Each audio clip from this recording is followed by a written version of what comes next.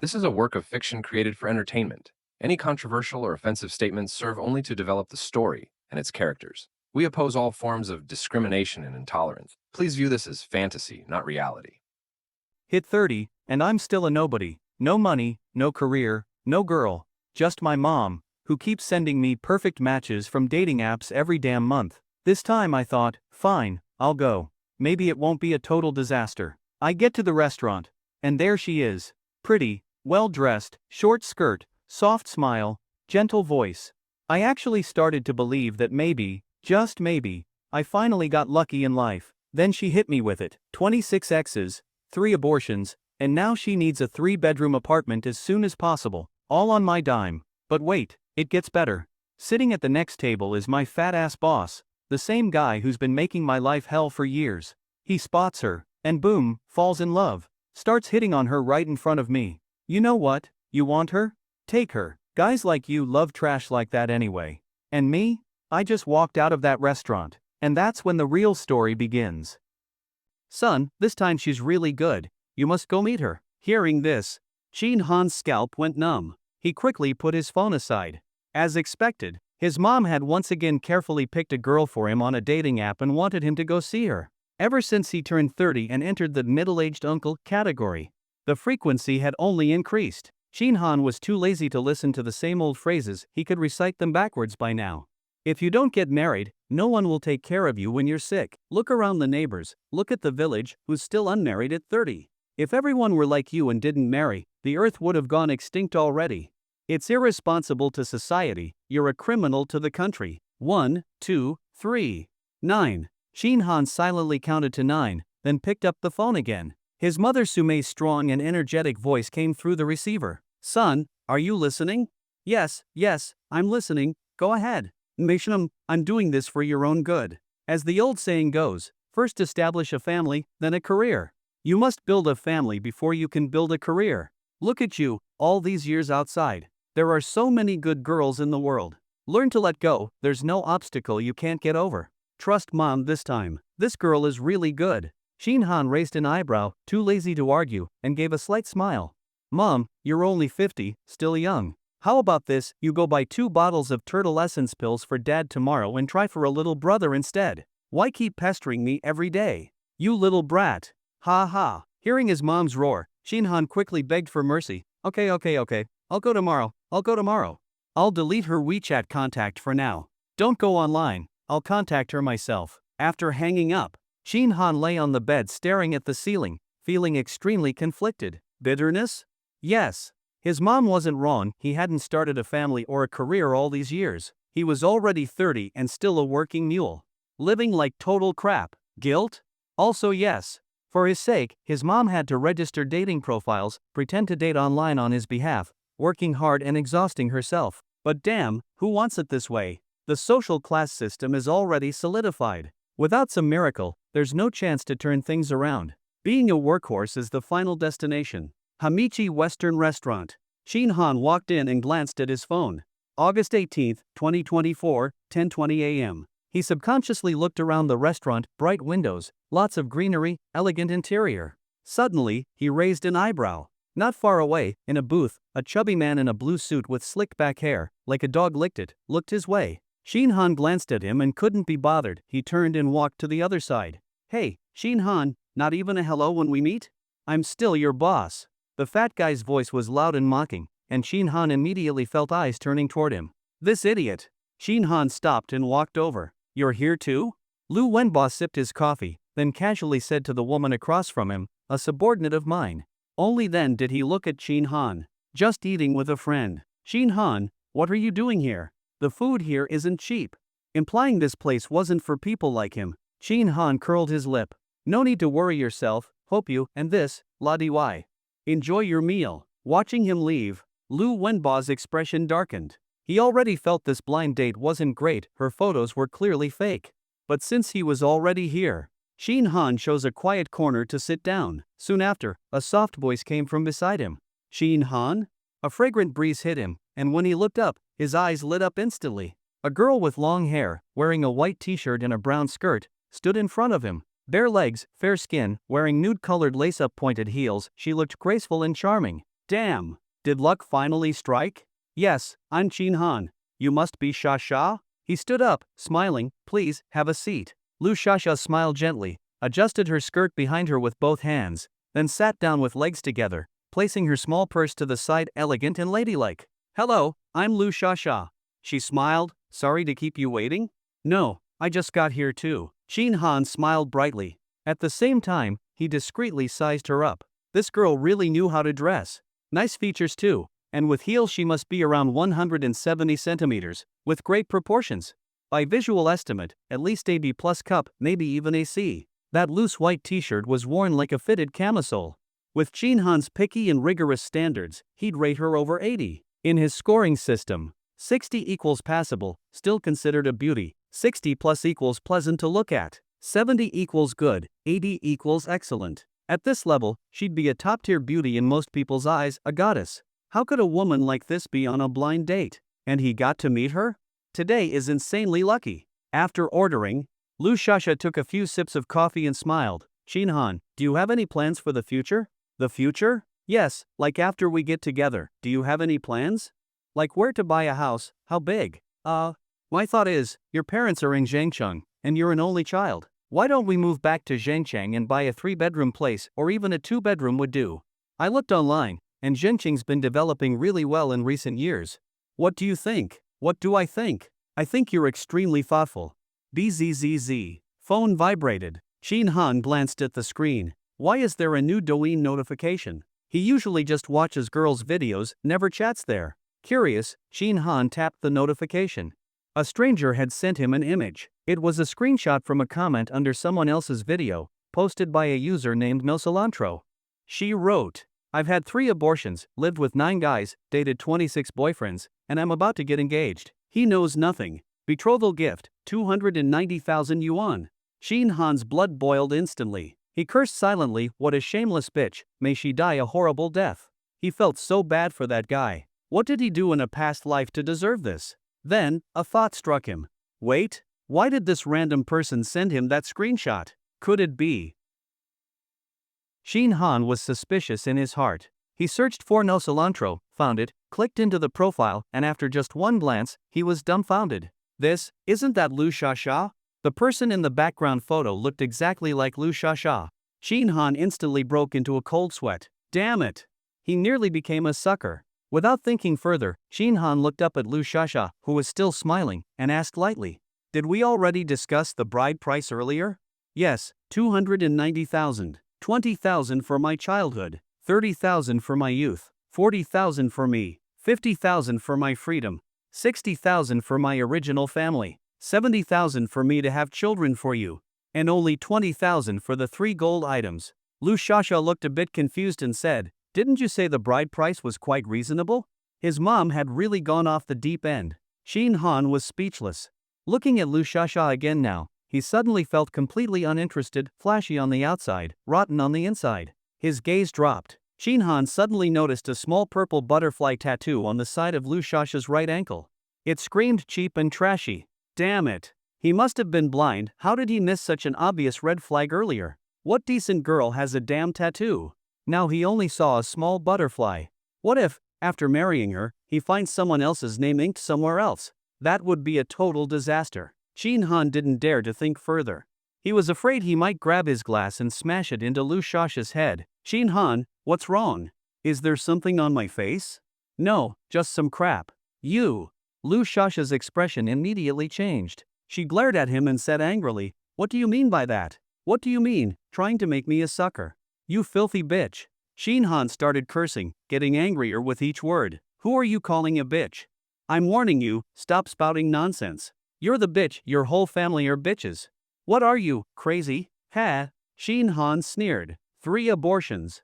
Lived with 9 men. Dated 26 guys. Lu Shasha froze in shock and blurted out, How do you know that?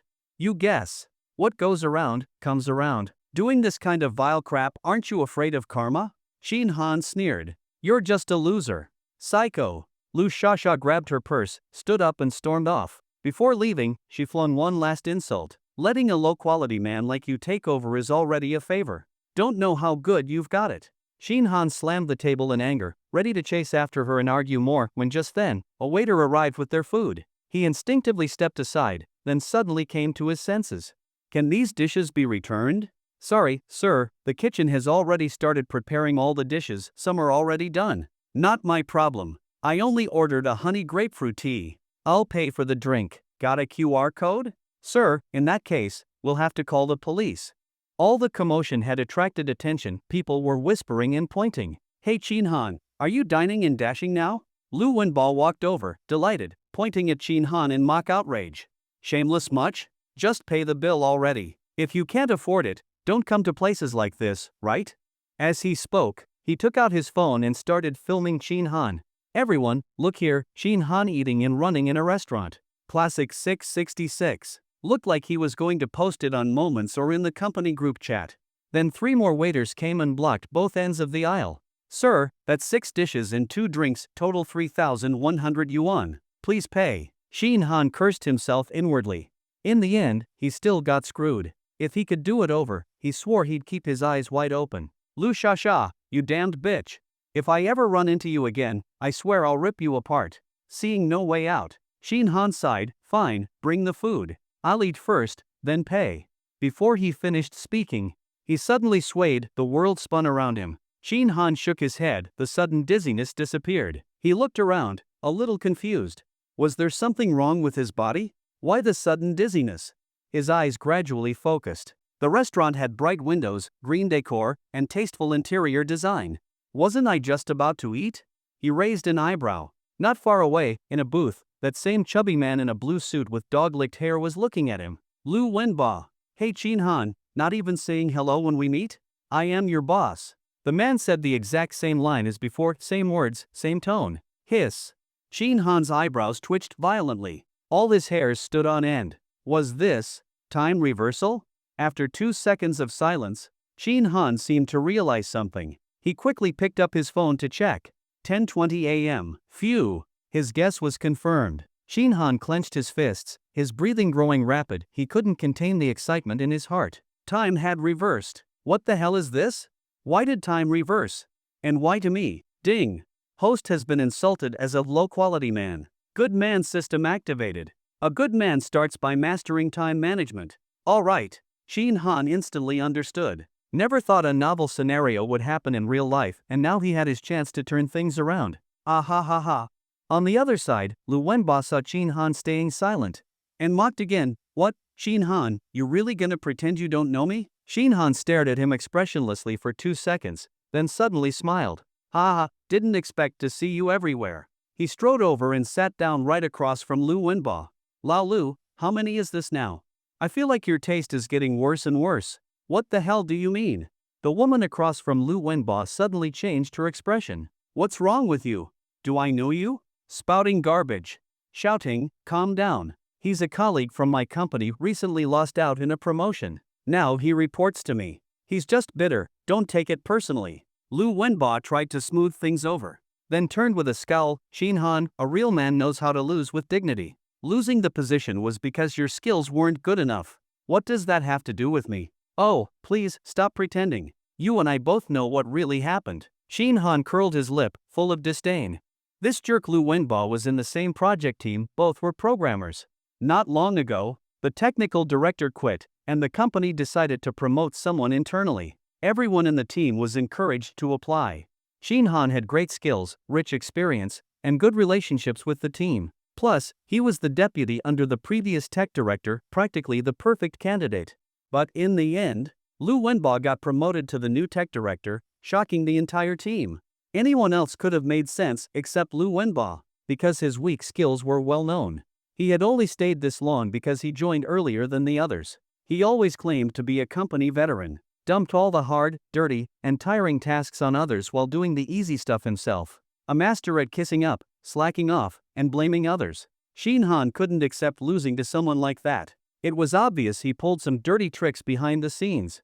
Judging by his dressed-up look today, Shin Han could tell he was here for another blind date. Unlike Shin Han, Lu Wenbo loved blind dates, dreaming of finding a pretty, successful woman.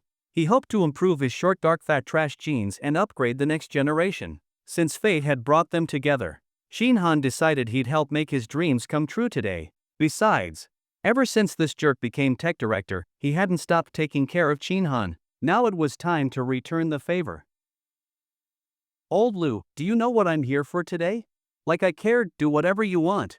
I just want you to apologize to Xiaoting. Lu Wenba's tone was aggressive. Shin Han didn't care, smiled and said, Old Lu, I'm also here for a blind date today.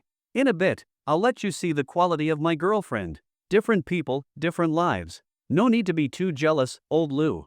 Xiaoting, right? She's actually kind of easy on the eyes too. Old Lu, why not just go with her? A person shouldn't aim too high, right? To be honest, shouting's more than enough for you. Upon hearing that, the woman called Xiaoting looked at Shin Han with slightly softer eyes. But Lu Wenba's face turned red with embarrassment and anger. He hated it most when people talked about his looks. Height 167 centimeters, and even with elevator shoes only reaches 170, but he weighs 200 jin, about 100 kilograms. Being short and fat was bad enough, but on top of that, he was dark-skinned, wide nose, big mouth, unbalanced features. His looks and figure were a lifelong pain. That's also why ever since becoming tech director, he had been giving special attention to Shin Han. Why did that guy have both good skills and good looks? Why didn't he get to be 1.8 meters tall, with defined facial features and a strong, fit body? Lu Wenba was grinding his teeth in rage. He said coldly, bluffing, aren't you afraid of biting your own tongue? I'd like to see just how high quality your girlfriend is. Maybe you just think she's hot because you're into her? A toad staring at a green bean and falling in love, ha ha ha. Shin Han's lips curled into a smile and he replied, but what if my girlfriend is really high quality? Not only beautiful but also has a great body? Ha! Lu Wenba sneered, if you can find such a perfect woman, I'll call you dad. After a pause, he added, but only if I think she's good looking too. Alright, you said it. Shin Han smiled and raised his chin, look, here she comes. Tap tap tap, crisp and rhythmic footsteps sounded. Lu Wenba looked in the direction Shin Han indicated. A girl with long hair draped over her shoulders, wearing a white t-shirt and a brown skirt, was walking toward them. Her legs were bare, snow-white, with nude-colored lace-up pointed heels. She had an elegant and graceful figure. Lu Wenba was instantly stunned. Shin Han? That's me. Sha, right? Please, sit. Hello, I'm Lu Sha. Sorry, did you wait long? I just got here too. Looking at Lu Sha's elegant face and stunning beauty, Lu Wenba felt like he couldn't breathe. And seeing how she smiled sweetly and acted gently toward Shin Han, he felt like invisible hands were squeezing his heart hard. It hurt. It was bleeding. Why? Why him? How come a loser like Shin Han got such a beautiful and gentle girlfriend? I'm 100 times better than him, why don't I have one? Unfair. I don't accept this. Lu Wenba screamed in his mind, silently and furiously. His right hand clenched into a fist, fingertips turning white, his back teeth nearly cracking. He glanced again at Xiaoting across from him. Lu Wenba frowned deeply, completely disappointed. He felt she was unbearably ugly, not even worth a single toe of Lu Sha. Comparing people leads to misery, comparing goods leads to trash. Let's end it here. We're not suitable, Lu Wenba said quietly. Xiaoting had already been annoyed at him staring at another woman. Now, hearing this, she exploded, cursing loudly, Pa, what do you mean, Lu Wenba? You look down on me? I don't even want you. Looking like a wild boar. After cursing, she stood up and laughed. Hey, old Lu, why's your girlfriend leaving? What girlfriend? Don't talk nonsense, little Chin. She's just a real estate agent. We were meeting here to discuss business. Lu Wenba quickly denied it, then forced what he thought was a very charming smile and nodded at Lu Sha. Hello, beauty. I'm little Chin's supervisor, Lu Wenba. As he spoke, he stood up and extended his left hand. A shiny silver watch flashed. The green dial with a golden crown logo was very eye-catching. A Rolex Oyster Perpetual Series. Lu Sha recognized it immediately and thought to herself, this watch should be around 50,000. Nice to meet you, supervisor. I'm Lu Sha. Lu Sha also extended her hand. They shook hands. That one word supervisor made Lu Wenba's whole body feel numb. Holding that soft, fair hand, he was so overwhelmed he almost lost control. Ha, turns out we even have the same surname. Miss Lu, please sit, please sit. Lu Wenba quickly let go and sat back down to hide his awkwardness, feeling incredibly hot and excited inside. Old Lu Sha's pretty, right? Pretty. Beautiful, right? Beautiful. Lu Wenba nodded without thinking. He'd been on over 100 blind dates, but never met someone so perfect. Shin Han laughed, then hurry up. Ha! You said it, call me dad. Shin Han's face darkened as he glared sideways. What, now you're backing out like it was just nonsense? Lu Shasha asked curiously. What are you guys talking about? Nothing, just a little joke we made earlier. Lu Wenba quickly explained. Little Chin, how about this, today's meal is on me. I admit, I was short-sighted just now. I don't need you to pay. What, you think I can't afford the bill? You, Shin Han, don't be childish. Fine, I'll pay for today, okay? Don't want it. Call me dad. If you don't, get lost. Don't be an eyesore in front of me. Ha! Lu Wenba leaned back, crossed his legs, and said, I'm not leaving. This restaurant doesn't belong to you. Who do you think you are? Idiot. Shin Han cursed, then looked at Lu Shasha. Ignore him. Just a sore loser. At that moment, a waiter walked over with the menu. Hello, would you like to order now? Yes. Shin Han boldly took the menu and flipped through it, front to back, then back to front again, slowly, finally placing the order. Let's start with 2 dishes. If it's not enough, we'll order more. Lu Wenba next door burst out laughing. Ha ha ha, hey little Chin, aren't you embarrassed? You're really something, first time meeting a beautiful woman and you only order 2 dishes? Oh man, I've really seen it all today. Your stinginess. Back in my hometown, there's a saying that fits you perfectly. Pick your butt and lick your fingers. Ah ha ha ha ha. Even the waiter couldn't help but laugh. Shin Han was furious. Lick your mother, get lost. Waste is shameful, we must save food. Ha ha ha ha. Save food? Just go buy 2 buns and call it a meal then. You're cheap, just admit it. Forget it, I'll pay for this meal today. Lu Wenba stood up and walked over, sitting down next to Shin Han. Shin Han saw Lu Wenba sit down next to him and immediately became furious. What the hell are you doing? Can't you see I'm on a blind date? Why are you butting in, trying to ruin things for me on purpose? I'm warning you, don't push your luck. Lu Wenba chuckled. Shin Han, I've noticed you're not just stingy, but also narrow-minded. Aren't I meeting Shasha for the first time today too? We even share a surname. What's wrong with me buying her a meal? You go ahead with your date. I'm not interfering, don't worry one bit. Look at how petty you are. He spoke while shaking his head. Lu Wenba pulled down his sleeve again to show off his Rolex. Waiter, another menu, please. He took a new menu from the waiter and started checking items quickly. First time meeting Shasha today, gotta go all out. 10 dishes, for perfection. Ha ha ha. Shasha, how about we also get a bottle of red wine? Lu Shasha glanced at Shin Han and smiled gently. I'm okay with anything. Alright, 1 bottle it is. Lu Wenba handed the menu to the waiter. Hurry, and bring the food. Yes, sir, the waiter said cheerfully and left with the menu. Then, he looked back at Lu Shasha and smiled. Shasha, is this your first time meeting Shin Han today? Yes. Lu Shasha nodded. Oh good. Ha ha ha. Hearing her personally confirm, Lu Wenba couldn't stop grinning. Then go ahead and have your blind date. I won't disturb you. Inside, he was bursting with joy. First time meeting. That means they're not close yet, no real feelings. Which means he wasn't without a chance, in fact, his chances were huge. Thinking of this, Lu Wenba became extremely excited, practically unable to sit still. In his eyes, he and Shin Han were starting from the same starting line. As long as you swing the hoe well, no corner wall can't be dug down. Besides, that idiot Shin Han was dumb as a brick. Who goes cheap on a blind date? Especially when the girl is a total beauty. How could a stingy man ever win a woman's heart? What an idiot. No wonder after so many years in the company, despite his good skills and hard work, he still couldn't become the tech director. Great. Now his odds just improved even more. He imagined himself getting the beauty while Shin Han cried in the bathroom. Lu Wenba felt absolutely ecstatic, words couldn't even describe it. Hearing what Lu Wenba said, Lu Shasha blinked and gently smiled. Thank you, director. No need, it's just a meal. How much can it cost? Lu Wenba waved it off with flair. Shasha, just call me by my name. Director sounds too distant, that's just a title in the company. Little Chin calls me that because he's from the company. You're not. From my company. Hearing that, Lu Shasha's eyes flashed. Pretending to be curious, she asked, Brother Lu, do you own the company? Just as Lu Wenba was about to reply, Shin Han curled his lip in disdain. You're giving him too much credit. Who can just go start a company? He's just our tech director. What's wrong with being a tech director? That's still middle management. Lu Wenba rubbed his Rolex with some pride. Besides, our company is a star in the industry. It's not small. Even if I'm only middle management, I earn more than some small-time bosses. bragging my ass. Shin Han mocked, with all that ability, aren't you still single? Gone on hundreds of blind dates, found anyone more beautiful than Shasha? Single. Hundreds of dates? Lu Shasha's eyes flickered, this guy must be desperate to get married. Even after Shin Han exposed him, Lu Wenbo wasn't angry.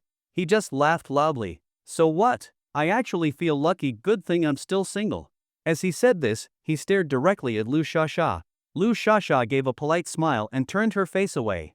That slightly shy gesture made Lu Wenbo's blood boil, his bones softened, muscles went limp, and his soul nearly left his body. The dishes arrived quickly, and soon the table was full. 10 dishes, filling the table, a lavish spread, triple-style Australian lobster, steamed grouper, baked crab meat, oriental pearl tower dish, tomahawk steak, and more. Shin Han was thrilled. That idiot Lu actually went all out. Clearly, he really liked Lu Shasha. Shasha, eat. If someone loves to treat, we shouldn't hold back, dig in. Shin Han grabbed his chopsticks and started eating without hesitation. Lu Wenbo saw it and secretly rejoiced, being greedy and taking advantage like that? Major red flag. Shin Han, you really are hopeless. With emotional intelligence like that, you think you can find a wife? Maybe in your next life. Lu Wenbo smiled and raised his wine glass. Shasha, let's have a toast. It's a pleasure meeting you today. Ah, okay. Lu Shasha raised her glass and clinked with Lu Wenbo. To be honest, so far, Lu Wenbo hadn't impressed her mainly because he was too ugly. Not only ugly, but also short and dark. Compared to Shin Han, it was like comparing a black duck to a white swan. The reason she had chatted with Shin Han online for so long was because, in the pictures, he was extremely handsome. And he had agreed to all her marriage conditions. That's why Lu Shasha decided to meet in person. As long as he looked like his photos and accepted her terms, she would marry him. So, after setting down her wine glass and eating a few bites, Lu Shasha looked at Shin Han. Shin Han, can you talk about your future plans? Plans? Shin Han, just finishing half a lobster, looked up blankly. I don't have any. Ahem. Lu Wenbo grabbed his own thigh under the table to hold in his laughter. What a damn idiot. Lu Shasha brushed a lock of hair from her ear. Well, if we get married, we need to buy a house, right? Where do you plan to buy? My thought is, your parents are in Zhangcheng, and you're an only child. Why don't we go back to Zhangcheng and buy a 3-bedroom apartment, or 2-bedroom at least? I checked online, Zhangcheng has developed well in recent years. What do you think? Lu Wenbo's right hand also went under the table, pinching his thigh hard, heart bleeding again. Such a gentle, understanding, perfect woman, how did Shin Han get so lucky? Lu Shasha is such a great woman, I must win her, no matter the cost. Just as Lu Wenbo swore silently. Shin Han smiled and shook his head. I don't think it's a good idea. Why buy a house? Renting is just fine. I don't plan to buy. Housing prices are a bubble. I'm not going to be a sucker. You mean you'll rent forever? Lu Shasha's face immediately turned very ugly. Shin Han nodded. Lu Shasha's brows furrowed, her face black like the bottom of a pot. All right, the bride price is too high. Bride price? Didn't you already agree to it before? I thought about it again, it's completely unacceptable. 290,000, what are you, inlaid with diamonds? While speaking, Shin Han finished off half a grouper, talking didn't slow his eating one bit. Lu Wenbo, beside them, was ecstatic, getting more excited with every word. Finally, he couldn't hold it in anymore. Bang! He slapped the table. Little Shin, that's too much.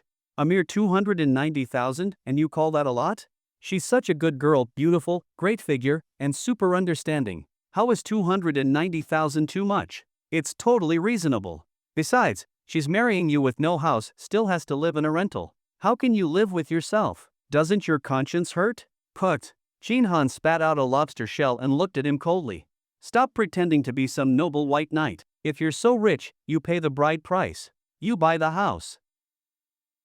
Fine. I'll pay, I'll buy. Lu Wenbo's face turned red as he stuck out his neck and declared boldly with heroic determination. Then he turned to Lu Shasha, his voice softening. Shasha, the first moment I saw you today. That instant, I felt like I saw eternity. Your appearance was like a warm ray of sunshine that lit up my previously dull life. Your smile is like stars in the night sky, unforgettable. This must be fate's arrangement. This is the love I've been searching for. As he spoke, Lu Wenbo's eyes reddened with emotion. With a face full of deep affection, he said, Shasha, I'm willing to pay 290,000 yuan as bride price for you. I'm willing to buy you a house. Will you be my girlfriend? Clang. Shin Han slammed his chopsticks onto the table and cursed, pointing at Lu Wenbo. You bastard. Are you looking to die? Stealing my girl right in front of me. Little Chin, that's not right. Lu Wenba responded with righteous confidence. Shasha is meeting you for the first time today. You two aren't even a couple, how's that stealing your girl? Besides, you're not willing to pay bride price or buy a house, and you won't let others do it either? That's just domineering. A gentle lady deserves pursuit by a gentleman. I like Shasha, can't I go after her? You're not married, not in a relationship, I have the right. Even if you call the cops today, I won't be afraid. Shin Han was furious, his eyes bloodshot. He took a deep breath and sneered. Ha, who can't talk big? Buy a house? In Shanghai? You can afford it? Lu Wenba, if you really had the ability, you'd have found a wife long ago. Shasha, open your eyes, don't be fooled by someone with bad intentions. I think he just wants your body, he's just playing around. Lu Shasha's eyes flickered as she looked at Lu Wenba, but didn't say anything. Lu Wenba got anxious and gritted his teeth. Shasha, every word I just said is from the bottom of my heart, I'd never lie. If you don't believe me, I'll take you to buy the gold jewelry right now. As for the bride price, I'll show you my bank account, see if I have the 290,000. And don't worry about a house. I have 2 back home. If you're with me, I'll have my parents sell them. I also have savings, we'll buy a small apartment in the new district. Shasha. That deeply emotional call made Lu Shasha blink. You really mean all that? Look, here's my bank account. Lu Wenba opened his phone, logged into his China Merchants Bank app, and showed his account balance. 403,800 yuan. Lu Shasha pressed her lips together, her thoughts began to stir. If Lu Wenba really could do all the things he just promised, then maybe he wasn't that unacceptable? After all, he was a leader at a big company. Even if marriage turned out bad, they could just divorce later. At least she'd get half a house, plus the bride price in gold jewelry, more than 300,000 yuan.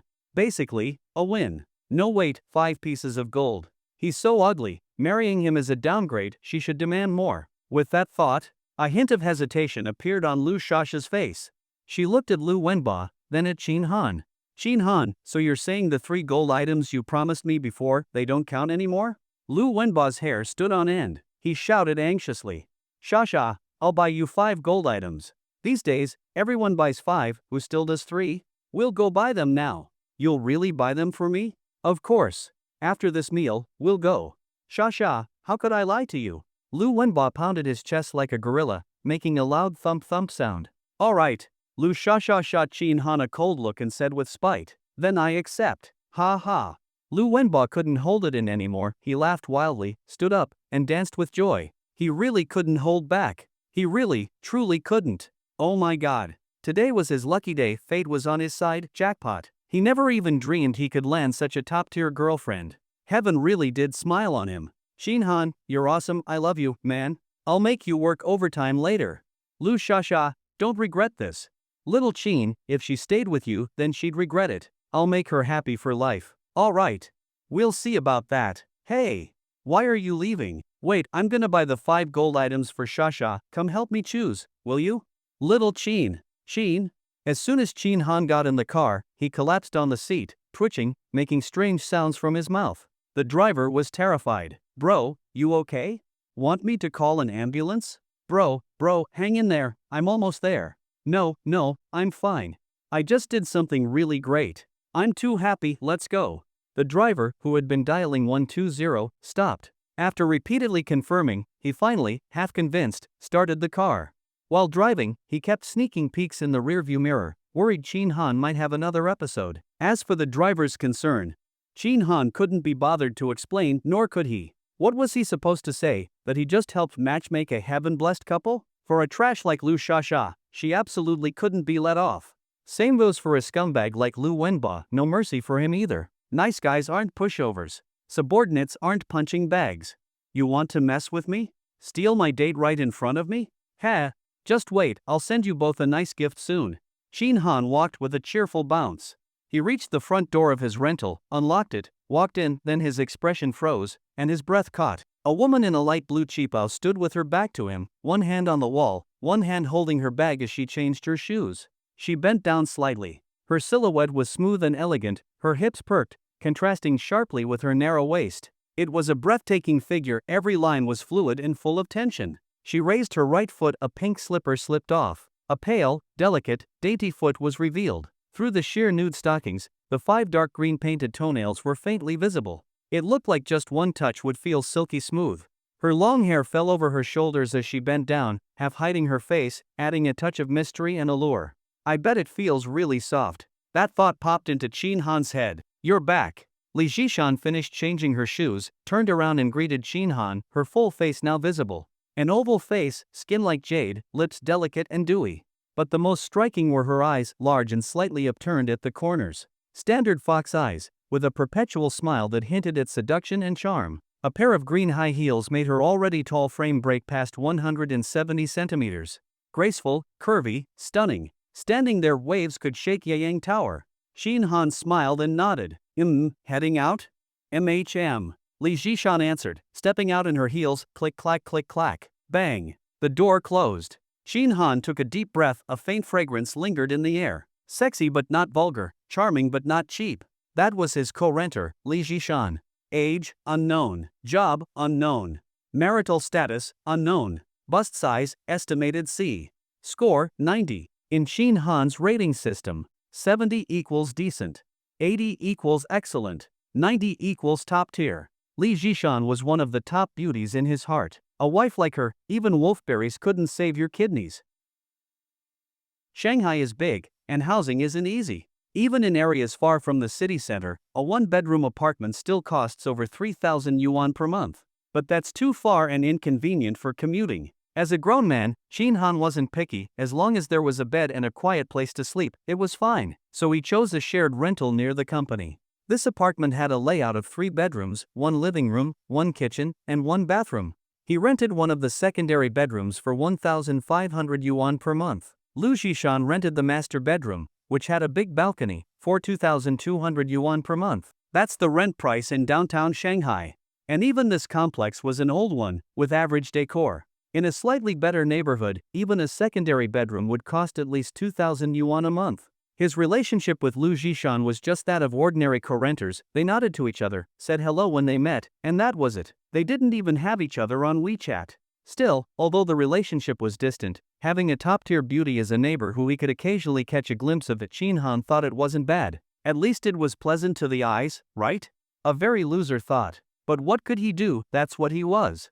Chin Han felt there was a saying that hit the mark. A loser's goddess is a rich man's basin of gold. That's the bloody reality. But with things as they were, what could a loser do? However, now, Chin Han felt like he could turn things around. He was now qualified to become rich, and maybe even stand out among them.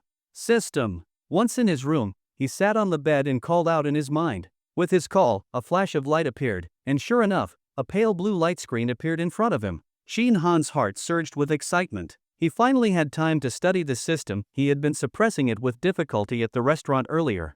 In the pale blue light screen, at the top center was a line of text. Good man system. Below that was a large circular dial, with numbers on it. Midnight. On the left and right of the dial, many blue particle lines stretched into the distance. On one of the lines on the left, a glowing small square appeared, like a button. Inside the small square was written, back. In the bottom right corner of the screen, 2 small lines of text read, Good man, 1. Happiness value, 0 out of 10. Other than that, nothing else. Chin Han examined it closely for a while, and suddenly realized that the entire blue screen was actually a watch, just in expanded form. After a moment of thought, Chin Han understood a few things. Good man system was the name of the system. The back button on the left likely meant time rewind, in other words, time reversal. The highlighted button indicated that this function was currently active. The 2 lines in the bottom right were easy to understand. Good man was probably the system level, currently level 1. Happiness value was likely the experience needed to level up the system. It showed 0 out of 10, which meant he needed 10 more points to level up. As for the midnight in the center of the dial, Chin Han figured this was the time duration, how much time he could rewind. Right now, it showed 0, so he couldn't rewind time again. Time rewind, he said silently in his mind. Ding! System is currently on cooldown, this function cannot be used. Just as expected. Chin Han asked again, how long is the cooldown? At midnight each day, the system cooldown resets. You gain 1 hour of time control. System, that time I rewound, was it for 1 hour? Yes. So I can only rewind 1 hour at a time? Or can I choose the rewind duration? You can choose freely. Even 1 second at a time? Yes. Is there a limit on how many times I can rewind in a day? No. So that means I get 1 hour of rewind time, and I can choose to rewind 1 second each time up to 3,600 times? Yes. Nice. Shin Han was thrilled. That made this system more humanized, more flexible, and applicable to various complex situations. This system could be powerful. Alright, last question. System, what is happiness value, and how do I get it? A good man must be happy. Feeling happy increases your happiness value by 1 point. That was as good as saying nothing. Shin Han raised his brow. Can you explain more clearly? Please explore on your own. Shin Han was speechless. Lying on the bed thinking it over, he suddenly remembered what the system said when it first appeared. A good man starts by being a time management master. A good man sets his sights far, tear up Balenciaga, shoulder Valentino, drift in twin ponytails, cross the Norwegian forest, and explore Victoria's Secret. Shin Han murmured the lines, and his eyes suddenly lit up. Oh, so that's what it means. I get it now. Brilliant. He nodded repeatedly and thought to himself. The system speaks the truth. A good man really should live happily. Just as Shin Han lay in bed fantasizing about a joyful future, his phone suddenly buzzed. He picked it up. Someone tagged him in a DingTalk group. Wang Hui at Shin Han, Lao Chin, are you crying in the bathroom already? Shin Han was stunned and looked at the group name, Happy Break Room. It was the company project team's casual chat group where people usually joked around and vented. Wang Hui was also from the tech department. What the hell did this guy mean? Shin Han started scrolling. One glance and boom, the group had exploded, hundreds of unread messages. He scrolled all the way to the top and finally understood what had happened. 3 p.m. Wang Hui, to Lu Wenba. Brother Bo, congratulations, man. You quietly went and found yourself such a beautiful girlfriend. That's impressive, 666. Wang Hui, Brother Bo, share how you did it? Bring your lil bro along. The previously quiet group quickly came to life. Chang Jibin, what's going on? Wang Hui, check Brother Bo's moments. Chang Jibin, damn. Brother Bo, you're awesome. Your girl is top tier, I'm seriously jealous. As soon as they said this, lurkers in the group rushed to check Lu Wenba's moments. Soon someone posted a picture in the group. In the picture, Lu Wenba and Lu Shasha were making a heart gesture together. Lu Wenba was grinning, Lu Shasha was radiant with a bright smile. Then more pictures came, 1, 2, 3. A total of 9. Some of them holding hands, some hugging. Gold rings, gold bracelets, gold necklaces, gold pendants, gold earrings. Lu Shasha, who scored 83 in looks, truly had top-tier beauty. One picture was even a close-up enough to overwhelm with sheer charm. The group instantly went wild. A bunch of nerdy guys lost their minds. At this moment, Lu Wenba appeared. Lu Wenba, gotta thank Shin Han. If he hadn't gone on a blind date with Shasha today, I wouldn't have met her. Lu Wenba, don't worry, little Chin, I'll love Shasha well. You're invited to our wedding. Shasha and I will toast you in person. The group exploded.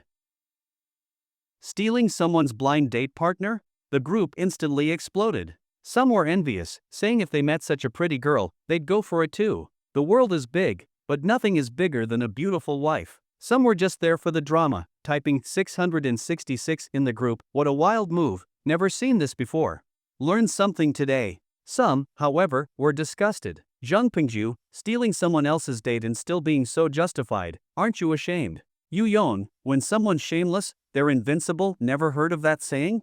While browsing the group chat, Shin Han chuckled, wasn't in vain that he usually treated them to chicken. That chicken was the kind you eat, stir-fried little yellow chicken. But those two's messages were drowned in all the drama chatter. Buzz. Zheng Pingju sent a WeChat message. Boss, what are you doing? Hurry and check the DingTalk group emergency. Boss, are you okay? Calm down. Stay cool. Right after that, Yu Yong also messaged. Han, Lu Wenba said in the DingTalk group that he stole your wife, is that true? Reply as soon as possible. Shin Han casually replied. Watch your wording. It was just a blind date, not a wife. That Lu Shasha isn't even worthy of being my wife. Yu Yong, so it is true? Damn, is that bastard looking to die? Yu Yong, say the word, how should we deal with him? Yu Yong, want me to get someone to Photoshop some dirty pics of that bastard and make a fake video, then send it to Lu Shasha to break them up? What the hell? Shin Han almost swore out loud. He had just worked hard to match the two of them together, and now Yu Yong wanted to break them up again. You must be a spy sent by the enemy, right? No need, stay out of it. Just grab popcorn and enjoy the show. I've got my own plans. After that, Chin Han replied to Zhang Pengju with a similar message, enough to calm them down for now. Just as he was about to go check the DingTalk group again, Yu Yong sent another message. Yu Yong, Han, are you a cuck? Never expected you to hide it so well. You're my bro for life now. Chin Han instantly had a face full of black lines. Scram! Opening the DingTalk group again. Lu Wenba, Wang Hui, Chang Jibin, and the others were still chatting excitedly. Two of them even volunteered to be Lu Wenba's groomsmen. While volunteering, they made sure to throw shade at Chin Han. Wang Hui, I wonder if Chin Han will attend the wedding? Chang Jibin, if it were me, I definitely wouldn't go.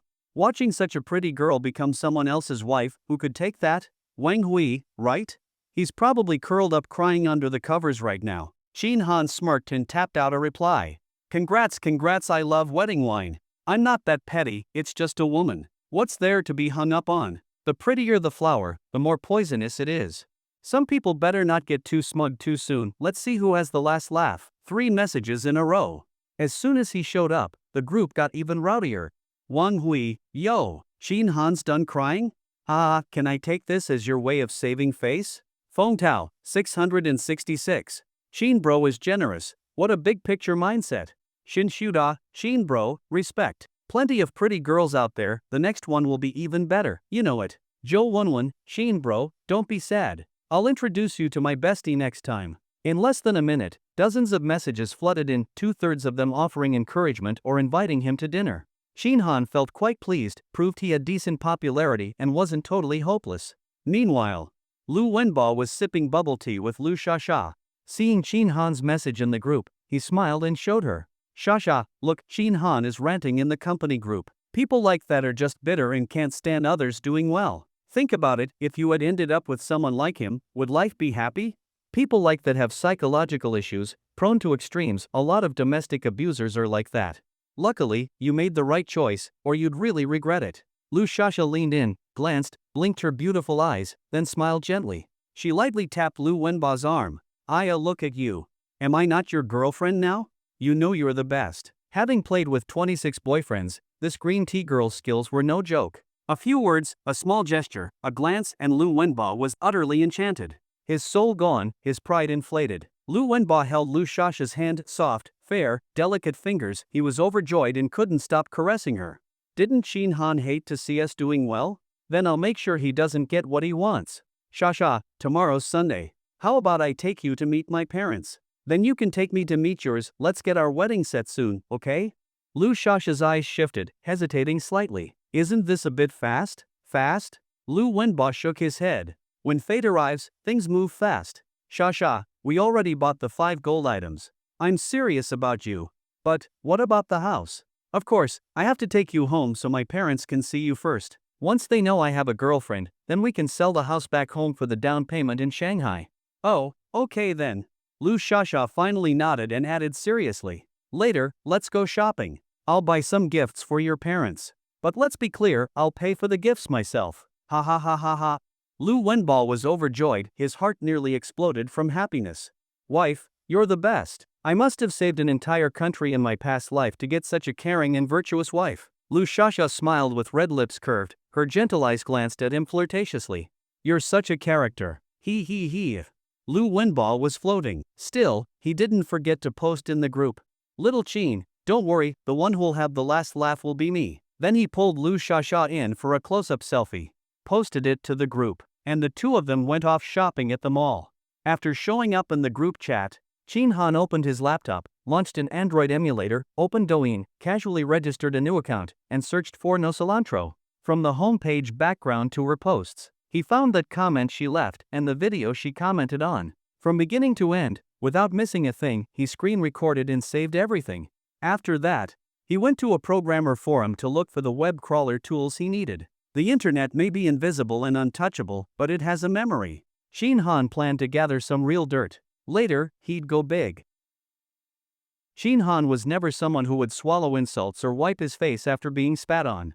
Returning good for evil was not his style. He preferred an eye for an eye, and even more if possible. There was one saying he particularly admired. A gentleman's revenge is never too late, even after 10 years. When he was a kid, a senior student once stopped him after school and asked for money. He was scared of being beaten, so he gave it. The next day during the last class, He lied about having a stomachache and snuck off to the bike shed to find that student's bicycle and stabbed holes in both the front and rear tires.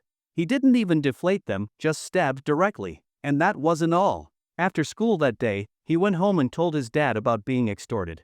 His dad called the police, and it scared the family badly. There were apologies, and the money was returned. Still, it wasn't over. From then on, that student's bike kept breaking. Sometimes the tires got punctured, sometimes the lock was jammed. Every time the bike broke, he got beaten by his parents. Eventually, he stopped riding the bike and just walked to and from school every day. Only then did things stop. So, Lu Shasha trying to scam him into becoming a stepfather, Lu Wenba poaching his date in public, and even mocking him in the group chat. This matter was far from over. Take it slow, he had all the time in the world to play with them. Shin Han found a professional on a forum. Didn't take much effort before he dug out Lu Shasha's hotel booking history. No surprise for someone who had 26 boyfriends, her hotel record was extensive. Over 1,000 entries. After that, he used some technical methods to track down Lu Shasha's social media accounts. Through multiple layers of analysis, he even discovered she had a Twitter account, nickname, Little Blue Bird. Now that was interesting. Could she be a sugar baby, doing side gigs? Shin Han used a VPN, opened his browser, logged into his own Blue Bird account, searched, and sure enough, he found Lu Shasha. Entry, 99 yuan. Exclusive group benefits. 188 to book. Custom orders available. Today's outfit, this one's up for a lucky draw. Babies, how's this sexy look? Anyone like it? Damn. Shin Han's eyes lit up. He guessed right, Lu Shasha really was doing side hustles for extra cash. Selling secondhand clothes, high heels, and socks. Judging from her wording, if the client paid well, she was willing to fly cross-country. No wonder she could afford luxury bags. Even though she wore a mask in the videos, those eyes made it clear it was her. Now that there was real footage, it made everything even more convincing. Explosive impact. Shin Han backed up the data while happily admiring Lu Shasha's work. In the middle of that, his mom video called, asking if he had met Lu Shasha, how the date went, and whether she was pretty. Shin Han casually selected some screenshots of hotel records, videos, and photos and sent them over. There was no reply for a long time. His mom was clearly shocked. Shin Han messaged, "Mom, thank you. I know you meant well. But girls these days hide it deep and play wild, you can't see through them. From now on, you don't need to find dates for me, I'll handle it myself. Just imagine if I hadn't caught it this time and married someone like her. Think about that scenario, how could anyone live like that later? Mom, you wouldn't want to become the mother-in-law of a slut, right?" Half an hour passed. Sume finally replied, "I'm done with this." Seeing those 3 words, Shin Han felt completely relieved. He let out a long sigh of relief. At last, no more matchmaking pressure. Now he could go home for the holidays without stress. Unknowingly, it was already past midnight. As soon as it hit 12 o'clock, Shin Han immediately called out in his mind, "System." A pale blue light screen appeared. The dial in the center really had changed.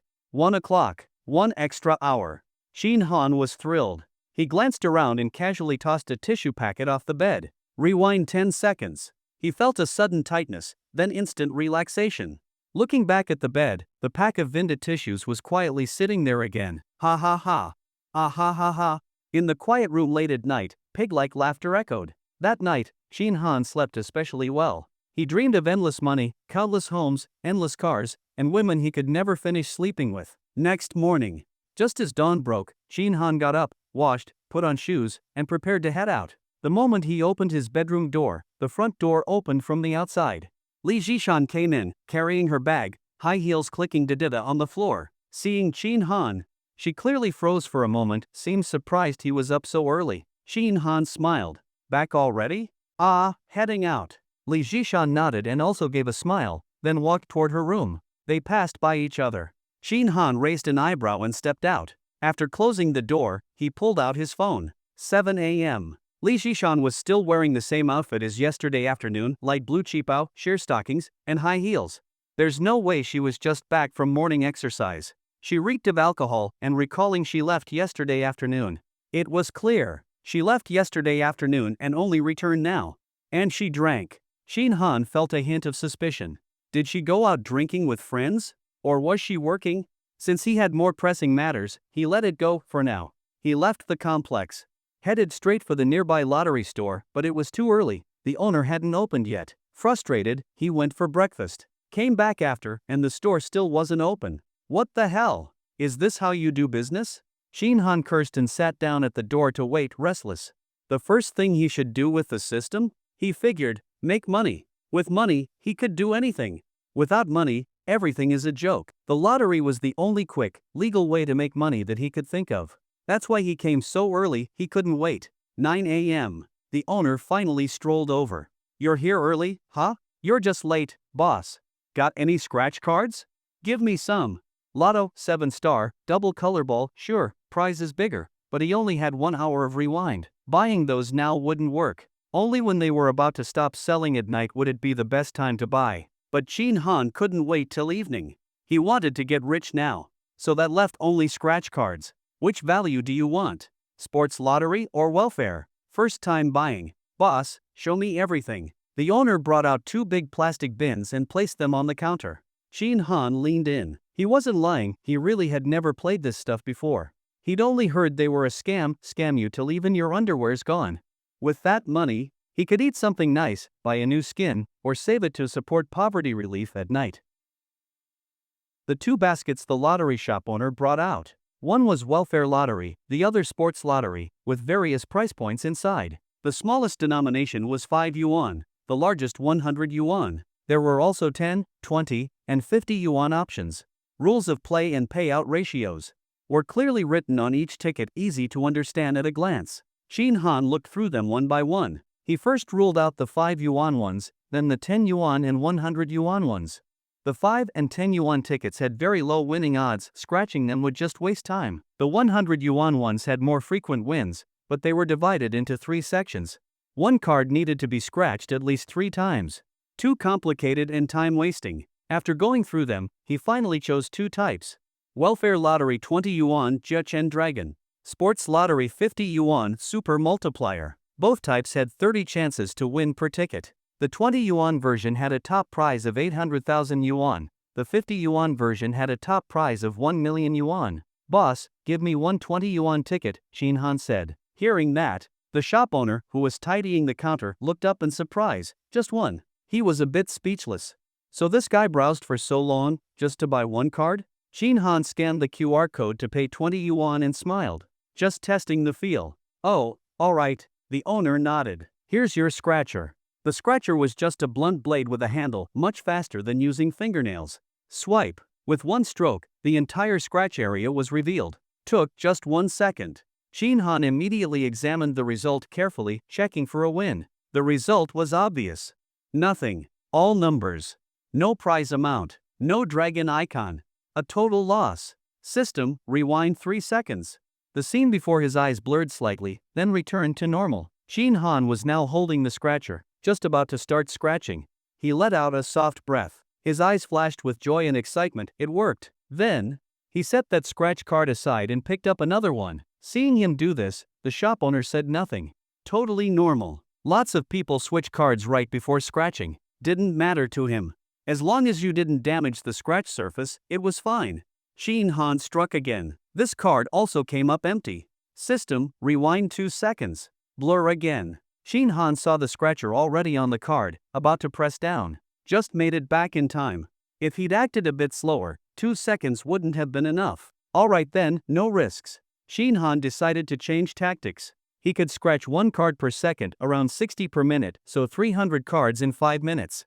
After thinking it over, boss, give me 300 cards. How many? 300. The boss was stunned.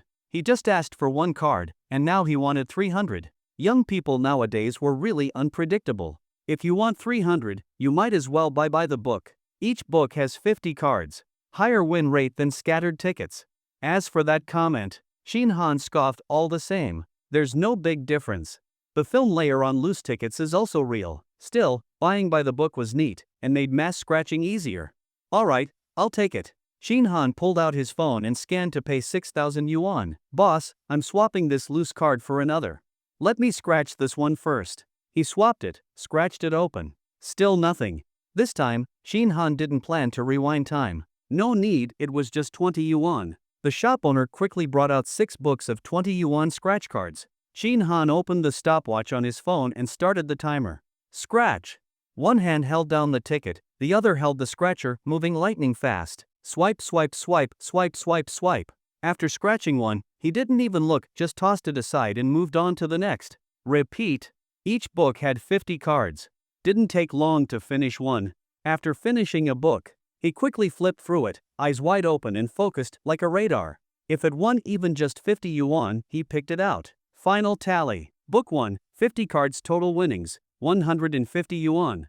Loss, 850 yuan. Shit. Shin Han cursed, pushed book 1 aside, and started book 2. Same process, mass scratch first, then bulk check. Swipe, swipe, swipe. Book 2. Book 3. Soon, he was on book 6. Total winnings, 200 yuan. All 6 books combined. Total winnings 1,550 yuan. Loss, 4,450 yuan. Shin Han twitched his mouth and looked at the stopwatch on his phone. Elapsed time, 8 minutes 51 seconds. System, rewind 8 minutes 55 seconds. To be safe, he added 4 seconds. This time, along with the visual blur, he felt a slight dizziness, but it disappeared quickly. No big deal. Shin Han guessed. The longer the rewind time, the stronger the physical side effects. He looked up. All 6 books of scratch cards were intact, still sealed. Boss, give me another 6 books. These are unopened, brand new. I know, but I have a bad feeling about these, let's swap. The boss frowned, then turned around to get more from the shelf. Another 6 books. Shin Han pursed his lips and suddenly made a major discovery. He had just scratched 300 cards in one go, the same motion repeated 300 times, his arm was very sore. But after the time rewind, all the soreness was gone. Nice! Just this feature alone meant he could do so many things in the future. Like, well, you know what, boss, 6 books is a bit much. I can't finish them all by myself. How about this? Let's do 3 each. We scratch together? This sudden suggestion surprised the boss. He'd been running the shop for decades and had never encountered this.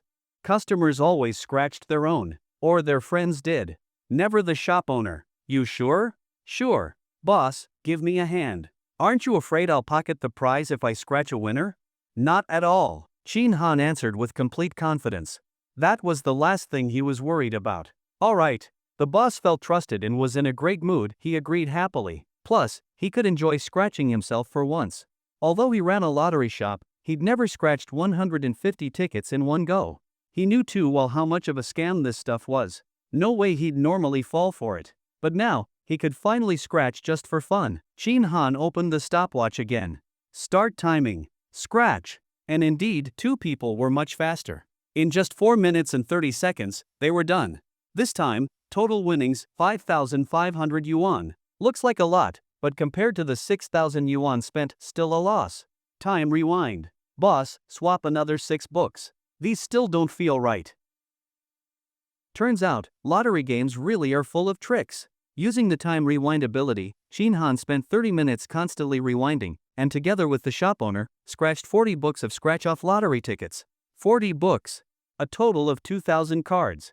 And the result? The most profitable book only earned 5,000 yuan. After deducting the cost of one book, 1,000 yuan, the actual profit was only 4,000 yuan. Most of the others lost money. The rest made small profits, about 100 or 200 yuan per book. Shin Han refused to admit defeat. Today, he was going to make damn money.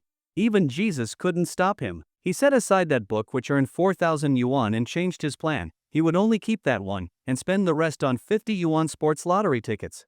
Boss, I'll send you another 25,000. Add it to the previous amount and give me 600 more of the 50 yuan tickets.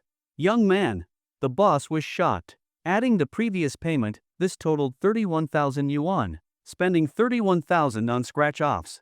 Was this guy out of his mind? Either that, or he was getting addicted, wanting to make one big bet? In all his years running the shop, the boss had seen people like that, but they were always scratching and losing. The more they scratched, the more they lost. Eventually they'd get desperate and spiral out of control. But this handsome young man in front of him clearly wasn't like that. He'd been here for a while. First, he carefully picked cards, then paid 6,000 yuan for 300 scratch-offs. But up to now, he had only scratched one card. Just one card. How could that make someone spiral? Lost 20 yuan, then suddenly throws down 30k to gamble big? Isn't that insane?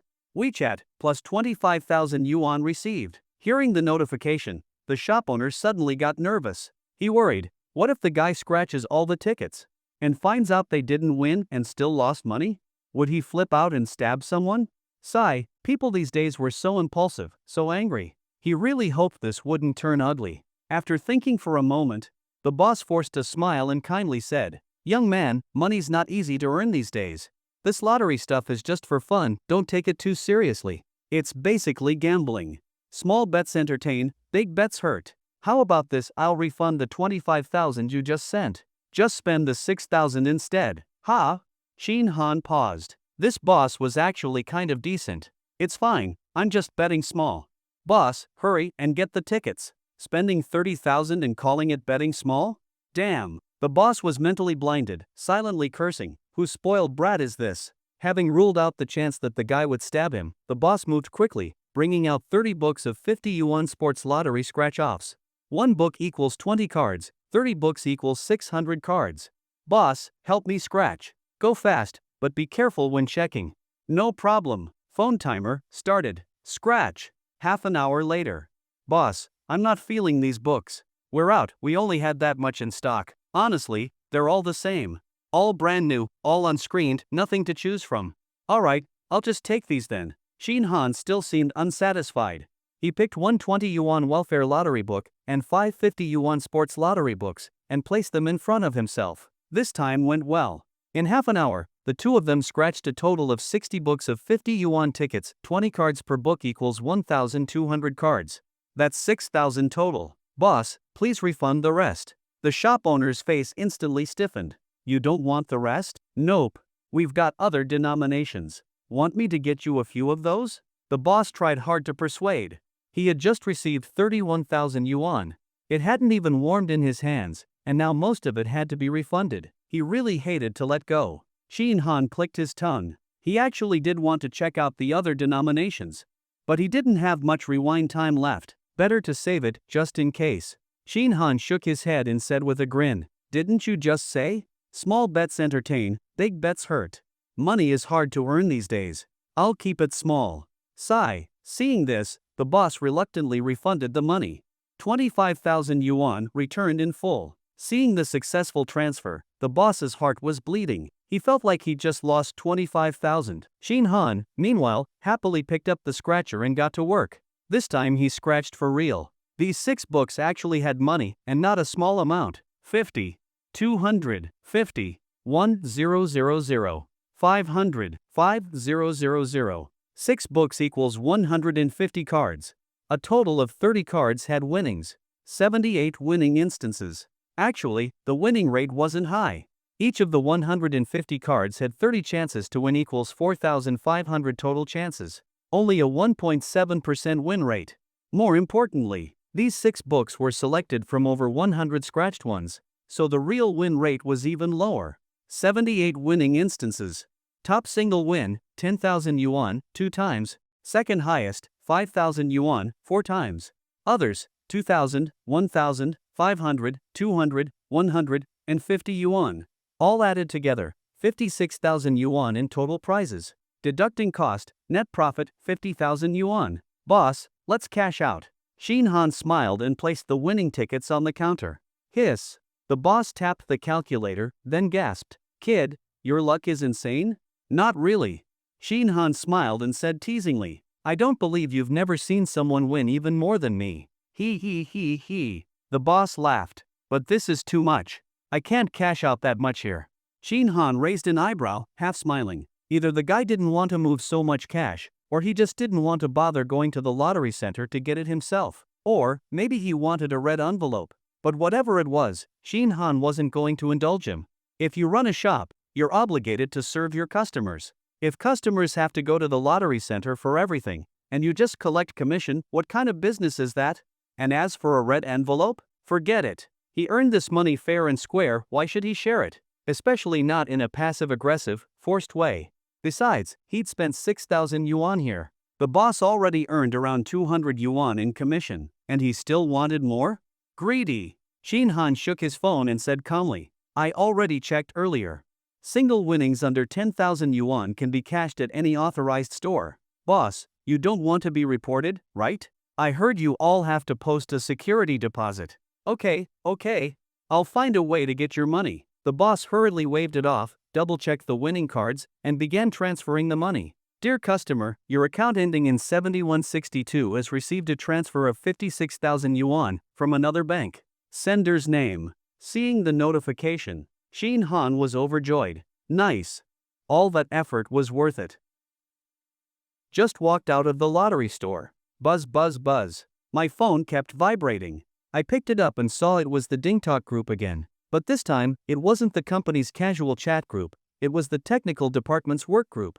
Lu Wenba, urgent notice, the demo version originally scheduled for release next Friday needs to be moved up to Monday afternoon. Our technical department is under tight deadlines and needs 3 people to work overtime. Any volunteers? Lu Wenba, volunteers, please sign up. If no one responds, I'll assign people. This is arranged by Director Lu, and I hope everyone will cooperate. Everyone. Lu Wenba, since no one is responding, I'll assign people. At Shin Han, at Jiangpingju, at Yuyong. You 3, please work overtime today. Head to the company as soon as possible and stay overnight. The demo version must be packaged by 9 a.m. tomorrow. When Shin Han opened the DingTalk group, he saw that Zhang Pingju had retracted a message. He didn't know what it said. Lu Wenba asked, "What did you just say?" At Zhang Pingju. Shin Han scrolled up to read the group's messages. Overtime? And an all-nighter? He sneered coldly and immediately replied, he said he's not going. Smile. Lu Wenba, then are you going? Shin Han, go to hell, I'm not working overtime. Smile. Shin Han, why was this notified at the last minute? Couldn't you have asked earlier? What do you do as the technical director? Just flattering Director Lu all day, licking her toes, right? Shin Han, no, at most you're just licking Director Lu's shoe soles. Director Lu probably doesn't even care for someone like you pig-headed fool. Shin Han, and an all-nighter? Go to hell, okay? Shin Han, you clearly said earlier that the packaging was due Monday afternoon. Why insist on us staying up all night to have it ready by 9 a.m. Monday? Are you mentally ill? Damn you. Shin Han's fingers flew as he quickly tapped the screen. He didn't hold back, giving Lu Wenba a thorough scolding. This idiot was getting more and more outrageous. In the past, for a few measly coins, he tolerated him. Now that he had the system, earning 50,000 in an hour, anyone who made him unhappy, he'd make them suffer. After sending the messages, Lu Wenba remained silent in the group, seemingly stunned by the scolding, not expecting Shin Han to be so confrontational today. Indeed, that was the case. Lu Wenba was staring at his phone, his face red with anger, not even hearing Lu Shasha speaking to him. What's wrong, Wenba? Lu Shasha coquettishly asked, leaning over to look at his phone. After a glance, she was a bit surprised. This is your company group, right? That's Shin Han? Yes. Lu Wenba nodded. Lu Shasha frowned. And he dares to talk to you like that? Aren't you his superior? It's normal for a leader to assign work and ask for overtime. He's full of foul language, no manners at all. This kind of man is really off-putting. You're much better, Wenba. Lu Wenba immediately beamed with joy. He reached out to wrap his arm around her slender waist, his hand caressing as he proudly said, of course, people can't be judged by appearances, it's the inner qualities that matter. Watch me, I must deal with this troublemaker this time. Disrespectful, insubordinate, if everyone were like him, wouldn't the company be in chaos? Lu Shasha nodded repeatedly, her eyes full of admiration. Well said, I support you. You must teach him a lesson, fine him, dock his pay, and then fire him. Alright. Shasha, watch how I handle him. Lu Wenba took a deep breath. Lu Wenba, Shin Han, I know you're still upset about Shasha choosing to be with me. You can't accept it, so you have issues with me, you're dissatisfied. Lu Wenba, I can overlook your personal attacks, but I have 2 things to clarify. Lu Wenba, 1, you were stingy even during a blind date, ordering only 2 dishes for 2 people. Aren't you ashamed? How do you think the girl felt about you? Lu Wenba, I don't think any girl would want to spend her life with a stingy man like you, especially when it comes to his own woman. Lu Wenba, also, you weren't willing to pay a bride price, nor did you plan to buy a house. Lu Wenba, Shin Han, why don't you ask in the group and see what the other female colleagues think? Lu Wenba, so, is it Shasha's fault for not choosing you? Is it my fault? Lu Wenba, you should reflect on yourself more. You're not young anymore, stop being so childish. Act like a man, not like a shrew. Lu Wenba's words made the technical department members secretly watching exclaim, wow, it's on, something big is happening today. Exciting, exciting. As for Lu Wenba's claim that Shin Han only ordered 2 dishes on a blind date, few people believed it. Zheng Pingju, nonsense, brother Qin and I ordered 6 dishes when we had chicken together. Yu Yong, +1, same with me, 6 dishes and 2 dozen beers. Lu Menglong, +1, 5 dishes with me and 2 bottles of Jiangxiabai. Jin Wenjie, +1, but we had barbecue, spent 300 yuan, that's enough for 6 dishes, right? Zhang Pingju. Qin Han, Jin Wenjie, when did you guys have barbecue? Why didn't you invite me? They started chatting, and the conversation went off topic. Lu Wenba was furious, wanting to curse. These bastards, I'll deal with you all sooner or later. Lu Wenba. Everyone, quiet. This is a work group, not a chat group. Anyone who keeps talking about non-work stuff will be kicked out. The group fell silent. Lu Wenba. 2. The packaging time was moved up, as per Director Lu's instructions. If you have any objections, feel free to report directly to Director Lu.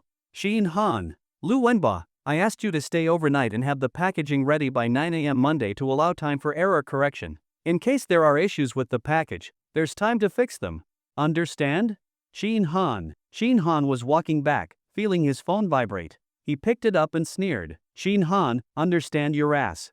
Smile. Xin Han, so what if it's Director Lu's arrangement? If her brain is messed up, you won't oppose it? Whatever she tells you to do, you do?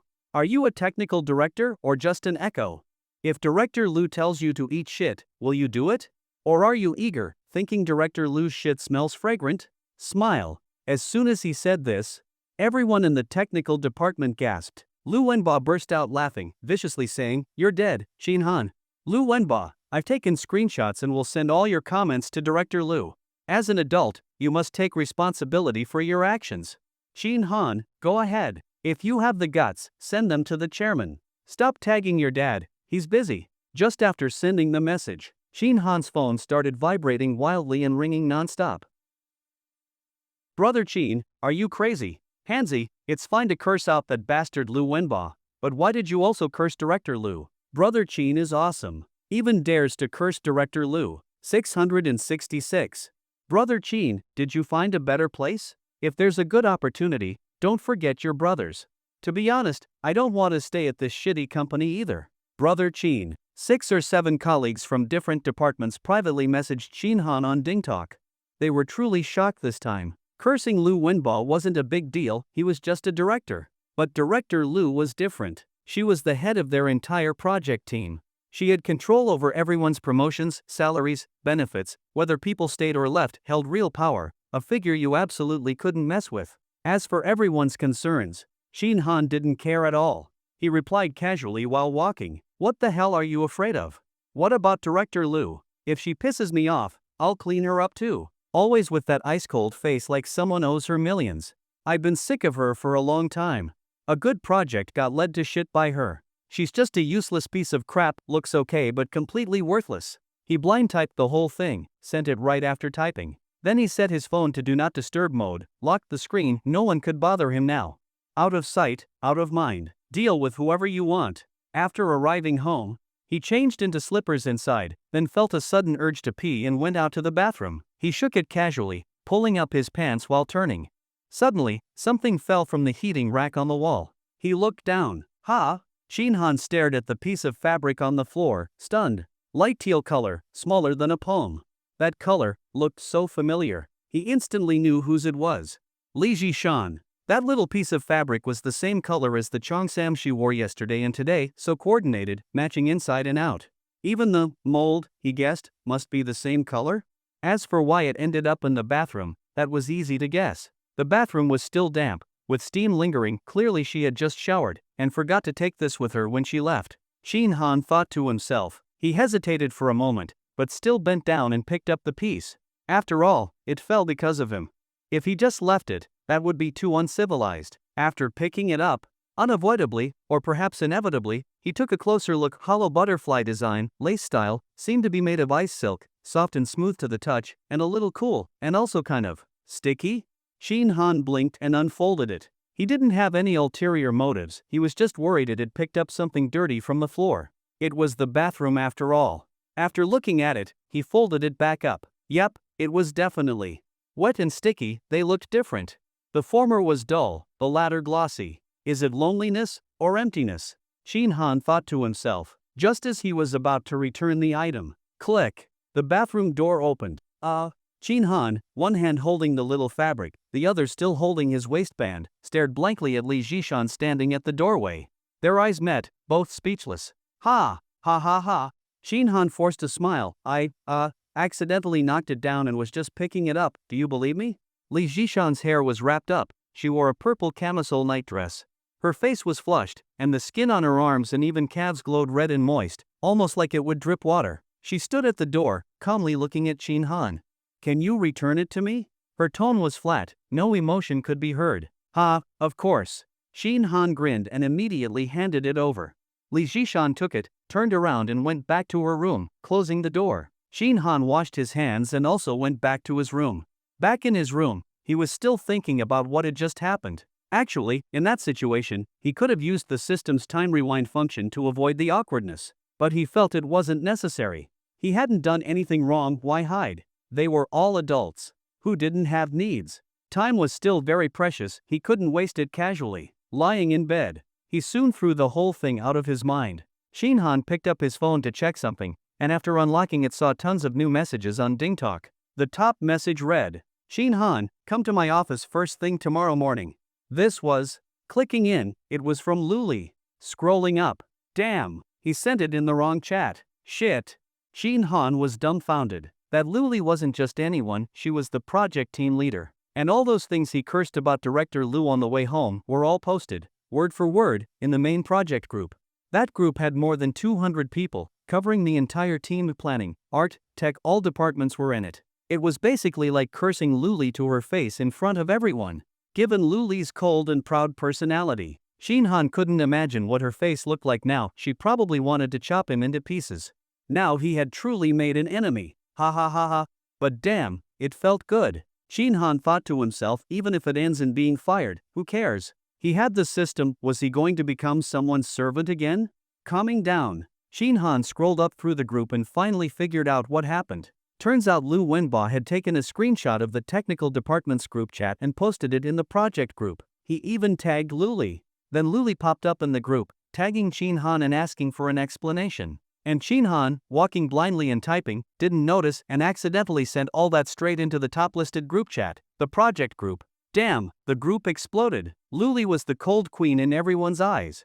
While others were proud, she was icy. Always had a cold face, never smiled, constantly gave off stay-away vibes, totally unapproachable. Besides being cold, she was ruthless. Anything project-related, she never compromised, and her reviews were strict as hell. If she found a flaw or was dissatisfied, her words could cut like snake venom, super harsh. A 37-year-old guy, 190 centimeters tall, was once scolded by her so hard he lay on the desk sobbing. And now, Chin Han openly declared in the group that he'd clean her up, called her a useless piece of shit, looks good but useless. The group really exploded. Out of 227 people, after Chin Han sent those messages, the entire group went silent, not a single soul dared say anything, even Lu Wenba shut up. Chin Han exited the chat, looked at the message list, red dots everywhere, at least 40 or 50 unread chats. Previewing them, they were all, Brother Chin, all the best. Brother Chin, goodbye. Brother Chin, take care. Let's stay in touch. Damn, felt like they were sending off the dead.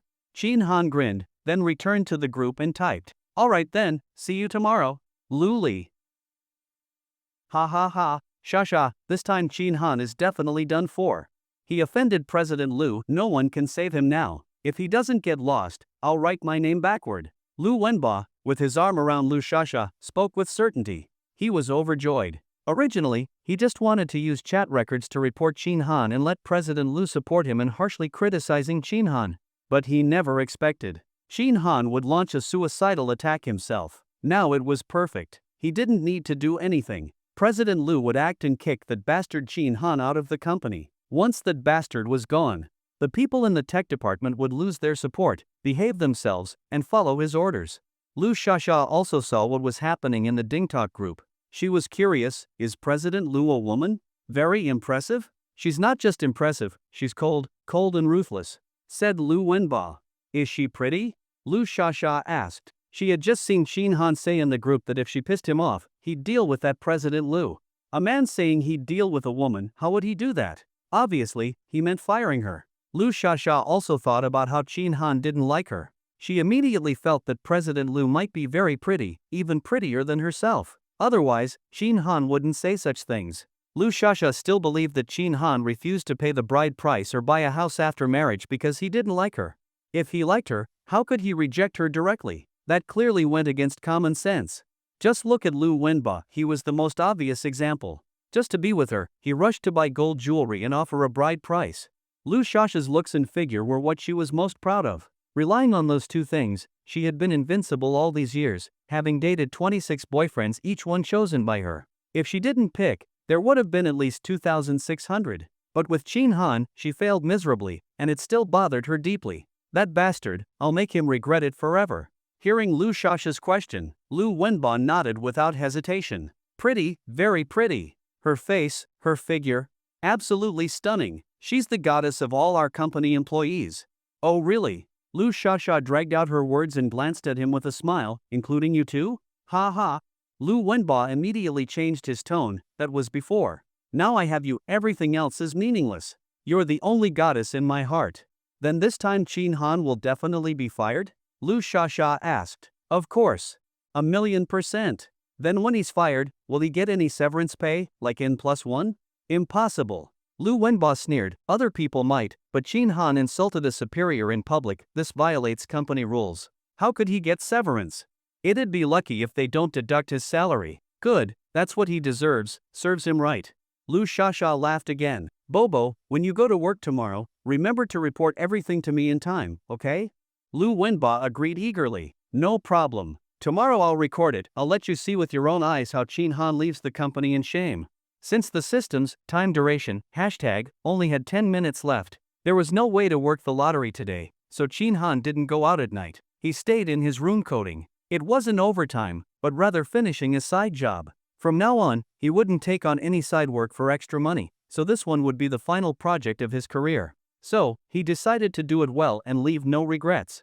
Of course, even while coding in his room, he didn't treat himself badly. Shin Han always believed, as a man, not only should you protect yourself outside, but also treat yourself well. So, he often did charity work. First, it made him happy. Second, he could help others within his ability. Third, the other party would also be happy. It was a win-win-win situation. But with all that charity work, he didn't have much money left, and he still had to pay rent, utilities, gas, internet, etc. And he still needed to eat. He couldn't spend all his salary every month, he had to save at least a little. So, for meals he had to be frugal, breakfast under 10 yuan, lunch under 20 yuan, dinner. If he worked overtime, he'd eat the company's overtime meals and save 20 yuan. Now that was all in the past. With the system, he earned 50,000 every hour, and it would only increase in the future. He wouldn't wrong himself anymore. Time to treat himself better. At noon, he ordered at Torres Restaurant deluxe tomahawk steak set from Meituan 988 yuan. Australian Angus grain-fed tomahawk steak, Iberico ham, black truffle mushroom soup, Caesar salad, Italian Primitivo red wine. Meat, wine, soup, dessert, he enjoyed it a lot. At night, he ordered a traditional Shanghai-style meal set from Shanghai 12 Alley on Meituan, this one was cheaper. 888 yuan. For hot dishes, 2 cold dishes, 1 staple, 1 dessert. Simple and satisfying. At midnight, Shin Han finally typed the last line of code and did a final check. It ran smoothly and felt excellent. He opened WeChat and found the boss. All the issues you mentioned last time are fully optimized. You can test it tomorrow. Let me know anytime if there are any problems. Sent. He stretched, then called up the system with a thought. Duration increased by 1 more hour, total duration now 70 minutes. Shin Han was in a great mood and went to the bathroom to pee. In the bathroom, he couldn't help but think of what happened that morning, and with the long night ahead, go out and do some charity? As soon as the thought appeared, Shin Han immediately crushed it. No way. Before, he had no choice and could only help out the 688 level girls. Girls at that level honestly were about the same quality as Lu Shasha, around 70 to 80 points, maybe lower. But now it was different. With the system, he had to aim higher. After washing his hands, Shin Han was about to return to his room. Passing by the master bedroom door, he suddenly stopped. Then, he pressed his ear against the door. Not because he was being creepy, but because he just heard some familiar sounds. That kind of sound, many handsome guys would recognize it. In countless late nights, it was always these female teachers who accompanied, comforted, and soothed them. Shin Han raised an eyebrow. Could it be that Li Jishan was one of them, like watching that stuff too? He decided to confirm it, so he put his ear against the door. What he heard next shocked him. Besides the female teacher's voice, Shin Han actually heard Li Jishan's voice too. Oh my god, now that was something exciting, real live action, fully immersed. A feast for the ears, blooming quietly in the depth of the night. The more Shin Han listened, the more energetic he became. I didn't think that Li Jishan was not only beautiful and well-built, but also had a marvelous singing voice. He suddenly remembers a lyric written by Judy, which is like weeping like adoration, like complaining. It sounds really good. He looks down and sees that the head is on the floor. What's going on? The song has disappeared. He stares at the song and listens to it carefully. Splat! The door opened, and Shin Han, who was listening attentively with his ear to the side, suddenly stumbled, and half of his body went into the house. Li Jishan frowned, with a frosty face, and looked at Shin Han coldly with her hands clasped on her chest. What are you doing? Shin Han stood up steadily, waved his hand in greeting. Nothing, just happened to be passing by. I just went to the bathroom. Li Jishan looked indifferent. Apologize. Move out tomorrow. Otherwise, I'll call the police. Hey! Shin Han was happy. Threatening me, right? He bristled and pushed Zishan Li to the side, while walking in. Snapped. The door was locked by Shin Han. Li Jishan suddenly panicked, her face changed dramatically, and she hurriedly ran towards the balcony. What do you want to do? I'm warning you not to be impulsive. I'm calling the police. She has opened the dialing interface of her cell phone and is entering one. Shin Han did not say a word. A big stride rushed over, shot like electricity, instantly snatched the cell phone over. 12:25. After looking at the time, Shin Han cancelled the dialing interface. You ask me what I want to do? Why don't you guess first? You. I'm warning you not to mess around. Now is the rule of law. There is no need for a moment. The color of her face is white, stammering and babbling, while continuing to go to the balcony. Shin Han is at the door. She knows that she definitely cannot get out. Then, she could only hide in the balcony. For her little action, Shin Han did not care. He grinningly walked to the side of the bed, his eyes casually swept, reached out and pulled up the summer quilt on the bed. 2 pink toys rolled out one after another. Ha ha. Shin Han suddenly laughed. He just really did not hear wrong. He looked at the blushing face of the woman. He looked at the blushing Li Jishan and teased, quite good at playing, huh? Shin Han retracted his gaze and picked up Li Jishan's cell phone to look up. His fingers have been clicking on the screen, so the phone is not locked. The cell phone is not locked, so it can be viewed directly. There are no computers in this room, so just now, Li Jishan must be on the cell phone to see. First look at her taste and then say, understand her preferences. With a rub of her fingers, she pulled up the back-end application program and found the running jingdong. It was showing the story of the husband reporting on his work at the door and the secretary working for the president inside. Oh, I see. I love this one too. Shin Han glanced at it, smilingly opened WeChat again, and openly looked up Li Jishan's chatting records. Li Jishan was so ashamed and angry, her face flushed. Put down my cell phone, you go out now, I cannot report to the police. Home invasion, robbery and forced labor are all felonies. You are still so young and have a good life to enjoy. There is really no need to send yourself in. I'm telling you the truth. If you go out now, I promise not to call the police. I'll treat you as if you're drunk and I won't blame you. Oh yes, I'm sick. I have AIDS and syphilis, and I live a messy life. I often go out and screw around. You go out, I can give you money, you go out and look for it. I'm full of diseases. If I infect you, your life will be over. Ha ha. Shin Han, who had been flipping through his cell phone, suddenly laughed. Shin Han, who had been flipping through his cell phone, suddenly laughed, and looked at Ji Shanli with a parodic expression. I've never had a boyfriend before. What are you going out to do? How? Where does syphilis and AIDS come from? Angela Lee's face stiffened, and she said, how do you know? As soon as she said it, it dawned on her. It must be that the things she wrote in the circle of friends have been seen. She immediately had a feeling of social death, so embarrassed that her toes began to key the soles of her shoes, wanting to dig out a hole to drill into. Here's your cell phone. Ha! Ji Shanli was stunned, doubting her own ears. The phone was shaken by Shin Han, reaching out and handing it over. Li Jisan was a little hesitant. You threw your cell phone over. The color of Shin Han's face sank. Come and get it. I'm not going to leave today if you don't come and get it. If you come and take it, I'll be out the door.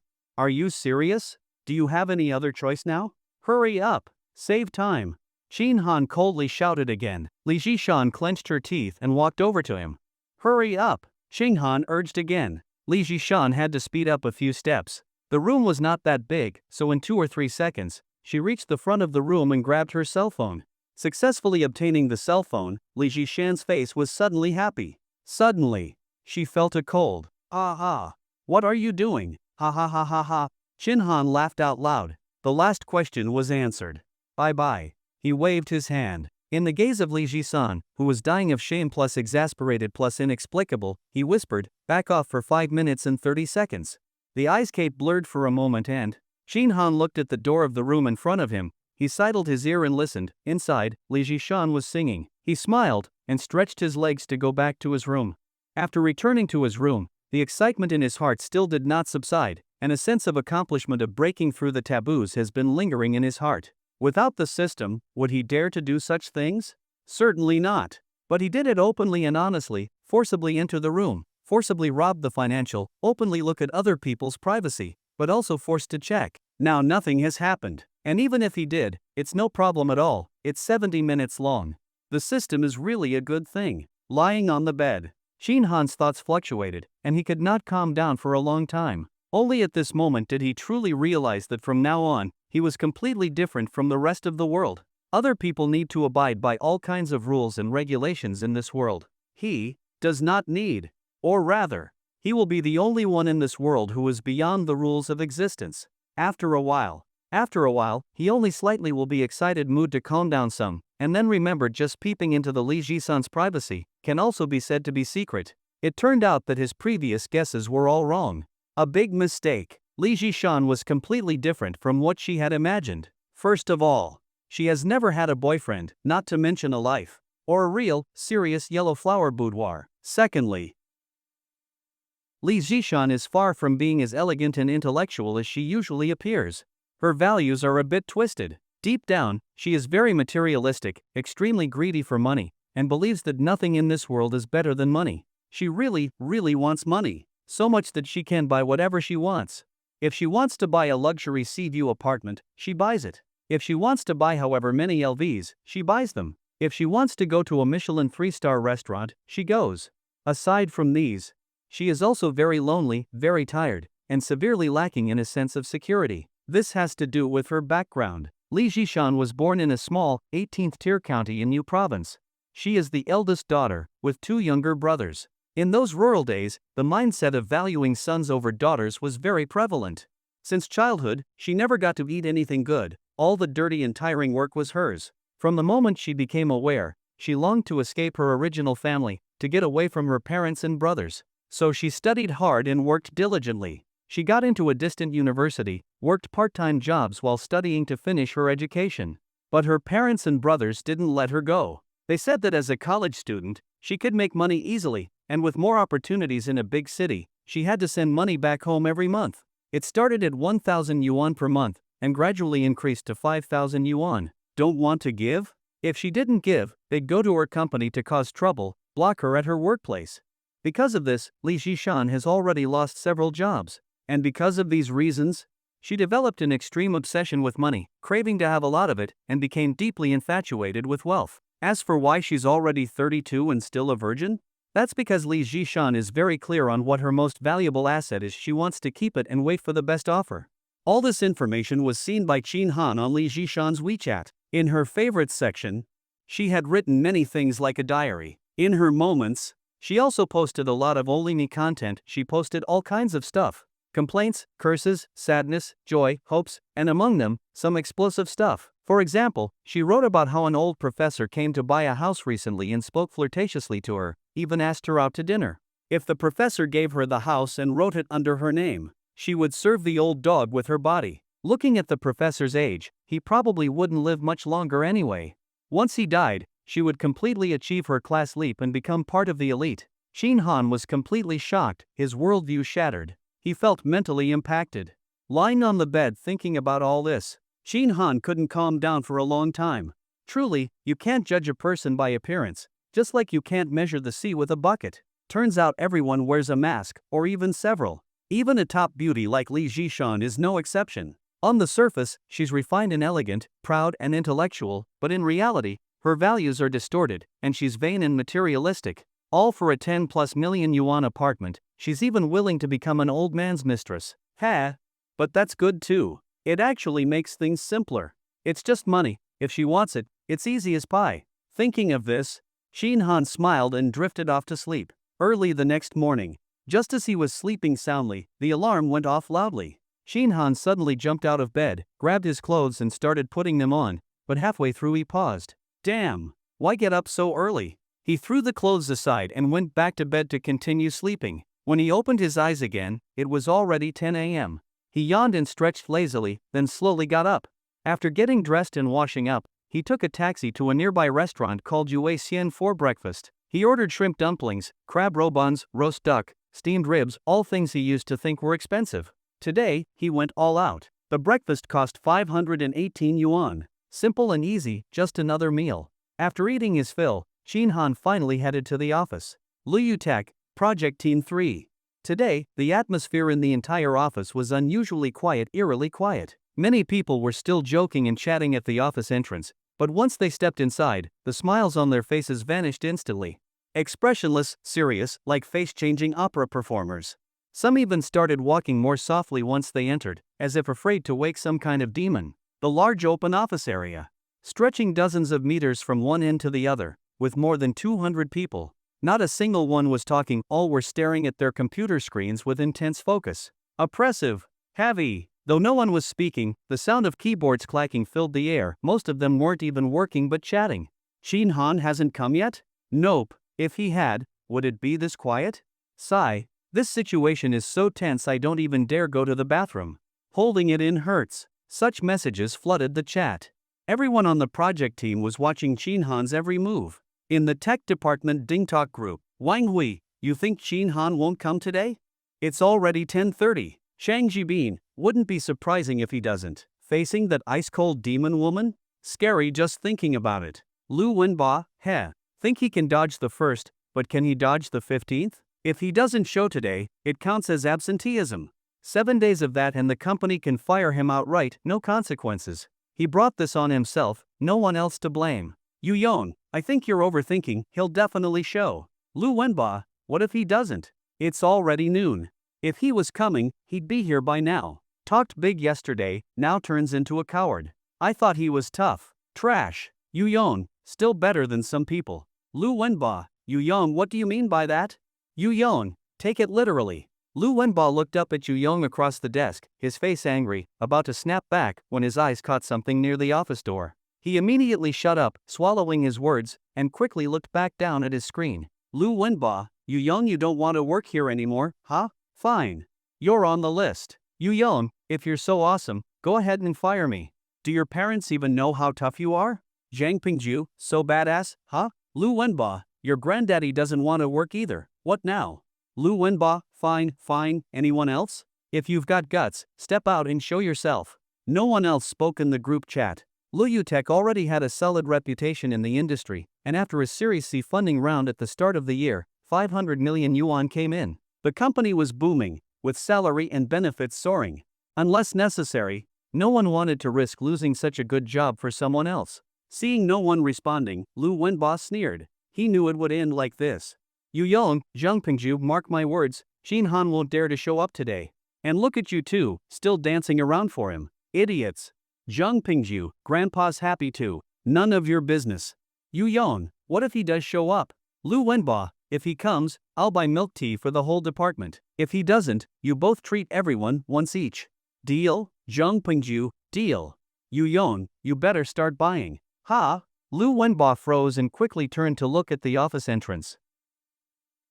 At the westernmost end of the project team office area, there was a separate office. The side facing the office area was made entirely of large floor-to-ceiling windows. Normally, the blinds inside were closed. Today, not only were they open, but they were fully raised. Whether looking from the inside out or the outside in, it was completely visible. The office was decorated very simply: gray carpet, a coffee table, sofa, desk, coat rack, bookshelf, all in white, with a few green plants placed around. A tall woman was standing in front of the window with her arms crossed. She was wearing a V-neck, ash gray OL long-sleeve blouse. and a dark pencil skirt that cinched tightly at the waist, perfectly outlining her graceful figure. Her chest was prominent, her hips full, curvy, and elegant. Her long legs were tightly wrapped in sheer gray stockings, made even more striking by her black high heels. She looked to be close to 175 centimeters tall. This was Luli, a well-known ice-cold producer in the gaming industry, and also the project lead of Shin Han's team. Everyone called her President Lu. At this moment, her delicate and beautiful face showed no expression, appearing extremely cold and proud.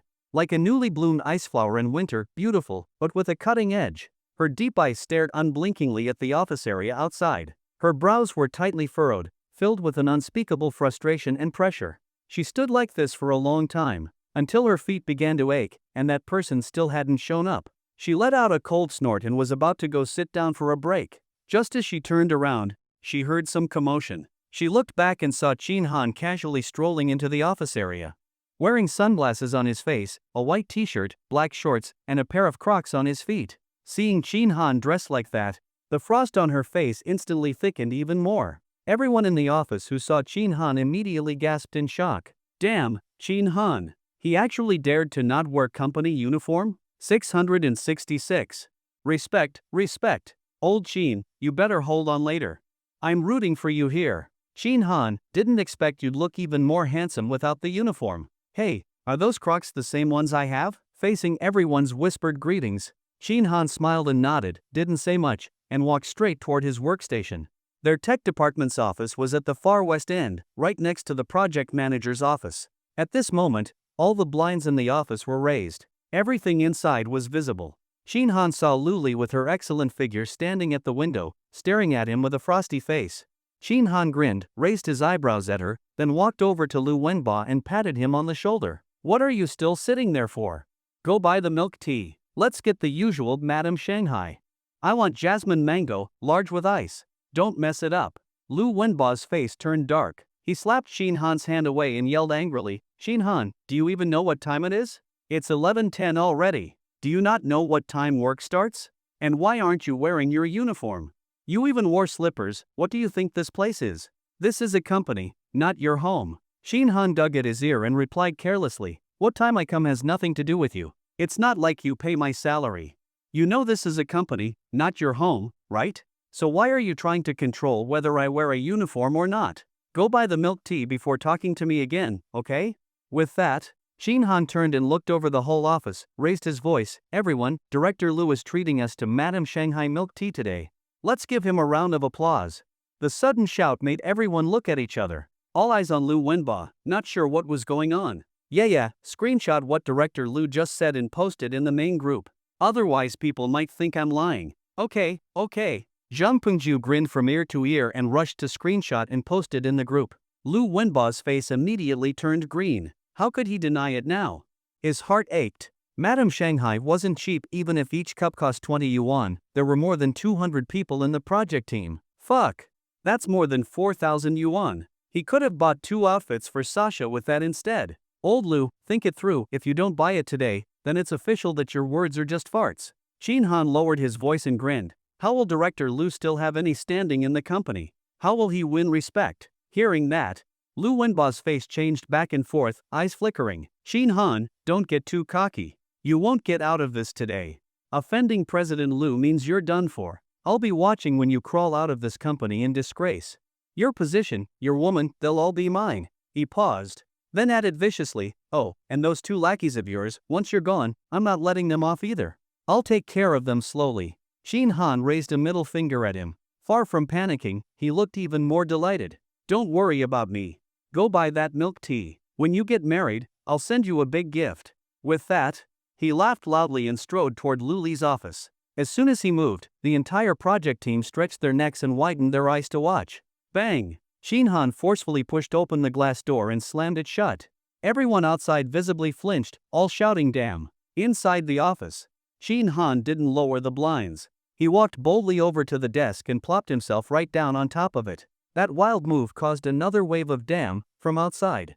Luli, sitting in the executive chair, finally couldn't hold back her anger. She slammed the desk hard. Bang! Shin Han, stand up right now.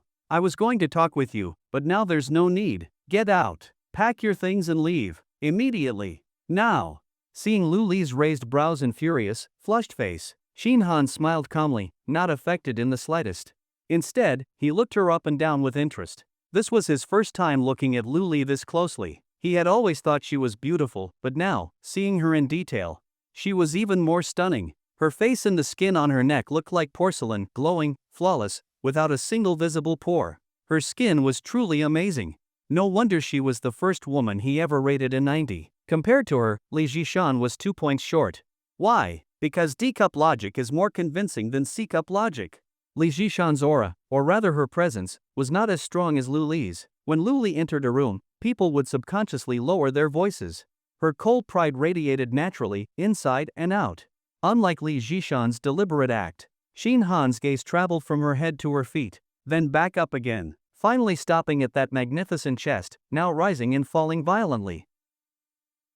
Mr. Lu, it's not right for you to scold others.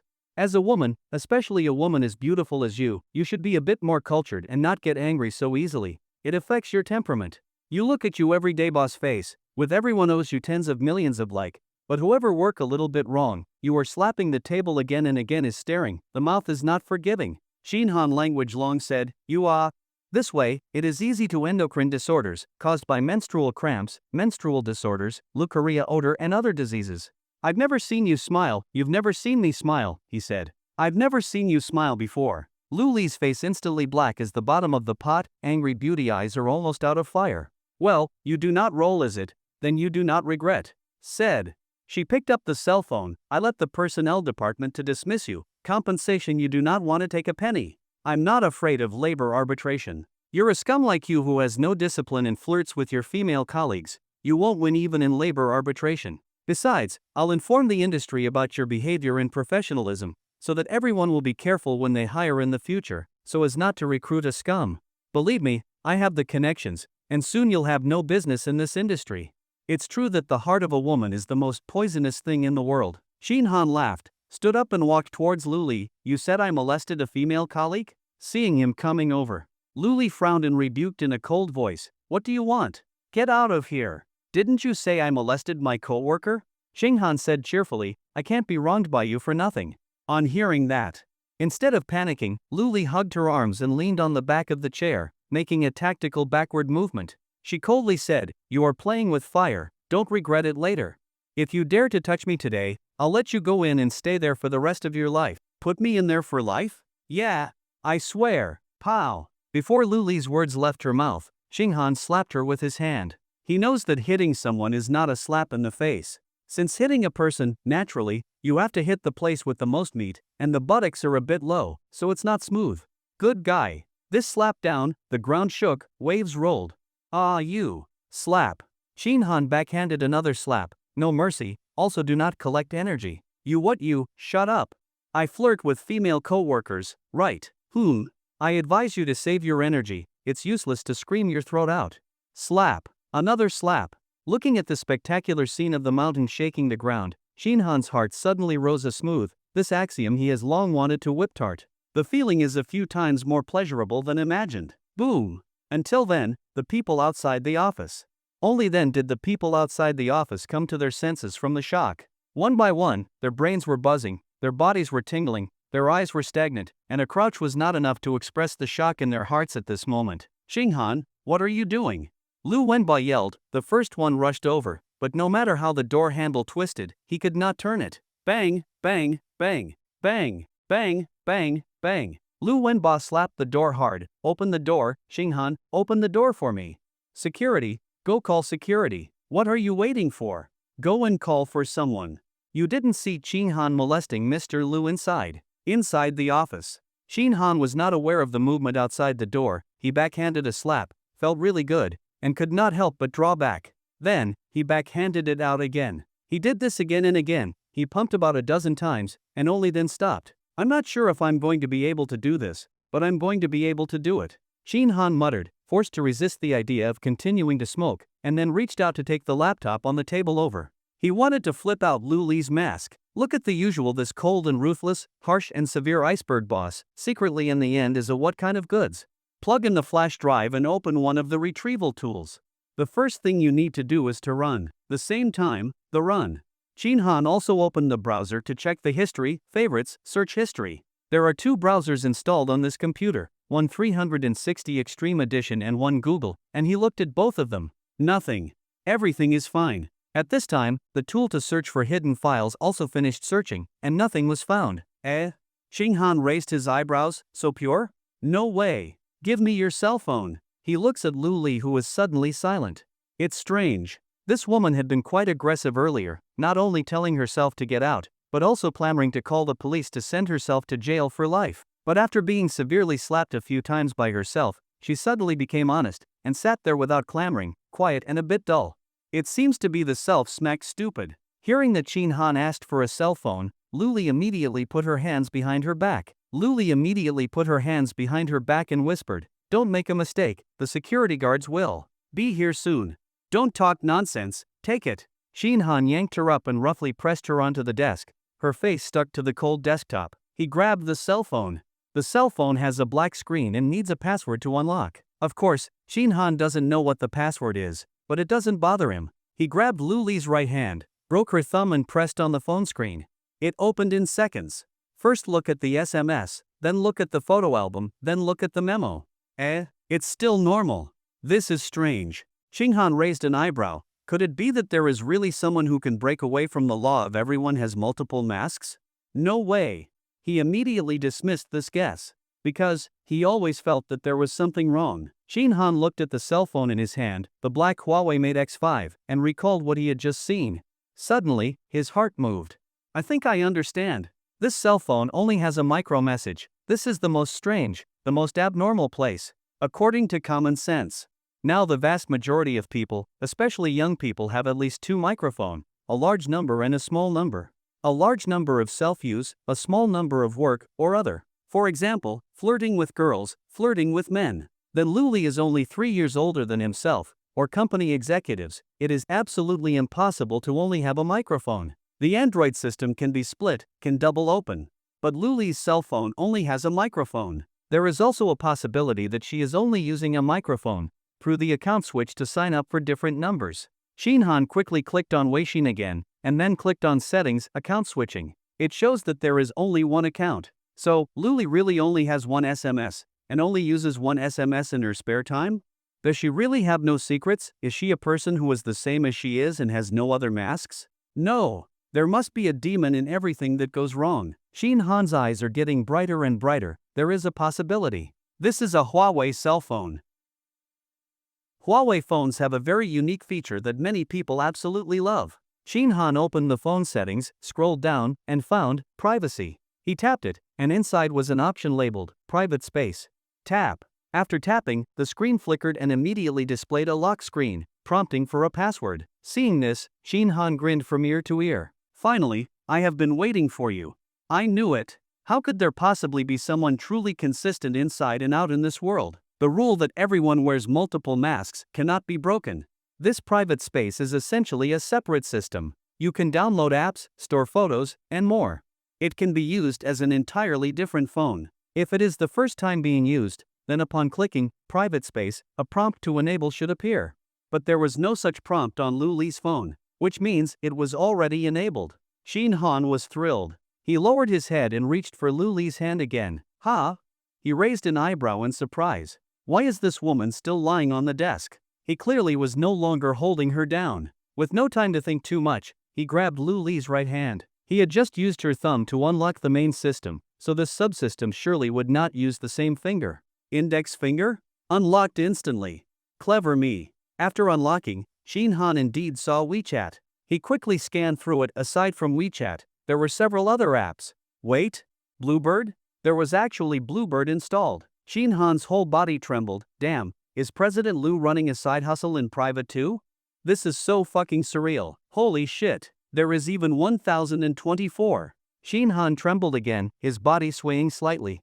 Instinctively, his right hand landed on Luli's raised peach-shaped buttocks lying on the desk. President Lu, I did not expect us to be kindred spirits, ha. Shin Han teased and immediately started flipping through the phone. Bang bang bang. Outside, the door was being pounded on. Lu Wenba's excited face was flushed as he banged and shouted, Shin Han, open the door. Release President Lu now. I'm warning you, I already called the police, and the security guards are on their way. He held up his phone. I've recorded everything you did, irrefutable evidence. There's no way you can deny it. Ha ha ha ha ha. Zhang Pingju and Yu Yong, standing nearby, heard this. Their already unpleasant expressions darkened further. Zhang Pingju whispered, grab his phone and smash it. Yu Yong grabbed his arm, it's no use. There are too many people, how many can you grab? Zhang Pingju looked up and instantly deflated. The area outside had erupted into chaos. The entire project team had gathered, surrounding Luli's office in several thick layers. People in the back couldn't see inside, and some had even climbed onto chairs. Everyone had their phones raised, it was a spectacular scene. Anyone unaware might have thought a celebrity had arrived. Move aside. Move aside. Make way, security is here, security is here. The crowd parted with a roar. 5 or 6 security guards charged in, wielding stun batons, shields, and large forks. Lu Wenba at the door was overjoyed and shouted excitedly, quick! Break the door and save President Lu, she's being held hostage. The security guards also saw the situation inside and recognized who was there. It was the Ice Queen herself, President Lu. Holy hell, this guy is bold. Boom! Crack crack. The glass door shattered with a thunderous crash. Shin Han did not even glance at it, still focused intently on Luli's phone, carefully noting the IDs of each app. Shin Han, you are surrounded, release President Lu immediately. Ha! Shin Han finally looked up toward the door, casually saying to Lu Wenba, who was leading the charge, idiot. Then he pulled out his own phone. The screen was still counting down. 17:49. Rewind time by 18 minutes. With the command given, the scene in front of him instantly blurred and became detached. Shin Han gently shook his head and exhaled deeply, then looked at Luli, who sat in her boss chair with arms crossed, staring at him coldly. Then he turned and glanced outside. Members of the project team were craning their necks, peering this way. Shin Han cheerfully walked over to the floor-to-ceiling window, pulled down all the blinds with practiced ease. The inside of the office was instantly cut off from the outside world. He turned and walked toward Luli, then casually sat down on her desk. Smack! Shin Han, get off immediately. I was going to talk things over with you, but it seems that is no longer necessary. Now please get out. Pack your things and leave. Immediately. Right now. Luli's eyebrows were raised sharply, her pretty face flushed with anger. Her tone and expression were identical to just a moment ago. Shin Han beamed and said slowly, oh, my dear President Lu, wearing gray silk stockings today? Glass gray, no less. Very nice, very nice. I quite like this type. Not only are they sheer, but they also shine. Most importantly, they feel amazing. A dual pleasure, visual and tactile. Come, stand up and let me touch them. Luli's eyes widened in shock, thinking she must be hallucinating. How dare he? Has he gone insane? Or has he decided to quit and just abandon all restraint, revealing his rotten nature? Several thoughts raced through her mind, then she took a deep breath, eyes narrowing, gaze icy. Get out, or I will call the police. How do I get out? Why don't you show me? Shin Han asked with a grin. Luli shot him a cold glance, said nothing, and picked up her phone to dial. Shin Han made no move to stop her and said with a smile, President Lu, do you not enjoy crawling around on the floor? What's wrong with showing me how to roll out? You're being awfully stingy. Bang! The phone slipped from her hand, bounced several times on the desk before settling. Luli's eyes flickered rapidly, her chest heaving. I do not know what you are talking about. Get out! Shin Han stood up, then I'm really leaving. Do not regret it. Luli's lips parted. Get out. Ha! Shin Han laughed. This woman is really composed. You think I'm bluffing? Then I will shatter your illusion completely. Shin Han tilted his chin up, eyes fixed directly on her large breasts, and asked with concern, does it still hurt there? At that moment, Luli's expression completely changed. Her eyes filled with panic though she tried to maintain composure. I do not know what you are talking about. Heh, do you really not know? Or are you pretending not to? Shin Han clicked his tongue repeatedly. You are truly heartless. Such a precious and rare pair of treasures, not only do you not cherish them, but you also burn them with candles. What a fucking waste. Shin Han slapped the desk. Next time, let me do it. Boom. Luli's mind exploded. Her whole body went numb as she stared at Shin Han in horror. Luli's beautiful face lost all color. Her delicate and charming features turned deathly pale, not a trace of blood remaining. She stared at Shin Han in terror, her mind a storm of confusion. How could he possibly know? How could he possibly know? Oh my god, he found out, what now? Just thinking about her secrets being exposed sent a chill through Luli's entire body. Her back was instantly drenched in cold sweat. There would be no way to go on living. She would no longer have a place in the company, and she could forget about staying in the industry altogether. Facing Luli's silent questions, Shin Han did not answer. He simply smiled as he looked at her, watching her pale face, her evasive eyes, her flustered expression. The satisfaction in his heart was indescribable. Once again, Luli perfectly demonstrated the golden rule: everyone wears multiple masks. What Shin Han had discovered in the subsystem of Luli's phone was far more intense than the secret he had uncovered about Li Jishan the day before. That is right, intense. He could never have imagined that the usually proud and cold Luli, who never showed warmth to anyone, would secretly suffer from that kind of condition. And yet, even so, Shin Han had found out. How exactly did you find out? After her initial panic and shock, Luli quickly calmed herself. She had to figure this out fast. As if reading her thoughts, Shin Han chuckled and said, "Relax. So far, I am the only one who knows about this. You hit it pretty well, after all, right? Sigh, no wonder you are so skilled online, you really know your way around subsystems and VPNs." Hearing this, Luli instantly breathed a huge sigh of relief. As long as only he knew, then the situation was still within control, not too disastrous. As for the teasing remark that followed, she simply ignored it. After a moment of thought, Luli looked at Shin Han coldly. "Tell me how you found out. If you keep this secret, you can name your price." "Name a price? Ha ha ha ha." Shin Han was delighted and teased. "So, how much are you offering? Let us hear it. I want to see if you are sincere." Luli bit her red lips. 100,000. Ha! 100,000? Come on, President Lu, is your privacy only worth 100,000? Shin Han exaggerated dramatically, still smiling. "Let us not talk about anything else, just your annual salary at Leo. If I release this bombshell, who would have thought that the cold, proud, untouchable goddess Lu secretly wants to find herself a master? Would you still have the face to stay at the company?" Luli's cheeks twitched, her expression flickered between red and pale. She clenched her fists. "Then how much do you want? Name your price. But let me warn you in advance, do not be outrageous. If worst comes to worst, we will drag each other down." The smile instantly vanished from Shin Han's face. "Drag each other down, is that it?" "That is right." Luli straightened her back and glared at him coldly. Smack! The moment the words left her mouth, Shin Han slapped her across the face with the back of his hand. The impact shook the room, as if the mountains were trembling and the earth splitting open.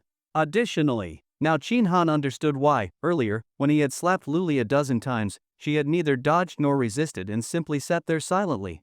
Later, when he had pinned her against the desk, she did not fight back either. Even when he stopped, she did not try to get up. Was she really beaten senseless? Clearly not. It was obvious that. And so, at that moment, after slapping her once, Shin Han followed with another slap from the back of his hand. You dare hit me?" Luli was shocked and furious, glaring at Shin Han with intensity. His response was, Shin Han remained unmoved and continued his assault. But unexpectedly, Luli suddenly slumped over the desk and began to cry with her head buried in her arms. Shin Han was dumbfounded. What the hell? How could she just start crying? What the hell was he supposed to do now? He was completely flustered. Luli was still lying on the desk, sobbing uncontrollably. Her shoulders trembled as she cried, she truly looked heartbroken. Shin Han scratched his head and forced a dry laugh. "Hey, stop crying. Just now you were so fierce, ready to go down with me, remember? Where is that fire now?" He really should not have said anything, because as soon as he did, Luli cried even harder. Shin Han was starting to feel irritated and agitated. It was not because he was worried someone might hear them outside. He still had several minutes of reverse time left today, more than enough to handle anything that might happen. He just genuinely hated crying. What was the point of crying? Did it solve anything? Crying, what the fuck are you crying for? Shin Han growled in a low voice, "Shut up. If you keep crying, I will fucking slap you again, do you hear me?" Ugh. Luli's crying stopped instantly. She suddenly sat up, hugging herself with both arms, and said softly, "Please, do not hit me again. It hurts too much." Shin Han found that Luli was now even more beautiful. Or rather, she had become more alluring. Her exquisitely cold and beautiful face was now streaked with tears, her eyes glistening with a watery sheen, like pear blossoms bathed in rain. This pitiful expression, paired with her naturally frosty demeanor, created a powerful contrast. And the greater the contrast, the more breathtaking the effect. Shin Han could not help but silently admire her. This woman truly had been born with a stunning exterior. Suddenly, something stirred in his mind. What did you just say? I asked you a question, what did you just say? Luli frowned slightly, recalling, I told you to stop hitting me. Ron. Shin Han's face turned serious. What you said was, stop for now. Luli was speechless, her already flushed cheeks turning even redder. Ha ha. Shin Han laughed and reached out to touch Luli's face. She did not flinch but simply looked at him quietly until his hand touched her skin. Luli's body trembled slightly. Did it hurt when I hit you earlier? Shin Han's voice softened. Yes. Luli responded gently, then moved her cheek slightly, as if rubbing it against Shin Han's palm. Seeing this, Shin Han felt a surge of joy. So smooth? Just as the delight welled up in his heart, he felt his hand pushed aside. Luli suddenly sprang to her feet, darting toward the door like a startled rabbit. She moved so quickly that she lost one of her high heels. Standing at the doorway, one hand clutching the doorknob, she stared at Shin Han with vigilance. Do not push your luck. If you try anything else, I will call for help immediately. Shin Han smacked his lips in slight disappointment. He had thought she was yielding. Turns out it was just a distraction. This woman truly was incredibly resilient. But that was fine. There was time. He could slowly break her down. Shin Han chuckled as he looked at Luli and teased, Are you really not afraid I will leak your little secret? Are you willing to give up your hard-earned, high-paying job? A flicker of struggle passed across Luli's face before she sneered coldly, What if I am not? Then I will just leave this industry. What will you gain from that? Shin Han, if you reveal my secret, you will get nothing. I will sue you and make you bear full legal responsibility. Try me if you do not believe me. God damn it, she was threatening him again. Shin Han ground his teeth in fury. He suddenly wanted to pin her down and slap her all over again. This fucking woman was just asking for it. You. Do not you dare do anything. Noticing the change in Shin Han's expression, Luli quickly twisted the door lock and remained alert. Shin Han said flatly, I hate being threatened the most. Sorry. After a moment's hesitation, Luli actually apologized. Though her tone remained cold, it was indeed an apology. Shin Han's anger finally eased a little. Luli looked at him and added, Shin Han, then name your price. As long as it is reasonable, I will agree. No, I do not want money. Shin Han shook his head. Luli's expression instantly soured. Her voice turned cold, You can forget about using this to force me into anything. I swear. I will never agree to any of your terms. Ha! Shin Han stood up, and Luli took a step back. What are you doing? Shin Han, if you come any closer, I will call someone. Idiot. What did you just call me? I said you must have something wrong with your brain, woman.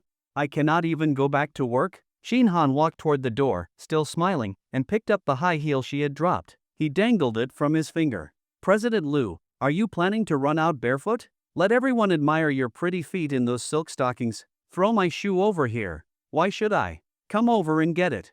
Never. Shin Han waved his phone. Oh, right. I forgot to tell you something earlier. Luli's body tensed up, warning bells ringing in her mind. Shin Han chuckled. The part where I was servicing you just now, oops, I accidentally recorded it all. Including the way you looked like you were enjoying yourself. Even a blind man could tell what was going on. President Lu, from the video, it looks like you were quite pleased. You really liked it. And this counts as evidence too. Without it, those forum posts might not be so convincing. But now everyone will get to meet the real you. Luli's eyes blazed with fury. She glanced at the phone in Shin Han's hand, her gaze flickering. President Lu, save your energy. Even if you grab my phone, it is useless. The video is already backed up online. You understand that, do you not? Shin Han said calmly. Then he waved his hand. Come here. What do you want? To give you your shoe, stupid woman? You can just toss it. Shin Han's expression suddenly turned cold. This is the last time I will say it.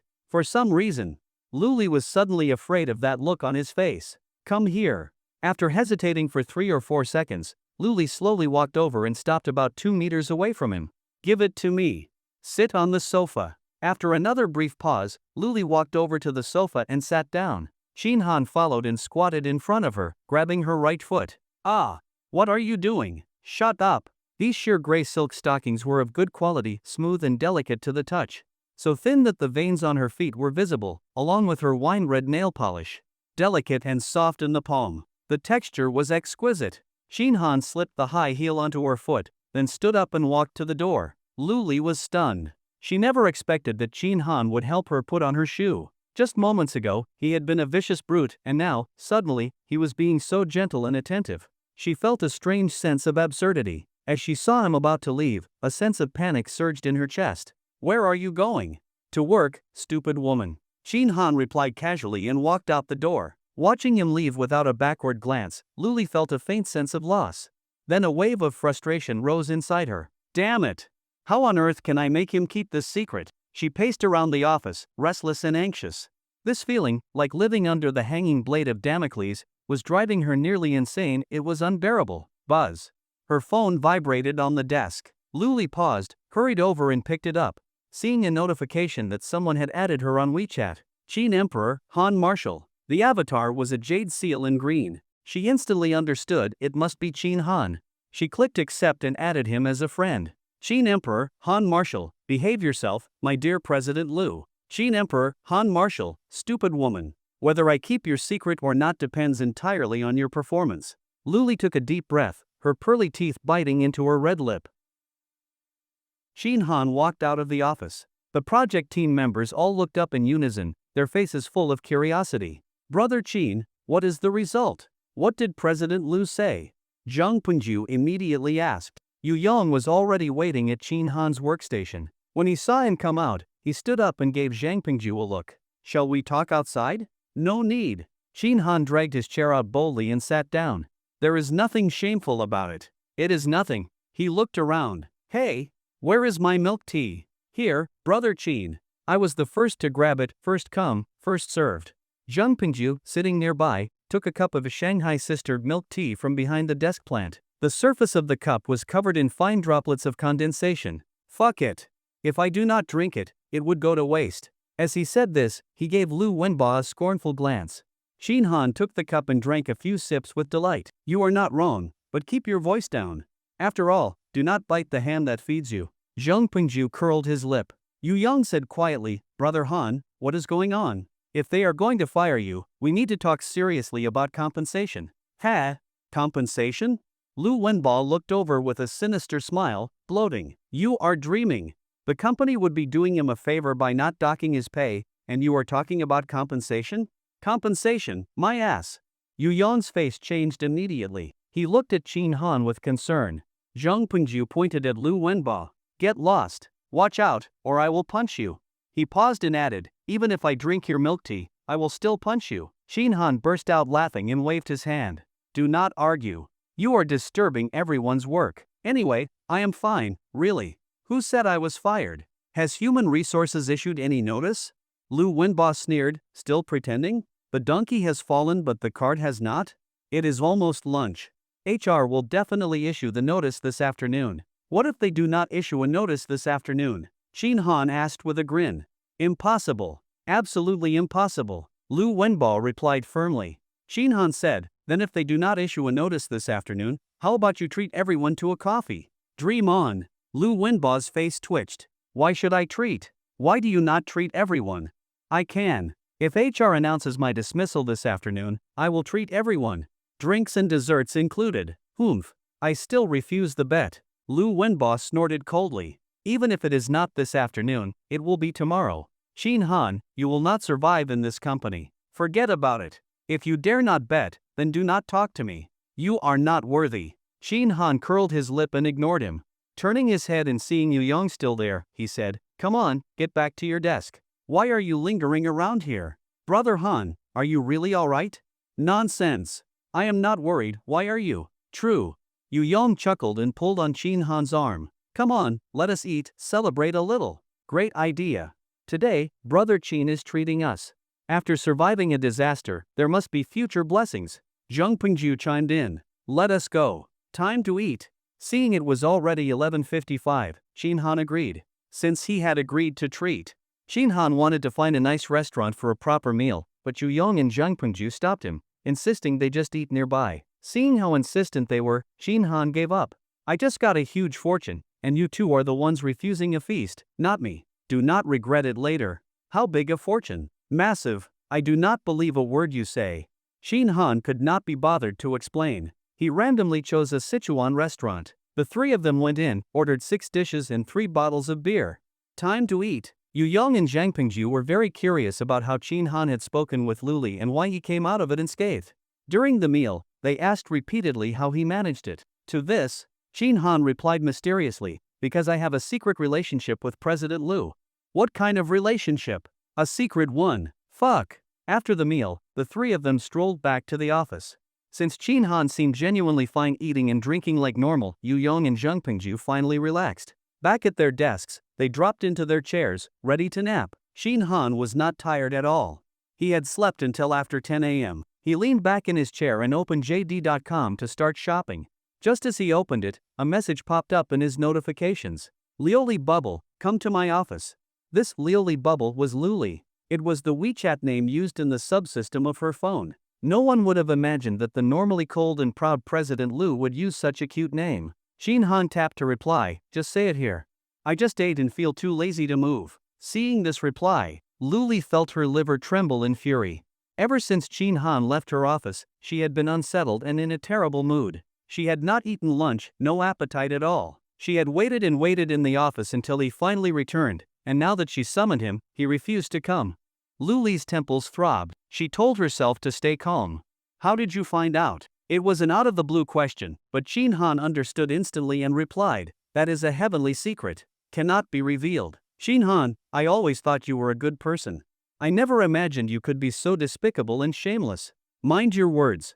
You know the consequences of pissing me off." Luli's gaze wavered. She thought about what had happened that morning. It had been 2 hours, and she still felt pain. She had looked in the mirror during lunch and saw the swelling bright red and swollen all over.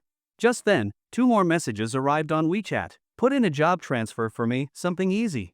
Or make me your assistant. You know what I mean. Handle it. Dream on." Luli typed those words instinctively, then immediately deleted them. After a moment, she replied, "If I arrange that, will you keep my secret? Do you think you are in a position to negotiate?" Qin Han replied. Luli fell silent. Qin Han messaged again, "I already told you, it depends on your performance, stupid woman. I like obedient women. Got it?" Luli slammed her phone shut. Thump! Bang! She pounded her cushion with her small fists, muttering, "You are the stupid woman. You are the stupid woman. You scumbag. You animal. You bastard." Buzz. The phone vibrated. The screen lit up with a message, "Are you cursing me?" Luli froze. Her eyes widened in panic. She quickly looked around the office, checking every suspicious spot. Had he installed a camera in her office?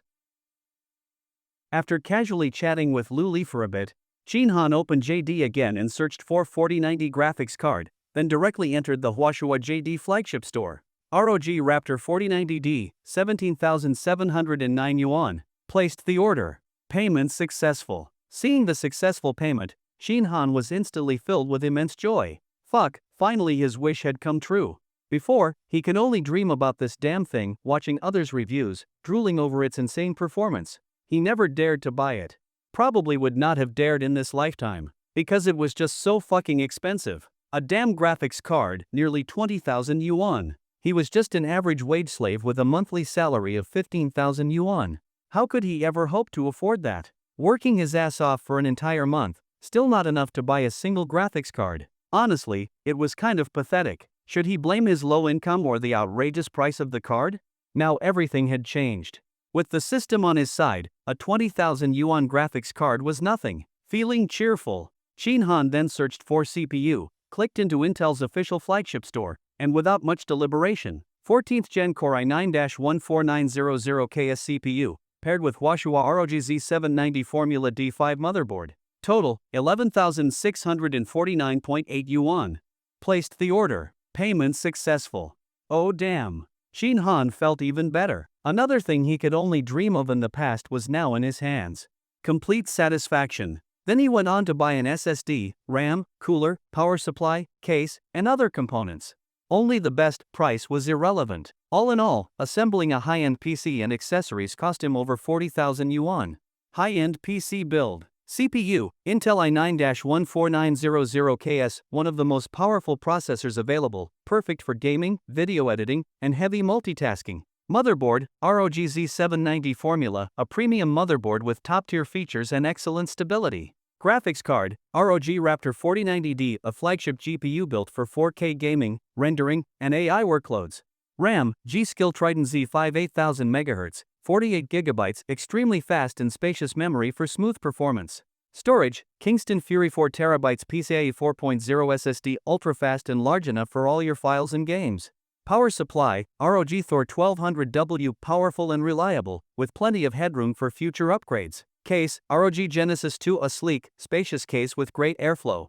Cooler, ROG Ryujin 3360, high-performance liquid cooling to keep the system cool and quiet. Total cost, 45,892 yuan. This setup was top of the line in the DIY PC world, maxed out performance.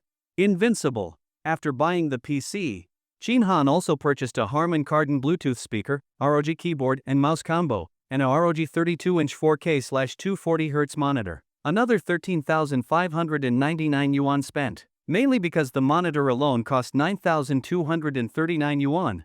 After completing these purchases, Shin Han looked at the bill. Damn, he had already blown through the 50,000 yuan here and just yesterday and was now overdrawn by more than 8,000. Back to square one overnight. Shin Han lay back in his chair, scrolling through his order list, thinking he needed to make some serious money tonight. At 2 p.m., everyone on the project team was working, except for Shin Han, who was lying back in his chair snoring. Zhang Pengju gently nudged him. Brother Qin.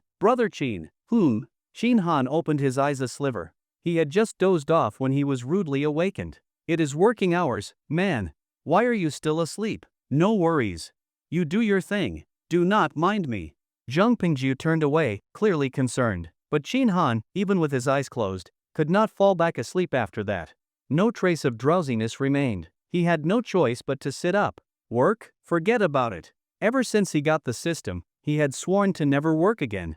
He opened the browser and logged into his Steam account. Searched for Black Myth, Wukong. Purchased. Digital Deluxe Edition, 328 yuan. Payment successful. As soon as it was done, he began downloading. This game had been hyped for a while. Game Science had spent 4 years building this AAA title. He had been dying to play it, but it kept getting delayed. Finally, it was August 20th, and it was officially released. The entire PC he had just built was specifically for this game. In the past, he could not afford it. Now that money was no issue, of course he went all out. The game was massive, over 100 gigabytes. His download speed was only 5 megabytes per second. No way he was playing it today. After downloading, it still needed to be unpacked several more hours. Waiting was boring. He picked up his phone and after some fiddling, finally installed the 1024 app. Since he usually used Twitter, Little Blue Bird, he did not have 1024 on his phone. Even if he wanted to use it, it would only be the web version. After installation, he started browsing the forum for posts, but could not find one little stray dog. Yes, that was Luli's 1024 forum ID, one little stray dog. The contrast was shocking. If people at the company knew this nickname, jaws would drop. Could not find it, maybe search? But Shin Han was only a guest user. He did not have a forum account, so he could only browse, no searching or commenting. He chuckled and closed the app. There was no need to search anyway. Even if he found the account, the posts would likely be gone or the account deleted. Luli was not stupid enough to sit still and do nothing. That would not match her intelligence. She had probably deleted her posts and account the moment he walked out of her office. All afternoon, Shin Han was slacking off, playing games, watching videos, utterly carefree. And he was completely open about it. Zhang Pengju, sitting next to him, was filled with envy. And not just envy, someone else was bitter as hell. Lu Wenba had been monitoring Shin Han's every move. When it was 5 p.m. and there was still no notice from HR, and he saw Shin Han lounging in gaming, he could not take it anymore. Lu Wenba shot up and marched toward Luli's office. At the door, he took a breath and adjusted his expression before knocking. Come in. A cold voice with zero emotion. Lu Wenba straightened his face and walked in. His action drew attention, especially from the tech department. Heads turned. After he went in, all eyes turned to Shin Han. Shin Han did not even look up, completely unconcerned. He was replying to a message from an outsourced partner. Hello, would it be convenient for a quick meeting? Shin Han was puzzled. What meeting? Is there an issue? If something needs to be fixed, just send a document. I will optimize it right away. No problem. Everything is perfect. Our boss is very satisfied. This is the final payment. Great working with you. Payment transferred, 20,000 yuan. Shin Han was caught off guard. The final payment? Guess there really were no problems. Then what was the meeting about? Harvesting a kidney? Bullshit. Just as Chin Han was pondering, click, Luli's office door opened. He turned to look. Lu Wenbo walked out, brow furrowed, face dark, fists clenched. He looked seriously pissed off. Ha! Chin Han chuckled and looked back at his phone. No doubt about it, this dumbass had gone in to report him, asking why Chin Han had not been fired, and got roasted by Luli instead. Lu Wenbo, seething with rage, slammed into his chair, had not even caught his breath when buzz. Phone vibrated. Darling, what is the update? Has Chin Han been fired? Send me the video of him getting kicked out already. Lu Wenbo's face turned red with shame and fury. Since the final payment had been made, that meant this order was officially completed, and Chin Han did not want any further follow-ups, including continuing the outsourcing work. But the client said the cooperation went really well and wanted to treat Chin Han to a meal. After some hesitation, Chin Han agreed, saying he was free the next day. Because this client had offered a very reasonable, generous, even price for developing a simple user survey app, they paid Chin Han 30,000 yuan. 10,000 yuan as a deposit, 20,000 upon completion. For a project of this scale, the market rate was generally around 10,000 yuan. If one went to an e-commerce platform for a template-based solution, it would be even cheaper, just a few thousand. But those were riddled with bugs and could crash at any time. Moreover, the client paid both installments promptly, without haggling or delaying. That left a very good impression on Chin Han, which is why he agreed to meet in person. Once the time and place for the meeting were set, it quickly reached 6 p.m. He shut down his computer, workday over. Seeing that Chin Han was about to leave, Zhang Pengju asked quietly, "Leaving already?" "Obviously. It is after hours. Staying in the office even one extra minute feels like a loss to me," Chin Han replied indifferently. "You are something else. You are not leaving? I have to work overtime. We need to prepare the demo package, you know that." "Alright then. Good luck, young man." Patting Zhang Pengju on the shoulder, Chin Han got up and walked away with a swagger, the most dazzling guy in the office. "Fried chicken tonight?" Just as Chin Han got into the car, he received a WeChat message from a user with a tiger profile picture. He grinned and replied, "Thanks for the invite. Already ashore." "Bullshit. Believing you settled down is like believing I am the first emperor of Qin. Cut the crap. Are you off work? Where were you last weekend? There is a new hostess bar, heard it is full of top-tier girls. My treat." That tiger avatar belonged to an old classmate and longtime friend of Chin Han. Their families used to be neighbors, and they had played together since they were toddlers, used to stand on bricks to see who could pee the farthest. Now Luhu was also hustling in Shanghai. Like Chin Han, he enjoyed women and was passionate about poverty alleviation. Whenever they both had time, they would often go out hunting together. Chin Han replied, "I am off work, but not free tonight. Go hunt solo. The girls at that bar are no longer worthy of me." "Fine, screw you then." Emoji of squatting to poop. Chin Han chuckled and did not reply further. But a moment later, Luhu sent another message. "Damn it. I am serious. Fuck, I am treating, are you coming or not?" Chin Han replied, "Told you, I really cannot." "What the fuck are you busy with? What are you doing? Making money? Getting rich? Fuck. I hope you become a billionaire." After that message, Luhu went silent. The luxury car arrived just then. Chin Han paid the fare and stepped out through the door the driver had opened. This Mercedes S600, super comfortable ride, with a Burmester sound system that hit just right. Comfort level, maxed out. Of course, the price was not cheap either. Over 17 kilometers, 135 yuan. A man should treat himself well, especially one with a system. And so, Chin Han walked into a Michelin-starred restaurant. Michelin restaurants were renowned for high quality, but in the past, Chin Han had been broke and had never eaten at a 3-star Michelin place. He had only heard of them, never tasted the food. Now that he had both time and money, he was going to make up for all his past regrets. Inside, he did not ask for a private room, just chose a good spot in the main dining area. Lobster stir-fried with 3 onions, black pepper wild mushroom wagyu beef, money shrimp balls, baked stuffed crab shell, Tang-style salted chicken, swan-shaped custard buns. 6 dishes, 1,318 yuan. Simple and satisfying. After eating and enjoying some complimentary fruit, Chin Han finally stood up and left. At 9:20 p.m., Chin Han was sitting on a shared bike outside a lottery shop, watching a live stream of the sports lottery on his phone. Why the sports lottery? Because the timing was shorter, easier for him to operate. All sports lottery games, Super Lotto, Kick Sinkai, Pick 3, Pick 5, stop sales at 9 p.m. on draw days. Drawing time, 9:25 p.m. on the same day. Here is the key, 25 minutes between ticket cutoff and drawing time. What about the welfare lottery? Double color ball, Kilikai sales close at 8 p.m., 3D and 22 of 5 close at 8:30 p.m. Drawing time, 9:15 p.m. There is a 75-minute gap between ticket cutoff and draw for double color ball and Kilikai? That is right. 75 minutes. In comparison, the sports lottery is much more considerate, only 25 minutes before drawing. So why does the welfare lottery take so long? Naturally, to test the draw machines, inspect the balls, set up cameras, and allow notaries to conduct thorough checks. To ensure each draw is fair, open, and impartial. Yeah, right. After some basic research, Shinhan decisively chose the sports lottery. He felt he was not destined to profit from the welfare lottery. At 9:25 p.m., the sports lottery livestream officially began.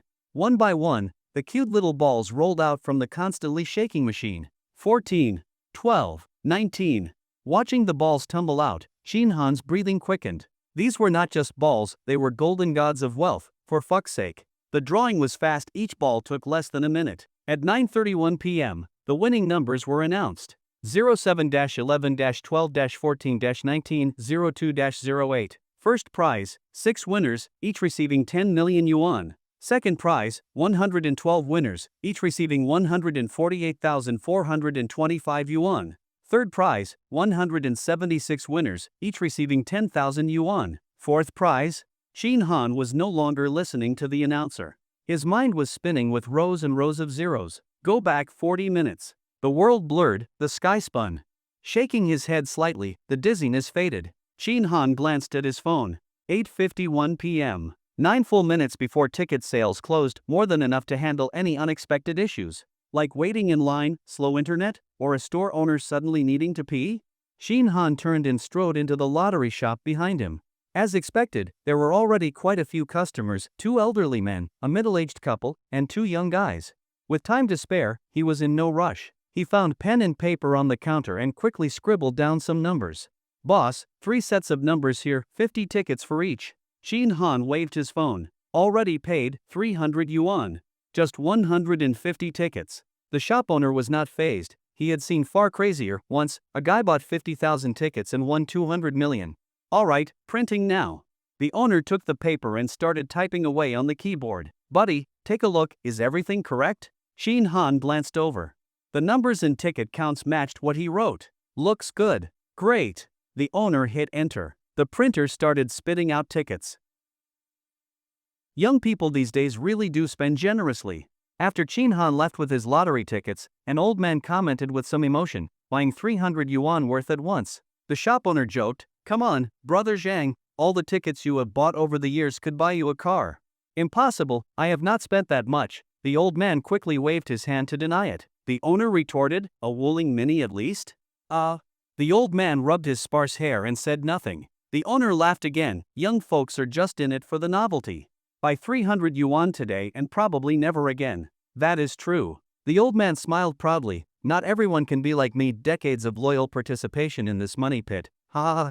They joked and laughed until ticket sales officially closed. After buying the lottery tickets, Shinhan headed straight back to his rental apartment. This lottery shop was not far from where he lived, and definitely not the same shop where he had bought scratch cards before. That owner already remembered him. Just a few kilometers away, a short ride. By the time he got home, it was just right. He pulled out his phone and entered the sports lottery livestream, waiting for the draw. 9:25 p.m. The moment of truth had come. The first ball rolled slowly out of the machine after a bit of spinning. Shinhan widened his eyes and held his breath. The ball stopped rolling, revealing its number. 14. Yes. Shinhan could not help but shout in excitement. The first number matched what he had seen earlier, no changes. Which meant, he had hit one number. As he cheered, the second ball rolled out. 1, 2, 12. Fuck. Shinhan shouted again. Another match. Then came 19, 07, 11. 3 more numbers came out quickly. Shinhan's face turned red with excitement, the hairs on his arms standing up. Those 3 were also spot on. He had matched 5 numbers. Now it all came down to the last 2. If those matched too, Shinhan's heart pounded wildly, nearly jumping out of his throat. With fiery anticipation, he watched as the next ball slowly emerged from the machine. 02. Another ball. Bang. Shin Han pounded the bed hard, overwhelmed with emotion. Another hit. Just one number left. If this one hit, the jackpot would be his. A transformation into a billionaire. In the live stream, the ball spun in all directions. Suddenly, one ball dropped down and slowly rolled out of the chute. Shin Han's eyes widened, focused intensely, holding his breath, heart pounding harder and harder. 0, 1. Shin Han was stunned. A numbness shot from the top of his head down to the soles of his feet. What the fuck? How was this possible? What the actual fuck? Was it not supposed to be 08? Why the hell did it turn into 01? No way he had remembered it wrong. Absolutely impossible. Shin Han could swear to the heavens he had seen it clearly and remembered it precisely. The last number was 08. There were only 7 numbers total, no way he could have gotten it wrong. Especially not for something this important, life-changing fortune. That left only one explanation. Someone had tampered with the draw to protect the prize pool. Fucking hell. This was total bullshit. Shin Han cursed loudly, then pulled out his ticket to check. He bought 3 sets, 50 tickets each. Set 107, 11, 12, 14, 19, 02, 08. Set 2, same main numbers, different extras, 11, 16. Set 3, slight change 02 instead of 14 extras, 02, 08. The winning numbers? 07, 11, 12, 14, 19, 02, 01. So close. Still, no jackpot, but he did win second prize, 50 tickets. Also third prize, 50 tickets. Fourth prize 50 tickets. Sadly, the total winnings were not all that great, barely a few million. Not even equal to one first prize jackpot. Shin Han instinctively wanted to rewind time and place new bets, but quickly extinguished that thought. Useless. Reality had proven he could not beat the director. Even if he rewound and placed new bets, the numbers would change again once the draw happened. So, meaningless. Also, he did not have enough remaining time credits. It was already 9:35 p.m. Tickets had to be purchased by 9 p.m. Even allowing time for printing, he would need to rewind at least 40 minutes. He only had 35 minutes and 40 seconds left. After some thought, Shin Han sighed deeply. Sigh. The higher the mountain, the fiercer the demon. He still could not figure out how those people managed to buy 50,000 identical tickets and win over 200 million without paying tax. Fucking legends. Shin Han opened the calculator on his phone and started calculating. Second prize, 148,425 yuan per ticket. Third prize, 10,000 yuan. Fourth prize, 3,000 yuan. He had 50 of each. That added up to 7,571,300 yuan. After 20% tax, the net payout would be 6,057,040 yuan. Alright then. After all that effort tonight, he earned 6 million. Thinking positively, that was not bad? It was just, that fucking director. That night, Shin Han stayed up late, lying in bed, his mind racing, imagining what kind of life he would live after receiving the payout. Or more precisely, how he would live. 6 million was just the beginning. With the system, he could make many more batches of 6 million. He thought about a lot. And it all boiled down to one simple sentence. Eat the best, play the best, live the best, fuck the best, and live life to the fullest. He had lived far too miserably before, no dignity, no joy.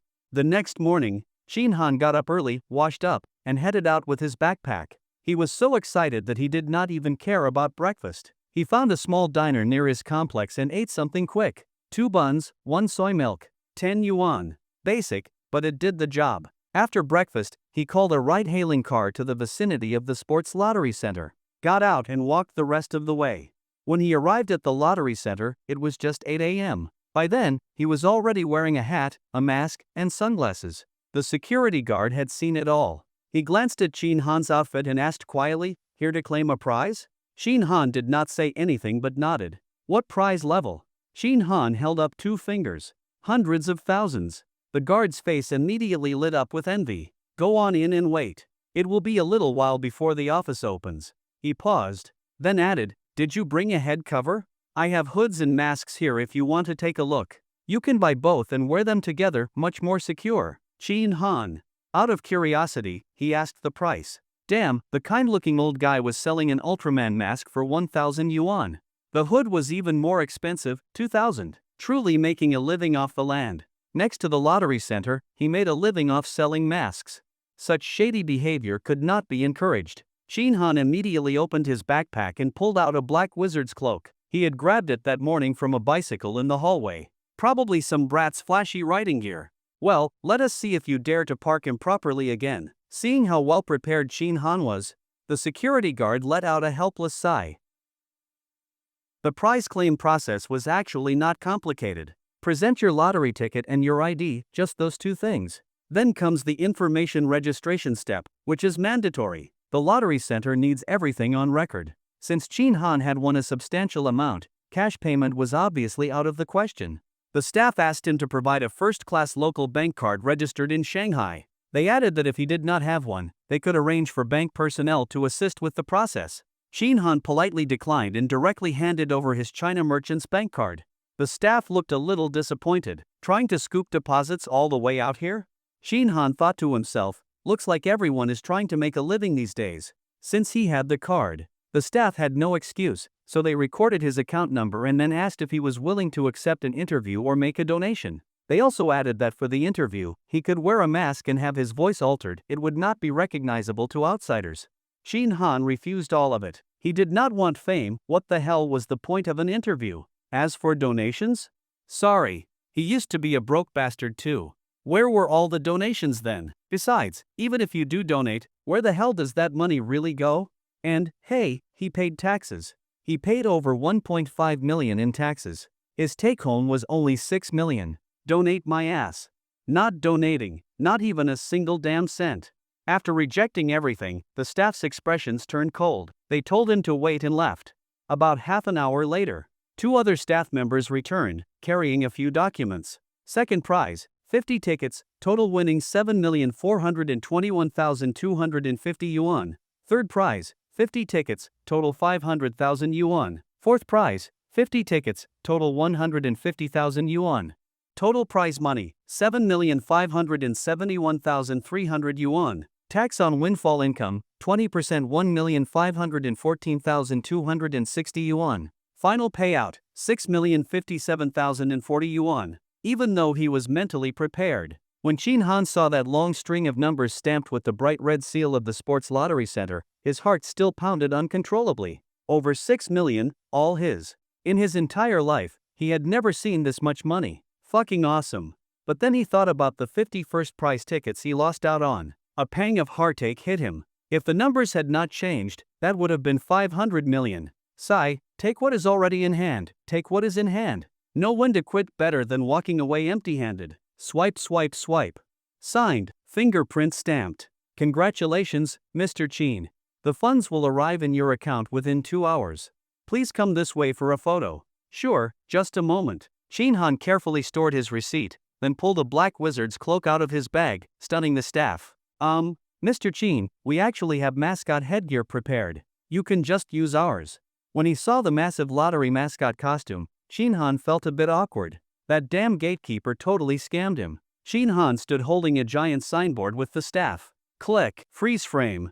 The prize money arrived far quicker than expected. The staff had said within 2 hours, but Shin Han had barely left the lottery center when his phone vibrated. Buzz. Dear customer, on August 21st at 10:10, your account ending in 7162 received a deposit of 6,057,040 yuan from China Merchants Bank. Your current balance is 6,107,040 yuan. China Merchants Bank. Shin Han stood still, staring at his phone for a long time.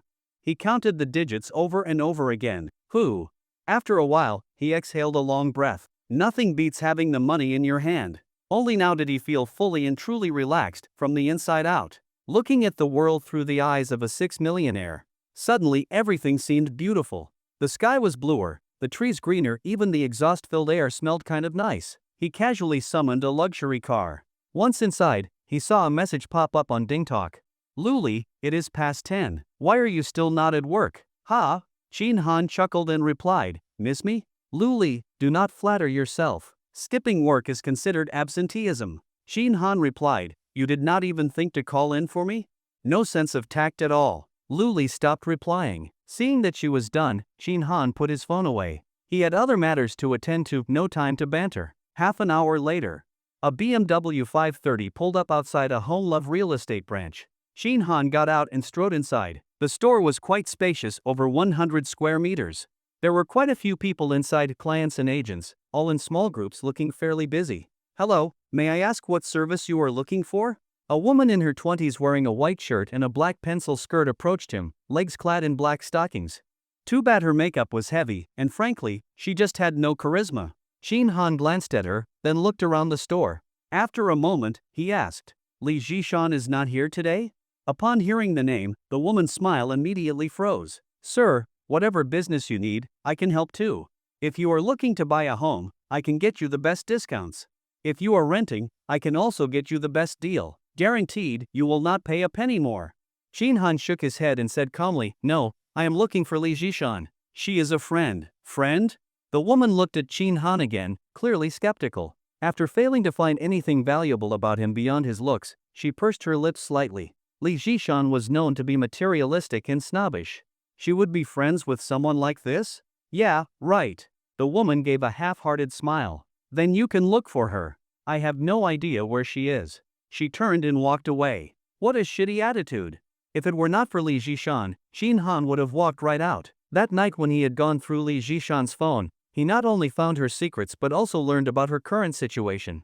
She was a sales agent at Home Love, this very store. She had been working here for over 2 years, making a little over 10,000 yuan a month. Just as Shin Han was about to ask another staff member, someone walked in through the door. Click clack click clack. High heels tapped rhythmically against the floor. Shin Han turned to look. Tall and elegant, a seductive smile in her fox-like eyes, of course, it was Li Jishan. She was in formal attire today, dressed just like the woman earlier, white shirt, black pencil skirt, black stockings, and black high heels. But the same outfit on different people. The effect was worlds apart. Shin Han could not help but worry whether those 2 buttons would hold under such pressure. Such a tiny frame carrying such a tremendous burden. Sigh. You poor things. Shin Han, what are you doing here? Seeing Shin Han, Li Jishan was a bit surprised. Shin Han grinned. What else would I be doing here? Looking at apartments, of course. As he spoke, his gaze swept up and down over Li Jishan. Do you work here? Li Jishan nodded and smiled. What a coincidence. Come sit over here. She led Shin Han to the negotiation area. Then brought over a cup of tea, smoothed her skirt behind her, and elegantly sat down. Are you thinking about moving? Yes. Hearing Shin Han admit it, Li Jishan felt a little disappointed. Not because she had any feelings for Shin Han, but simply because she did not want to lose a roommate who had good habits, a regular schedule, and no bad behavior. After all, she could not guarantee the next roommate would be as reliable as Shin Han. Both of her current roommates were rare finds. One girl had her own home but still rented an apartment, and she hardly stayed there, sometimes not even once a month, practically invisible. The other was Shin Han. He never brought people over, never caused any late-night disturbances, and always kept shared areas clean. Most importantly, he never bothered her. The shoes and socks she left at her door were never touched or moved. Roommates like this were incredibly hard to find. Li Jishan thought for a moment and softly asked, Did you recently change jobs and want to move closer to work? No. Then, are you looking for a cheaper place? No. 2 negative responses made Li Jishan curious. If he had not changed jobs and was not looking for something cheaper, why was he moving? Was he just bored out of his mind? Then you. Shin Han smiled and said calmly, I want to move to a better place. A better place? Exactly. Shin Han leaned back, picked up the teacup, and took a sip. What is the best property you have here?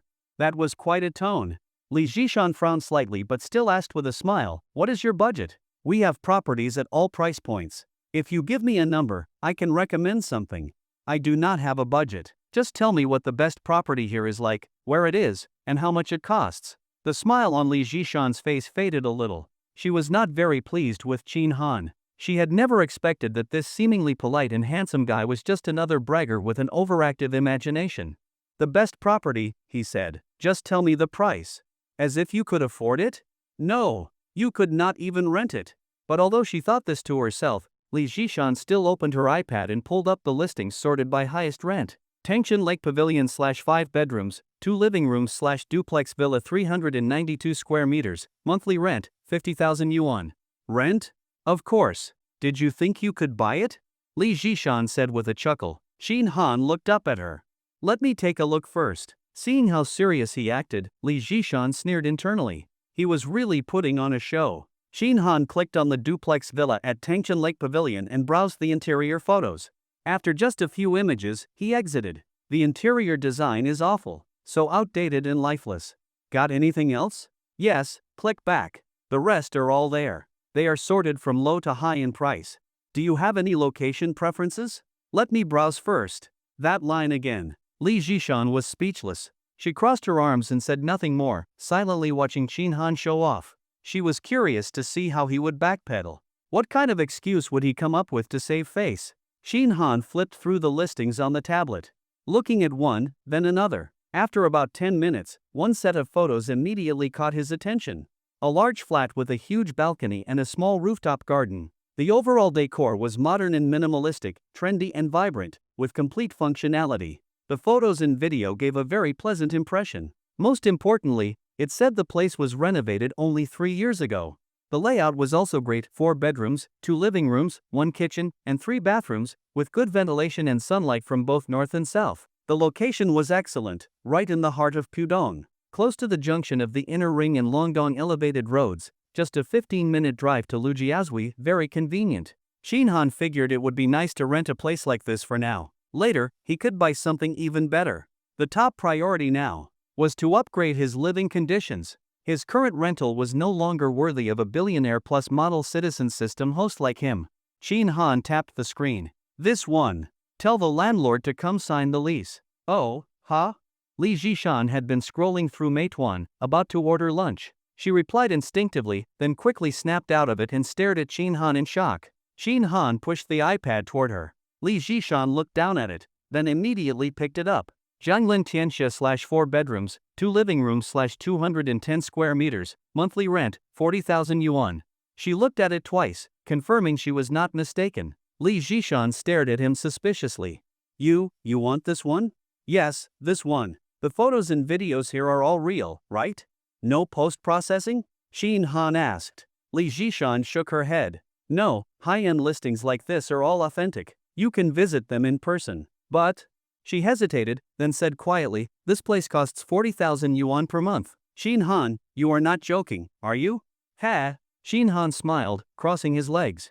Do I look like I have that much free time? The rent requires 3 months deposit and 6 months payment upfront.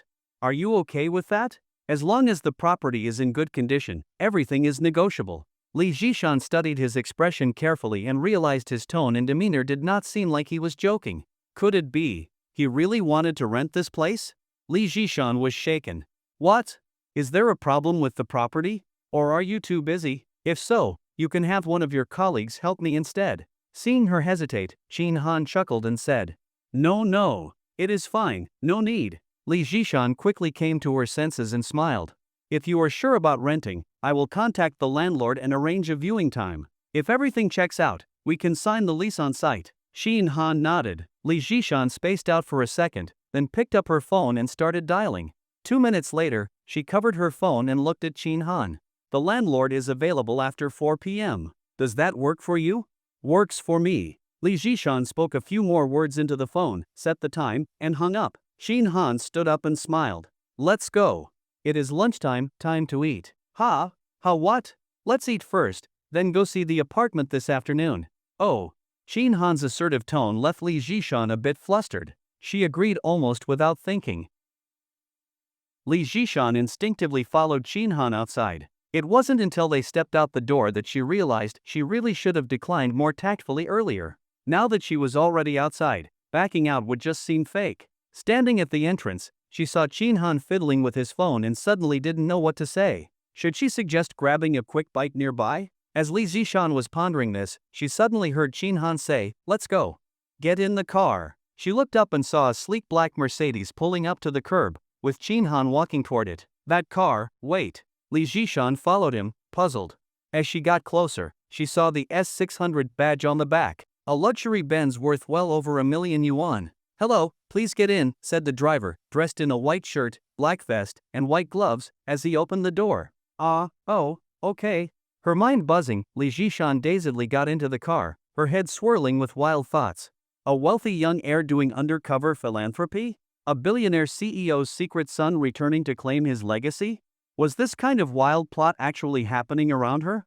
Li Jishan sat there dumbfounded, stealing occasional glances at Qin Han, feeling flustered and unsure of what to think. She stayed quiet, and Qin Han was happy to enjoy the peace.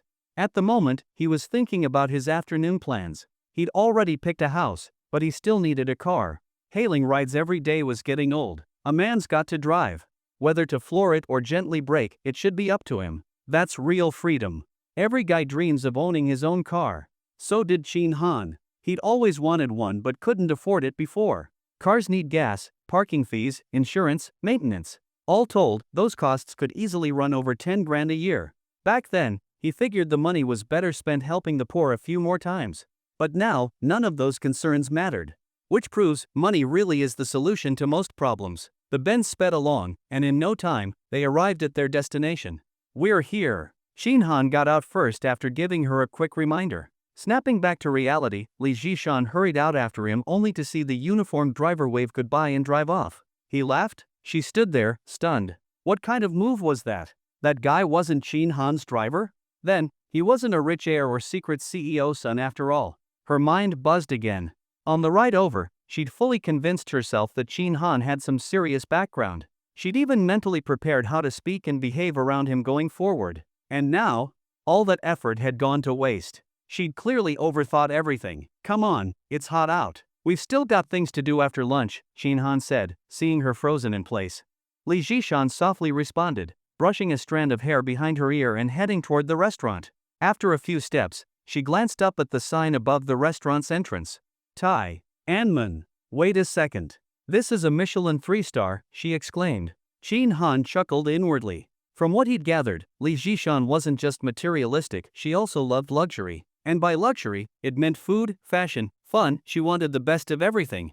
The finest meals, designer clothes, high-end gadgets, you name it. He'd even seen her post a social media status once, questioning whether the food at a Michelin 3-star was really worth the price. Now that he planned to win over this foxy lady, of course he had to cater to her tastes. With a faint smile, he said, didn't really notice. Just thought the food here was alright. Li Jishan was speechless. Her alluring, foxy eyes stared at him in a daze. She suddenly felt like she didn't know this roommate at all. Had she completely missed this commanding aura of his before? Seriously, just alright? That's a Michelin 3-star. She muttered, there are only 2 Michelin 3-star restaurants in all of Shanghai, this one, and Ultraviolet by Paul Pirate. Just the 2. There are only 14 3-star restaurants in the entire country. Qin Han glanced at her serious expression and couldn't help but laugh. So what? No matter how fancy, it's still just a restaurant, right? Come on, let's eat. They'd arrived at the height of lunch hour, and the place was buzzing. A server led them to a cozy corner table, and Qin Han handed her the menu. See anything you like? Oh. Li Jishan opened the beautifully printed menu. She'd seen these dishes on Little Red Book before, but holding the weighty, textured menu in her own hands, it hit differently. Each dish photo looked more like artwork than food. Exquisite. Gorgeous. And the prices made her heart race. A plate of apples, 200 yuan. And from the picture, there were only 2 slices. That's 100 yuan per bite. This wasn't just expensive, it was outrageous. Truffle pasta, yen 488. Octopus, yen 888. Dutch milk tartare, yen 228 each. American truffles, yen 500. And so on. The more she read, the more her heart pounded. She swallowed nervously and slid the menu back to Qin Han. You order. I'm not really hungry. Really? Qin Han grinned at her, and Li Jishan averted her gaze toward the window. This, that, and this one too. And this. Qin Han efficiently placed their order, pointing things out for the server in quick succession. He was going to order a bottle of wine to really impress her, but then decided it'd be overkill. Best to play the long game and go step by step. Plus, he needed to buy a car that afternoon. Drinking would get in the way. After some thought, he skipped the wine and ordered 2 bottles of grape juice instead. While they waited for the food, Li Jishan finally couldn't resist asking with a smile, so, what do you do for a living? Department of Rectangular Concrete Relocation Engineering, Qin Han said offhandedly. Oh, Li Jishan responded, more confused than ever. What kind of department was that? She'd never heard of it before. Thinking hard, she asked again, is that a state-owned company? Or a government unit? She couldn't help it. Not knowing Qin Han's background was driving her crazy, like a cat on a hot tin roof. Ha ha ha ha, Watching Li Zhishan, who wore a confused yet inquisitive expression, Xinhan burst out laughing. This made Li Zhishan feel a bit baffled. She thought, did I say something wrong? What are you laughing at? It is not a state-owned enterprise, and even less so a government department. Ha! Li Zhishan was a bit surprised. Usually, organizations with names ending in bureau tend to be either state-owned or government departments, right? Then you are. I am just a brick mover. Brick mover? Li Zhishan was instantly stunned, her alluring, foxy eyes widening. She was not stupid, her intelligence was well intact. After hearing Qin Han say he was a brick mover, it took only a second for her to realize. Bricks are rectangular concrete blocks, are they not? And relocation engineering bureau. Li Zhishan could not help but laugh. Her lips were red, her teeth white, her brows curved, eyes shimmering with charm, and her figure swayed visibly. Xinhan felt his mouth go dry just looking at her. A beauty who could score a 93? Her power was no joke. Covering her mouth, Li Zhishan giggled. You really are funny. Oh, I am just telling the truth. Xinhan smiled and took a sip of grape juice. Li Zhishan rolled her charming eyes, feigning a mix of blame and amusement. A brick mover cannot afford to dine here, much less rent a luxury high-rise apartment. Ha ha. Xinhan cheerfully replied, I am an internet laborer. Recently, I made a little fortune. That little carried a heavy accent. Li Zhishan's heart stirred slightly, and she teasingly asked, did you get that backwards? Xinhan neither confirmed nor denied, waving his hand dismissively. In any case, I have no worries about food or drink. At that point, it felt inappropriate to ask further. Sensing this, Li Zhishan tactfully changed the topic. She explained that the high rent of that Jianglin Tianxia luxury apartment was because of its lavish interior decoration. And after the renovation, the landlord barely lived there less than a year, if that. In other words, the apartment was still practically new. Therefore, the landlord's rent request was understandably higher. We are viewing the apartment this afternoon. If you are satisfied and decide to rent, I will negotiate the price with the landlord for you, Li Zhishan said with a smile. I cannot promise much, but I am confident I can knock off at least 1,000 yuan. The price was not a concern. After all, money was no longer an issue. What Qin Han cared about was the apartment itself. If it was just recently renovated, why is the landlord renting it out instead of living in it? Nothing bad happened in the apartment, right? No, Li Zhishan quickly shook her head and explained with a smile. The landlord has other properties to live in. Also, apparently, there was some change in her family situation, so she decided to rent it out. Has anyone else lived there besides the landlord? Qin Han asked. No. It has been listed for half a year. Due to the high price, it has not been rented out yet. Okay. Qin Han was very pleased and snapped his fingers. Let us eat. Sometimes, things are expensive for a reason. Expensive things also have their perks. Take the plate of apples, for instance. Only 2 pieces, but it cost 200 yuan. Qin Han tasted it and found that the flavor was truly different from regular apples. It was not just better, it was in a whole other league, but that was about it. After swallowing the bite, Qin Han looked up and noticed Li Zhishan staring at him without blinking. He smiled. What are you looking at me for? Eat? Oh. Looking at the table full of beautifully crafted, aesthetically colorful dishes, which seemed more like artworks than food, Li Zhishan's face lit up with delight. She held her phone in her left hand, fingers unconsciously rubbing the back of it. Qin Han noticed the small gesture. Want to take photos? Caught red-handed, Li Zhishan looked embarrassed. She quickly shook her head and denied it. No, not at all. If you want to take photos, just take them. Qin Han put down his chopsticks and casually said, we are among ourselves. No need to be so formal. Go ahead and snap them quickly, best to eat while the food is hot, it tastes better. Hearing this, a wave of warmth rose in Li Zhishan's heart. Among ourselves? Her mood instantly lifted. She smiled like a blooming flower and beamed at Qin Han. Then I will go ahead and take some. Go ahead, take as many as you want. He. Li Zhishan unlocked her phone and opened the camera, cheerfully taking pictures of the exquisite dishes. Wow. As expected from a Michelin 3-star. The design, the color coordination, it is all so beautiful. No need to adjust the angle. Any shot comes out gorgeous. So beautiful. There were many dishes, enough to easily make a 9-grid collage. Taming check-in truly lives up to its reputation, beautiful and delicious. She edited the caption, made the post visible to everyone, and hit send. Looking at her newly posted Moments update, Li Zhishan's face was full of joy. Qin Han asked with a smile, can we eat now? Yes. He, thank you. No need to thank me. We are among ourselves. Qin Han waved it off, picked up a piece of crab leg and happily took a bite. Then he placed another piece of crab leg onto the plate in front of Li Jishan. Now that you have posted, eat. Ha! Thank you. Seeing the food on her plate, Li Jishan once again felt a warm glow in her heart. When she looked at Qin Han's face again, her gaze had softened significantly, without her realizing it. It took nearly an hour to finish the meal. Qin Han ate quickly. It was mostly Li Jishan. She ate very slowly, chewing every bite with care. Her demeanor was graceful, to say the least. This made Qin Han reluctant to rush her. He could only wait patiently. Scan to pay. Check out. 6,818 yuan. Li Jishan glanced at the total, silently gasping in her heart. Her curiosity about Qin Han deepened even more. After leaving the restaurant, Qin Han summoned another luxury ride. This time, it was a Tesla X. Seeing the driver also wearing a white shirt and white gloves, Li Jishan suddenly realized it was a ride-hailing service. It must be a high-end, luxury one. But knowing it was a ride service did not make her think any less of Qin Han. After all, he had already demonstrated his capabilities earlier, spending 6,800 on a meal without blinking, planning to rent a 40,000 yuan apartment in the afternoon.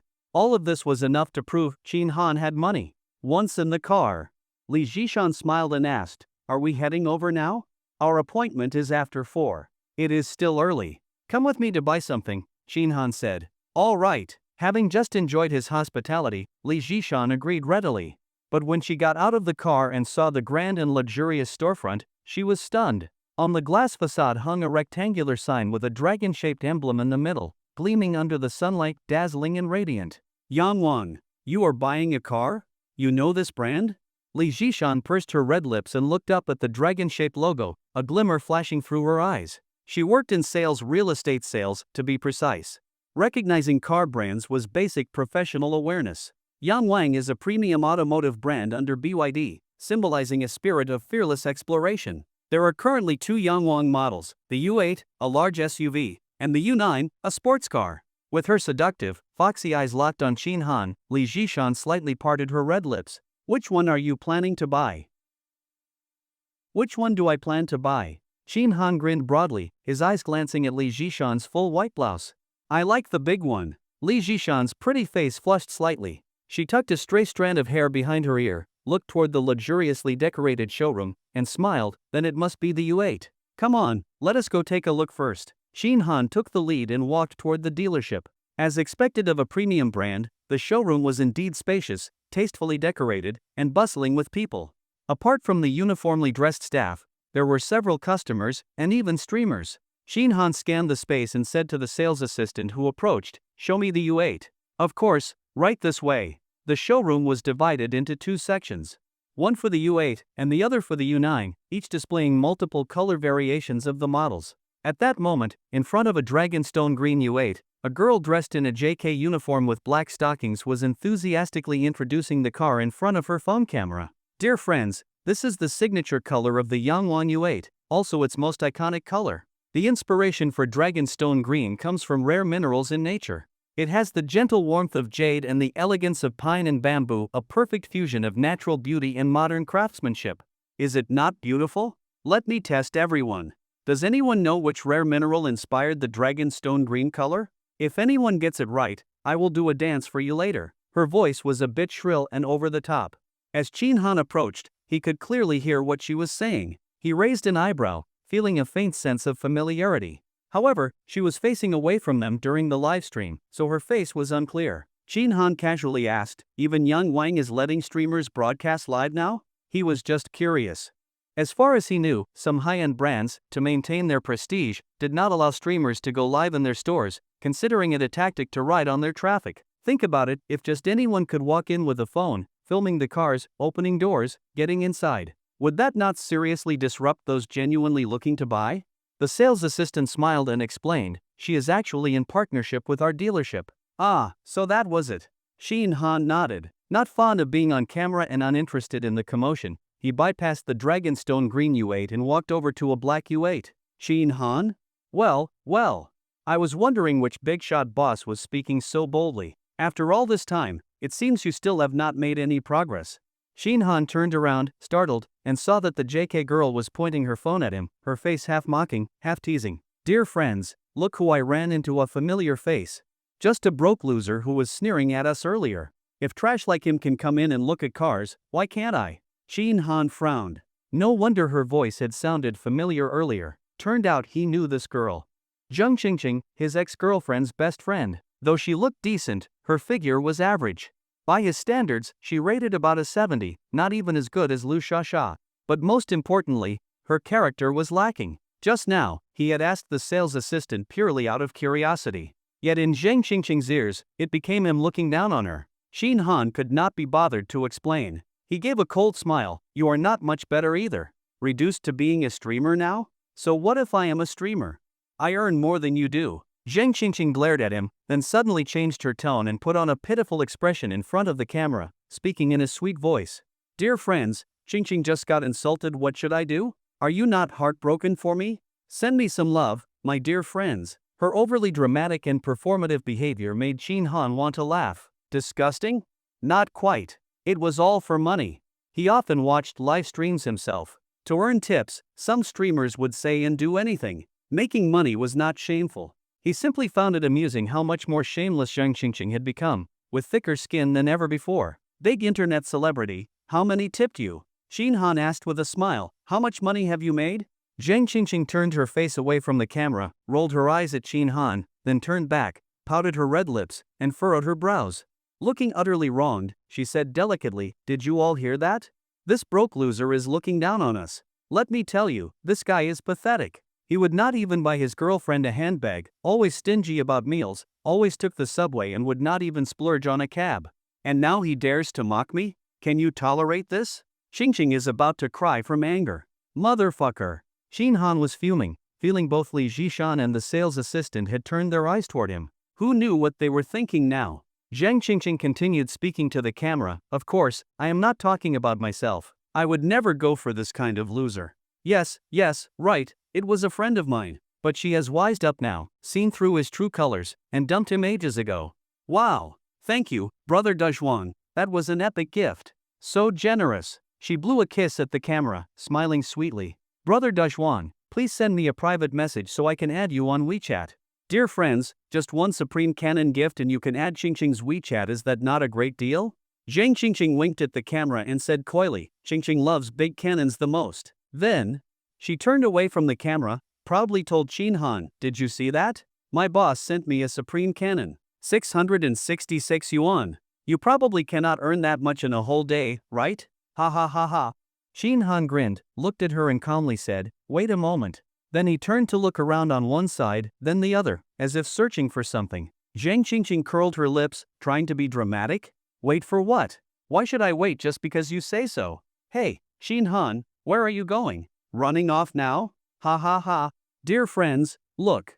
That loser is running away in shame. Li Zhishan and the sales assistant had quietly been watching the drama unfold. Li Zhishan did not really understand what was going on. The sales assistant, however, realized that Shin Han and Zheng Qingqing clearly knew each other.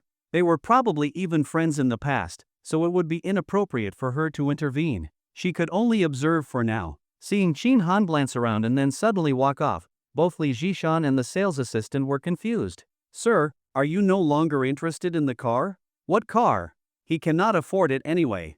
Just came in to fantasize a little. The sales assistant seemed a little disappointed, and Li Zhishan was also preparing to follow Shin Han out, feeling similarly let down. Had she misjudged him? Had she expected too much? But in the next moment, both of them were stunned. This is a transitional chapter, intended to introduce a key character and lead into the next plot developments. Babies, actually I think this color looks pretty nice too. What do you think? Wow, this tire is so big. Look, it's even taller than my knees. It's really huge. This car is big too. I'm 1.7 meters tall, and standing next to it, I look like a little baby. Ha ha ha. A girl wearing a white sports tank top with purple shorts and a baseball cap over her long hair was live streaming beside a silver U8, holding her phone up. When he entered just now, Shin Han had already noticed her. At that time, she was live streaming next to a black U8. When she saw Shin Han approaching the black U8, she quietly stepped aside, making way for him. Also, her voice during the livestream was very soft, completely different from the loud and boisterous Zheng Qingqing. The contrast was striking. This involuntarily stirred a slight fondness in Shin Han's heart. Shin Han walked toward the silver U8. Hello? Ha? Seeing someone approach, the girl who was live streaming suddenly panicked a little. She quickly turned around. Sorry, am I bothering you? Sorry, I'll go over there to stream. As she spoke, she prepared to leave. But Shin Han was screaming inside, holy shit. Absolute top tier goddess. A solid 95 points. Earlier, they were too far apart, and he hadn't looked closely. Now that he was up close and face to face, her eyebrows arched like distant mountains, her eyes clear and glistening like autumn waters. A gentle, faint smile played on her lips, as if it could melt the coldest of hearts in an instant. Her large, expressive eyes seemed to speak, and at the moment, they darted nervously away. On her fair cheeks, 2 faint red spots appeared, adding a touch of bashfulness and charm. But that was not the point. The real highlight was her stunning figure, almost perfect. A simple white sports tank top and purple shorts outlined her curvy, alluring body. That flawless hourglass shape easily placed her in the top 3 of all the women Shin Han had ever seen. Even Li Zhishan fell slightly short in comparison. The headlights on this D-class luxury executive car were so bright. Shin Han felt a bit dizzy from the glare. He quickly scanned her from head to toe. The girl clearly worked out. She wore white Nike sneakers, white knee-high socks, and her long, bare legs were bright, flawless, and radiant. Such a pity. She was just a little bit short. If only she were a bit taller. Wearing shoes, she was probably around 165 centimeters, and even shorter without them. In terms of height, Li Zhishan had her beat. That was why Shin Han gave her only 90 points. But as an experienced man, he knew petite girls with hot bodies often provide the most wonderful overall experience. Not to mention, just holding her in his arms and seeing how delicately she nestled against him could give any man a deep sense of satisfaction. Looks like today is a lucky day. Shin Han sped up and caught up with her. It's okay, you misunderstood. I actually wanted to talk to you about something else. Ha? The girl turned to look at Shin Han, confused. Shin Han smiled brightly and pointed to the phone in her hand. Are you live streaming? Yes, the girl nodded. Shin Han asked again, can you tell me the name of your live stream channel? Oh. The girl breathed a sigh of relief and cheerfully turned the screen around to show Shin Han. I don't have many followers. Could you follow me? Thank you. Shin Han took a glance. Tang loves candy, current popularity, 316. That really was low. But how? Such a top-tier beauty. A striking contrast of sweet face and sexy figure. No matter where you are, someone like that should never lack followers. Shin Han opened Douyin, searched for Tang loves candy, and visited the profile. It had just over 8,000 followers. For a regular person, that was decent. But for her, it was pathetically low. Shin Han did not enter the livestream but scrolled through her videos. There were quite a few, probably 40 or 50. All of them featured cars, with some reviews and analysis. You're a car blogger? Shin Han asked, surprised. Yes, I've been interested in cars since I was little. I studied journalism, so I chose to be a car blogger. Alright. Shin Han looked over her sexy curves again and chuckled, I thought you were into fitness. Nope, I've never worked out. Amazing. Shin Han was truly impressed and stole another glance. Noticing his frequent looks, the girl blushed, took 2 steps back, and asked, so, what did you want to talk to me about? Before she could finish her sentence, Zhang Qingqing walked over. Having finally put Shin Han in his place earlier, she would not let the opportunity go to waste. Shin Han, I thought you had slunk off in shame. Hiding here? Are you so embarrassed by me that you can't show your face? Zhang Qingqing arrogantly mocked. People need to have self-awareness. Right, everyone? This is the Yangwang Forest dealership. Cars here cost millions, can you even afford one? You really are shameless, showing up here. Shin Han, if you ask me. Shut up. Zhang Qingqing was cut off. Shin Han said calmly, how many gifts did you just receive? 1 supreme salute and 2 private jets. Do you know how much that costs? Zhang Qingqing replied smugly. Ha! Shin Han sneered, tapping on his phone screen. Seeing him silent, Zhang Qingqing thought he was speechless or too ashamed to speak, and it thrilled her. Shin Han, weren't you always so talkative? Why don't you say, carnival? Oh my god. Zhang Qingqing gasped and instinctively looked at her screen. But there was no carnival gift. Are you Qin Emperor Hanwu? I heard her call you Shin Han. The girl's expression lit up with excitement. She took a step closer and looked at Shin Han. Shin Han nodded and tapped his phone a few more times. Wow. More? Oh my god, 3 carnivals. The girl trembled with excitement, barely keeping her balance. Thank you so much, wait, more? Zhang Qingqing completely lost it and rushed over to the girl's side. The screen was filled with confetti flying everywhere and bouncing gift boxes. The word carnival dominated the screen. As soon as one disappeared, another popped up. And again. Stop, stop, please stop. The girl was utterly flustered, stomping her feet in a panic. Shin Han, please stop, really. Other streamers begged the big guys, flattering them for gifts. Shin Han laughed. But with you, you complain there are too many gifts and want me to stop? Zhang Qingqing, completely stunned, finally realized what was going on. Oh, I get it now. Shin Han, you're acting. You really are good at pretending. Shin Han looked up at Zhang Qingqing and saw that she had a smug expression, as if she understood everything. He frowned slightly. Which of your eyes saw that I was pretending? Are you saying those carnivals were not real? Or do you think I was not the one who sent them? Zhang Qingqing sneered. I just counted. There were 5 carnival gifts in total.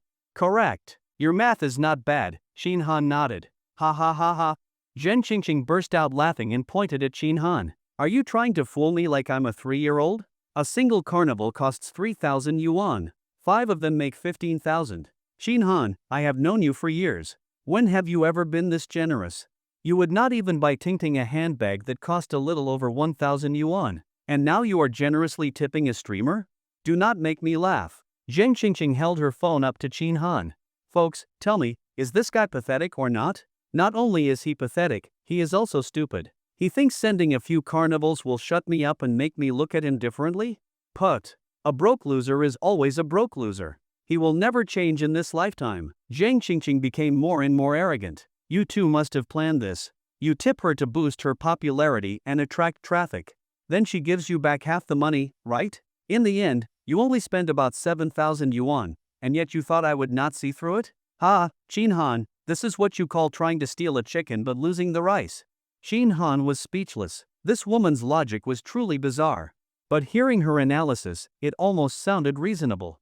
Should I refund you? The girl asked quietly. The girl whispered, but I can only refund half. The other half is taken by the platform. I cannot do anything about that. Shin Han was quite surprised. Ha?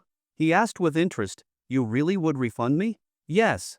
I'll refund you half. The girl nodded. Damn. Not only did he meet a top-tier beauty today, he also met a rare, genuine streamer. The latter is even rarer than the former. Should I transfer to your WeChat or Alipay? Tell me your number. No need. Shin Han waved it off. Money I spent, I never asked to get back. Add me on WeChat. Ha? All right. They scanned the code and added each other. Shin Han asked, what is your name? I want to add a note. Tang Tang. You can just call me Tang Tang. Ha ha ha. Seeing Shin Han's confused look, Tang Tang burst out laughing. She quickly explained, my surname is Tang, like in the Tang dynasty. My given name is the same Tang as in Hai Tang, Chinese flowering crabapple. My friends all like to call me Tang Tang. Oh, and that Tang is the same character as in candy. As she spoke, Tang Tang pulled out a white rabbit milk candy from her bag, smiling. Do you want one? Shin Han rubbed his nose. I am not fond of this white rabbit. It tastes really good. Tang Tang mumbled and unwrapped the candy, popping it into her mouth. How about, I refund you the money after all? Oh come on. Zhang Qingqing could not bear it anymore. Could you two stop pretending already? It is too fake, and it makes me sick. Shin Han, just get out of here. This is not a place for you. If you want to act, go act somewhere else. Zhang Qingqing, if you dare talk shit again. Shin Han's expression darkened as he stared straight at her. Do you believe I will have the people here throw you out? Ha? Throw me out? Zhang Qingqing looked as though she had just heard the biggest joke in the world. Did you hear that, everyone? This broke loser said he is going to have the 4S dealership throw me out. Ha ha ha ha. I am dying of laughter. She doubled over with laughter and pointed at Shin Han. You are becoming more and more ridiculous. Fine. You want them to throw me out? Go on then. Try it. Let us see if they throw me out, or if they throw you out. I help them with promotions. I bring them customers. What do you do? What good are you? You are a broke loser who cannot even afford a car, and yet you dare to come to a high-end 4S dealership? Who gave you the courage? Was it Liang Jingru? Shin Han nodded slightly, with a faint smile. You think I cannot afford this car? Bullshit. Zhang Qingqing sneered. If you can afford this car, I will eat my phone. Remember what you said. Shin Han turned to the sales assistant. Do you have this model in stock? Ha?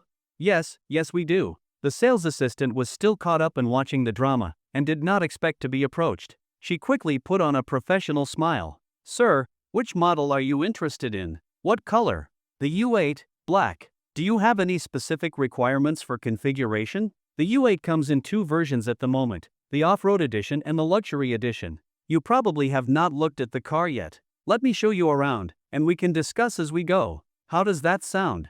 No need. Shin Han waved her off. The luxury edition will do. Start the paperwork. I want to drive it off today. The sales assistant. Li Zhishan. Tang Tang. Zhang Qingqing. Everyone was stunned into silence. Seeing the sales assistant still quiet, Shin Han frowned slightly. Is there a problem? No, no problem. The sales assistant smiled even brighter, this time with a hint of sincerity. She gestured politely. Please have a seat here. I will calculate the total for you. Shin Han followed her. Li Zhishan came right after him. Tang Tang blinked and followed as well. Only Zhang Qingqing was left standing. She frowned deeply at Shin Han's back, her mind buzzing. Impossible. Absolutely impossible. A car worth over $1 million, how could he afford it? He is bluffing. Yes, that must be it. Then she noticed the livestream viewers spamming the chat, asking whether the loser actually bought the car. Zhang Qingqing's spirits lifted. She said, I will go check. Do not worry, folks. I have got this in the bag. A car worth over $1 million yuan, how could he possibly afford it? If he can, I will buy every single one of you a car. But when Zhang Qingqing got there, Shin Han was signing, leaving a fingerprint. Mr. Qin, here is the payment code. You may scan to pay. All right. Shin Han pulled out his phone and scanned.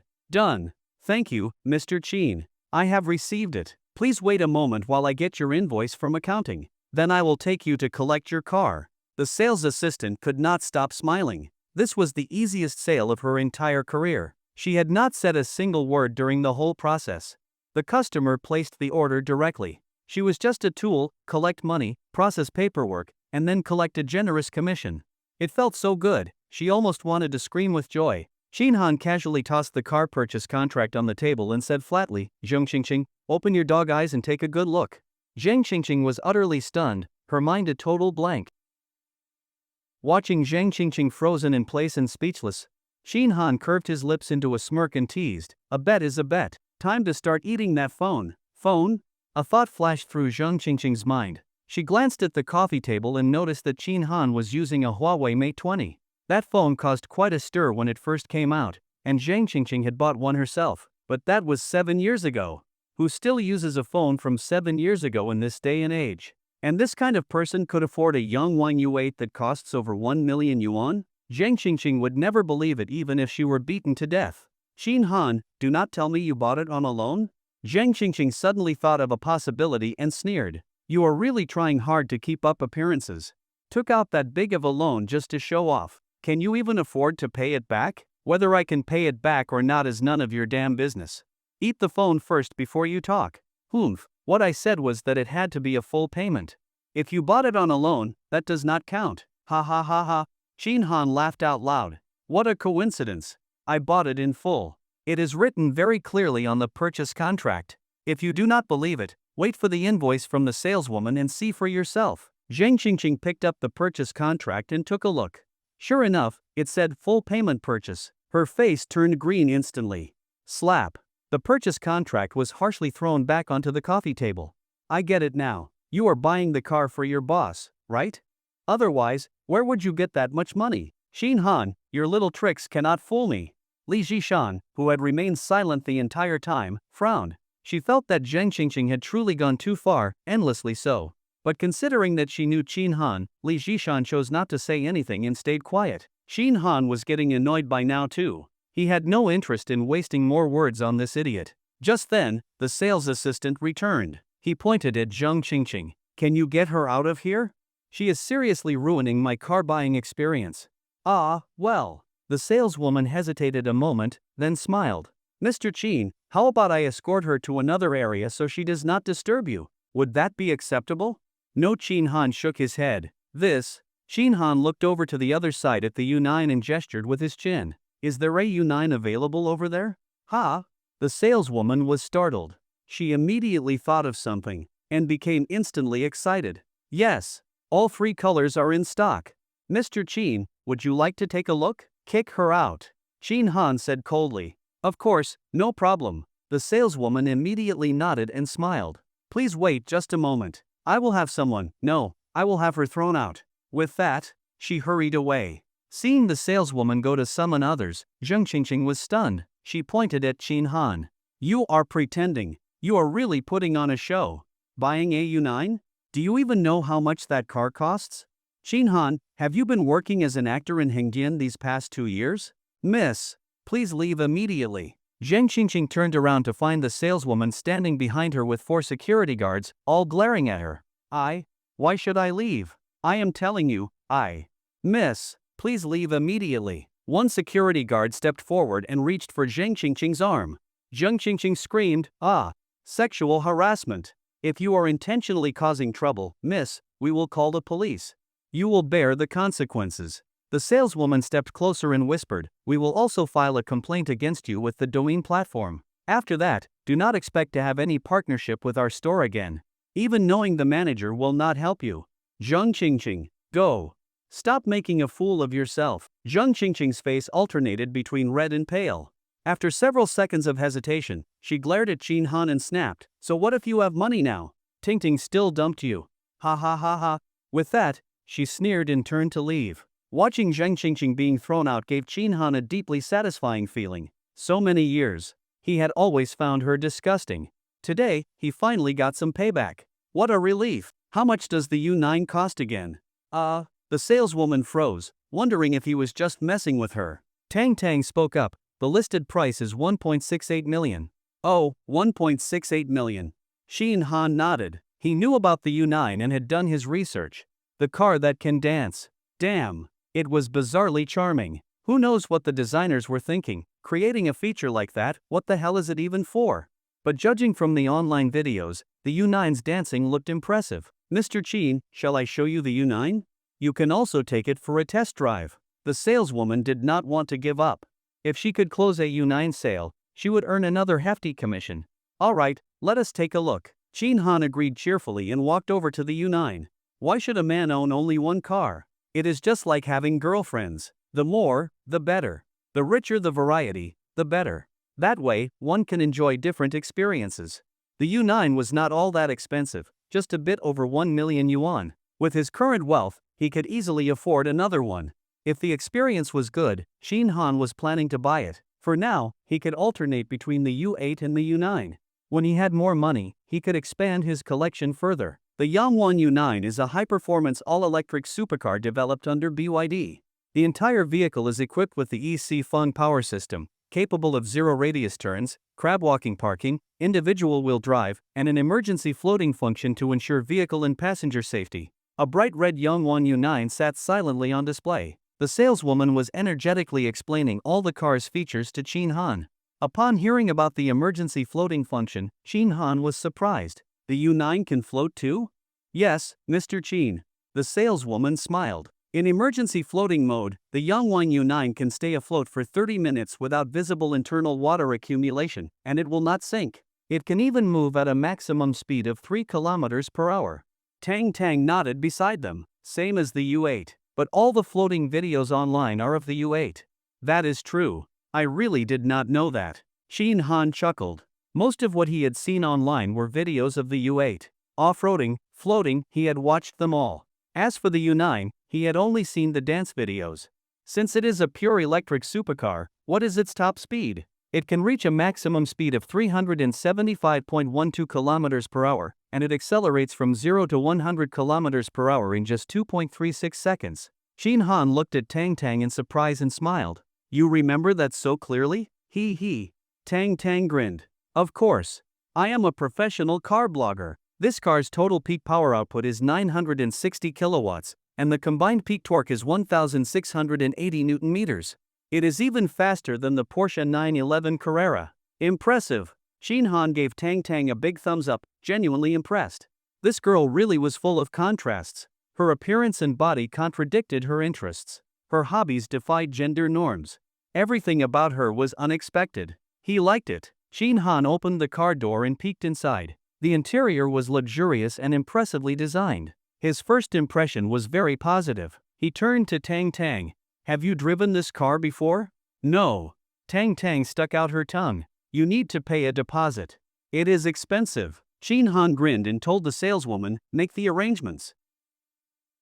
For ordinary people, test driving a luxury car like the Yangwon U9, which costs over $1,000,000, is not easy. Some car brands require proof of financial ability or even a partial deposit beforehand. To put it bluntly, they want you to prove you have the purchasing power and are not just there to take a free ride to satisfy personal curiosity. This is especially true for live streamers, for whom the requirements are even stricter. However, after hearing Shin Han's request for a test drive, the saleswoman agreed immediately without hesitation, not even mentioning verification or a deposit. Mr. Chin, please wait a moment. I will immediately arrange a test vehicle and a test driver for you. Shin Han nodded. The saleswoman trotted off quickly in her high heels. Tang Tang, you can drive, right? Yes, I could drive since middle school, but I only got my license at 18. Impressive. Shin Han was curious again. Why are you so interested in cars? Shouldn't girls be obsessed with luxury handbags, branded jewelry, and that sort of thing? Not only did Shin Han not understand, but Li Jishan beside them felt the same. She saw Shin Han chatting enthusiastically with this big-breasted girl who had just suddenly appeared, tipping her during the stream, exchanging contact details. Now it seemed they were going to test drive the Yangwon U9 together. Li Jishan felt a little upset. It was like something she had her eye on was being eyed by someone else and was already being acted upon.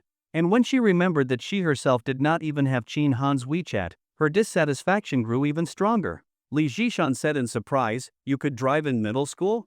That's amazing. I remember when I was in middle school, there was a rebellious girl at our school who also knew how to drive. She would go drag racing with thugs from outside school and stay out all night." Tang Tang blinked and smiled sweetly at Li Jishan. "I would never dare do that. I learned to drive from my dad. At that time, he used to go out to deliver goods every day, and I would go with him on Sundays. At first I just watched, later I dared to try secretly on roads without people or cars." He. She was speechless. She did not expect the other girl to honestly explain everything in such detail.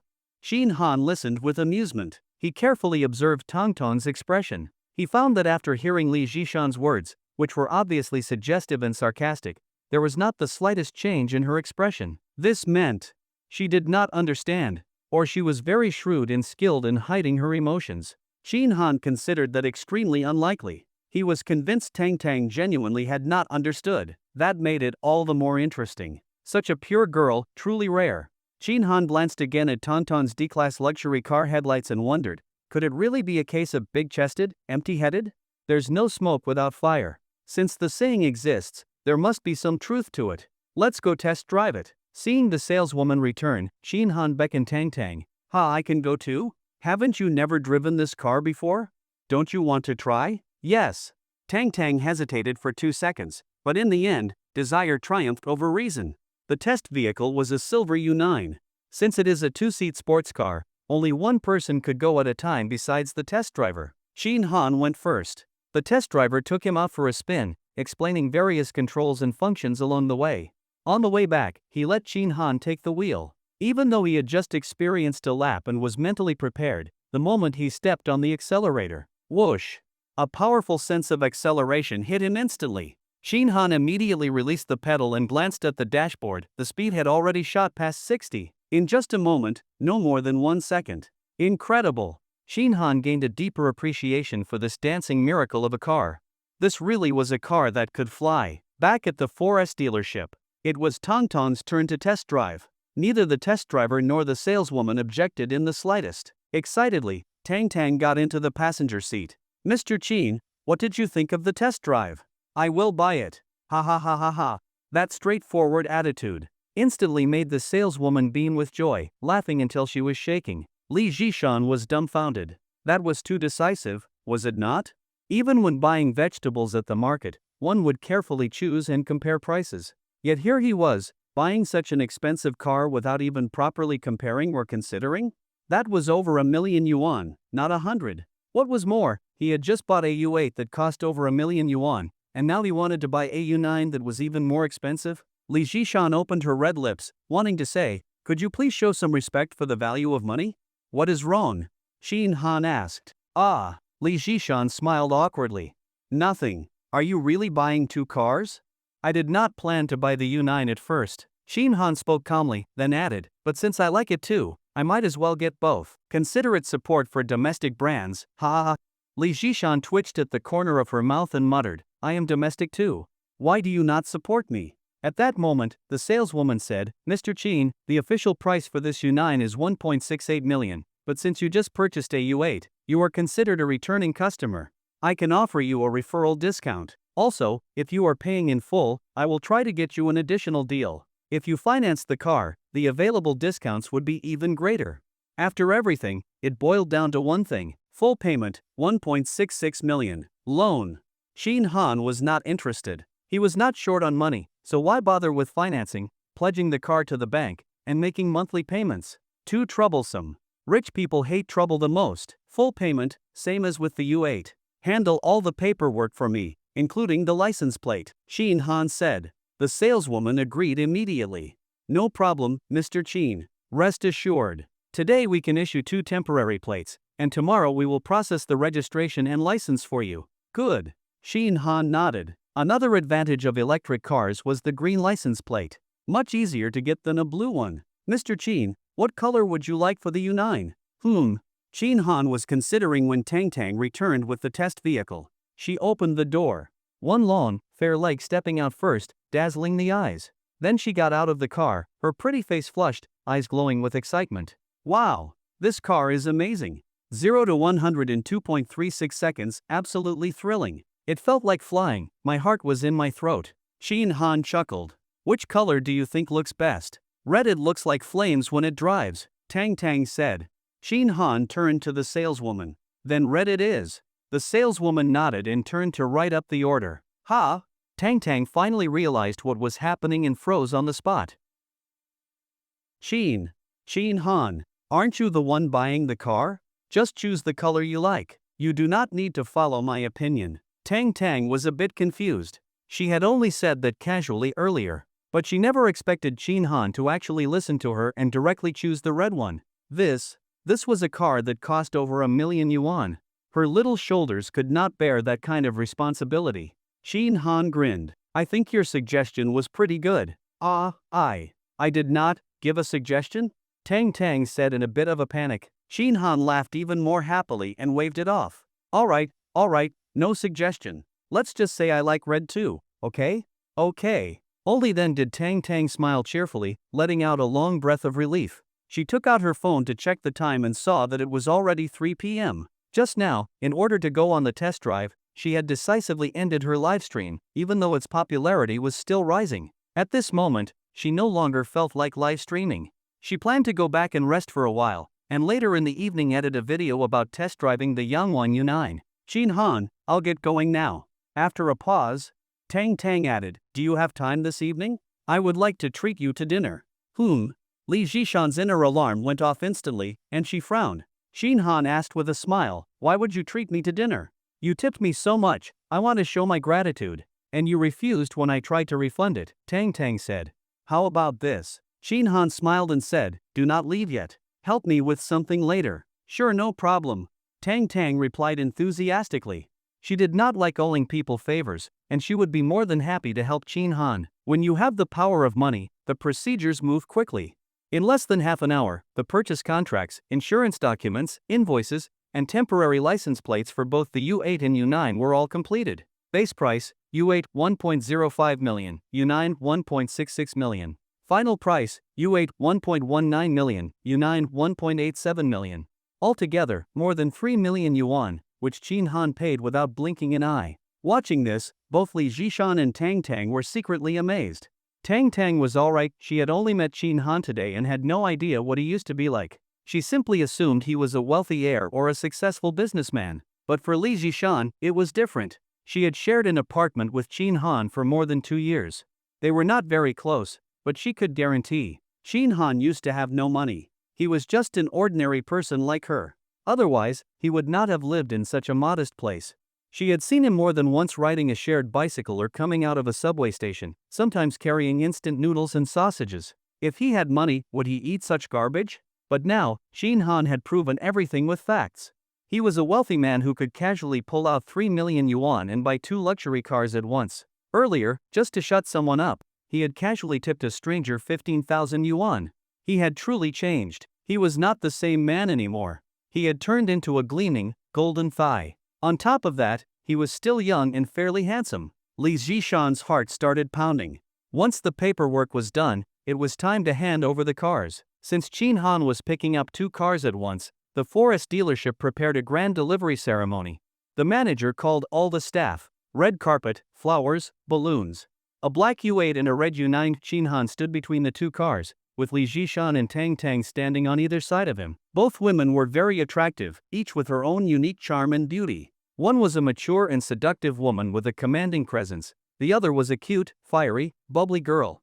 Just standing there, they made all the male employees secretly drool. The looks they gave Qin Han were full of envy and complexity. Heaven is unjust. The gods are blind. Why is it that I was not born with such luck? At 4:30 p.m., a black Yangwang U8 and a red Yangwang U9 drove in succession into the Jianglin Tianxia residential community. Under Li Zhishan's guidance, Qin Han parked the car beneath a high-rise building. Driving the U8 felt truly powerful. It felt completely different from the U9. The latter had a lower line of sight and was less comfortable to sit in, though it had a stronger sense of speed. The U8, on the other hand, was comfortable in every aspect. Its wide body, aggressive design, and luxurious, comfortable features made driving it an absolute pleasure. Excellent. Qin Han got out of the car, just as Tang Tang stepped out of the U9. Brother Qin, I'll just leave the car here for you, okay? I'll head off now? After spending some time together, Tang Tang found Qin Han to be a genuinely good person, easygoing, generous, and easy to get along with. He lacked the overbearing arrogance typical of the wealthy. After learning Qin Han's age, she had quickly changed how she addressed him and started calling him Brother Qin. Qin Han smiled. What's the rush? I came here to check out an apartment. If I do not like it, I cannot leave the car here. You might need to drive it back for me.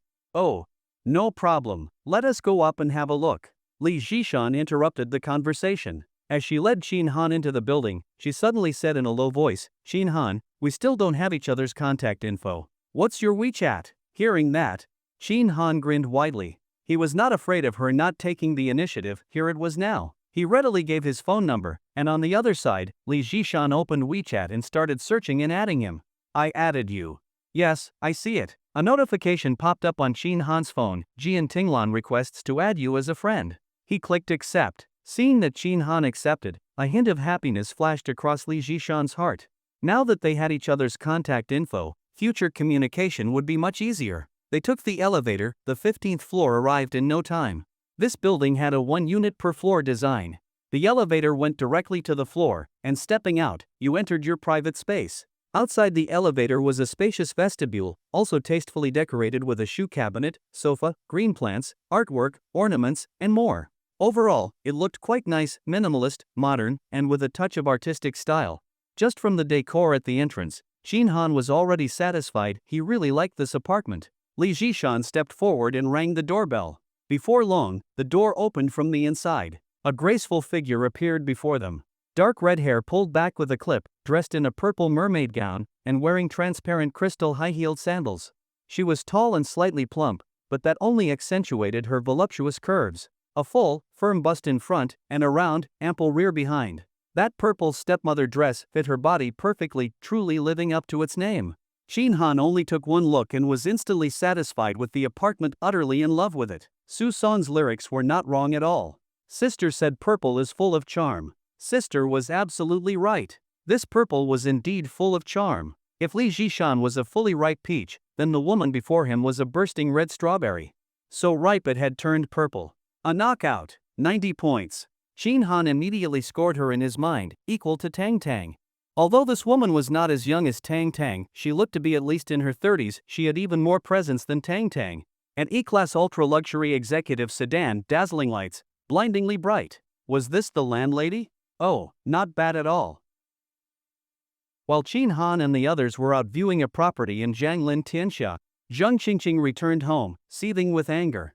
As soon as she walked in, she kicked off her high heels and slumped onto the sofa, furiously tapping away at her phone. Zheng Qingqing, Ting, what is going on with Qin Han now?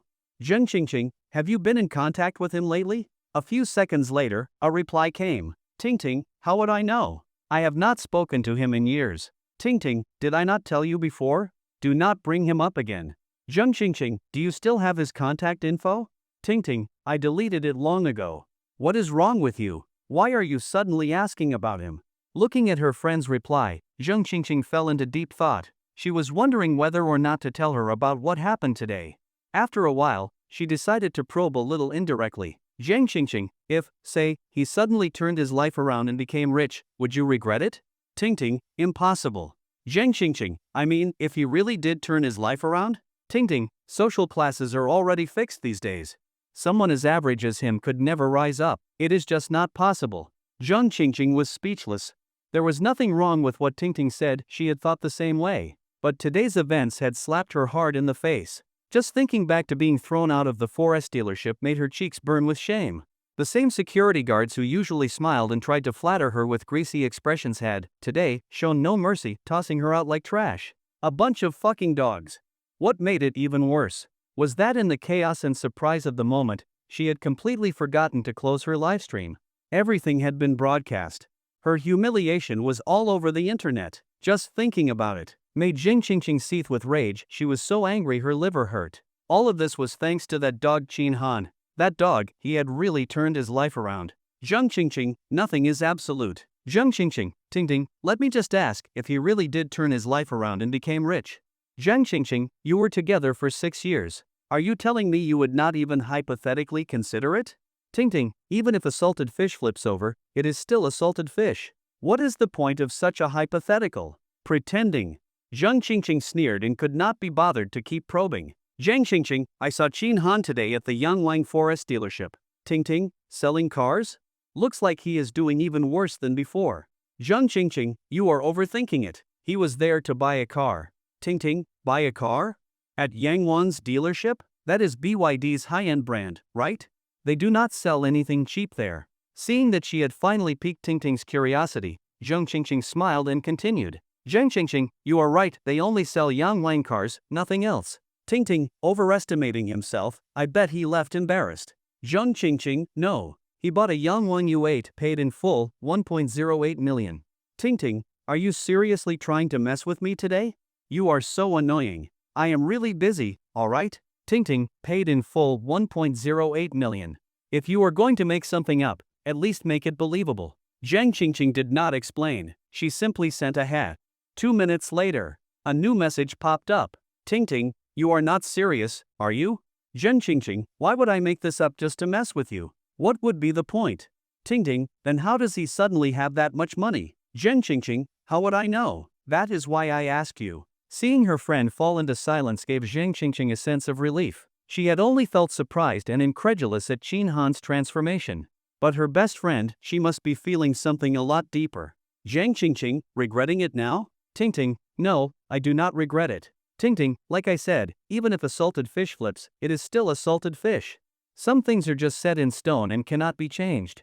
Ting Ting, besides, it is just a Yangwang U8, barely over $1,000,000, that is not much money. Zijian's Ferrari, Lamborghini, and Mercedes G-Class, all of them are more expensive than that. Ting Ting, Zijian said that once I help him finish his task, he will marry me. Ting Ting, and then he will give me a villa as part of the dowry worth tens of millions.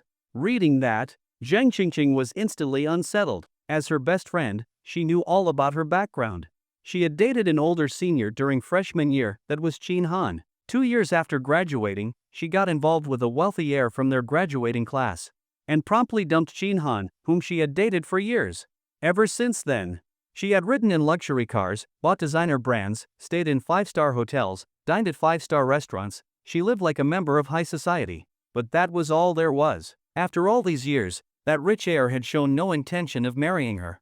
Zheng Qingqing did not believe that man would ever marry her best friend. Rich heirs were the most heartless of men. They just played around. Why would they actually marry her?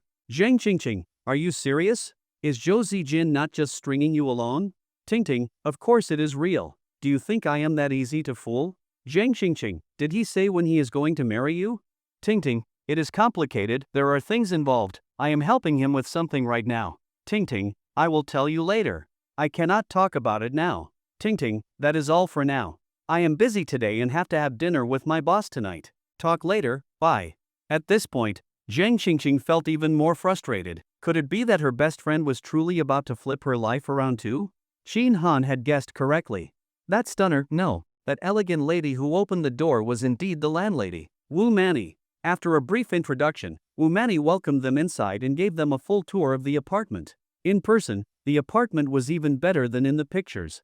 Shin Han immediately took a liking to it. Ms. Wu. Ah, just call me Sister Wu. I am definitely older than you. I am 30 this year. Ha, then I am older. Just call me Sister Wu. All right. Shin Han smiled and nodded, then added, Sister Wu, this apartment is really nice. Shall we sign the contract? My monthly rent is 40,000 yuan. 3 months deposit, 6 months rent in advance, you understand that, right? Wu Manny asked. I understand. Thinking for a moment, Shin Han asked, does the apartment come with parking? There are 2 parking spaces, 1,000 yuan per month each, Wu Manny replied. Wow, 1,000 yuan per month for a single parking spot? Tang Tang muttered softly. She was probably just surprised, and did not control her volume well. Everyone in the room heard it. Wu Manny turned her head and smiled at her bright almond-shaped eyes sparkling. Being stared at by everyone like that, Tang Tang felt a bit embarrassed. She stuck out her tongue and chuckled, sorry, I was just speaking casually. You guys go ahead and talk. Her cute and bashful expression made Wu Manny smile even more warmly. With a gentle smile, she said softly, if the parking spot is for you, little sister, I will let you use it for free, no rent. For me? No, no. Tang Tang was momentarily stunned and quickly shook her head. Thank you, sister, but I do not need it. I do not have a car. No car? Wu Manny looked puzzled. She glanced at Shin Han, then at Li Zhishan. As a salesperson, reading people's expressions was basic skill. Li Zhishan noticed what Wu Manny was thinking and explained with a smile, Sister Wu, she is not with Mr. Qin. She is not his girlfriend? Wu Manny pressed. Li Zhishan nodded. No. Tang Tang also nodded and added, I do not have a boyfriend. Upon hearing this, Wu Manny's eyes lit up with a hint of excitement. You do not have a boyfriend? Tang Tang nodded blankly again. She did not understand why Wu Manny suddenly seemed so excited. Almost thrilled? How strange. Shin Han thought the same. He looked Wu Manny over again, suspicion rising in his heart. From the moment they met at the door until now, Wu Manny had treated him with polite detachment. Her smile, while present, was the same as Li Zhishan's used to be formal and devoid of warmth. In other words, fake. But Wu Manny was meeting Tang Tang for the first time. They had never even known each other before. Yet her attitude toward Tang Tang was extremely friendly, almost overly enthusiastic. Upon hearing that Tang Tang thought the parking spot was too expensive, she had even offered it for free. If she was that generous, why not cut me a break on the rent? Also, why are you, a woman, so happy that Tang Tang does not have a boyfriend? Shouldn't I be the one happy about that? Shin Han glanced at Li Zhishan.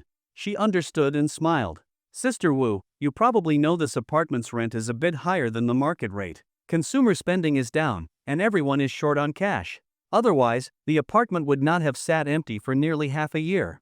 Mr. Qin is sincerely interested in renting. He agreed to your condition of 3 months deposit and 6 months rent in advance. But maybe you could offer some kind of discount, or perhaps allow him to use both parking spaces? They are not worth that much together, just 2,000 a month. Wu Manny's smile faded slightly. She thought for a moment, then shook her head. Waiving rent for both spaces is not possible. One at most. Is one space not enough? And I have another condition, minimum lease term is 1 year. Li Zhishan looked at Shin Han. Shin Han smiled and nodded. Sure, 1-year lease is fine. This apartment is very good. Let's do that, then. I will rent one of the parking spots for 1,000 yuan a month and include it in the rent. Saving 1,000 is still saving. But he did not want to drag this out and look petty, it would damage the good impression he had made on the landlady. When Shin Han agreed, Wu Manny immediately smiled. Great, then it is settled. Right away, Li Zhishan opened her shoulder bag, took out the pre-prepared lease agreement, and began filling in both parties' details, signing, fingerprinting, and transferring the funds.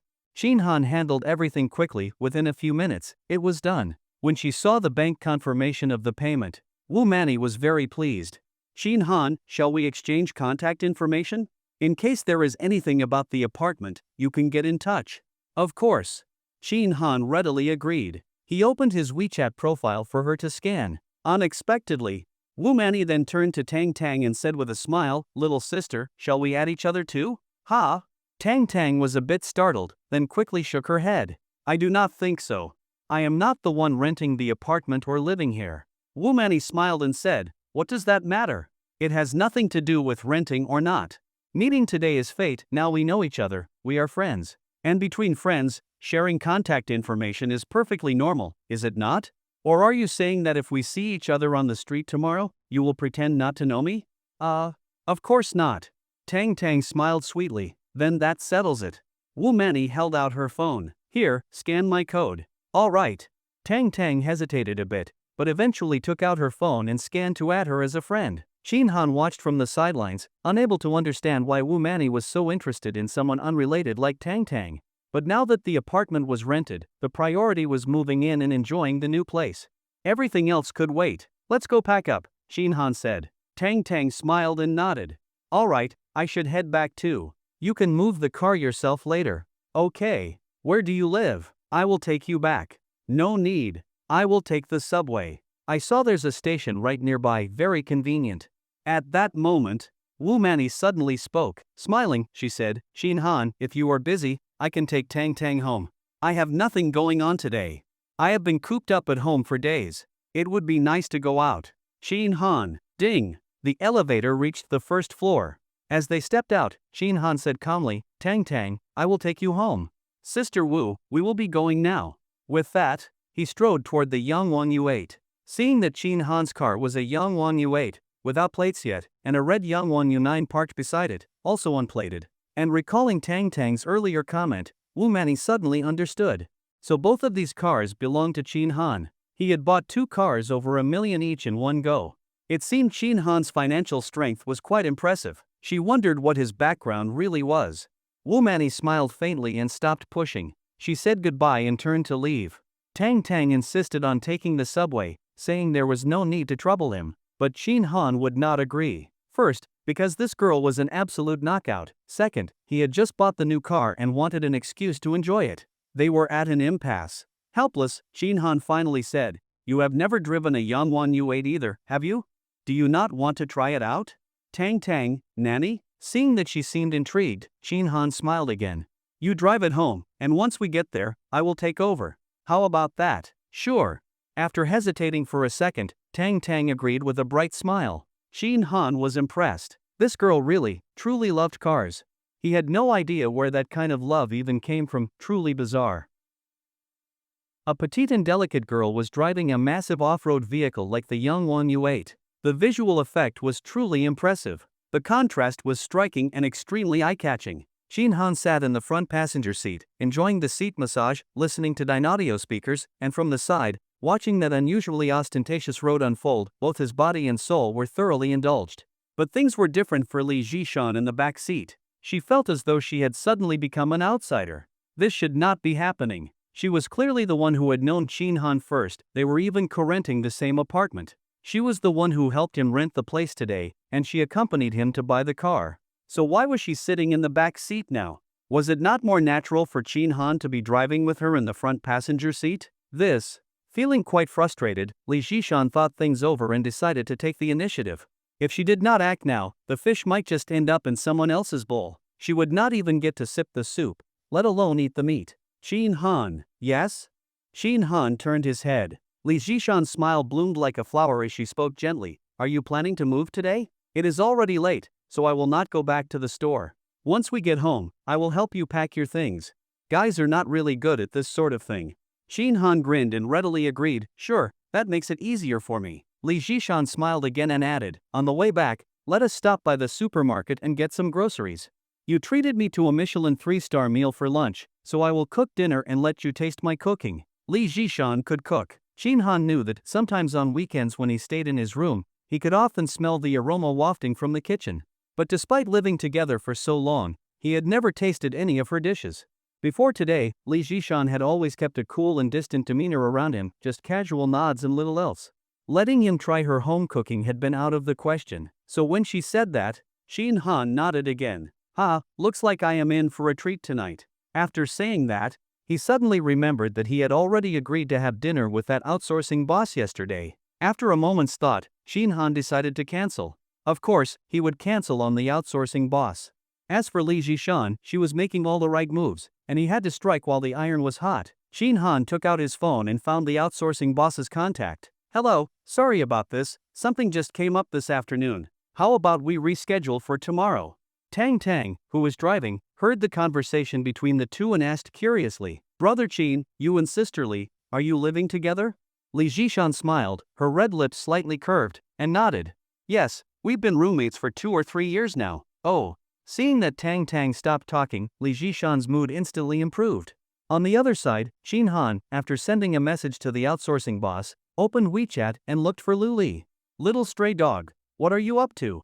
"Sent." He waited for nearly a minute, but Luli did not respond. Shin Han smirked and sent another message. "If you do not reply within 10 seconds, then I will." Buzz. His phone vibrated. "Luli, what will you do? I'm telling you, don't you dare threaten me. I am not falling for your bullshit." Shin Han replied with a smile. "Who's threatening you? I just suddenly missed you and wanted to chat." Luli, ha. There is nothing to talk about with someone like you. Shin Han, what are you wearing today? Take a few pictures and send them to me. Luli, not a chance. Shin Han, my patience is limited. Are you sure you won't send them? Luli, I won't. Stop dreaming. Shin Han opened his encrypted album, picked a few photos at random, and sent them to Luli. "Luli, you shameless bastard. Shin Han, have you no shame?" Shin Han, how is this shameless? I think I captured you beautifully. Just look at your dazed eyes, those sexy red lips, slightly parted. Shin Han, so sexy. Shin Han, anyone can tell how much you were enjoying it. You had a good time yesterday, didn't you? Luli went silent. Shin Han smiled and kept typing. There are some things that feel completely different depending on whether you do them alone or with someone else. The experience is worlds apart. If you ask me, you should be thanking me. If it weren't for me, you'd still be bottling everything up, scratching that itch through a boot every day. That's just torture. Didn't you even say the same on the forum? Luli, despicable. I'll give you 300,000 yuan, is that enough? Shin Han, wow. So generous, triple the original amount. President Liu, you are truly magnanimous. But, I do not want money. I am not short of cash. About 30 seconds later. Luli, just tell me what the hell you want. Shin Han, you. Shin Han, literally. Luli, get lost. You better kill that thought right now. Shin Han, then do you still want me to keep your secret or not? Silence again from the other end. Shin Han, you have 1 minute. My patience is wearing thin. After sending that, Shin Han turned his head and saw Tang enjoying the drive, her eyes curved in joy. Suddenly inspired, he opened his camera. Click. Tang turned her head in surprise. Shin Han smiled and said, "Just took a pretty photo to post on my moments. You don't mind, right?" "Oh, alright then." Although she was slightly bothered, Tang still agreed in the end. Shin Han cheerfully opened his moments and uploaded the picture. Caption, "From now on, time to live differently." Just as he sent it, a WeChat message popped up. It was from Luli. He opened it and saw it was a selfie. "Luli, are you satisfied now? Stop harassing me." Shin Han looked at it and immediately started laughing. Luli was as stunningly dressed as always. She wore a simple dark blue striped blouse, the front stretched slightly open, revealing a hint of purple. Her long hair was tied back, 2 large earrings dangled from her shiny earlobes, her lashes curled perfectly, and her lips were bright red. With that expressionless face of hers, the cold and aloof vibe hit instantly. After admiring it for a bit, Shin Han replied, "And the bottom? Are you wearing stockings today? Luli, will you ever stop? I am warning you, do not push your luck." Shin Han, why so worked up? I am just looking, not doing anything. You are so stingy. Luli, there is nothing else.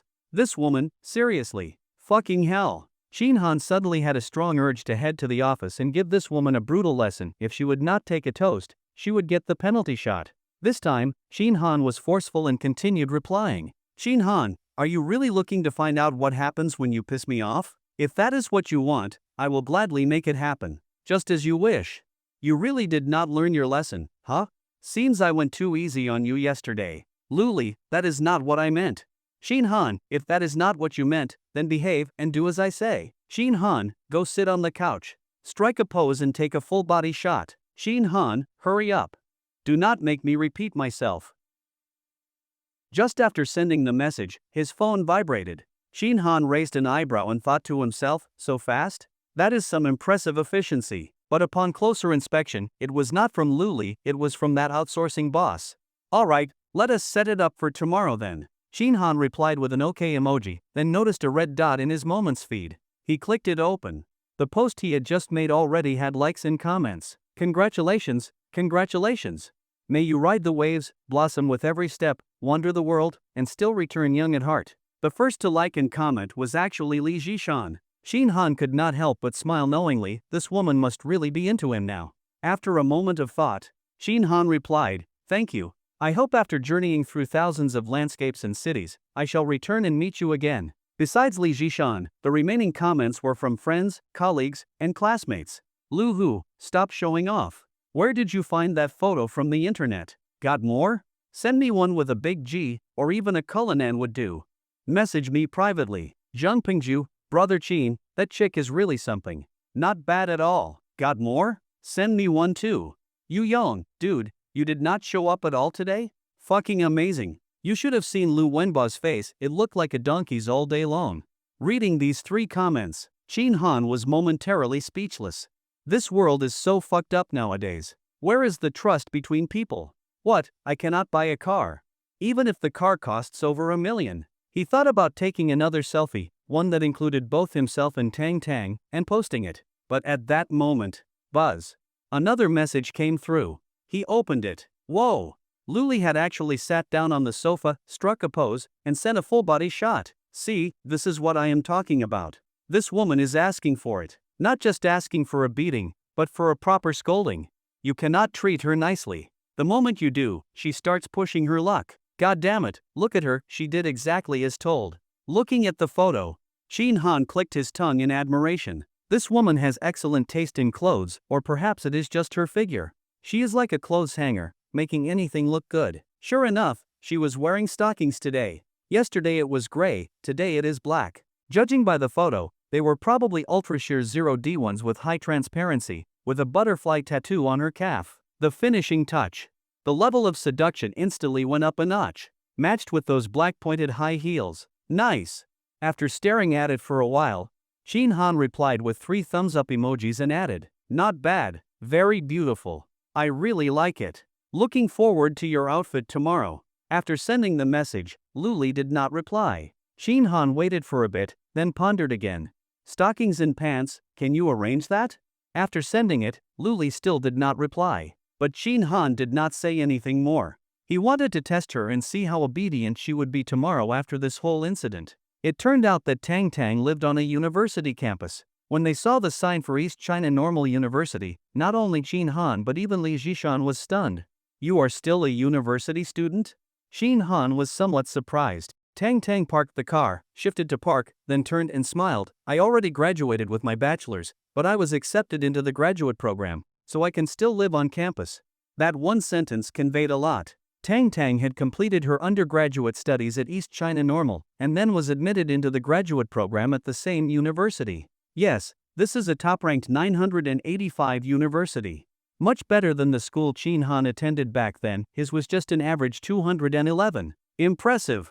Qin Han chuckled and said, I did not expect you to be a top student. Very impressive. Hee hee, it is nothing. I just memorized everything the hard way. Tang Tang laughed, then unbuckled her seatbelt. I am off then. Goodbye, brother Qin, sister Li. Just drive up to your dorm. No, no. It would not be appropriate if someone saw. Tang Tang opened the car door and jumped out, waving to the 2 of them inside. I am going now. Qin Han nodded with a smile. Alright then, get going. Watching Tang Tang's figure as she walked away, he felt that this girl was truly something special. On the way back, Li Jishan finally got to sit in the front passenger seat as she had hoped, and she immediately felt both physically and mentally relaxed. Why are you not talking? Ha? What do you mean, ha? What are you thinking so deeply about? Li Jishan brushed a strand of hair from her face, then turned to Qin Han with a gentle smile. Nothing much, just some trivial matters. In reality, she was thinking about Qin Han's reply to her comment. I hope after journeying through thousands of landscapes and cities, I shall return and meet you again. Was that a hint of something? If it was not suggestive, why say you hope to meet me again? Ever since seeing that reply, Li Jishan had been pondering over it the entire ride. There were several supermarkets near the rented apartment. But Li Jishan suggested going to Mr. Hema, which she did not usually visit. Since she was going to cook for Chin Han, she wanted everything to be perfect, and the ingredients naturally had to be top-notch. Although the goods at Mr. Hama were a bit pricey, the quality and freshness were excellent. After parking, the two of them entered the supermarket. While shopping, Li Jishan asked about Chin Han's food preferences, whether he could handle spicy food, whether he liked sweet or savory flavors. Did he have any favorite dishes? Chin Han smiled and said he was fine with anything. He had never been a picky eater since childhood. As long as it tasted good, he would enjoy it. He told her to cook as she saw fit. Li Jishan agreed and then began leading Chin Han through the shopping. While Chin Han and Li Jishan were shopping at the supermarket, Zhen Qingqing was still sulking on her couch at home when she suddenly received a message from her best friend. Tingting, where are you? Want to have dinner together tonight? Zheng Qingqing, are you not busy? Not having dinner with your boss tonight? Tingting, not anymore. Plans changed last minute. The boss said he is not going. Tingting, look at how good I am, free for a moment and immediately came to ask you out. Zheng Qingqing, yes, you are the best. But it is the end of the month, I am broke all spent. Cry. Tingting, no problem, I will treat you today. Order whatever you want. Seeing her friend's generous reply, Zhang Qingqing pouted and muttered, show off. If you were not dating a rich second-generation guy, would you be this generous? She tapped the screen and replied with a heart gesture emoji. Then she followed up with, Tingting, you are the best. Love you to death, kiss, kiss. The two quickly settled on a time and meeting place. Zhen Qingqing got up from the couch, went to the bathroom, peed, wiped herself, and then started to touch up her makeup. While touching up, she was thinking, where could she find Chin Han's contact information? He really seemed rich now. Even if he did not have tens of millions, the fact that he could pay cash for a young Wan Yue meant he definitely had a few million. A few million is still quite a lot, it would last her a very, very long time. Returning to the rented neighborhood. After parking the car, Chin Han first went to the delivery lockers to pick up the gear he had ordered from JD the day before, then threw everything into the trunk of the young Wan Yue. Only then did he head upstairs with Li Jishan. Today, Li Jishan had really gone all out. She had bought an abundance of ingredients. In addition to the usual meats, she also purchased a lot of seafood, mantis shrimp, hairy crabs, and abalone. They were all still alive and very fresh. Especially the abalone, which seemed quite special, something called galaxy abalone. Large, plump, rich, and juicy. There was so much stuff it filled 3 large bags. Chin Han carried 2 of them, and Li Jishan carried the remaining one. Just as the two stepped out of the elevator and were almost at the front door. Tear. The plastic bag in Li Jishan's hand suddenly ripped, and everything inside spilled onto the ground. I will take the stuff back first. You stay here and pick that up. Ugh, so annoying. If I had known it was going to rip, I would have walked faster just now, we would be home by now. Li Jishan frowned slightly, her tone gently complaining. Chin Han could not help but laugh. You are not the plastic bag. How could you possibly know when it would rip? As soon as he said that, Chin Han froze. Haha, I was just venting. Hurry back and drop the stuff off, then come help me pick this up, Li Jishan said with a playful smile, her red lips pouting slightly, clearly acting a bit coquettish. Chin Han came back to his senses, nodded, and brought the bags back home. Then he returned to help Li Jishan gather what had fallen on the ground. Chin Han, go rest for a bit, I will start cooking. As soon as they entered, Li Jishan got busy. She even thoughtfully asked, are you hungry? I also bought some snacks, and there is yogurt at home. Do you want something to tide you over? It is fine. I am not hungry yet. Chin Han smiled. Take your time cooking. There is no rush. Alright, then I will not bother you. I am going to get to work. Li Jishan chirped, walking cheerfully into the kitchen. Chin Han returned to his room, lay down on the bed, his mind still echoing with what Li Jishan had just said. If I had known it was going to rip, I would have walked faster and we would already be home. If I had known it would rip. If I had known. He recalled the sentence he had casually replied with, you are not the plastic bag. How could you know when it would rip? You are not the plastic bag. These 2 sentences kept replaying in his mind. Again and again, again and again. On a loop, endlessly. Chin Han's brow furrowed deeper and deeper. He had a vague sense that he had grasped something, but could not articulate it, could not explain it. But the feeling was there. The more he thought back, the stronger the feeling grew. It was maddening. He lay on the bed, eyes fixed on the ceiling, pupils unfocused. A long time passed, and he did not move. Smack! Suddenly, like a statue coming to life, Chin Han slapped himself and sat up abruptly, his eyes shining with excitement. He figured it out. Li Zhishan had said, if I had known it would rip, I would have walked faster and we would be home by now. But by the time she knew the bag would rip, it had already ripped. There was no way to undo it, but he was different, he could undo it. He could use the system to reverse time, walk faster, and get home before the bag ripped. This was his usual method, how he won the lottery tickets, for example. But here was the key issue. Using the system to rewind the entire world's time just to prevent a plastic bag from ripping. Was that not like using a cannon to kill a mosquito? What a waste! A ripped plastic bag, how much could it be worth? So, could he rewind time for just the bag? At that thought, Shin Han immediately stood up, ready to fetch a bag, then paused and cursed himself for being stupid. He glanced around the room and grabbed a tissue. Rip! He tore the tissue in half, then placed both halves on the table. Time for verification. If this assumption proved correct, then the system's potential would become far more powerful and fun. He took a deep breath. Eyes locked on the two halves of tissue, mind focused, and silently said, rewind. 1 minute. The wait was not long, almost instantaneous. Just as Shin Han finished the thought, the two halves on the table began to shift. They slowly moved toward each other, then merged. The tear disappeared.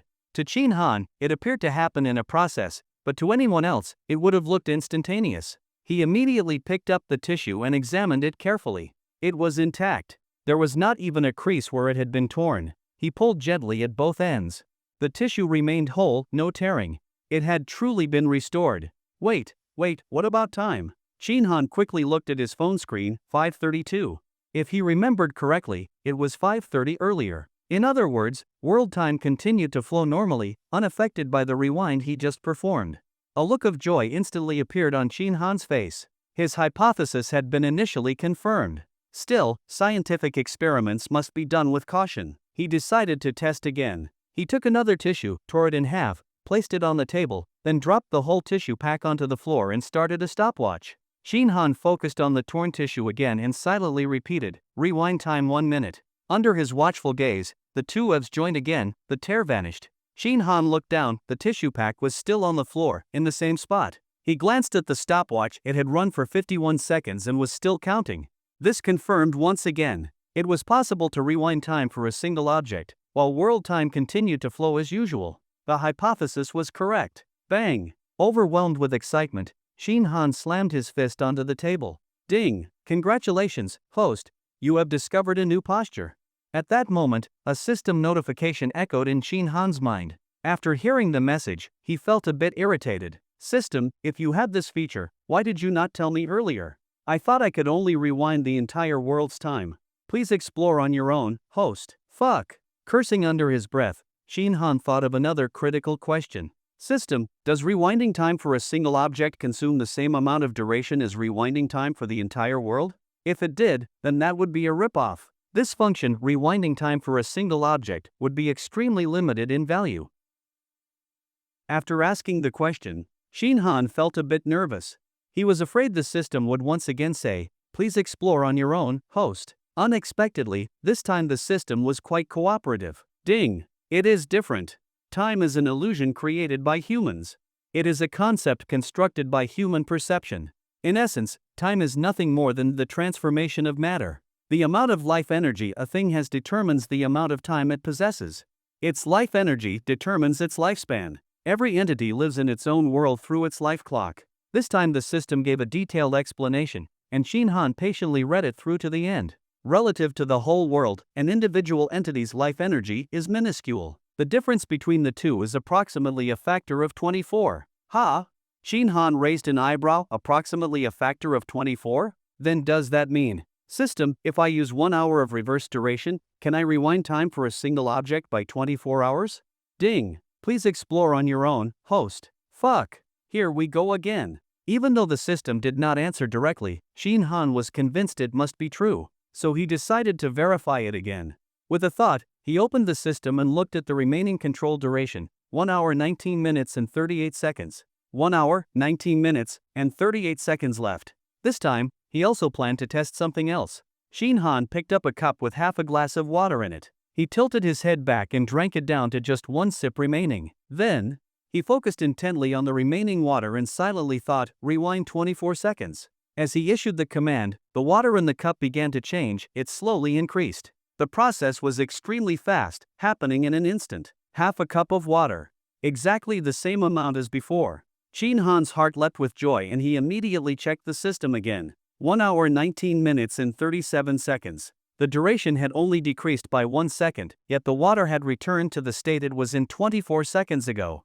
Although Shin Han had not timed himself drinking the water, no matter how fast he drank it, half a glass would take about 10 seconds. So, the time scale between a single object and the entire world really is a factor of 24. Shin Han was overjoyed, pacing excitedly around the room. The difference made this function useful and even more fun. Suddenly, he stopped in his tracks. System, does a human count as a single object? Shin Han suddenly thought of a situation, for example, what if he went and had wild sex with Li Zhishan for 1 hour? Then used the system to rewind Li Zhishan's time by 1 hour, her memory, physical sensations, even internal residues, all reverted. In that case, would it only consume 2.5 minutes of control duration? If so, then would that not mean he could do whatever he wanted? Only 2.5 minutes of control time, that was way too little. There were so many beautiful women in the world. Shin Han's heart began to pound. Ding! No, it does not count. The system's response was like a bucket of cold water poured over Shin Han's head, instantly extinguishing his lustful thoughts. Humans are advanced intelligent lifeforms composed of multiple distinct substances, and thus do not qualify as a single object. What about animals? Shin Han was not entertaining any sick desires toward animals, no intentions to fuck a cat or dog. He was purely curious, trying to understand the system thoroughly to use it more effectively in the future. Really, that was all. Ding! Animals are lower-level intelligent lifeforms composed of multiple distinct substances, and thus do not qualify as a single object. What about plants? Plants are ultra-low-level intelligent lifeforms composed of multiple distinct substances, and thus do not qualify as a single object. What about cells? Bones? Ding! Cells and bones are considered single objects. Only independently functioning living beings do not qualify as single objects. Phew! Shin Han let out a long breath. He basically understood it now. Animals, plants, and humans, all independently functioning living organisms, are not subject to the 24 times timescale law. So aside from those, everything else qualifies. For example, a piece of paper, a cup of water, even a wound. That last one was his guess. It had not yet been tested, but he felt it was highly likely. A wound is not an independently functioning living being, right? Should he find a knife and make a cut on his hand to test it? No thanks. Shin Han had no taste for self-torture. He and Luli were very different in that way. This guess would have to be verified another time when the opportunity arose. In a cheerful mood, Shin Han left the room. Immediately, he heard a racket coming from the kitchen. The range hood was humming, and there was the rhythmic sound of chopping. Bang bang bang bang bang. He walked over to the kitchen door to take a look inside. Ha! The first thing to catch his eye was a perfectly round, full moon-like butt. Below it, a pair of long, jade-like legs, straight and slender, toned yet soft. Further down, her bare feet, delicate ankles like polished jade. She was wearing White House slippers, with 10 toes as pink and tender as newly blooming lotus petals, slightly curled inside the slippers, occasionally trembling slightly with her chopping motion, exuding an indescribable grace and purity. She wore a light pink silk nightdress, clinging to her body, curves on full display, graceful and alluring. Shin Han stood there admiring for a full minute, heart pounding. Just 3 days ago, he and she were nothing more than acquaintances, cordial but distant. But now, she was cooking for him wearing a nightdress. A nightdress. Not just any loungewear. All of this had changed because he now had the system, or more precisely, because he now had money. Money! God damn it, what an intoxicating thing. Shin Han smiled and called out, "Need a hand?" Ah! Startled, Li Zhishan flinched and turned around. Her charming fox-like eyes sparkled as she smiled at him. "You scared me." As she spoke, she gently patted her chest, swaying softly.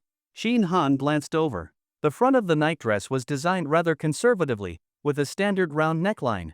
But even so, it could not hide the dazzling glow of those C-class luxury headlights. I have been here for a while, you were just too focused and did not notice." Shin Han laughed. Li Zhishan pouted, her voice delicate. "You were here for a while and said nothing? You were trying to scare me on purpose." No. I was just mesmerized by the view and lost track of everything." Hoof. Li Zhishan gave him a side eye and snorted lightly. "Looks good, does it?" Such a simple gesture, yet full of flirtatious charm. The power of those fox eyes was no joke. Shin Han felt his resolve weakening. He nodded and answered truthfully. "Very beautiful." Li Zhishan smiled, then turned back to chopping vegetables. "Help me peel some garlic?" All right, Shin Han agreed. What is the garlic for? Which dish needs it? Taking the garlic, Shin Han asked casually. Li Jishan plated the chopped vegetables and then washed her hands. We need it for the abalone. Garlic removes the fishy smell and enhances the flavor. Oh, be sure to clean the abalone thoroughly. I really like that dish. Do not worry, I cleaned them very carefully, even scrubbed every fold. I guarantee there is no unpleasant smell. As she spoke, Li Jishan picked up a piece of galaxy abalone from the plate. She pried it open. Here, take a look. Shin Han glanced at it. Plump and glistening with moisture, it was clearly of premium quality, undeniably juicy and tender. Haha, looks like I am in for a real treat today. After peeling a whole head of garlic and 3 scallions, Shin Han was promptly driven out of the kitchen by Li Jishan.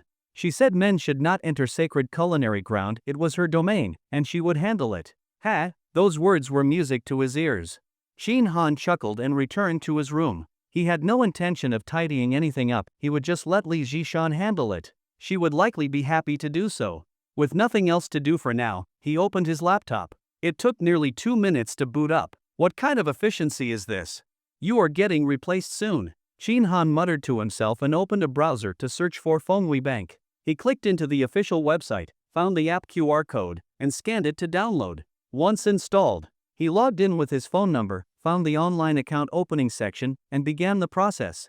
So how does a mainland Chinese person trade US stocks? The simplest way is to open an overseas bank account. For example, with Fenghui, Standard Chartered, Citibank, HSBC, etc. Shin Han had learned all this from a former colleague and experienced investor familiar with A-shares, Hong Kong stocks, and US stocks alike. According to that colleague, Fenghui Bank now allows online account opening without needing to be physically present. You only need to deposit 500,000 yuan or buy wealth management products of equivalent value. Following the steps, Shin Han carefully filled out his personal information, uploaded identification photos, and completed the submission in about 10 minutes.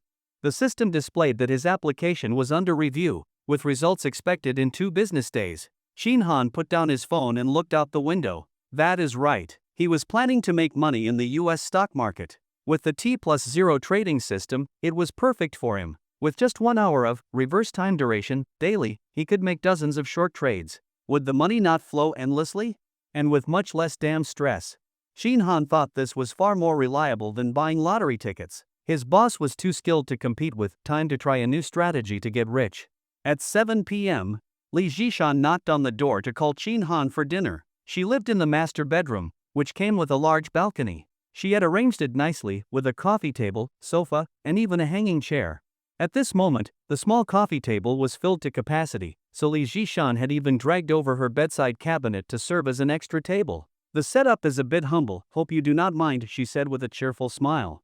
Not bad, this is actually really nice. Shin Han smiled as he looked at the spread on the table, he was speaking honestly. Spicy mantis shrimp, braised abalone, steamed hairy crabs, mapo tofu, twice-cooked pork with green peppers, blanched choysum, and Westlake beef soup. 6 dishes in one soup. Bright colors, rich aromas, and exquisite presentation. It was clear she had put real effort into each dish. I did not expect you to be such a good cook. Try it first before you decide. Who knows, maybe it is all just for show.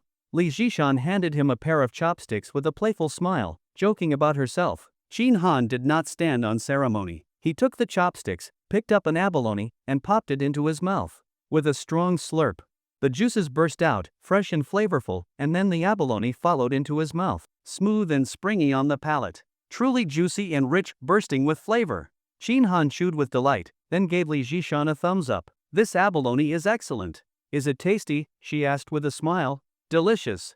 Seeing Shin Han's affirmation, Li Jishan smiled brightly, her eyes curving into crescents. She said softly, then eat more if you like it. In that case, I will not hold back. No need to eat to your heart's content. Just then, a knock came from the door outside. Shin Han stood up and went out. Soon, he returned holding a gift box.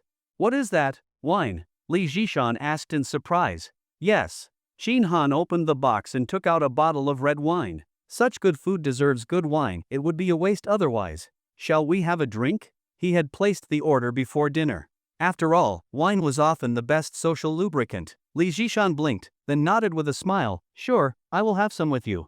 The gift box came with a decanter and wine glasses, quite convenient. A quick rinse with water and they were ready to use. Cheers. Cheers. Clink. The wine swirled under the soft lighting. After one sip, the atmosphere in the room warmed up. A blush quickly appeared on Li Zhishan's fair, delicate face. Shinhan, I still do not know what you do for a living. A digital laborer in the internet sector. Programmer? Ha, bingo, but no prize. Li Zhishan chuckled, then placed a freshly peeled mantis shrimp into Shinhan's bowl. Then you must be a pretty successful programmer, throwing around millions like that. Had some luck recently, made a little money. Oh, Li Zhishan's eyes flickered. That made sense, sounded more reasonable. But in her heart, there was a tinge of disappointment. So it was just a stroke of good luck? No stable income? Shinhan shoved the mantis shrimp into his mouth and chewed happily. Then he casually added, but you know. What? Li Zhishan asked curiously. Shinhan grinned. This is just the beginning. Ha? Li Zhishan's heart skipped a beat. Shanshan, let me ask you something. Shinhan switched to a more intimate nickname naturally. Li Zhishan showed no sign of displeasure upon hearing it. She smiled. What is it? Ask away. Does your agency have any good listings? Ones for sale, like the kind of property Wumani owns, Shinhan asked. You are planning to buy a house? Of course. Shinhan smiled. Renting is just a temporary solution. Nobody rents forever. Besides, buying property is an investment. What size are you looking for? Do you have a budget? No. As long as the property is good and worth the price, that is enough. Li Zhishan's eyes widened in surprise. No budget? None. Shinhan nodded firmly. Seeing her speechless, Shinhan added calmly, as for quantity, no budget either. Li Zhishan was stunned. Li Zhishan was stunned for a long while before she came back to her senses. Shinhan's words had truly shocked her, utterly unbelievable. It was not a big deal to buy a house, even a luxury one. But how could he have no budget? Not even a limit on quantity? You are planning to buy multiple properties? Li Zhishan asked. Shinhan nodded and smiled calmly. Earning money is meant to be spent. Different houses bring different living experiences. Plus, it is an investment, what could be better? All right then. Li Zhishan's eyes flickered. She raised her glass and said with a cheerful smile, cheers. Shinhan clinked his glass with hers, and both tilted their heads back to drink. After setting down her glass, Li Zhishan looked at Shinhan and joked, and you said you only made a little money. You are not being sincere at all. You bought 2 luxury cars, and now you are buying high-end real estate, without a budget. Just how much money did you make? Shinhan met her gaze, the corner of his mouth curling slightly. As long as I can afford it, it is enough. Li Zhishan smiled softly. Shinhan picked up his phone, tapped a few times, and put it back down. Buzz. Li Zhishan's phone vibrated. She picked it up and glanced at it, seeing a WeChat message from Shinhan. She was a bit puzzled why message her when he was sitting right across. She unlocked it and opened the chat. Transfer, 18,888 yuan. Li Zhishan's pupils contracted. She counted carefully, it was indeed a 5-digit sum. Why did you send me money? Just think of it as a labor fee. I am troubling you to help me find a property, Shinhan replied with a smile. Once you find a good one, I will send you an even bigger red envelope. A bigger red envelope? This 18,888 was not already a big one? Li Zhishan's heart pounded. She was now certain Shinhan had truly struck it rich. Hurry up and accept it. What are you hesitating for? Or do you not want to help me with this? Shinhan said with a smile. Li Zhishan tried to decline. This is too much. We are friends, you do not need to be so formal. Shinhan's smile faded. Precisely because we are friends, you should not work for free. If you do not accept it, I will stop eating. As he spoke, he pressed on his knee as if to get up. Li Zhishan pursed her red lips and gave him a slight glare, gently scolding. All right, I will accept it, okay? You are so overbearing. That is more like it. Now peel a crab for me. Li Zhishan tapped her screen to confirm the receipt.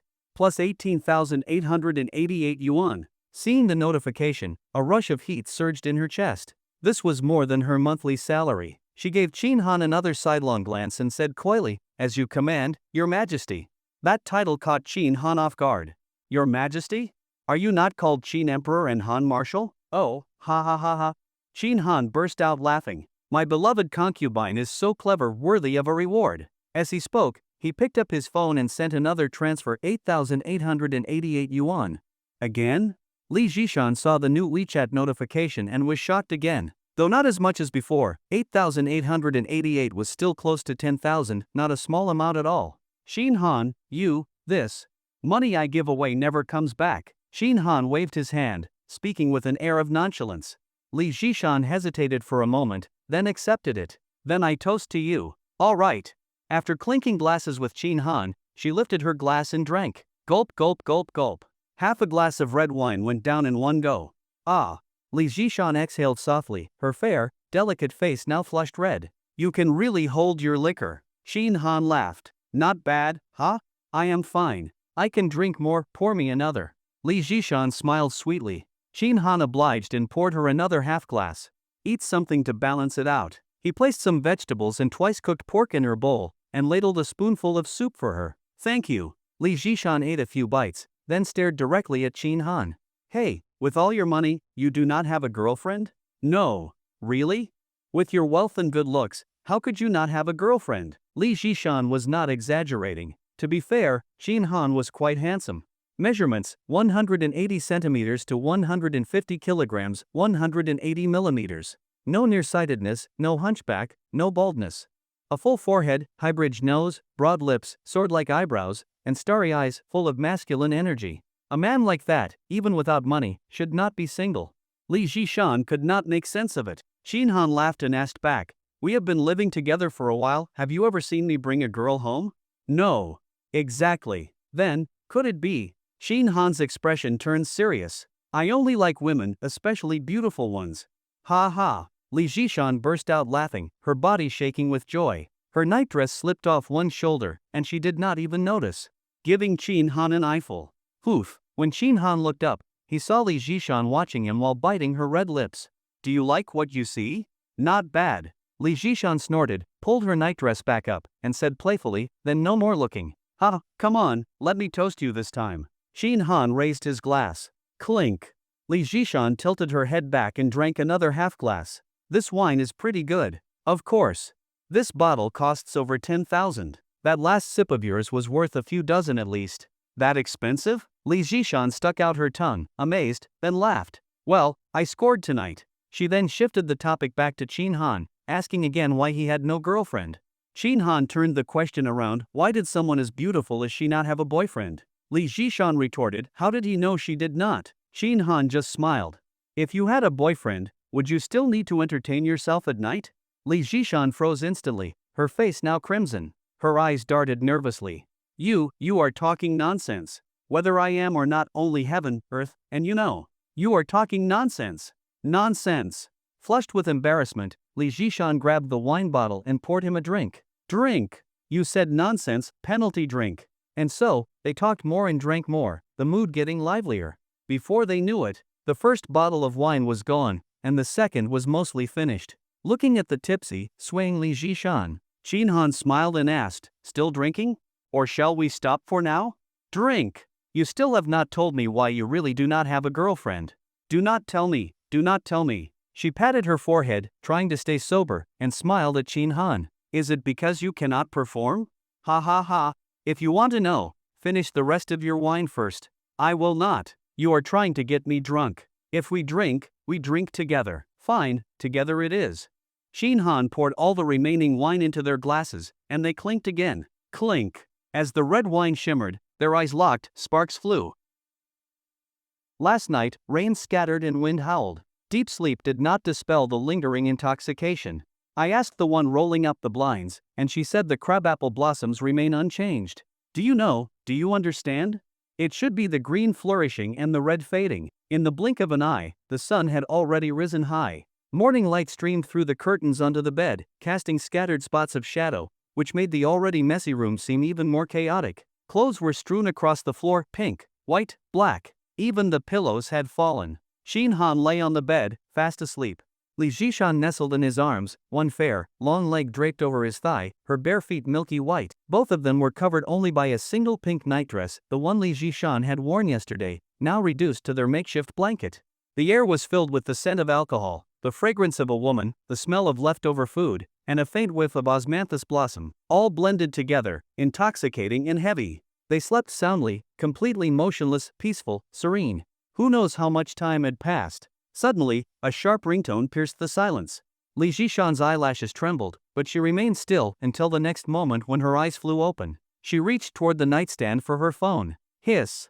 Her motion froze abruptly as she sucked in a sharp breath. Her delicate brows furrowed, lips pressed tight. The pain jolted her completely awake. Hiss! Oh! She slowly lay back down, her legs perfectly still.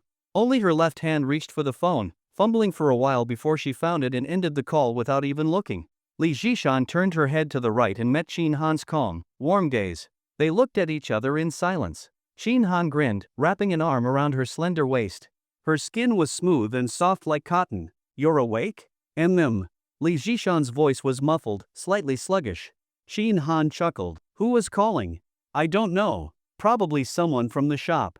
Take the day off. Stay home and rest." Li Jishan said nothing, only nodded. By now, she already understood what had happened the previous night. She was having a hard time accepting it. To be precise, it all happened so quickly. Yesterday, her original intention was just to get a little closer, to learn more about Shin Han's situation, so she could decide on her next steps accordingly. She never expected things to escalate that far so fast. Over 30 years of restraint ruined in one night. From now on, her chastity was no more. Her mind buzzed in chaos, not knowing what to say or do. Sigh, it was those 2 bottles of wine. The wine tasted good, but who knew it packed such a punch? Alcohol ruins everything. Alcohol ruins everything. Li Jishan, you fool. You really thought you could hold your liquor and stay in control? Sigh. She tried to piece together memories from last night. Fragments gradually surfaced, and they made her feel deeply ashamed, embarrassed, angry, and regretful. Shin Han had said they should stop drinking, but she insisted on continuing. After finishing 2 bottles of red wine, she still was not satisfied and went to grab beer from the fridge. If that were all, it would have been forgivable. But even more absurd. She suddenly said she needed the bathroom while drinking. Fine, go then. But why start shouting that she had no strength and insist Shin Han carry her? Was she not practically throwing herself at him? As for what followed, Li Jishan could not even bring herself to recall it. She was overwhelmed with shame.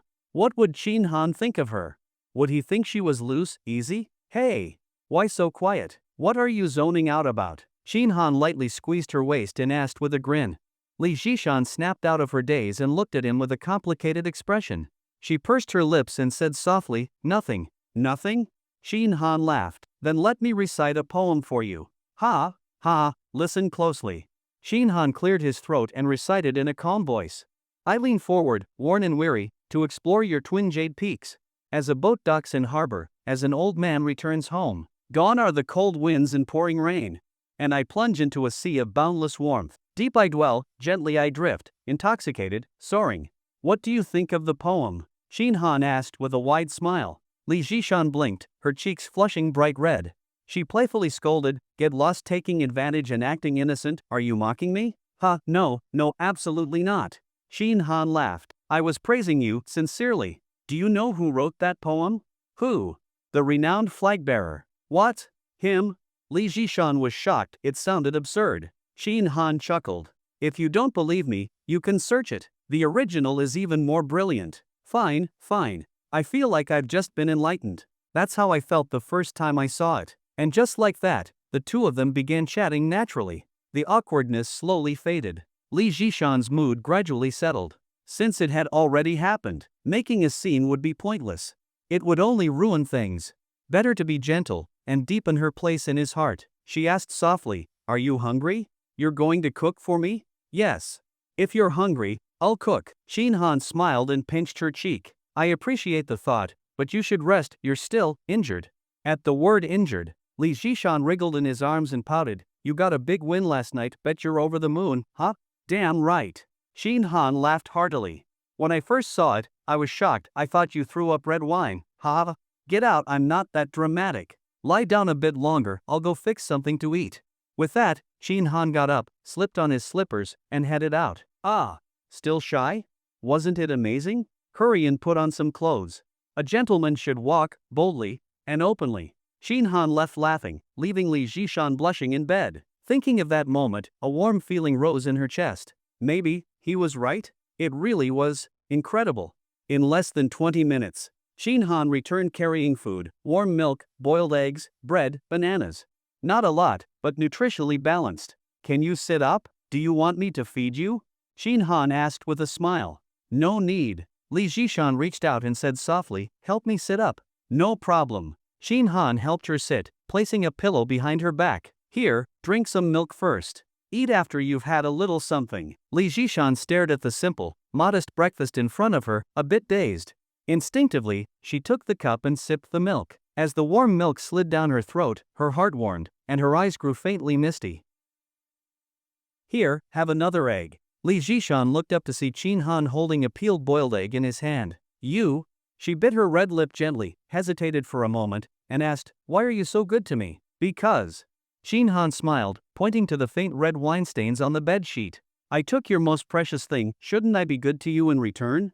Li Jishan's eyes swept over the sheets. She pursed her lips and smiled lightly. That's all? Shin Han looked at her with a grin and countered, is that not good enough? Li Jishan lowered her gaze, took the egg and brought it to her lips, but did not bite into it. So what are we now? What are we now? Shin Han had long thought this through. He certainly would not give up the entire forest for a single tree, nor did he intend to hide anything from Li Jishan. A real man should be open and upright, take responsibility for his actions. And so, Shin Han said calmly, a boyfriend-girlfriend relationship. Oh, hearing this, Li Jishan smiled, clearly satisfied. What she had feared was that Shin Han would deny everything the next day, but now it seemed he had not done that. Starting as boyfriend and girlfriend, and later marrying him to become a rich wife, achieving social ascension, that sounded just fine to her. Li Jishan opened her lips and took a bite of the egg, her mood lifted. Just then, Shin Han added, but that depends on you. I won't force you. Li Jishan froze, looked up at him with suspicion, and asked, depends on me? After a pause, she smiled again, her expression carrying a trace of resignation and teasing. I already gave you my body, how could I not be your girlfriend? No, that's not what I meant. Shin Han shook his head in changed tone. Weren't you curious why I never had a girlfriend? Yes. Why? Because they were never willing to be my girlfriend. Ha? Why not? Because. Shin Han grinned. They all thought I was too much of a player. Li Jishan was stunned, her brows knitting tightly. She immediately understood what Shin Han meant. Her previously delighted mood took a sudden plunge, turning cold in an instant. Shin Han continued, but I'd been affectionate since I was young, broad-minded. Even in preschool, I liked sitting next to girls. I'd switch desks every week. Sigh. It's a habit I've had since childhood. I really can't change it. So they all say I'm a scumbag, that I betrayed them, and they refuse to talk to me anymore. Li Jishan. She stared at Shin Han, eyebrows tightly furrowed, face expressionless. Shin Han met her gaze without fear. Neither of them said a word. The room, just moments ago filled with warmth, now felt heavy and oppressive. After a long while, the hot milk had already turned cold. Li Jishan's eyelashes fluttered slightly, and she said softly, then can't you change, for me? No. Shin Han did not hesitate, he answered flatly. The light in Li Jishan's eyes dimmed instantly. Why not? Because I can't change. Shin Han looked troubled. I've tried many times. I really can't. When I see another beautiful woman, I still get tempted. I just can't help it. But I don't think I'm a scumbag. Heh? Li Jishan let out a cold laugh. Shin Han spoke firmly. What's a scumbag? A scumbag is someone who discards the old for the new, who is two-faced, pretends to be decent on the surface, but plays games in secret. Like a guy who just played cards with you at noon, then claims he has to work overtime, but really goes off to meet someone else. Or someone who not only uses a woman's body, but plays with her emotions too. Someone who lies, borrows money under false pretenses, racks up online debt with her ID, and then disappears. That's a real fucking scumbag. Shin Han looked serious. But I'm not that kind of person. First, I never lie to women about money, especially women close to me. Second, my feelings are genuine. I truly care. I'm not in it just for sex, I want connection. Third, I'm honest. I never lie, I'm not two-faced. If I'm a flirt, I admit it. I don't make excuses or try to cover it up. Shin Han looked at Li Jishan and asked, does that make me a scumbag? Heh? Li Jishan sneered. Then why would anyone stick with you? For what? To be one of many? Hey, plenty of reasons. Shin Han sat back on the bed, crossed his legs, and counted on his fingers. With me, you enjoy life, good food, good drinks. Money? I've got it. Luxury bags, I buy them. Designer jewelry, I buy. Name brand clothes, I buy. Cars, I buy. Houses, I buy. Whatever you want, I'll buy it. Isn't that enough? But, Li Zhishan's expression changed slightly as she began to object, but Qin Han cut her off. Even if you get pregnant, it's fine. I'll take responsibility. As long as it's mine, I'll claim it. The law allows it now. Even if the parents aren't married, the child can be registered. The child will have the Qin family name. Qin Han patted his chest.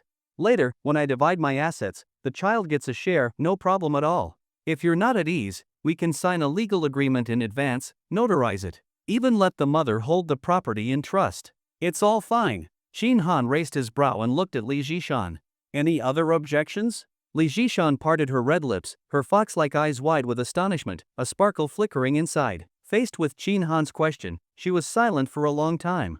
Sensing the moment, Qin Han pressed further. Say something. Do you still have objections? Well.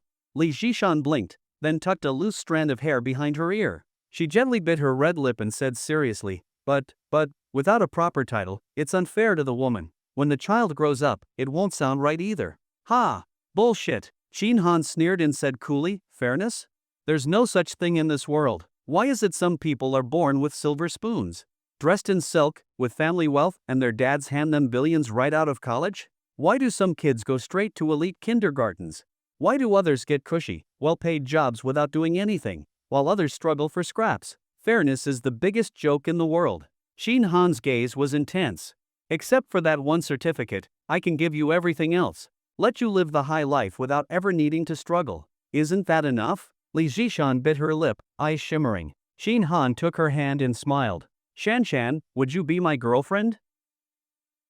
Qin Han held Li Zhishan's hand, gazing at her silently. Li Zhishan bit her red lips, her eyes flickering, her mind in turmoil. She found it hard to accept that her plan had collapsed before it even began. In her plan, she intended to have a proper romantic relationship with Qin Han, then firmly bind his heart to hers, and finally accept his marriage proposal. But now, she realized she had overthought it. This man was far more slippery and uncontrollable than she had imagined. So, is that it? Just as she hesitated, the phone rang again, breaking the silence in the room. Li Zhishan picked up the phone and glanced at it, her delicate brows furrowing even tighter, a look of extreme disgust appearing on her face. She immediately hung up and tossed the phone onto the bed. Qin Han glanced at the phone, a thought stirring in his mind. Why not answer it? Spam call. As soon as Li Zhishan finished speaking, the phone rang again. She hung up. Then it rang again. Qin Han chuckled. It's okay, go ahead and answer it. Li Zhishan looked at him, picked up the phone, and answered. As soon as the call connected, a barrage of furious curses erupted from the other end. The speech was rapid and in dialect. Qin Han could not quite understand, but from the few words he could catch, it seemed they were calling Li Zhishan an ungrateful wretch, someone who could not be tamed. They also said something about coming to find her if she dared not answer the phone again, warning her not to regret it. No need to guess, it was undoubtedly her bizarre family. Calling again, most likely to ask for money. Qin Han remained silent, observing coldly from the side. He saw Li Zhishan listening to the tirade with an expressionless face, just listening.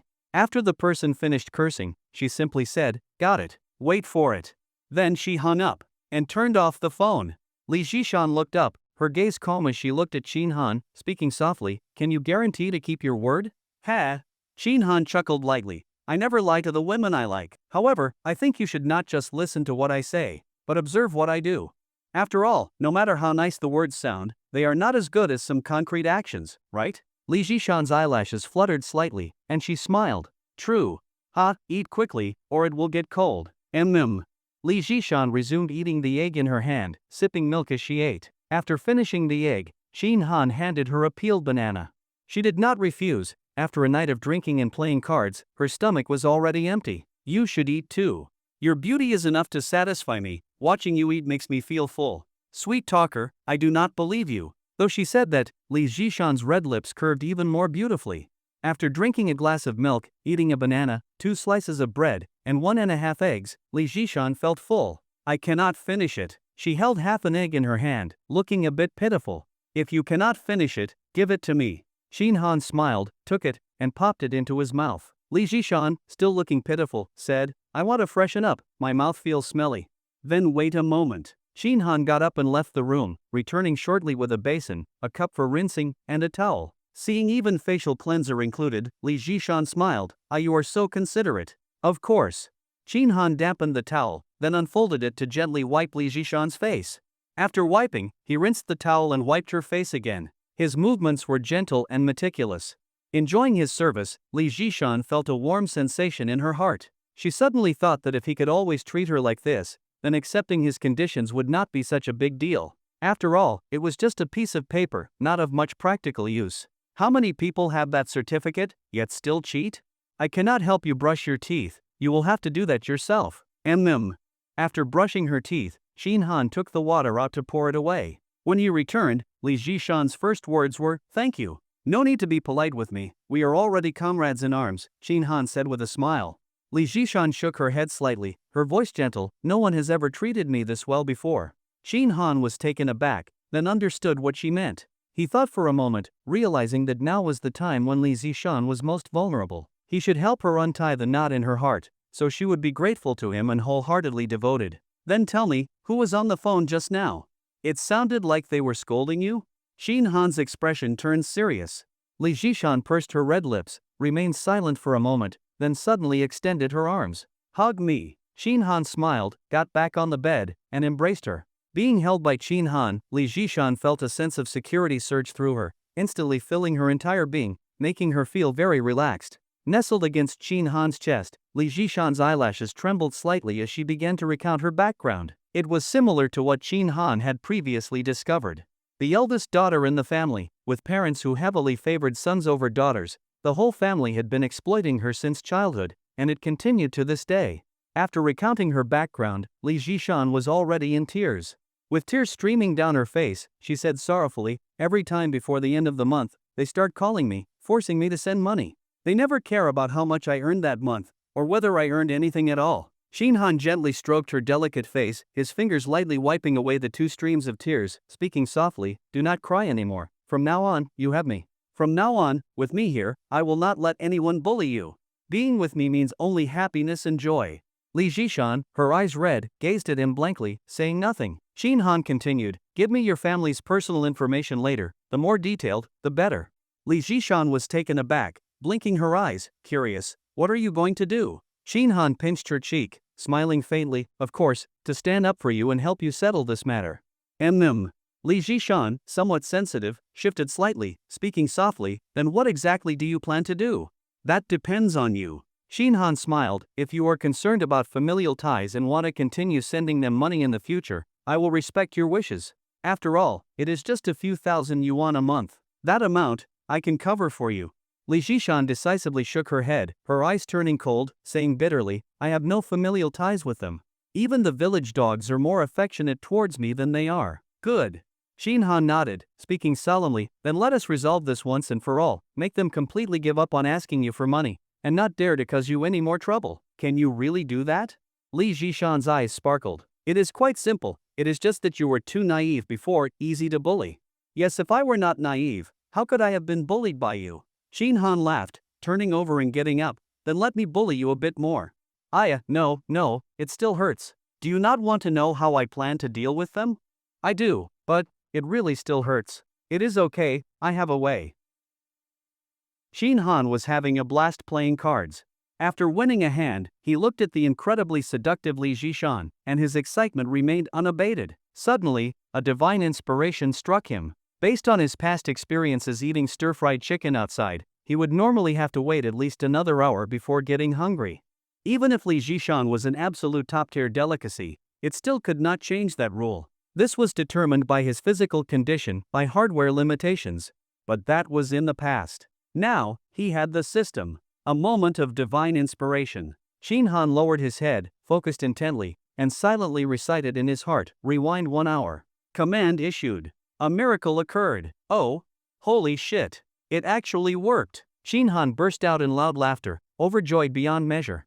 He had unlocked yet another new position. With this ability at his disposal, he would henceforth be invincible in the world of poker. From this moment on, that ancient saying about the cow on the ground would be completely reversed in his case. At the moment, Li Jishan was still not feeling well physically, but for Shin Han, that was no problem at all. "I know how to do massages, it is a skill passed down in my family. If I massage you, the pain will go away, and it will reduce swelling and relieve pain. Try it if you do not believe me." "Really?" "Of course. You will know whether it is real or not once you experience it. Then." Li Zhishan was half skeptical but also a little curious. Then where exactly do you need to massage? Of course, wherever it hurts is where I should massage, Qin said cheerfully. Li Zhishan's pretty face instantly turned red, and she said coyly, you are lying to me. How could you massage there? Why not massage there? Qin raised an eyebrow and said seriously, the human body has 362 acupuncture points, distributed throughout all areas. Between these points are meridians. By massaging the acupuncture points, one can regulate the meridians and adjust bodily functions. In your case, you need massages on the Chugu, Yinhui, and Xiaji points. Ha! Li Zishan was a little bewildered. Those professional-sounding terms made her believe him a bit more. Where are those points? How do you massage them? Just lie flat. Leave the rest to me. Wait a moment, I will go wash my hands. Qin made it all seem very professional. Not only did he wash his hands, but he also brought a pack of wet wipes. Let me clean the area for you first. As he spoke, he pulled out a tissue and started getting to work. Hey, do not move. You need to relax. Are those acupuncture points really there? Yes. Now stop talking. I am going to start the massage. Li Zhishan's face turned as red as blood, overwhelmed with embarrassment. She had never imagined those acupuncture points would be in such a place. This was truly mortifying. Hiss. Sorry. It seems there is a lot of stagnant blood in your meridians. The blockage is quite severe. I will first massage to relieve it, then help clear it all out. Then please be gentle. Qin did not know a damn thing about massage. Passed down in his family? The only thing passed down in his family was jerking off, not massage. But now he thought it would be very useful to study massage seriously. At the very least, he should learn how to say lots of theoretical terms, know the names and locations of various acupuncture points. He did not need to be truly proficient, just convincing enough to fool people. Otherwise, he would not be able to explain. Just like now, if Qin had used the system directly to remove the swelling and pain from Li Zhishan's body, she would definitely have been suspicious. It would defy her understanding. But if he first pretended to massage for a while and then secretly used the system to relieve her symptoms, it would make perfect sense. That was the magic of traditional Chinese medicine. That was exactly what Qin did. He randomly massaged her for over 10 minutes and then started operating the system in secret. This was his first time doing something like this. He was extremely cautious, carefully controlling where his eyes looked and what he focused on. There were areas he absolutely must not back down from. Otherwise, it would become a disaster. He would have to break through the barrier and spill his blood. Rewind 5 minutes. Rewind 10 minutes. Rewind 10 minutes. As Qin issued command after command, the red and swollen areas really began to change. The swelling gradually subsided, the redness faded. Half an hour later, Qin wiped his hands and said with a cheerful smile, well, it does not hurt anymore, right? Ha! It really does not hurt anymore. Li Zhishan felt around and was instantly stunned, her eyes wide in disbelief. How did you do that? That is the wonder of traditional Chinese medicine. Qin laughed and said, traditional Chinese medicine has 5,000 years of history. Of course it has its unique strengths. Ah! She suddenly pushed Qin hand away and said with mock anger, you are so annoying. Ha ha ha ha. Qin laughed out loud. Come on, let us play another round. They said it would be just one round, but happiness has a way of making people lose control. Before they knew it, it was already noon. Exhausted beyond belief, Li Zhishan felt as if she were about to fall apart. Using the last ounce of strength in her body, she pushed Qin to the side. I cannot go on anymore. I am tired and hungry. Oh, is there more? There is none. Really none? Li Zhishan turned her head. At that moment, her fox-like eyes were brimming with seductive charm and glistening with moisture. Her voice was sticky and soft. Then tell me, what else is there? Happiness. Qin chuckled and said, is that not much better than pleasuring yourself with toys? Go to hell. How the fuck do you know about that? Ha, I overheard it by accident the other night. You were so loud, it is not like I was trying to eavesdrop. You were the loud one. Li Zhishan, both embarrassed and furious, snorted coquettishly, I do not care, you did it on purpose. The two lingered in bed for a while longer before finally getting up. This woman recovered quickly. Just moments ago she was limp, saying she was falling apart, and now she was already saying she wanted to take a shower. Qin suggested they shower together, saying he could scrub her back, but Li Zhishan refused him without the slightest hesitation, pushed him out, and even locked the bathroom door. Qin smiled and lay back down in the bedroom. Once lying down, he summoned the system with a thought. He had been so busy playing cards all day that he had not even checked the system. What a shame, what a shame. This was the foundation of his future life of enjoyment. First, he glanced at the timer. 2 hours 14 minutes and 38 seconds. The duration had increased by another hour. Nothing wrong with that, something to be celebrated. Just as he was about to exit the system, his gaze suddenly focused and a smile spread across his face. In the bottom right corner of the system interface, something had changed. Good man, 1. Happiness value, 4 out of 10. The level remained unchanged at 1, but the happiness value had increased by 4 points. Shin Han instantly understood why. 2 rounds last night, and 2 more just now, 2 plus 2 equals 4. Exactly right. No more, no less. Well, damn. So his earlier guess had been spot on. To increase the happiness value, he had to make himself happy. Every time he experienced happiness, the value increased by 1 point. Excellent. Now it was already at 4 points. An upgrade was just around the corner. After exiting the system, Shin Han opened WeChat and found Luli. If the two of them leveled up together, would it not be more efficient? You little stray dog, disobedient again? Do you want a beating? Sent. Then Shin Han began checking the other messages people had sent him. Zheng Pingju, Shin bro, you are still not coming to work today? You are such a badass. Zheng Pingju, the dumb dog Lu Wenba did not come either. Guess where he went? I heard he is meeting Lu Shasha's parents. Zheng Pingju, the dog-fucked bastard really hit the jackpot. Yuyon, Hanzi, why have you not come to work yet? What are you busy with? Yuyon, Director Lu looks pissed today. I suggest you take it easy and do not provoke her again. Shin Han casually replied to a few of them, then continued reading. Lu Hu, chicken dinner tonight? If you are coming, reply fast. Lu Hu, fucking hell, where the hell did you go? That guy sent the messages around 8 p.m. last night. At that time, Shin Han had been drinking with Li Jishan, so he did not see them. Thinking for a moment, Shin Han opened the camera and aimed it at the bedsheet. Click. A photo was taken. Red plum petals, the aroma of wine lingering in the air, a chaotic and stain-filled image. Sent.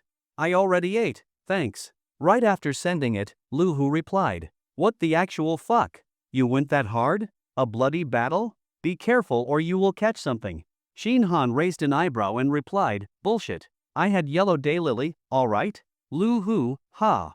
Bluffing again? Either that is just a picture you found online lately. The ones you are finding are pretty high quality. Where did you get them? Share the source. Shin Han replied, believe it or not, soon you will be jealous. Lu Hu, stop spouting crap. I am being serious. There is this new sand dance club that is really good. I am waiting on you. Are you fucking coming or not? Shin Han replied, thanks for the invite. I have turned over a new leaf. The sea of suffering is boundless, turn back before it is too late. Whoozy. Lu Hu, get lost, get lost. Fucking hell, if I ever invite you again, I will take your last name. Shin Han chuckled and looked at the next message. Tang Tang, Shin bro, when are you free? I want to treat you to a meal. That message had also been sent the night before. Shin Han thought for a moment and replied, why do you want to treat me? Miss me? That line was a little flirty, but not over the top. It all depended on how one chose to interpret it. Between good friends, saying something like that was nothing out of the ordinary. After replying to Tang Tang, he had no more unread messages. Shin Han returned to Luli, who still had not replied. He then sent another message, I will come to the office this afternoon. Be ready, in position. Buzz. The phone on the table vibrated again. Luli, whose delicate brows were already furrowed, looked even more displeased. She had not seen Shin Han at all that morning, not even a message from him on WeChat. This gave Luli a sense of relief, a feeling as if a heavy burden had been lifted from her shoulders. At this point, she did not even want Shin Han to come to the office anymore. But just after returning from lunch, a message popped up on her phone. Unsurprisingly, it was from Shin Han. Luli did not want to respond, but she was afraid of provoking his anger. So once again, she fell into hesitation. Before she could make up her mind, a second message came through. She picked up the phone and looked at it. Her heart suddenly began to race with anxiety. He is coming this afternoon? If he comes, then there is no way she can avoid it. When the time comes, she will definitely be. Remembering that day's events, Luli's heart was thrown into complete chaos, ashamed and furious all at once. Ever since kindergarten, she had always been the teacher's star pupil, the well-behaved child in her parents' eyes, and the campus beauty among her classmates. Wherever she went, she was always the center of attention. Others treated her with kindness and enthusiasm, with courtesy, respect, and refined manners.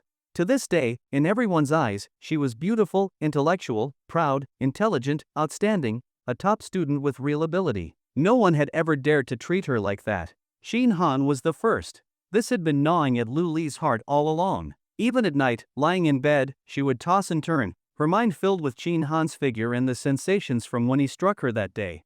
Aside from the overwhelming sense of indignation, all that remained in Luli's heart was panic, fear, and confusion. She was terrified that Shin Han might reveal her secret. She could not bear to imagine what others would think of her, how they would see her, once they found out about that secret. She would probably be condemned by everyone, would she not? Her family might also be humiliated because of her. Given how proud and obsessed with reputation her parents were, it might even provoke something terrible. Luli dared not think any further. Buzz. The phone vibrated again. Luli's body trembled. She quickly grabbed the phone and looked at it closely. It turned out to be a GG message from Bodong. She let out a long sigh of relief. Then she opened the camera and walked toward the sofa. Shin Han sent another message to Luli, then noticed an unread text message in his inbox. He opened it and saw that it was from Fenghui Bank. It stated that his bank account had been successfully opened but was currently in a pending activation state. A deposit was required to complete the activation process. 500,000 yuan. Shin Han had heard about this from his colleagues before, so he opened the China Merchants Bank app and transferred 500,000 yuan to the Fenghui account. As soon as the transfer went through, he received another text message. Fenghui Bank notified him that his personal global account had been activated and was now fully operational. It also reminded him that he could add a financial advisor through the app to manage investments and generate returns. That was impressively efficient. Shin Han smiled and went back to the China Merchants app. At that point, his account balance was only 2,205,013 yuan. He had already spent over 300,000 on a car, more than 30,000 on rent, then another 500,000 just now, plus meals, wine, and tipping. Money is not easy to spend. Shin Han sighed in his heart and casually transferred another 220W to his bank account at Fenghui Bank. The next step was to wait for the night to fall. After he finished transferring the money, buzz. The cell phone vibrated. Shin Han, eyebrow raised, said, "Came?" Click on a look, as he guessed. Luli sent a photo. The photo, she wore a gray strapless v-neck short-sleeved, the lower body of a pair of black pencil pants, feet on black pointed high heels, red bottom. It is worth mentioning that the black pencil pants reveal a section of light gray ultra-thin stockings. Curry silk, Luli arranged on.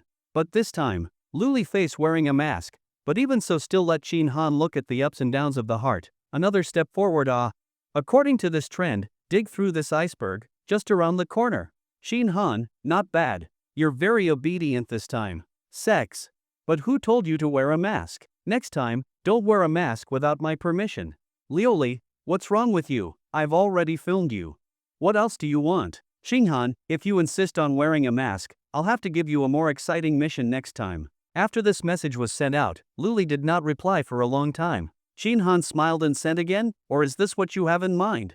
As you said on the forum, you'd love to experience moral corruption, moral turpitude, and incorruptibility. The words on the screen made Luli's eyes suddenly contract. She did not want to admit it, but what she was thinking was too hard to speak out loud. She really wanted Shin Han to let her go, but she could not bring herself to say it. Ever since she could remember, she had always been fiercely strong-willed. She never bowed, never lowered her head. Besides, reason told her that Shin Han would not let her off easily. At this point, I hope readers remember our domain Taiwan Novel Network twcan.com. After thinking it over, Luli replied, Shin Han, do you realize that you are already breaking the law? You are playing with fire. I can choose not to pursue what happened in the past. If you want money, I can give you a sum. Do you think I will let you manipulate me like this forever? You'd better stop while you still can. You do not want things to end in total destruction between us, do you? Oh, seeing Luli's message, Shin Han laughed immediately.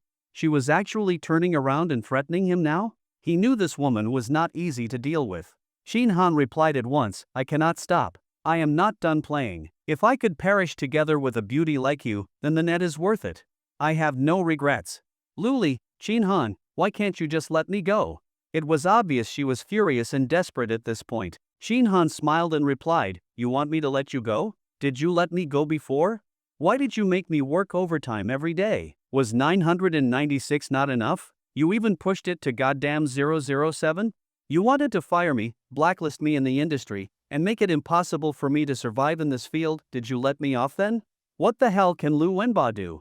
All the work in the tech department was done by me, day and night, working my ass off. Why the hell did he get to be the director? At the end of last year, why did you reject my raise request? The more Chin Han spoke, the angrier he became. Over the years, he had done all the work, worked all the overtime, but had not gotten a single good thing in return. As head of the project department, Luli could not escape responsibility. Luli, you know the company projects were urgent. Besides, I did apply for overtime pay for everyone. Luli, as for the firing and blacklisting, you insulted me first. Though, I was wrong too. I should not have gone that far. I sincerely apologize.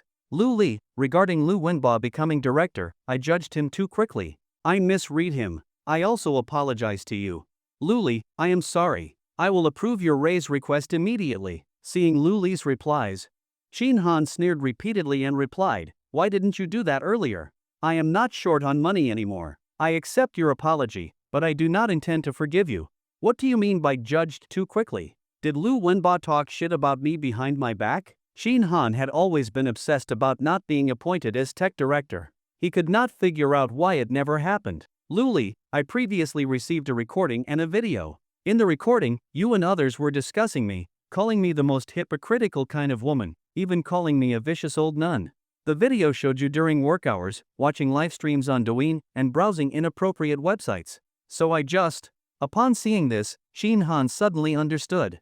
God damn it. There really was something fishy. Who gave Luli those things? He did not even need to guess, it had to be Lu Wenba, who benefited the most. After seeing that stuff, it would have been strange if Luli still had a good impression of him, but Chin Han was still extremely pissed. So was I wrong? You always act like the world owes you millions, never crack a smile. Would it kill you to smile? And your words are always sharp as knives, completely ruthless. If that is not vicious, what is? And what about being hypocritical? You really are two-faced. Where exactly was I wrong, huh? You slacked off plenty during work too. Did you not visit inappropriate sites more than me? What I hate the most is this kind of disgusting hypocrisy. Officials can set fires, but the common folk are not allowed to light lamps. Seeing Chin Han's ruthless tirade on screen, Luli's face turned red, then pale, stormy and uncertain. Her left hand clenched tightly, nails digging into her palm. Buzz. Her phone vibrated. 2 more messages came in. Chin Han, stop wasting my time. Today is the last warning. If you dare threaten me again, Chin Han, you bear the consequences. Do not say I did not warn you. Chin Han, since you threatened me, your daily tasks upgrade starting today. Chin Han, in the office, kneel, tilt your head back, open your mouth, take a photo. Chin Han, submit before the end of the day. Chin Han, if you are late, the task doubles and gets worse. Luli stood frozen, her breathing heavy with rage, trembling all over. Her light gray t-shirt stretched tight, as if it might burst at any moment. Smack! She threw the phone hard to the ground. After the confrontation with Luli, Li Zhishan came out of the bathroom, having just showered. Chin Han went in for a quick rinse, emerging refreshed. After tidying up, the two went out together. Both were hungry, so they did not go far. They found a Huayang cuisine restaurant near the neighborhood with a nice atmosphere. They ate. An hour later, full and satisfied. Rubbing his stomach, Chin Han smiled. Shall we go home? Go home for what? To do it. Li Zhishan blushed instantly, gave him a charming glare, and said coyly, No, I really can't. My legs are still wobbly. Then why are you wearing high heels? I dressed up pretty to walk beside you. Doesn't that bring you pride? Then I should thank you. Li Zhishan smiled, took his arm, and said, Let's go home. Then she quickly clarified, no. I mean, let's go back so I can help you pack your things. Weren't you planning to move to Jianglin Tianxia today? No rush, let's delay it a couple of days. Chin Han shook his head. If he moved in, it would be harder to mess around with Li Zhishan. He really did not want to live with her. Short term was fine, but long term? No way. If he lived with Li Zhishan every day, how could he go out and play? That would just block his own path. He absolutely could not do something so stupid. Seeing that Chin Han had no intention of inviting her to move in together, Li Zhishan felt a bit disappointed, but she quickly adjusted her mindset and smiled again. Hey, you still haven't told me why you wanted their information. What exactly are you planning to do? Get in the car first. I will tell you on the way. Weren't we going home? It's still early. Besides, you won't let me stir fry if we go back. What's the point? You already had 2 rounds. How are you not satisfied yet? Ha, I never get tired of it. Who told you to make your abalone so plump and juicy? Oomph, then no more for you. The two laughed and chatted as they got into the young one you ate. Shinhan set the GPS, stepped on the accelerator, and the car drove onto the main road. Ha, will that even work? Hearing Shinhan's plan, Li Jishan opened her mouth wide in shock, her delicate eyebrows slightly furrowed, clearly hesitant. Ha! Shinhan chuckled, eyes fixed on the road ahead as he held the steering wheel, and asked in return, why wouldn't it? But Li Jishan frowned and said, with just an ID card, I'm afraid it won't pass the verification. Isn't facial recognition required everywhere nowadays? That's only on big platforms. They have strict regulations and need to be proper. Shinhan said casually, we just need to find a few shady platforms.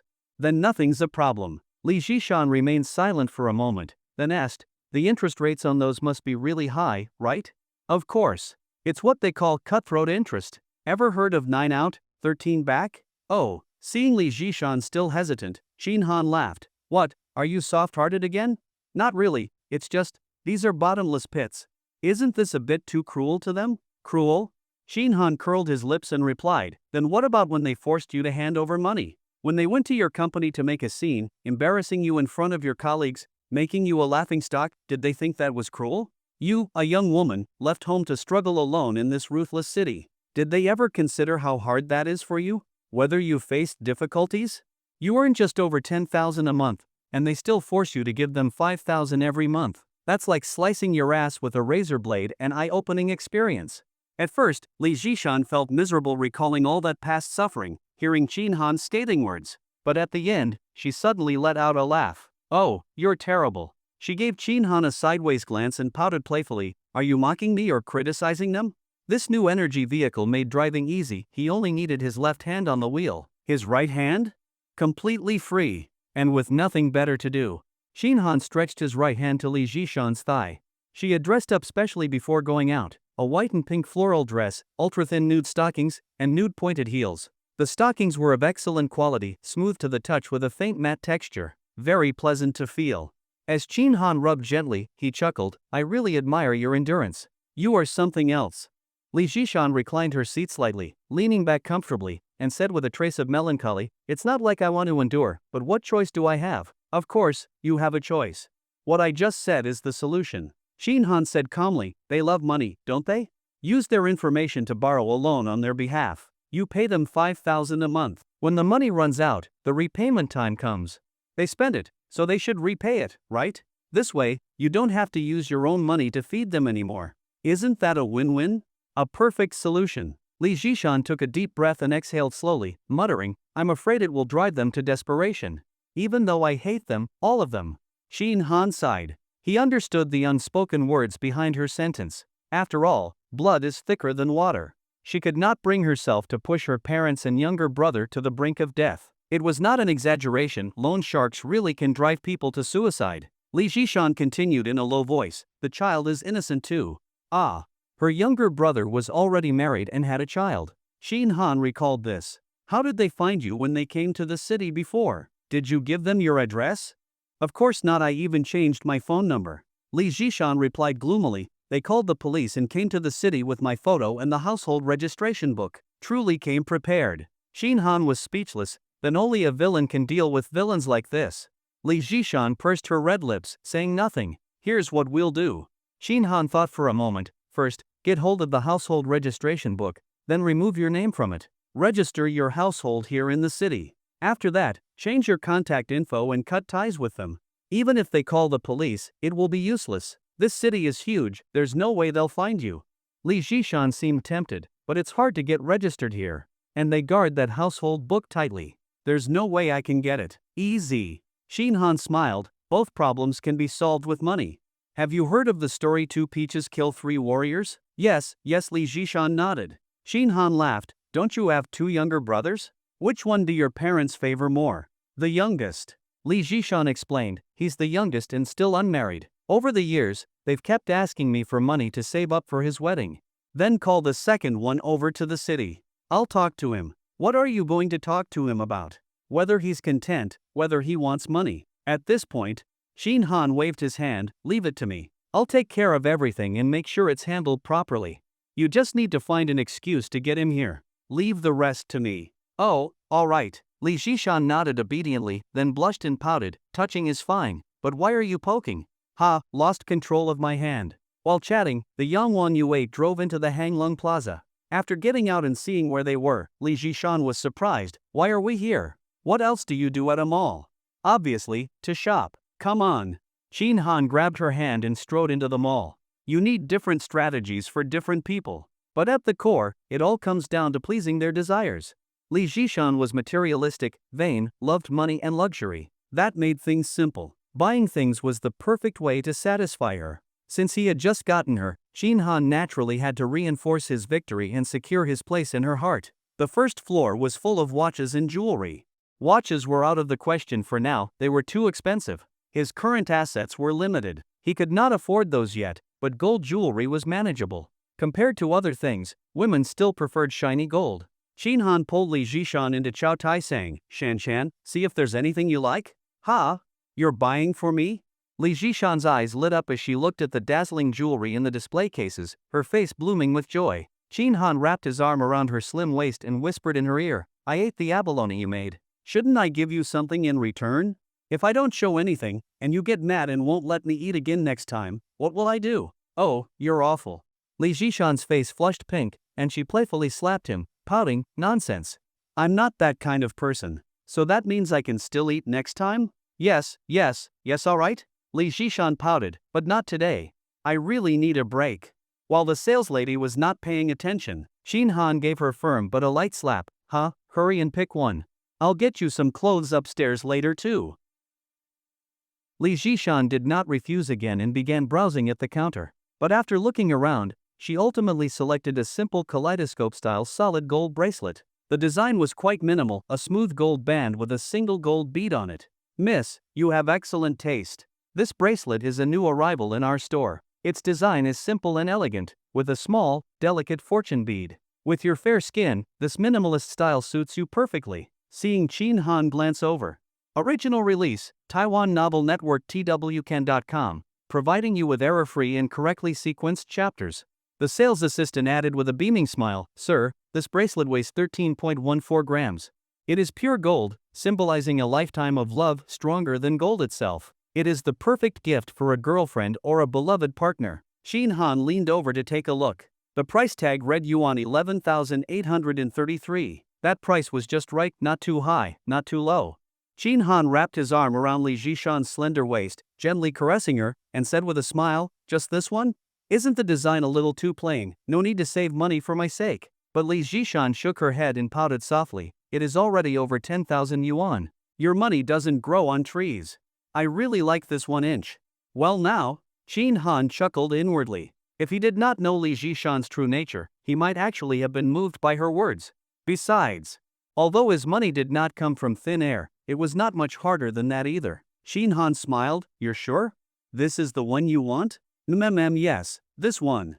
Li Zhishan's smile bloomed like a flower, her alluring fox-like eyes full of joy and satisfaction. Qin Han felt an overwhelming sense of achievement. This woman truly knew how to deliver emotional value. Alright, then this it is. I'll buy you something even better next time. As he spoke, Qin Han took out his phone and scanned the QR code to pay. He used a credit card. The funds on his Fenghui bank card were principal reserved for more important uses. After buying the bracelet, they went upstairs.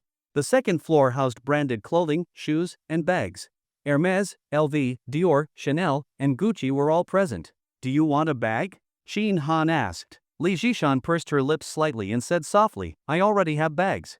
But you don't have one that I bought. Qin Han grinned and raised his chin slightly. Go in and pick one. No need to be polite with your man. Li Zhishan was overjoyed by his words. She smiled brightly and said, Darling, when you say things like that, it's so manly. Moist already? Qin Han raised an eyebrow. You're terrible. Li Zhishan twisted her body coyly, full of flirtatious charm. Then she let go of Qin Han's arm and gracefully walked toward the nearby LV store in dainty steps. Watching her, Qin Han sighed inwardly, indeed, all women in this world were suckers for luxury. 10 minutes later, Li Zhishan settled on a shell-shaped handbag. Does it look good? It looks great. Qin Han casually pulled out his phone and said to the sales associate, wrap it up. I'll take it. Just 5 words, and both Li Zhishan and the associate beamed with delight. Scan. Yuan 18,600. Payment successful. Do you want to pick another one? That one over there looks nice too. No need. One is enough. Shin Han pointed across the way, then let's check out Chanel? I'll get you a dress or some shoes. No need, really. I already have some. We've spent quite a bit today. Not enough. Being my woman, you must look your best. You should never be outshined, whatever others have, you must have too. Upon hearing this, the nearby sales associate, who had been smiling as she observed, looked at Li Zhishan with a hint of envy. Miss, your boyfriend treats you so well. Oh my. Li Zhishan's heart overflowed with joy upon hearing that. It was as if every pore in her body opened up. This was the high-status life she had always dreamed of, a life where she could bask in the admiration and envy of others. Thank you. Li Zhishan nodded slightly, smiling with reserved politeness. Next, at Shin Han's insistence, Li Zhishan went to Chanel and picked out a dress and a pair of high heels. Yuan 34,000. Amid warm farewells from 2 enthusiastic Chanel associates, Li Zhishan walked out of the store with a light step, arm in arm with Shin Han. She clung to Shin Han's arm, swaying it gently. Darling, I'm so happy. Thank you. Feeling the softness at his side, Shin Han grinned. This is just the beginning. Let's go over there next. It's enough, really. I do not need anything else. No. Shin Han's smile faded, and he said seriously, this one you must have. Ha? Seeing the sign on the store Shin Han led her to, Li Zhishan's cheeks turned slightly red. Only then did she understand why Shin Han had insisted. Victoria's Secret. What style do you like? Li Zhishan whispered with a sly smile, leaning close to Shin Han's ear. There is a strange kind of clothing meant for women, but women always love asking men's opinions about it. And men, in these moments, are happy to give very precise answers. Shin Han laughed. Lace, one-piece, two-piece, crotchless. I like them all. The more revealing, the better. Li Zhishan batted her eyes and teased him. Why are you so perverted? The sages said, human nature is rooted in desire. Shin Han laughed. If even saints are like this, how could a mere mortal like me resist? Li Zhishan rolled her eyes again. What color do you like? I am not picky, I can handle all colors. They stayed at Victoria's Secret longer than any other store. Because they bought quite a lot. This store was truly professional. The selection was overwhelming. Shin Han almost wanted to buy everything in the shop, but considering his credit limit, he wisely restrained himself. Still, they ended up buying 30 items. Mostly stockings spotted, lettered, with shrimp lines, embroidered, black, nude, white, gray, and many more. That made up over half. The rest were sexy lingerie. Total spent, Yuan 58,000. It was not cheap. Some stockings were so thin, just a little fabric, with a huge hole in the middle. Yet they still cost Yuan 718 a pair. But Shin Han paid willingly, even joyfully. Once they were torn up, he would come back to buy more next time. Darling, that's really enough. Let me buy you something now. In a few days. A few days? Li Zhishan was puzzled, but Shin Han did not bother to explain. He could not exactly say that everything he bought today was on credit, and now he needed to save money for something big. Let's go get you a new phone. Another one? No need, my phone still works fine. That old model is from 3 years ago. It no longer suits you. My woman should have the latest. Li Zhishan pointed to Shin Han's Huawei Mate 20 and smiled, but your phone is older than mine. Shin Han's face darkened instantly. She was not wrong. He had been using that phone for many years. But since it had not broken, and he rarely used it for games, it still did the job, so he never changed it. But now, it really did not match his image anymore. Shin Han suddenly recalled the moment he scanned the QR code to make a payment just now. Those sales assistants had looked at him with a hint of surprise in their eyes. Now that he thought about it, could it have been because of his phone? A man using an outdated and shabby phone, yet buying luxury goods worth tens of thousands without batting an eye. No matter how one looked at it, something seemed off. Shin Han smiled faintly and said, "You do not understand. This is sentiment." Li Zhishan somewhat believed him. She guessed that maybe this phone held some special meaning for Shin Han, which was why, even with all his money, he still had not replaced it. At that moment, Shin Han added, "Forget it, it is time for a new one." Li Zhishan immediately smiled and said, "Great, darling, I will buy you a new phone. How could I let you spend your money? I will buy it myself." Shin Han frowned slightly and continued, "Hurry up. Once we finish buying the phone, get in the car and let me see what exactly is so special about Victoria's Secret." Originally, Shin Han had planned to buy Li Zhishan the latest Apple 15 Pro Max, as she was currently using an iPhone 12. But unexpectedly, when she learned that Chin Han did not use Apple products and only used domestic brands, Li Jishan said she no longer wanted an iPhone either, she wanted to use the same phone as Chin Han so they could have matching couples' phones. Chin Han had no objection to this. They exited the Apple store and walked straight into the Huawei store next door. Buying Huawei had nothing to do with patriotism. It was simply because the company had strong research capabilities and because it had two operating systems. Just like Luli, one system for the daytime, one for the nighttime. Secure and convenient. Chin Han needed this feature as well, his collection of girlfriends was growing, and he would need to organize his photo gallery. No need to browse. Just pick the most expensive and best-looking model. Pura 70. Sir, our Huawei P series excels in imaging. From the P30 Pro's periscope telephoto lens to the P60 Art's Mage imaging system, every upgrade is a visual revelation. If you are a photography enthusiast or often need to share high-quality photos on social media, then the P series is definitely a great choice. The sales assistant perked up as soon as she saw Chin Han examining the Pura 70 and began enthusiastically introducing it. She had noticed the couple the moment they entered the store, and she could tell they had strong purchasing power. Both carried luxury brand shopping bags, LV, Chanel, Victoria's Secret. Listening to her introduction, Chin Han nodded slightly. She was right, photography was indeed the P-series strength. It is more like an artist in pursuit of photography, focused on capturing every wonderful moment in life. The sales assistant smiled and said, owning a P70 means being an explorer of visual artistry. Well said. Those words struck a chord with Chin Han. He aspired to be an explorer of feminine artistry. Then I will take two. Two? The sales assistant's eyes instantly lit up. Damn. Buy one, get one. Jackpot. Sir, which model of the P70 would you like? Chin Han glanced at the spec sheet on the table. The top-tier model had a 140-megapixel rear camera and a 13-megapixel front camera. The top one, Pura 70 Ultra. The assistant was even more delighted. This was a massive sale. She quickly asked, certainly, would you prefer the 16 plus 512 GB version, or the 16 plus 1 TB version? 1 terabyte. The assistant felt a slight shiver in her body. But she kept her composure and said with a warm smile, of course, sir. 1 Pura 70 Ultra, 16 plus 1 TB version, priced at 9,999 yuan each. 2 units come to 19,998 yuan. Please come this way to pay. What colors would you like? I will fetch them for you. Chin Han turned to Li Jishan. She smiled sweetly and said in a tender voice, I would like white. Then I will take black. After payment, the sales assistant introduced phone cases and screen protectors, saying they were shockproof and would better protect the phones. Chin Han waved her off decisively. No need. I do not like using covers. Back in the day, he would always buy a case and screen protector for any new phone. All his previous phones had been immediately wrapped and shielded to prevent any damage. This created a strange situation. A phone would go from purchase to disposal without ever truly being appreciated, the feel, the clarity of the screen.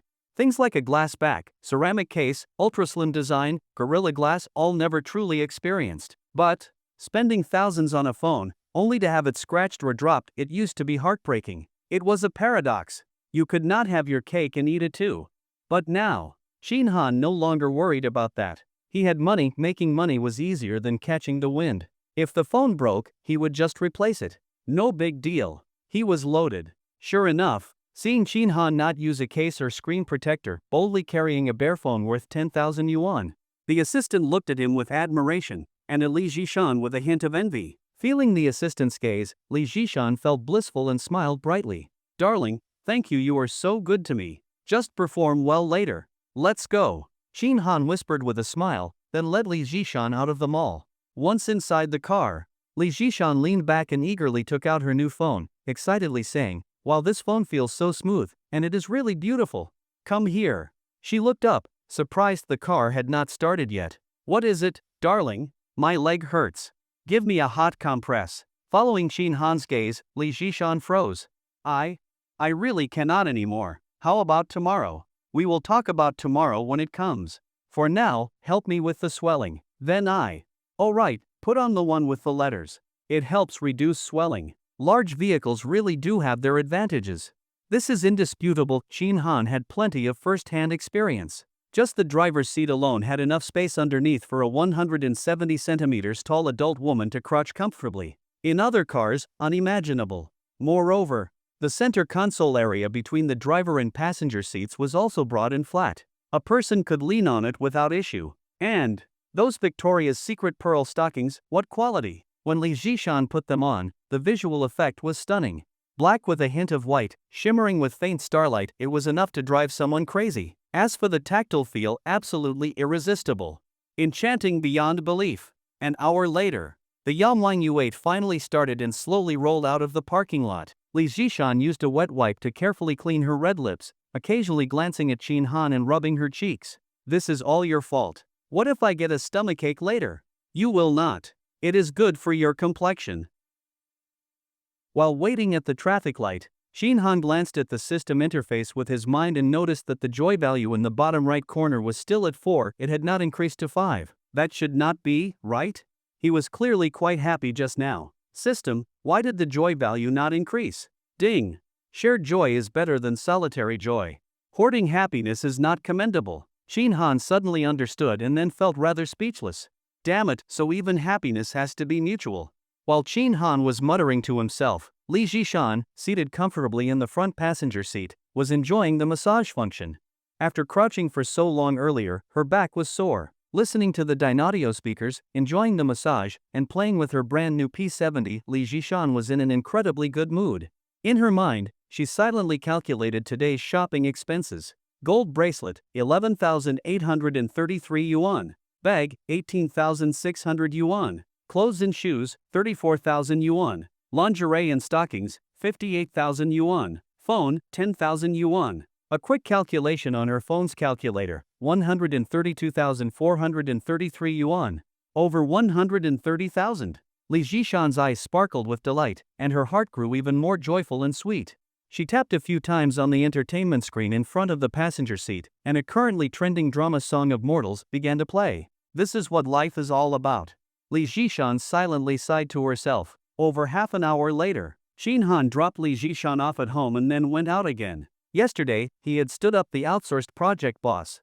On the way back earlier, the man had messaged on WeChat asking if he had time today. Qin Han said he did, and they quickly arranged a meeting spot. Seeing him head out again, Li Zhishan asked curiously where he was going. Qin Han laughed, patted her plump butt, and teased, "Already trying to control me?" Li Zhishan pouted coquettishly, "I am not trying to control you, I am just concerned. I wanted to have dinner with you tonight too." Qin Han gave a light squeeze, waved his hand, and said, "No need to wait. You eat on your own, I have an appointment." Li Zhishan nodded and said okay. She reminded him not to drink and drive, and to come home early, she would be waiting for him. She looked every bit the gentle and caring partner. This sight stirred something in Qin Jr., and Qin Han could not help but pin her against the wall for a moment of intimacy before heading out. Li Family Cuisine. Getting out of the car and looking at the palace garden-style outer wall, Qin Han clicked his tongue. He had thought it was just a name, turns out this really was the place. This was one of the high-end restaurants in the city. Just from the exterior, no one would suspect it was a restaurant. Led by a doorman, Qin Han entered. Inside was even more elegant and serene, styled as a traditional Eastern classical garden. Pavilions, bridges, flowing water, surprises at every turn, crafted with artistic ingenuity. Qin Han mused, this outsourcing boss is going all out. Why invite me to such a place? What was his intention? What did Qin Han have that warranted such hospitality? Just a small outsourced project? Impossible. Qin Han absolutely did not buy it. There were no such kind-hearted capitalists. There must be another reason, he just had not figured it out yet. Since I am here, might as well enjoy it. Qin Han chuckled and shook his head, what was the point in overthinking? Once they met, the truth would come out. After all, in this grand city, it was not like they were going to abduct him and steal his organs, right? High-end restaurants typically required reservations. After giving the server his seat number, Qin Han was led to a booth beside a large floor-to-ceiling window. It had a pleasant view. Outside was an artificial lake, lit up at dusk with a musical fountain show. The other three sides were enclosed with elegant folding screens and lush greenery, forming a semi-private space isolated from the rest of the restaurant. Seeing no one was there yet, Qin Han sat down. He checked the time, 6:20 p.m. He had arrived early, the meeting was set for 6:30. With time to spare, he opened WeChat to chat with Luli and maybe nudge her a bit. Just as he opened the app, a message popped up. Tang, I just wanted to thank you for your generous tip yesterday. I cannot just let it go unacknowledged, hee. Tang, sorry, Xinji, I just woke up. The first message explained the dinner invitation, the second explained her late reply. Shin Han replied, sigh. So you were not thinking of me. How heartbreaking. Did you really sleep from morning until now? What were you doing last night, you giant night owl? Tang Tang, he no chin ji, do not tease me. Tang Tang, I did not stay up late. I just overslept during a nap. Shin Han thought for a moment and replied, alright, I will give you a chance. I am available anytime. Tang Tang, great, how about today? What do you want to eat, Shin ji? Shin Han felt a bit awkward. He replied, not today, I already have plans. Any other time is fine. Tang Tang, oh okay, no problem. I will let you know in advance next time. Shin Han, okay. Just as he was about to find another topic to chat about with Tang Tang, the sound of high heels suddenly echoed nearby, followed by a surprised voice. Shin Han? The tone was filled with shock and disdain. Ha? That voice sounded familiar. Shin Han looked up and was stunned. A tall girl stood there, wearing a white blouse, a pink skirt, and white high heels. Her long hair fell gracefully over her shoulders, and her features were delicate, with carefully applied makeup. Her lightly rose-tinted lips parted slightly, revealing neat, white teeth. After a brief moment of surprise, Shin Han quickly regained his composure, his gaze sweeping over her with interest. It had been years, but this bitch had gotten even prettier. Back then, she was at best an 8 out of 10. Now, with her mature style, heels, tight skirt, stockings, the youthful aura had evolved into a womanly charm. A solid 8.5. Yan Yiting, do you not recognize your daddy? Shin Han leaned back and smiled coolly. Get lost. Yan Yiting's expression instantly darkened. She snapped, watch your mouth, Shin Han. Oh? Shin Han chuckled, did I say anything wrong? Who was it that used to cry and call me daddy, begging me to go faster? You. Yan Yiting's face flushed red, her teeth clenched, we broke up long ago. What is the point of dredging up the past? Shin Han, I beg you act like a man. Forget it, I do not want to argue with you. This table is already reserved. Leave. She turned her face aside, as if she could not even be bothered to look at him. Hearing this, Shin Han grinned. Things were getting more and more interesting. Location, time, table number. Everything was correct. Shin Han was confident that with his level of intelligence, he could not possibly make such a rookie mistake. But then, out of nowhere, Huang Yiting appeared and claimed the table was already reserved. The only possibility Shin Han could think of. Huang Yiting had made a mistake. Sitting with his legs crossed, Shin Han scrutinized her and said coolly, indeed, this table has been reserved. Unfortunately, not for you. So, the one who should be leaving is you. Ha! Huang Yiting sneered, folding her arms as she said coldly. Shin Han, I thought you might have matured a little after all these years. But no, you are still just as childish. You think just because you are sitting here, I cannot do anything? I will call a waiter over, and you will be kicked out in no time. You had your chance. Do not blame me for being impolite. With that, she turned to summon a waiter. Just then, the sound of rapid high heels echoed from outside. Judging by the rhythm and force of the footsteps, whoever it was seemed to be the no-nonsense type. Huang Yiting abruptly stopped, then turned with a beaming smile. President Li. She bent slightly at the waist, greeting with exaggerated warmth and respect. This scene left Shin Han momentarily stunned. Something was not right. Was this not the same woman who had just climbed the social ladder and planned to become a rich man's wife? Why was she now being so courteous, calling someone President Li like she was speaking to her boss? Had she been dumped by that rich heir and gone back to working a job? While Shin Han was silently speculating, a striking figure entered his view. A tall woman, wearing an off-shoulder black dress. Her smooth, fair shoulders and elegant collarbones were boldly exposed. Although the neckline was not deep, her generous curves stretched the fabric taut, as prominent and majestic as Mount Everest. The dress was short, and its high waist, body-hugging cut accentuated her slim waist and curvy hips in the most flattering way. An S-shaped figure, on full display. Below, a pair of long, jade-like legs were outlined seductively by sheer black stockings. On her petite feet shimmered black high heels, utterly captivating. She carried a dainty LV handbag, and her silver diamond earrings swayed gently with each step, gleaming under the lights. Though she walked quickly, she exuded both elegance and confidence. Unfortunately, she wore sunglasses, so only her rounded, delicate face, high nose, cherry lips, and those pure white, finely shaped ears could be seen. Why the hell was she still wearing sunglasses at night? Was she mentally deranged? Shin Han grumbled inwardly but still gave her an internal score over 90 points. The woman stopped in front of them. Huang Yiting quickly said, President Lee, please wait a moment. This man is occupying our reserved seat. I will have someone remove him immediately. She turned to the approaching server and instructed, please escort him out. Do not delay, preside. No need. President Lee cut her off. She walked over, placed her bag on the table, and sat directly across from Chin Han. With a wave of her hand, she said, Ting, wait outside. She stood there, dumbfounded, glancing between President Lee and Chin Han. Had she misheard? President Lee. You may go, President Lee said calmly. Her voice, though a little husky, carried an unmistakable authority that brooked no argument. Huang Yating bit her lip, glancing at the beaming Chin Han, her heart seething with frustration. But President Lee, this man, he is the guest I arranged to meet today. Huang Yating's pupils constricted. She pursed her lips and fell silent. From her understanding of her boss, this was the absolute limit of her patience. One more word, and she would be reassigned by HR the very next day, never again able to work by this woman's side. That was something she absolutely could not accept. Taking a deep breath, Huang Yating turned and walked out, dazed and unwilling. The waiter also left the scene. In the blink of an eye, only Chin Han and President Lee remained. He studied the powerful, charismatic woman before him with great interest.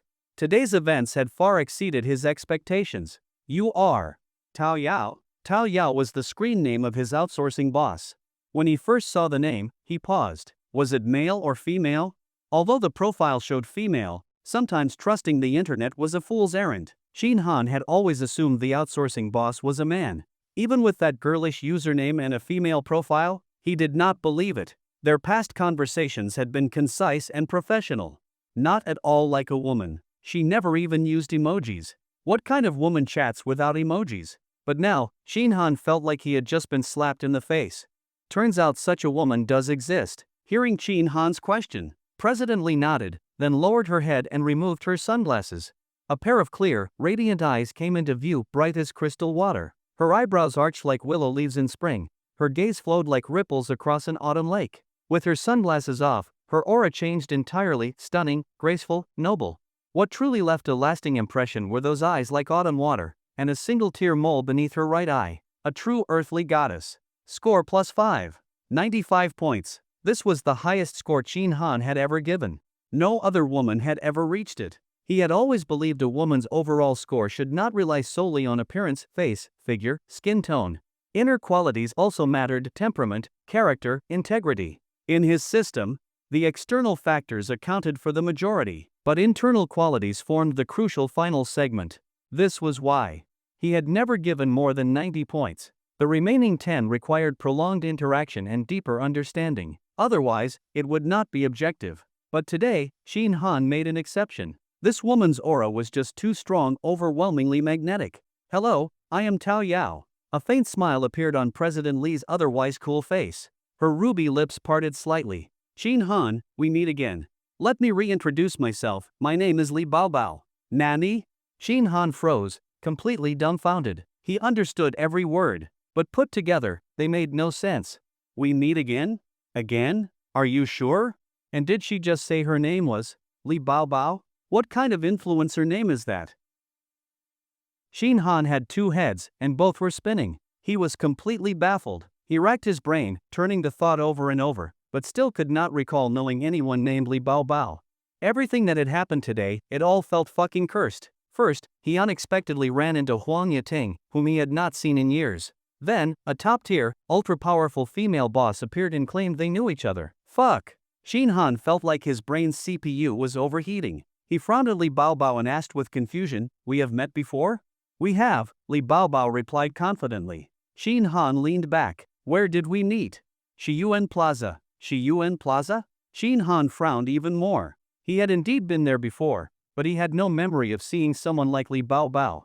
If he had met her, with her looks, that figure, that aura, he would have remembered her even if she turned to ash. Seeing that Chin Han still looked puzzled, Li Baobao smiled again and said, "That day, you were holding a little girl's hand and helping her find her family.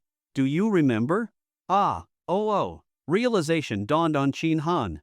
He slapped his forehead and looked at Li Baobao with a smile. "You were her mother, right? That day, you wore a cap and a mask, a white tracksuit, if I recall correctly?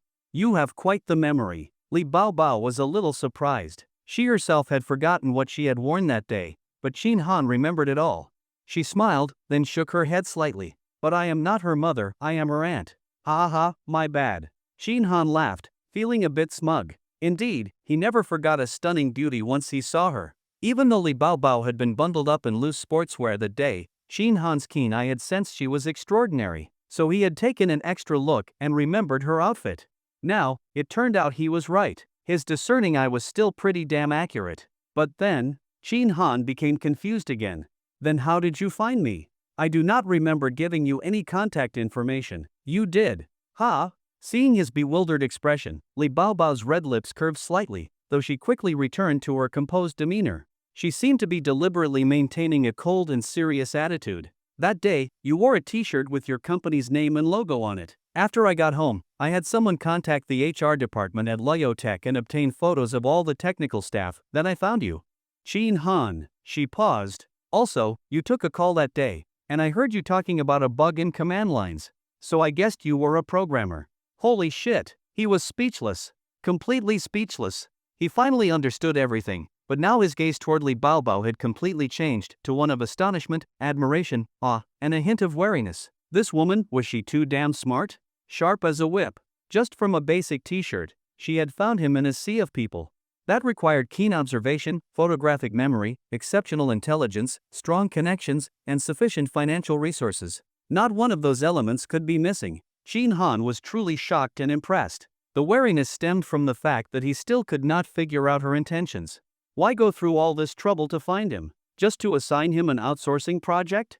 And now even arrange a face-to-face meeting. Ah, his damned irresistible charm really had nowhere to hide. Ha, so, Bao Bao. Shin Han rubbed his hands together and spoke with a careful smile. Li Baobao blinked and said in a cool voice, "The Bao in my name means to preserve youth." Li Baobao continued, "That day, it was thanks to you that Shanxian did not get lost. I should have thanked you. I offered, but you refused.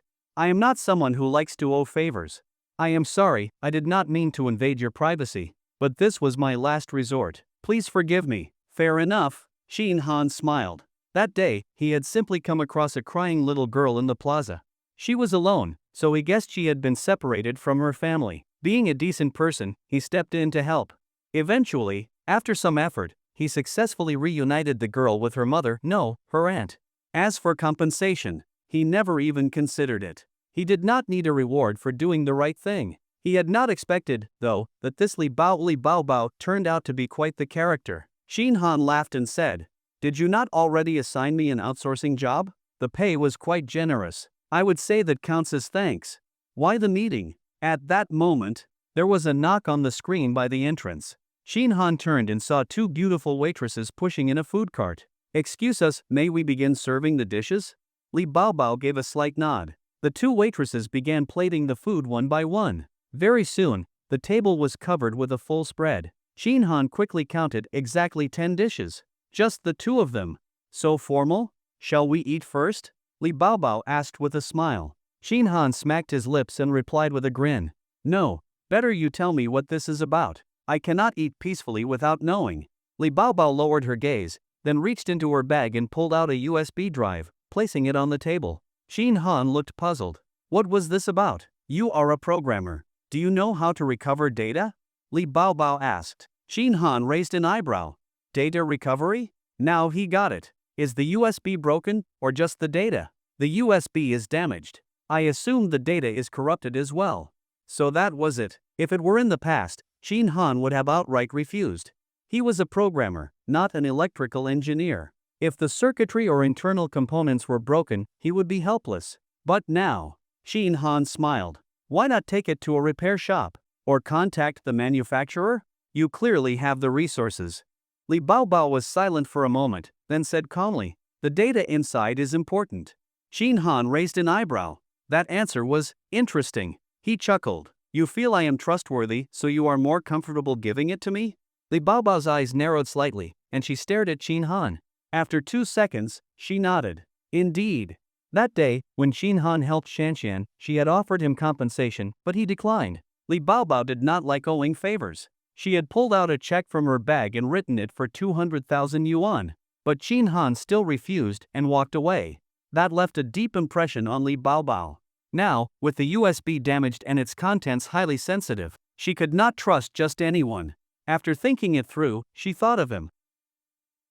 Just as Li Baobao was recalling the events of that day, Shin Han suddenly realized something. Holy shit, that check. Could it have been real? Fuck, he had taken a massive loss. He remembered the scene clearly. Li Baobao had said she wanted to thank him. Shin Han thought it would just be a meal or a small token of appreciation. He did not need that. He had already arranged to play PUBG with Lu Hu. Nothing was more important than chicken dinner. After being rejected, Li Baobao had rummaged through her bag for a while and pulled out a check to give to Shin Han. But at that moment, Lu Wenba called and asked him to return to the office to fix a bug. He was in a foul mood. He glanced at the check, 200,000 yuan? Who the hell carries checks around these days? And dressed in a tracksuit no less. It had to be fake. Did she think he was a fucking idiot? Shin Han waved her off, turned around, and left to fix bugs. Now, looking at Li Baobao's demeanor, it was clear she was rich. So the check had been real. Fuck. He really was a fucking idiot. Shin Han's mouth twitched, but he forced a hearty laugh and waved it off casually. It was nothing. I never even thought about the money. I just wanted to help the little girl find her family. If I had taken your money, it would have tainted the gesture. I have had this kind of integrity since I was a kid, returning lost items without expecting anything. Since it was a lost cause, he figured he might as well solidify his noble image. Li Baobao nodded slightly. Her gaze softened as she looked at Shin Han. Her lips moved. About the USB drive. How long has it been damaged? About 3 or 4 days. Piece of cake. Shin Han nodded enthusiastically and assured her, "You came to the right guy. I had a hard drive crash once, and it held years of precious data. It broke my heart, so I studied how to fix it. After relentless effort, I actually managed to recover it. Your USB and a hard drive work on similar principles. Trust me, I've got this." Li Baobao breathed a little easier and smiled. "Great, thank you.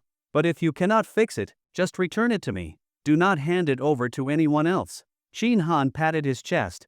"Do not worry. I keep my word. Then can we eat now?" "Eat? Absolutely. Honestly, I have been drooling. The presentation alone is mouth-watering. The taste is good too. Try it." The two were not actually familiar with each other. They had only exchanged a few WeChat messages, strictly business about outsourcing, but that did not faze Shin Han. He first asked if the mini program he developed had any issues. Was it running smoothly? Li Baobao said it was excellent and had greatly improved their efficiency. Shin Han then asked what line of work she was in. She did not hide anything and told him plainly. She was the CEO of Vision Capital. Vision Capital? Shin Han had never heard of it, but the name sounded like an investment or financial company. He planned to look it up later. As they chatted, Shin Han suddenly changed the subject. "Is Huang Yiting an employee at your company?" Li Baobao was momentarily surprised, then nodded. "She is my secretary." "You know her?" So Huang Yiting really was working now. Shin Han was a bit shocked. Looked like she had truly been dumped by that rich kid and had to fend for herself. He grinned. "Know her? We were very close. But that was all in the past." After a brief pause, he added, "Now that we are friends, President Lee, I hope you don't mind me being blunt. I feel I should let you know something. When I was a senior, she was a freshman. We were together for 6 years. After graduation, most of my earnings went to her. But less than 2 years after she graduated, she climbed the social ladder. That is the whole story. Judge for yourself. In my opinion, when selecting a secretary, competence is secondary, character is what truly matters." He threw in one final jab. Such a golden opportunity to stab her in the back. If he did not take it, even he would lose respect for himself. He did not care about Huang Yiting's current life. He just hoped it was as miserable and pathetic as possible. Li Baobao, upon hearing all this, made no comment. She simply nodded slightly and continued eating. Shin Han was not disappointed. He believed Li Baobao would come to her own conclusion. Dinner did not take long. After about 20 minutes, Li Baobao put down her chopsticks and sipped her tea, clearly done and waiting for Shin Han. Seeing this, Shin Han sped up, devouring one Peking-style lobster, more than half a plate of crispy green mushrooms, and a full bowl of bird's nest soup, then wiped his mouth. He pocketed the USB and smiled. "Thank you for the meal. The food here is truly excellent. I'll take the USB back and keep you updated as soon as there is progress." "Okay." Li Baobao nodded and stood with a faint smile. They walked out of the booth together. She said goodbye and quickly left. Judging by her direction, not toward the exit but further inside, Shin Han chuckled to himself. She must be heading to the restroom. Even goddesses have to pee. Ha ha. Shin Han glanced around, saw no sign of Huang Yating, and did not dwell on it. He turned and left. As soon as he got in the car, his phone buzzed. It was 8 p.m. He unlocked it and opened WeChat. Luli, image. Shin Han's eyes narrowed, his mouth curved up quickly. Oh, not bad, not bad. TSK, that pose, that expression, seeing this contrast from Luli. Absolutely perfect. Shin Jr. got excited instantly. Shin Han stared at the screen for a long time, then replied, "Your pose is stiff, your expression dry. No emotion at all. Are you a blow-up doll? A blow-up doll is more lifelike than you.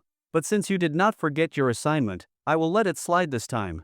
Do not mess up again. Training a pet requires both stick and carrot. Same goes for people. You cannot just praise. Too much praise and they get cocky. You must first suppress, then lift up step by step. Of course, even that is not enough. In the end, you must show concern, so the other person feels your sincerity. That is the correct way to train a pet." Shin Han sent another message. "It is already past 8. Why are you still not home? Go home and rest. From now on, no staying late at work. Remember, you do not belong to yourself. You belong to your master. If your body breaks down, that is a huge loss to your master." Ever since she received Shin Han's new assignment, Luli had been restless and uneasy the entire afternoon, unable to focus or sit still. Unknowingly, the workday had already come to an end. Yet, she did not leave. Not because she was swamped with work, but because she had not completed her task and dared not leave. There were 2 reasons she did not dare leave. First, she feared angering Shin Han, which might provoke his retaliation. Second, she did not want to leave. Yes, deep down, her subconscious resisted the idea of leaving, though her mind told her it was fear that kept her. As evening lights began to glow, time passed, second by second, and colleagues from the outer office gradually packed up and left. Luli sat in silence for a long time, then suddenly got up, lowered the blinds, and locked the door behind her. Then she returned to her seat and sat in silence again. Eventually, she managed to convince herself. This is all his fault. That shameless bastard forced me. This is not what I wanted. I cannot let him reveal my secrets. I am doing this to protect myself. That's all it is. She slowly stood up, walked over to the sofa, then knelt down beside it. But the moment she sent the photo, she immediately wanted to recall it. Yet when her finger hovered over the recall option, she hesitated for a long time. Time ticked away, little by little. Soon, it was too late to recall it. Luli exhaled softly, thinking to herself, "It is not that I did not recall it, it was simply too late." A while later, when she saw Shin Han's reply, her fair and flawless face flushed crimson in an instant. Bright red like blood, her ears burned, and her heart raced, especially when she read the last sentence, "You do not belong to yourself, you belong to your master." Luli's cheeks reddened more and more. Her body went limp and she slid from the sofa to the floor. Her legs instinctively pressed tightly together. Her breathing grew heavy, her chest heaving, her right hand pressed against the floor, gradually applying force. Her mind was filled with those domineering, harsh, shameless, insulting, yet ever so slightly caring words. In the silent, empty office, a faint and sultry sound echoed. "Over here." After replying to Luli, Shin Han noticed that she had not responded, but he did not mind much. The task was completed. After all, was he not allowed to let her have a little mood of her own? To be honest, Shin Han was somewhat surprised that Luli had taken the initiative to complete this assignment, especially one that was a bit beyond the usual boundaries. In his view, it had happened rather quickly. She had only been adjusted a few times, and she was already this obedient and compliant? Driving the car, Shin Han mused inwardly. This Luli most likely had a touch of Stockholm Syndrome, or perhaps was a severe case of syringomyelia. The more intense it was, the more she liked it. In that case, he would have to apply a bit more force in the future. Upon returning to the rented apartment, Li Jishan came out to greet him as soon as she heard the door. She was dressed lightly, wearing a simple camisole nightdress, her fair feet in slippers. "You are back. Have you eaten?" Li Jishan was all smiles, her voice soft and delicate, even coquettish. "Hug me, I missed you." "Ah, I missed you too." Shin Han scooped her up by the waist and carried her into the master bedroom. "I have eaten, but I am still very hungry." He had just seen an exquisite beauty, a peerless flower in the restaurant, and then received Luli's assignment. His mind was already filled with wild fantasies and desires. Now, seeing Li Jishan dressed so revealingly, skin glowing, fragrance overflowing, her entire body trembling delicately. If he did not act on this, he would not be a man. he tossed her onto the bed, seeing the glint of aggression in his eyes. Li Zhishan panicked slightly and exclaimed coquettishly, "Ah, no, stop. Ha, I was planning to get some work done. But who told you to offer yourself like this?" Xin Han grinned wickedly. "Do not blame me, Xiao Shanshan. Just give in. I am small? Small or not, let me measure and find out." At that moment, the TV was playing Drawing Sword, and from it came a roar by Li Yulong, "Fire at will. Aim straight and blast those bastards. Open fire." 10:30 p.m. The room was filled with a scent reminiscent of the sea. Li Zhishan lay on the bed, completely drained, her body limp and weak. Her face and neck were flushed bright red, glistening with sweat. Xin Han rolled over and sat up, energetic and glowing, smiling as he said, "How was the flavor of my 10 fragrance soft muscle powder?" Li Zhishan gave him a flirtatious side eye and murmured in a syrupy voice, "Hot enough to kill someone.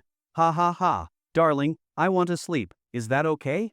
Xin Han glanced at the system. The joy value had already risen to 5. He thought to himself, if I had known, I would not have used the system to reset Qin Jr.'s cooldown. That way, in an hour and a half, I could have done it twice and gained 2 points of joy value. Xin Han smiled and said, "Go ahead, sleep." As he got out of bed, Li Zhishan asked sweetly, "Where are you going?" Xin Han understood what she meant, and replied with a gentle smile, "Rest here peacefully. I am going to my room to handle some work.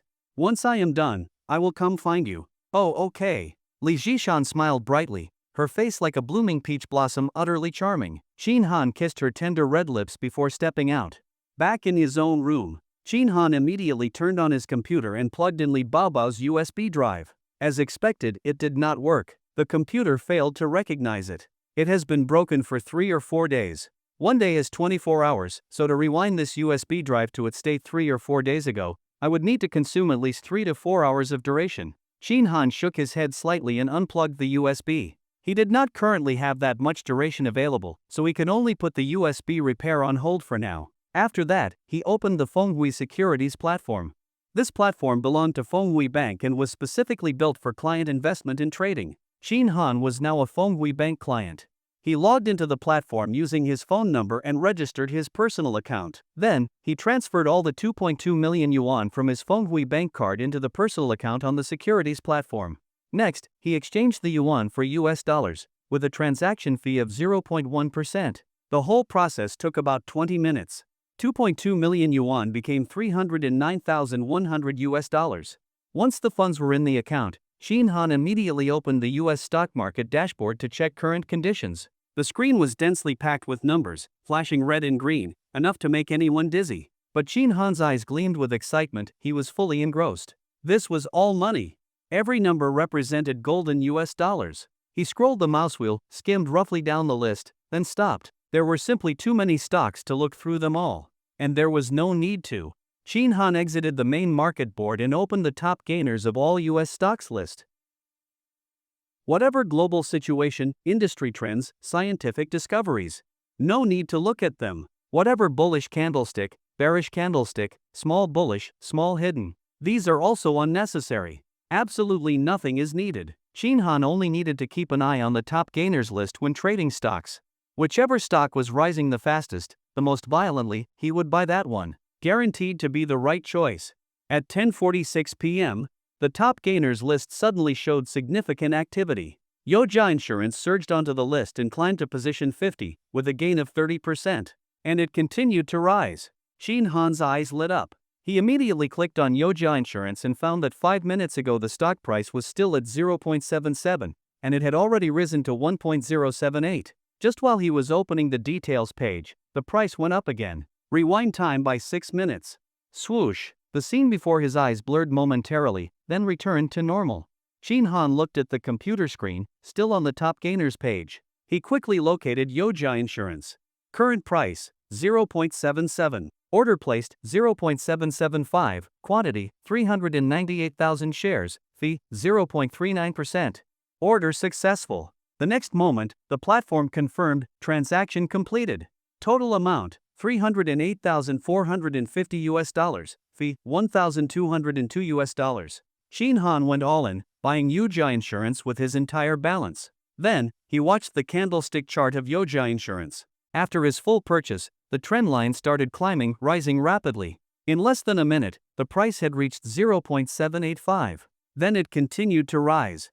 5 minutes later, the price hit 1.078 and still showed no signs of stopping. Shin Han calmly observed. After half an hour, the price reached 1.149, having dipped briefly in between but then rebounding. At 1.149, volatility started to diminish. Up by 1 cent, down by 3. Then up by 2.1 cents, followed by a drop of 1 cent. This back and forth continued, and the price plateaued. Shin Han watched for another 10 minutes, then thought to himself, rewind by 1 minute. Yojia Insurance. Current price, 1.147. Shin Han quickly placed in order, 1.147, all in. He knew the price would soon climb again, up to 1.152, so he had no worries about selling. As expected, just over a minute later, the platform displayed, transaction successful. Purchase price, $0.775 US. Sale price, $1.147 US. Quantity, 398,000 shares. Profit, $148,056 US. Total account balance, $456,506 US. A profit of nearly $150,000 US in under half an hour. A small test of strength with immense satisfaction. Shin Han cracked open a soda and gulped it down. Recharged and energized, he went back to watching the top gainers. Soon, another stock caught his eye, Lia Electronics. Gain of 17.5%, ranked 50th on the list. Shin Han had noticed this stock earlier when it was ranked 96. Now it had suddenly jumped to 50th. He clicked on Lia Electronics. Current price, 0.78. He saw that the stock had been climbing for over half an hour. About 20 minutes ago, several large orders had pushed the price up to its current level. Shin Han thought for a moment, then closed the details page of Lia Electronics. Why? He felt the rise was too modest. To be precise, not worth the cost. Shin Han aimed for stocks that skyrocketed in the shortest time. Only then could he maximize benefits using his system's time reversal function. If rewinding half an hour only earned $200,000 US, he would rather wait longer and search further. In his view, that half hour of rewind time was worth far more than $200,000 US. And so he waited until midnight. Another stock drew his attention. Manhwa. Today's gain, 51%, with a 10-minute surge of 39%. The big fish had arrived. Shin Han immediately rewound time by 11 minutes and went all in on Manhwa. 30 minutes later, seeing that Manhwa's momentum had stabilized, he decisively sold. Buy-in price, $1.214 US. Quantity, 376,034 shares. Sellout price, $1.71174 US. Gain, 41%. Profit, $187,167 US.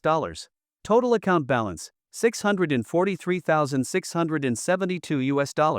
Another $180,000 US earned, absolutely exhilarating. Just like that, Shin Han sat at his computer all night trading short-term US stocks.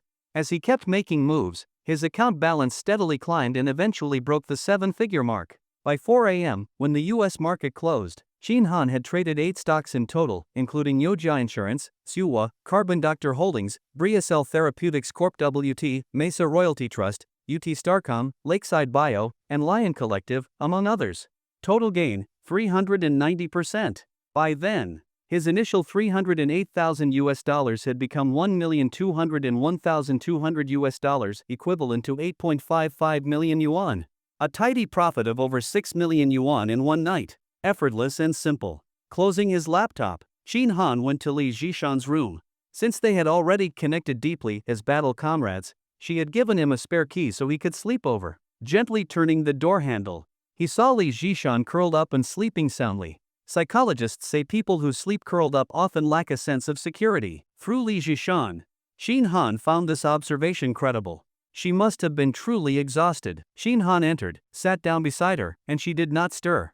Lying down, Shin Han pulled her into his arms. Only then did she vaguely sense someone was there. Sleep, Shin Han whispered. Li Zhishan snuggled into his chest, threw one leg over his, and murmured softly before drifting back into deep sleep. Shin Han smiled and closed his eyes. Even though he had not slept all night, he was not tired at all. His mind was still buzzing with excitement. US stocks were amazing. No limits on rises or falls, no restrictions on trades. It was just too exhilarating. Assuming a daily income of 6 million yuan, in 30 days that would be 180 million. How much is that? Shin Han silently counted the zeros and did the conversion in his mind, then was startled. 1.8 billion? Holy shit, that is insane. Nearly 200 million yuan a month, damn it. The more he thought about it, the more excited he became. He almost wanted to wake Li Zhishan and have her accompany him for another round. But in the end, he restrained himself. Excitement turned into fatigue, and eventually he dozed off. The next morning, Shin Han was still sleeping soundly when the alarm rang again. He felt the warm body in his arms stir slightly, and the alarm stopped. "Ha?" Li Zhishan said in surprise, "When did you get here?" Shin Han did not open his eyes, murmuring, "In the middle of the night. Do not talk. Let us sleep a bit more."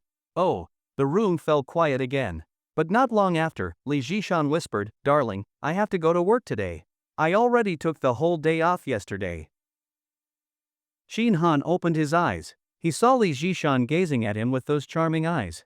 When she noticed he was awake, she blinked with a bright smile, her gaze full of allure and seduction. After a night's sleep, this woman looked radiant and full of energy. The corners of Shin Han's mouth curved upward as he reached out and gave her a crisp slap on her firm reared pia. The sound rang out clearly. "Then go to work."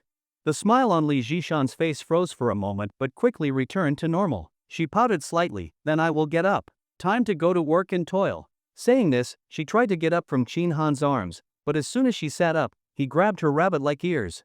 Li Zhishan whined coquettishly, "Be gentle." "What are you doing?" Shin Han chuckled and pulled her back down to lie beside him. "If you do not want to go, then do not. Why are you testing me with words?" "Who is testing you?" "I was just being honest." "Ha?" Seeing that she would not admit it, Shin Han smiled and did not pursue the matter further. He said with a laugh, "If you do not want to go, then do not. From now on, I will support you. Besides, if you are my woman, there is no way you should be working under someone else's orders." Those words were not only comforting but also full of swagger. Li Zhishan was immediately overjoyed, beaming with delight. Her charming, fox-like eyes sparkled with affection. "Darling, you are so good MWA." She planted a fierce kiss on Shin Han's face with her luscious cherry lips. "Doing this first thing in the morning?" Shin Jr. immediately flared with rage. Burning with desire, blood boiling. "Zhang Dabiao, where is my damn Italian cannon?" In the blink of an eye, it was past 9 a.m. Li Zhishan had once again succumbed to the effects of 10 fragrant soft muscle powder, lying there weak and limp, completely drained of strength. "Aya, I told you no more, no more. How am I supposed to go to work now? Being late is fine. It is not like we need the money." "Huh, did I not just give you a dose of the antidote? You will be fine soon." Shin Han looked at Li Zhishan's now even more radiant cherry lips, glistening with moisture. Hearing this, Li Zhishan blushed again, instinctively wiped her mouth with the back of her hand, and gave him a coquettish glare. "You are so annoying." It tasted awful. Bitter medicine is good for the illness. A good detox in the morning made the body feel light and refreshed. Shin Han glanced at the system and found the joy value had increased by another point, now at 6.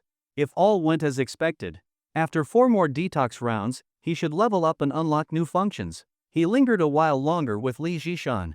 Not long after, Shin Han's antidote began to take effect, and Li Zhishan gradually regained her strength. Then the two got up, got dressed, washed up, and left together. Li Zhishan still decided to go to work because Shin Han had asked her to help buy a house. She could use her workplace resources to look for a suitable property. Also, she did not want to be kept by Shin Han so soon. That would make her seem lacking in ambition. At the very least, she wanted to help him with a few things, to show that she was capable and useful, so she could hold a more significant place in his heart. Therefore, she said that aside from house hunting today, she would also contact a housekeeping company to clean the apartment at Jianlin Tianxia thoroughly. Once that was done, she would buy some daily necessities, bedding sets, pillows, toothpaste, toothbrushes, towels, rice, flour, oil, and so on. Shin Han had no objections and readily agreed, even preparing to transfer her some funds for the purchases, but Li Zhishan refused. "These things do not cost much. Let us not be so formal, okay?"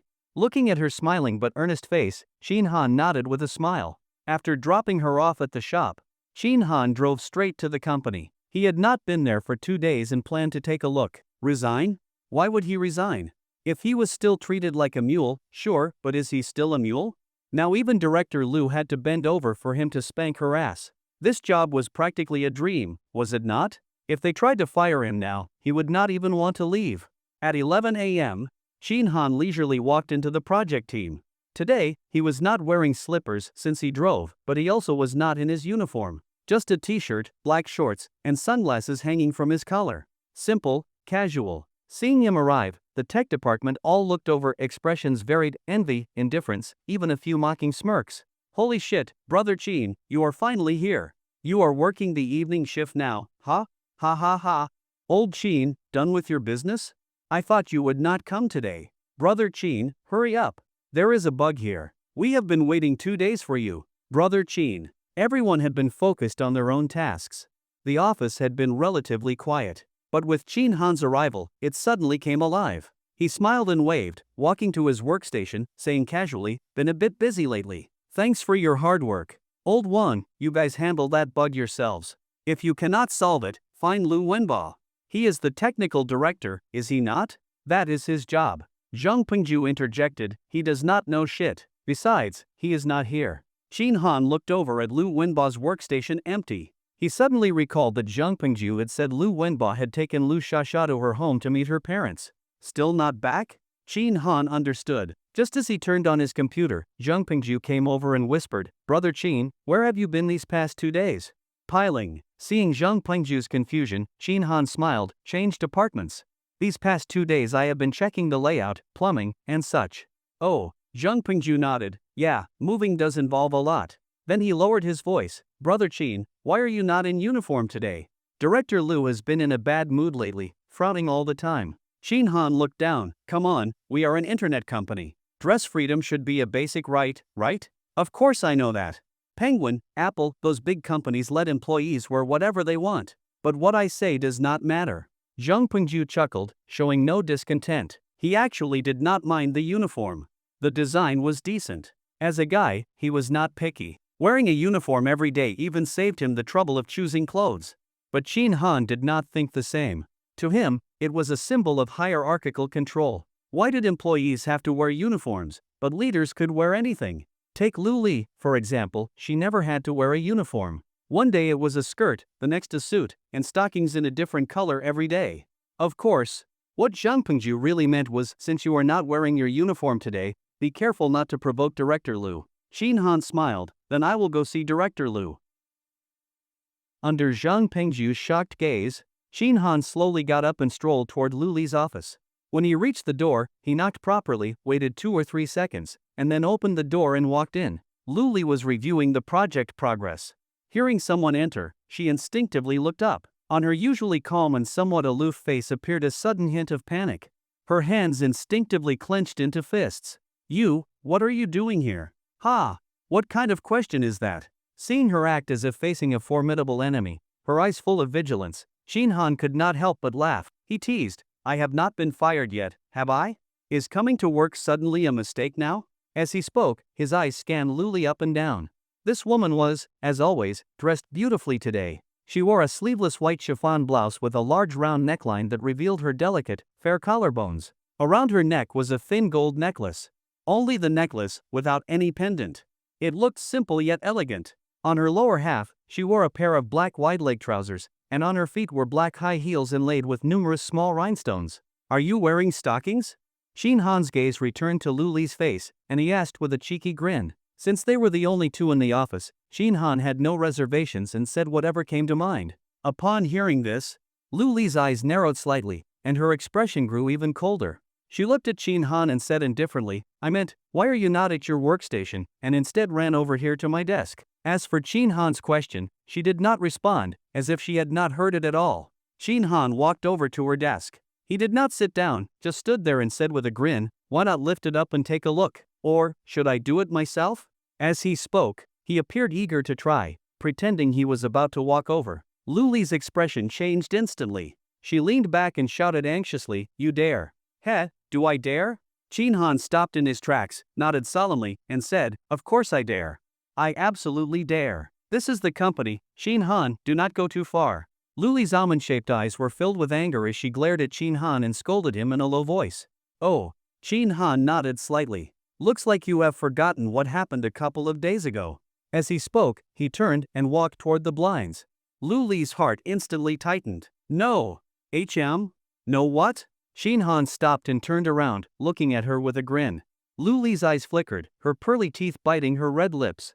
She was fuming inside. Of course she knew what Shin Han was about to do. Once he pulled the blinds shut, then what came next? For some reason, amid her anger, a faint sense of anticipation rose within her. She took a deep breath and quickly forced down that dangerous thought. In a cold voice, she said, "If you want to look, then look." As she spoke, she reached down and pulled up the leg of her trousers. A section of a jade-like calf was revealed, its delicate skin smooth as silk, glowing softly under the sunlight. The lines were graceful and fluid, like a meticulously crafted work of art. Shin Han looked closely for a moment, raised his brows, and finally realized that she actually was not wearing stockings today. Why not wearing them? Luli's red lips moved slightly, but she said nothing. Ha. Shin Han chuckled, then walked back and sat down in the chair opposite Luli's desk. Immediately after, his gaze dropped, and he saw Luli's legs pressed tightly together. Thinking of that glimpse of smooth, snowy skin just moments ago, Shin Han's heart skipped a beat, and the corners of his mouth lifted. Not wearing anything on your feet either? Take off your shoes, let me see. Shin Han's eyes scanned her face, and he said with a smile, "This is today's task." Shin Han leaned back in his chair, not rushing her, just waiting quietly, his fingers tapping rhythmically on the desk. This attitude made the pressure in Luli's heart rise sharply. Why was he not urging her today? Could it be that he was running out of patience? If so, thinking of this, Luli's heart tightened, and she said in a low voice, "I will go home and take a photo for you." Taking off her shoes in front of Shin Han and letting him look, Luli still felt extremely embarrassed. She could not accept it in her heart. She just wanted to take a detour, change the approach, take a photo at home instead. After all, it was not the first time she had sent him a picture. But unexpectedly, Shin Han shook his head directly. "That will not do. Today's task is not to take pictures, no need to make it so troublesome." About 5 or 6 seconds later, Luli placed her hands on the desk, about to stand up, when Shin Han said with a smile, "Leave the blinds open. I am not going to do anything. I just want to take a look. Besides," he pointed at the desk, "isn't the desk blocking it? No one outside can see." Beneath the large office desk, drawers lined both sides. Only the middle section was open, allowing room for one's legs. Moreover, the desk was positioned at a 90-degree angle to the blinds. Upon hearing this, Luli turned her head and glanced outside. Her cheeks flushed faintly, her heart burned hot, and there was even a hint of excitement. "My patience is limited," Shin Han finally urged. Upon hearing this, for no apparent reason, Luli felt a sudden relief in her chest, and all her inner resistance instantly crumbled. She exhaled softly, then placed her left leg over her right under the desk. After a moment, the toes of her left foot gently lifted, and the heel of her high-heeled shoe slipped off. The black stiletto hung from her toes, swaying ever so slightly. Her ankle was rounded, and her skin was whiter than snow. The rhinestones on the shoe's surface shimmered faintly, hinting at its elegance and refinement. Each swing of the shoe carried a rhythm of mystery, like a dancing note, adding an alluring charm to the scene. Luli lowered her gaze slightly, staring at the desk surface in silence. A hint of shy vulnerability crept into her eyes, unintentionally revealed. Her posture resembled that of a noble black swan, exuding irresistible charm, stirring the heart and captivating the soul. Shin Han watched with a cheerful smile, then pulled out his phone. Click. Luli suddenly raised her head and scolded sharply. "What are you doing?" Shin Han continued taking pictures. Click. Just a few photos to enjoy during my free time. "Alright, let it drop now," Shin Han said with a cheerful smile. Seeing her fall silent, seemingly frozen in place, Shin Han chuckled again. "You did not seriously think that the photos you sent me before I just looked at them without saving them, did you?" Luli raised her head and glared at him, her eyes icy cold. Facing her fury, Shin Han remained entirely unbothered.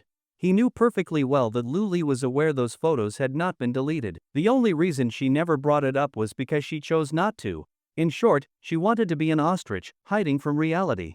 But now, Shin Han deliberately tore through that illusion. "Debts are nothing to fear when you have too many. Please don't itch when you already have plenty." Shin Han grinned. "Do not worry, I will take good care of those photos. No one else will see them. My little slut, only I get to enjoy her." Boom! Luli's mind went blank. An overwhelming wave of shame crashed down upon her, drowning her completely. There was a crunch. The Black Diamond's fine high-heeled shoes finally fell to the ground. A tender white, luxuriant bamboo shoots like a small foot exposed in the air, on which there is no inch. At this time as at noon, the sunlight is just right. A ray of bright on through the window shines in, coincidentally cast in this jade feet. In the sunlight has a few crystal clear feeling, like a glazed dazzling light. 5 toes like spring silkworms. At the moment, all of them are slightly curled up, seems to be telling the owner's panic at the moment. Shin Han's eyes condensed, carefully examined. The first time I saw you, I was very happy to see you. The name of the person is just like the name. The name is just like the person. Luli also. On weekdays, just look at her face, neck, hands, arms in these places, the skin is white as snow, through a touch of cold light. It can be said that Luli is the person Shinhan has seen, the whitest one. But I had never imagined that her feet would also be this white. By the sunlight, it seems to be a little crystal clear, really glazed. I'm not sure if I'm going to be able to do that. The nails of her 5 toes are all neatly trimmed and painted with pink nail polish, shining brightly. When he looks at them, he wants to yell, "Where's Jade Foot? Come quickly, Ka-ching." Click, click, click. Though he was thinking this, his hands were not ambiguous. He just bought a Huawei P70 to take pictures of the beautiful scenery in front of him. Listening to the clicking sound of this photo, the shame in Luli's heart intensified, starting from her heart and spreading to her whole body. She only felt her undershirt sweating and her cheeks burning. This feeling does not make her feel uncomfortable, pain, suffering, but rather, it was like a cake. It's a bit of a treat, right? In addition to that, I think that outside is the project team office area, sitting hundreds of colleagues. The blinds have not been pulled. If someone is looking towards here, you can still see them. Luli felt a little stimulated again. There is a kind of trampling on taboos, moral corruption of a different kind of cool. It was a feeling that she couldn't help but feel. So, Shinhan did not let her put on the shoes. Luli also did not move, just raised his legs, under the table bare feet. Time is long, or perhaps feel this a little embarrassing. Luli and casually took a document to look up. But in the end is to see into the, or in the show, there is only her clear. The first thing you need to do is to take a picture of Shinhan, and then take a video. The first thing that you need to do is to take a look at the photos, and then take a video, and then save it to the subsystem album, and then realize that Luli is still in the same position as before, and then he was a little surprised. Obedience improved a lot. He smiled and said lightly, "Why don't you wear stockings today?" Luli was seriously looking at the document, did not say anything. Shinhan said, "Then I will give you another task today?" "The first time I saw her," she said, "I don't want to see you again." Luli's face changed slightly, immediately lifted her head to look at him. "I don't want to wear them today, so I didn't wear them, and I even have to listen to you whether to wear or not." "Hey, you, this proposal." Shinhan's eyes lit up, touched his chin, nodded and smiled. "Your proposal is not good. Then it's settled, in the future to wear stockings or not, or what kind of, all by need to arrange." Shinhan raises his eyebrows and smiles. "What, you don't want to?" "No." Luli's voice was cold. Shinhan nodded and then shook his head, which made Luli confused. "What does it mean? Do I listen to you, or do I not listen to you?" Shinhan laughingly said, "Stockings still need to wear, not wear cannot, because I like to look at." Shinhan continued, "But you should decide what you want to wear, but you can't repeat the same thing every day, so that you can give me some surprises and expectations. If I arrange it for you every day, then it will lose a lot of fun." Seeing that she still didn't say anything, Shinhan didn't care and smiled. "It's settled. I look forward to your surprise tomorrow." The shoes can be put on now. After hearing this, Luli put down her left foot and said, "I'm sorry."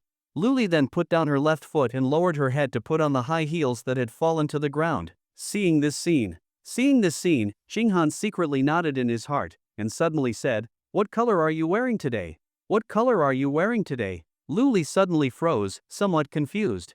"What color do you wear?" She looked down. She looked down at her clothes, and then looked at Shinhan with some puzzlement, and coldly said, "Are you blind? Or color blind?" This is what this woman says when she is usually angry. Her mouth is very poisonous. Shinhan raised his eyebrows. "I'm asking about what I can't see." After a pause, he was still a bit upset and added, "Watch your attitude when you talk to me. Today's task will be doubled." Luli's delicate red lips immediately pursed up. After a moment of silence, her voice was still a bit cold, but her attitude was slightly better. "I'll tell you just, can the task not be doubled?" The second half of the sentence, she forced herself to suppress the thought, set out. Shinhan did not deny, "You say it first." "Black, a set?" Shinhan stroked his chin. "Words are useless, but seeing is believing." "You." Luli was suddenly shamed and furious, her almond eyes rounded open, angrily glaring at Shinhan. Her voice cold can be frozen, impossible. "You don't want to." She was so angry that she glared at Shinhan, her voice was so cold that it could turn to ice. "No way." Shinhan laughed and looked at Luli cheerfully. "Why are you so agitated?" "I'm just going to take a look, but not doing anything. You're like I'm going to force a woman to fuck you. I'm just looking, can you lose a piece of flesh? It's the 21st century. You've never been to the beach? You've never been to a water park? How many bikinis are there?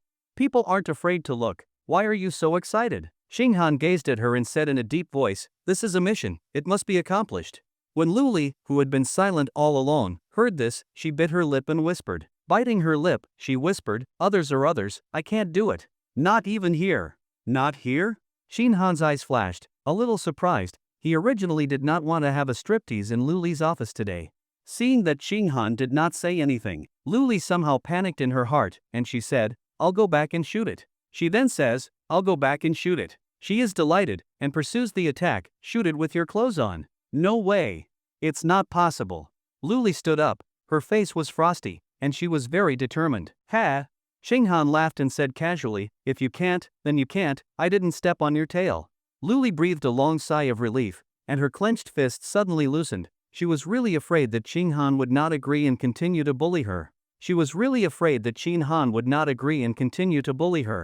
is greatly out of her expectation. "Let's go, dear Ms. Lu, don't forget your master's mission." Xinghan got up, threw down a sentence and left the office. Luli stood there and watched him go. Her gaze was complicated. There was surprise, there was joy, and there was a hint of emotion.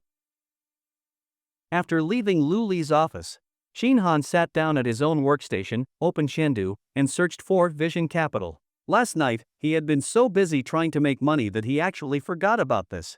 He still didn't know what kind of background Li Baobao's Vision Capital had. After searching for a while, he more or less figured it out. This company, Vision Capital, was established not long ago, only 4 years ago. Based on the information he found online, this company primarily engages in investment business. Over the past few years, it had invested in 16 companies, large and small.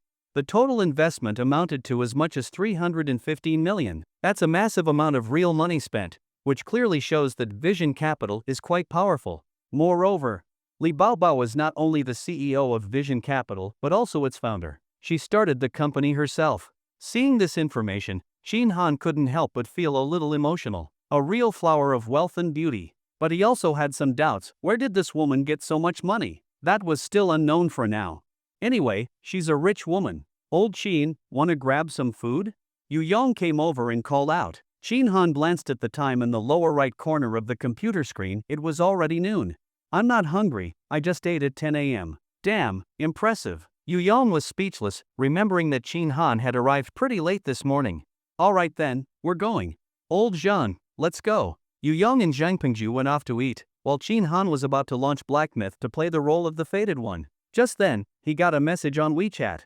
"A single rose is requesting to add you as a friend." A single rose? Who the hell is that? Xinghan was puzzled. Judging by the name, it was probably a woman, so he accepted the request. As soon as he added the contact, the person sent a message. "A single rose, hello, guess who I am?" Xinghan replied, "Guess whether I'll guess." "A single rose, ha, Xinghan, you're still so witty." "It's me, Zheng Qingqing." Xinghan frowned at Zheng Qingqing. He hadn't expected that. After thinking for a moment, Xinghan replied, "Which Zheng Qingqing?" Seeing that message, Zheng Qingqing, sitting in a cafe, felt a bit embarrassed. Honestly, it had taken a lot of courage for her to send that earlier message. After all, she and Xinghan never got along before. She often mocked and ridiculed him. Just a few days ago at the Yangwang Forest dealership, she had even argued with Xinghan. Now she was taking the initiative to add him as a friend. That did seem a bit shameless. But for money, what's a little shame? As the saying goes, when it comes to making money, pride can take a back seat. Zheng Qingqing opened her camera, angled her face toward the front lens, and flashed a bright and beautiful smile. It was obvious she had dressed up carefully today. Long wavy hair, shiny silver earrings, bright red lips like blooming petals, and light pink eyeshadow. Click. Zheng Qingqing, photo. Xinghan was a bit surprised when he saw the photo. It really was that little bitch Zheng Qingqing. She was blunt, sent a selfie straight away to prove she was Zheng Qingqing. So, what was her goal in adding him as a friend? Xinghan replied, "Oh, a big online celebrity." Zheng Qingqing, "I'm sorry, Xinghan. I sincerely want to apologize. I was wrong that day, and I've done a lot of wrong things in the past. Zheng Qingqing, I truly apologize. You are generous and broad-minded. Please don't stoop to the level of a little woman like me." Well, Xinghan was genuinely shocked this time. If she hadn't just sent a photo, he wouldn't believe these words were coming from Zhang Qingqing. Shin Han replied, "Did you take the wrong meds today? Or did the sun rise in the west?" Zhang Qingqing felt her face burning but forced herself to continue replying. "Zhang Qingqing, that day I went home and reflected. I realized I'd always had biases against you, which is why we could never get along. Zhang Qingqing, I was narrow-minded before. Shin Han, are you free? Let me buy you a meal to make it up to you.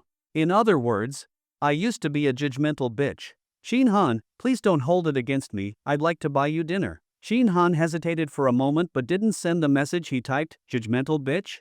He didn't believe for a second that Zhang Qingqing suddenly saw the light and was sincerely apologizing. There must be something she wanted. But just asking through WeChat wouldn't get him any answers. He had to meet her. Besides, back when he was dating Huang Yating, as her best friend, Zhang Qingqing had often tagged along for free food, fun, and entertainment. He had never mooched off her, now was his chance. Shin Han replied, "Treat me to Shaxian snacks?" Zhang Qingqing, that place has no sincerity. "I'll take you to Hey De Leo." Shin Han replied, "I've got too much internal heat lately, can't eat hot pot." Zhang Qingqing bit her lip and asked again, "Then what do you want to eat?" "My treat." "Not bad." Shin Han smiled and replied, "Something casual. Let's go to bun number 18. "What?" Zhang Qingqing was stunned and couldn't hold back anymore. "Fuck. Shin Han, you asshole, you want me to treat you at bun number 18? That place costs 1,500 plus per person, and you call that something casual? You're clearly trying to rip me off." Zhang Qingqing's expression flickered between gloom and disbelief. She thought for a moment and wondered if she was overthinking it. Shin Han wasn't who he used to be. He was rich now, just bought 2 cars worth over $1 million each. Given his current status, dining at bun number 18 might really be casual for him. Maybe he wasn't trying to milk her after all? Zhang Qingqing, alright, I've heard of that place for a long time but could never bring myself to spend the money. Zhang Qingqing, perfect chance today, I'll just grit my teeth and go.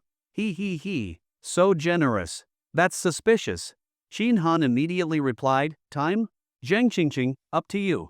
If you're free now, let's go now. Shin Han, alright, see you at bun number 18. Zhang Qingqing. She wanted to say, "Can you come pick me up?" but Shin Han just shut that down. A little annoyed, Zhang Qingqing still replied, "Sure, see you in a bit. Free fancy dinner, no reason to skip that." Shin Han put away his phone, got up, and left the office. As he walked out, he turned to glance at Luli's office. Through the blinds, he saw it was empty. Gone for lunch? He paused, pulled out his phone. "From now on, whatever you do, you must report to your master immediately. That includes but is not limited to eating, sleeping, going to the bathroom, bathing, shopping, and self-pleasure. Send." Luli was having lunch in a restaurant. When she saw the message on WeChat, her appetite vanished instantly. Her almond-shaped eyes narrowed, and her breathing became uneven as a familiar wave of shame surged in her chest. She had to report even going to the bathroom? Who did he think he was? Why should she have to report anything to him?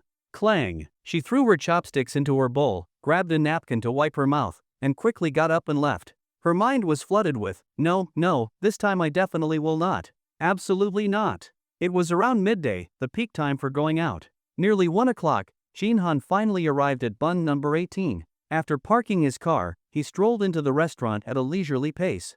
"Shin Han over here." Zhang Qingqing had arrived early. She had been watching the entrance, and the moment Shin Han walked in, she stood up and waved at him. Her smile was bright, enthusiastic, even a little gentle. "Big influencer, you got here pretty fast." I invited you to make amends. Of course I have to be enthusiastic about it, right?" Zhang Qingqing smiled like a blooming flower and handed over the menu. "Order first. See what you'd like to eat. Then I will not hold back," said Shin Han. "No need to." Zhang Qingqing gently shook her head and said with a cheerful smile, "I already said, this is my apology meal. You must not be polite." Such a sincere attitude? Shin Han became even more suspicious. He had already decided that no matter what, he must not let Zhang Qingqing out of his sight later, to prevent her from sneaking away and sticking him with the bill. "All right." Shin Han looked over the menu and then began to report dish names to the nearby waiter. Grilled silver cod with satay sauce. Soy sauce smoked spring chicken with tea aroma. Pomelo sweet and sour pork. Golden thread soft shelled crab. As she heard each dish name, Zhang Qingqing's mouth twitched, her heart was aching. She forced herself to think, to gain something, you must first give something. Her past relationship with Shin Han had been far too tense. If she did not apologize and make amends, they really could not move on. So, when Shin Han ordered 8 dishes, Zhang Xingqing still smiled and asked, "Is that enough? Want to order 2 more? Let's leave it at that. Would be a waste if we cannot finish." Then Shin Han changed the subject. "Let's get a bottle of red wine." Red wine? Her mouth twitched again. Just this meal alone was probably already over 2 to 3,000. If they added a bottle of red wine, it would hit 5,000. She still could not bear it. Zhang Qingqing gave a small exclamation and apologized. "Sorry, Shin Han, I have a bit of a cold these days. Took some antibiotics this morning, cannot drink alcohol." "Cannot drink, huh?" Shin Han smiled, "Then do not drink." "I did not take antibiotics, I can drink." Seeing her silent, Shin Han pressed further. "So, should we order or not?" "Order, order." Zhang Qingqing practically ground her back teeth, but her face still held a bright smile. Shin Han almost burst out laughing at the sight. He chuckled and said, "You are really spending a lot on me today." As he spoke, he turned to the waiter beside them and said, "Let's have a bottle of Penfolds 407. I like the name. Penfolds."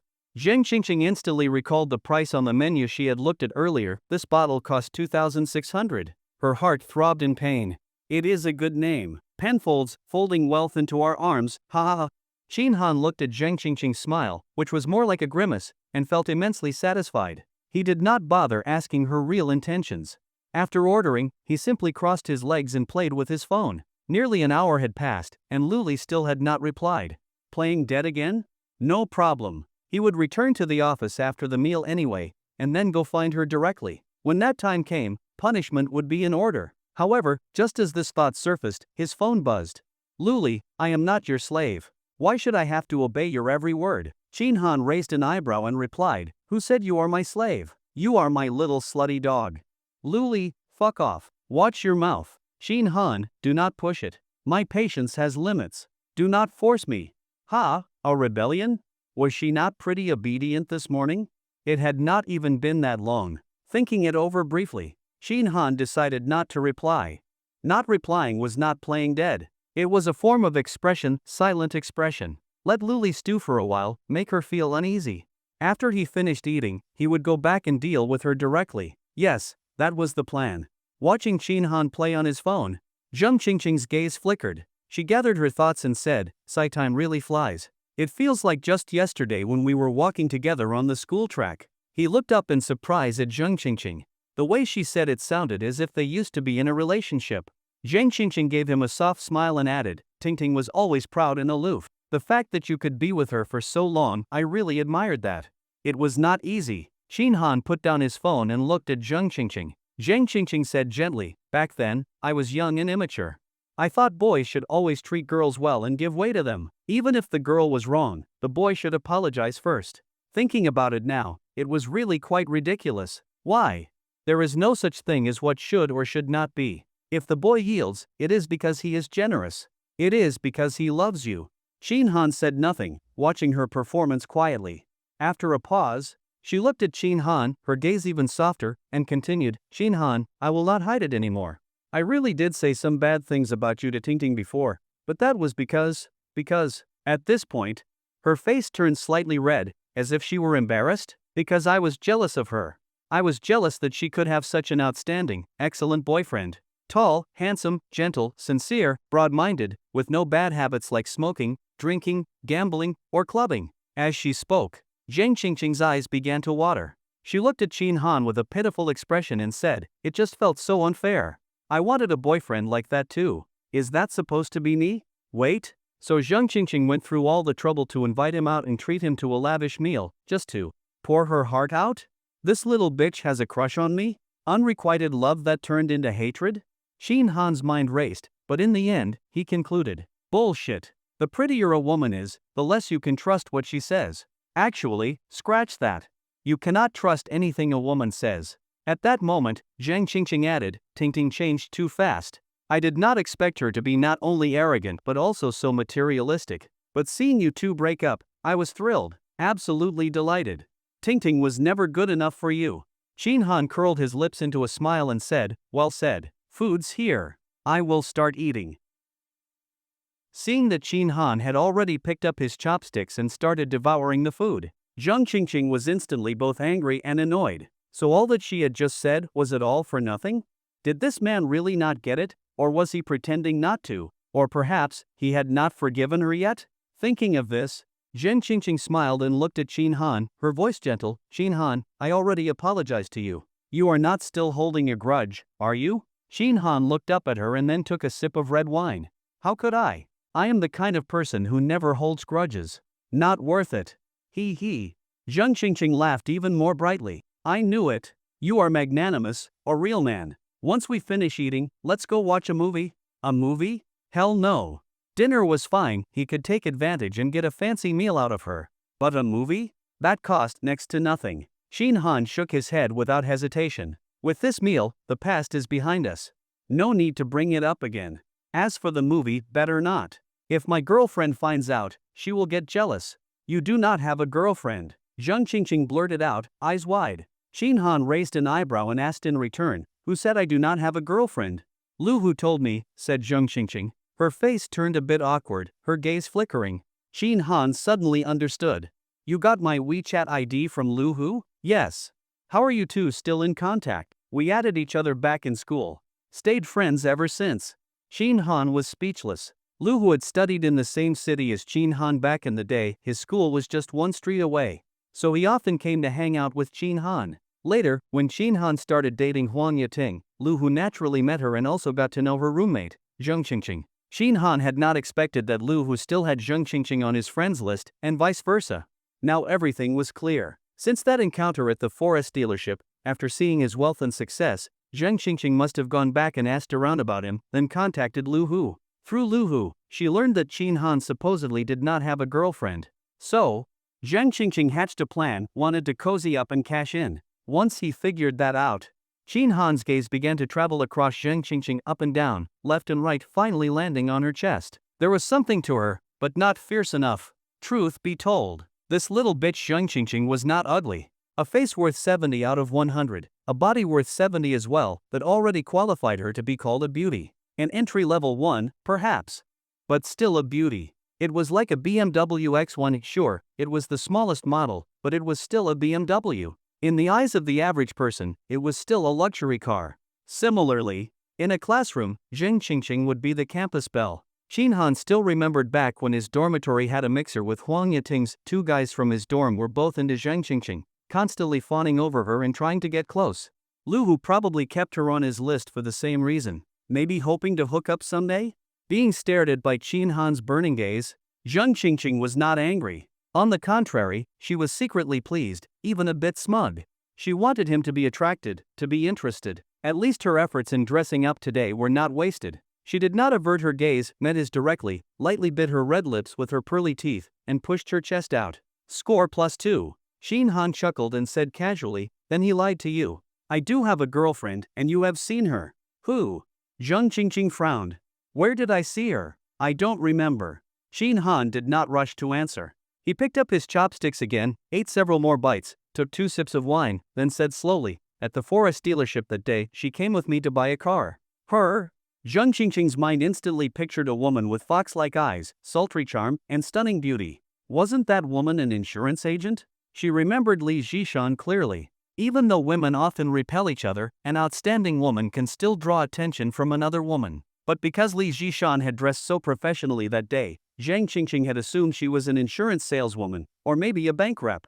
Most likely the former white shirt, black trousers, classic insurance outfit. Plus, she had asked Lu Hu on WeChat afterwards. Lu Hu had clearly told her that Qin Han did not have a girlfriend, had been single for years. So Zheng Qingqing had not even considered that Li Zhishan could be his girlfriend. And now, Zheng Qingqing was furious and anxious. Who was this unexpected rival appearing out of nowhere? Damn it. No problem. Zheng Qingqing rolled her eyes and thought, so what if he has a girlfriend? There is no such thing as a cat that does not steal fish. As the saying goes, a wife cannot compare to a concubine cannot compare to an affair, and an affair cannot compare to the unattainable. If she were unattainable, fine. But if Qin Han could not have her, then she could forget about getting any money from him. Thinking this, Zheng Qingqing smiled again, coquettishly said, you are exaggerating. We are old classmates, what's wrong with going to a movie together? What is there to be jealous about? If she is jealous over something like this, then she does not trust you. That is way too petty. Trying to sow discord now. Qin Han smiled. I do not see it that way. If my girlfriend gets jealous because of me, it shows she really cares.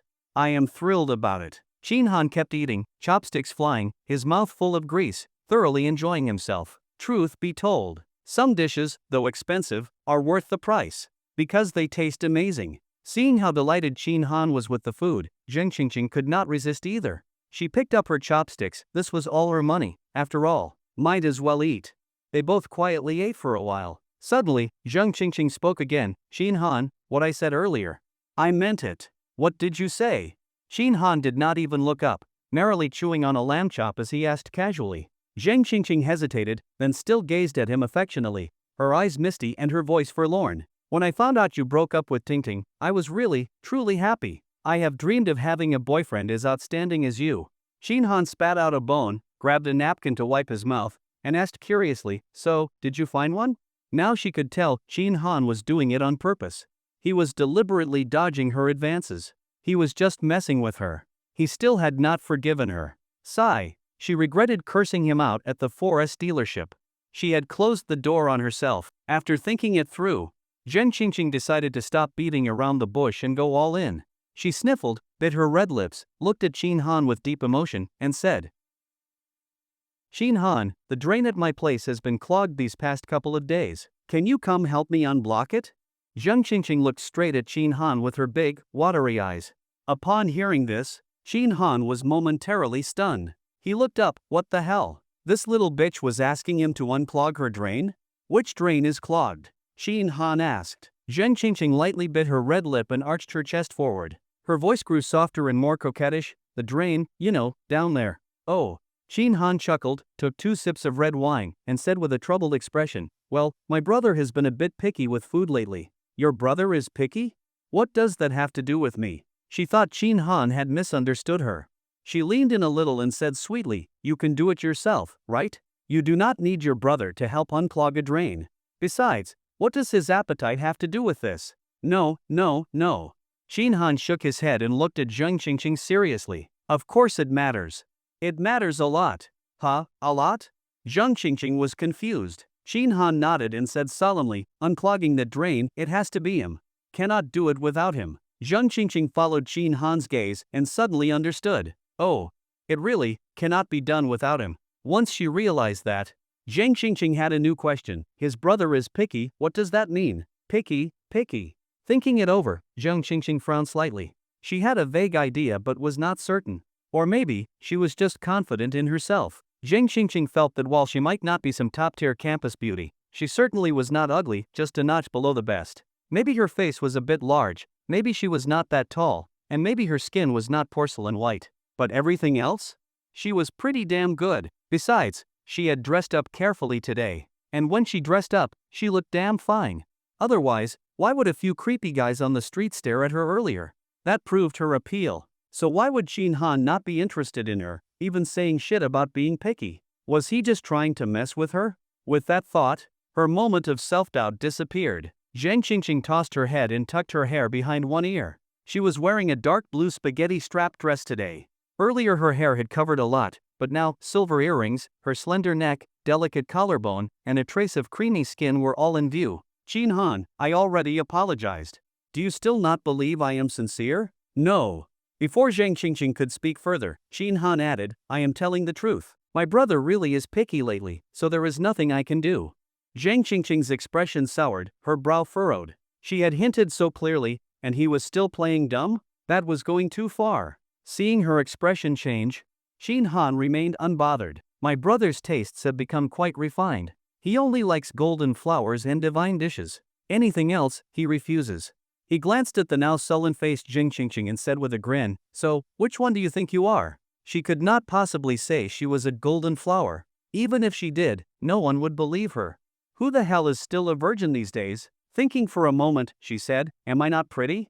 Shin Han, I will be honest with you now, I have had a crush on you since college. I feel that. Stop, stop, stop. Shin Han could not be bothered to hear her bullshit. He had no interest in getting entangled with someone like Zheng Qingqing.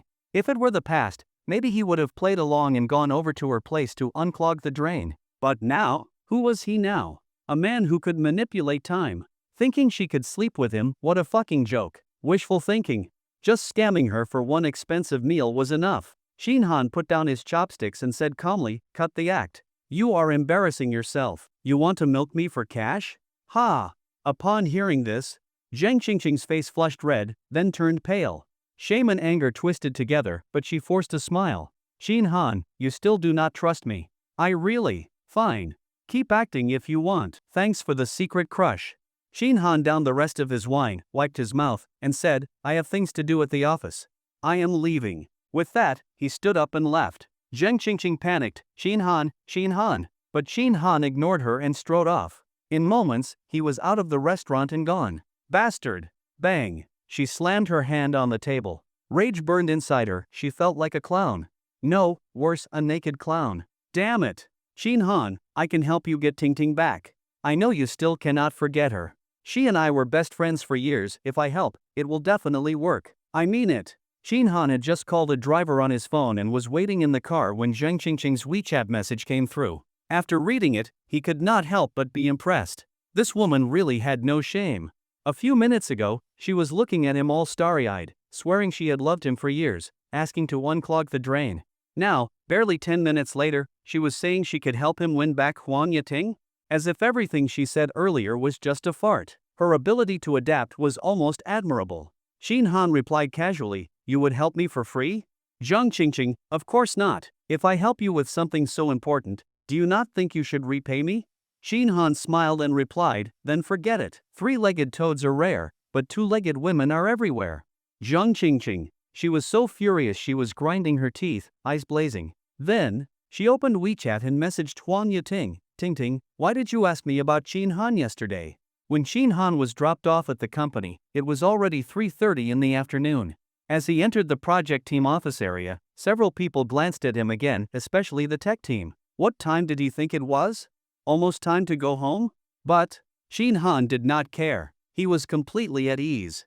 In his eyes, he already lived in a different world from these people. If it were not for Luli, he would have quit long ago. So, he did not even go to his own desk. Instead, he walked straight to Luli's office, opened the door without knocking. Well, little puppy hard at work? You. Luli, who had been focused on her work, immediately turned red with anger. She glared at him. "Who told you to come in without knocking? Shin Han, this is still a company. Do not push your luck." It was always the same. Shin Han had gotten used to it by now. What did they call it? Fierce on the outside, timid on the inside. That was exactly Luli. He said nothing more, simply sat down across from Luli and smiled. "Go close the blinds." Luli's internal alarms went off at once. "On guard," she said, "I'm warning you, don't try anything. I've had enough of you. Don't push me." "Hey now, what's with that attitude?" Shin Han leaned forward over the desk, staring at Luli. "How could I bear to force you? I treasure you." That sudden sweet talk caught her completely off guard. Her fair, snow-white face flushed with a pink hue, and her previously fierce demeanor visibly weakened. She pursed her red lips and said coldly, "Cut the crap." "Gross."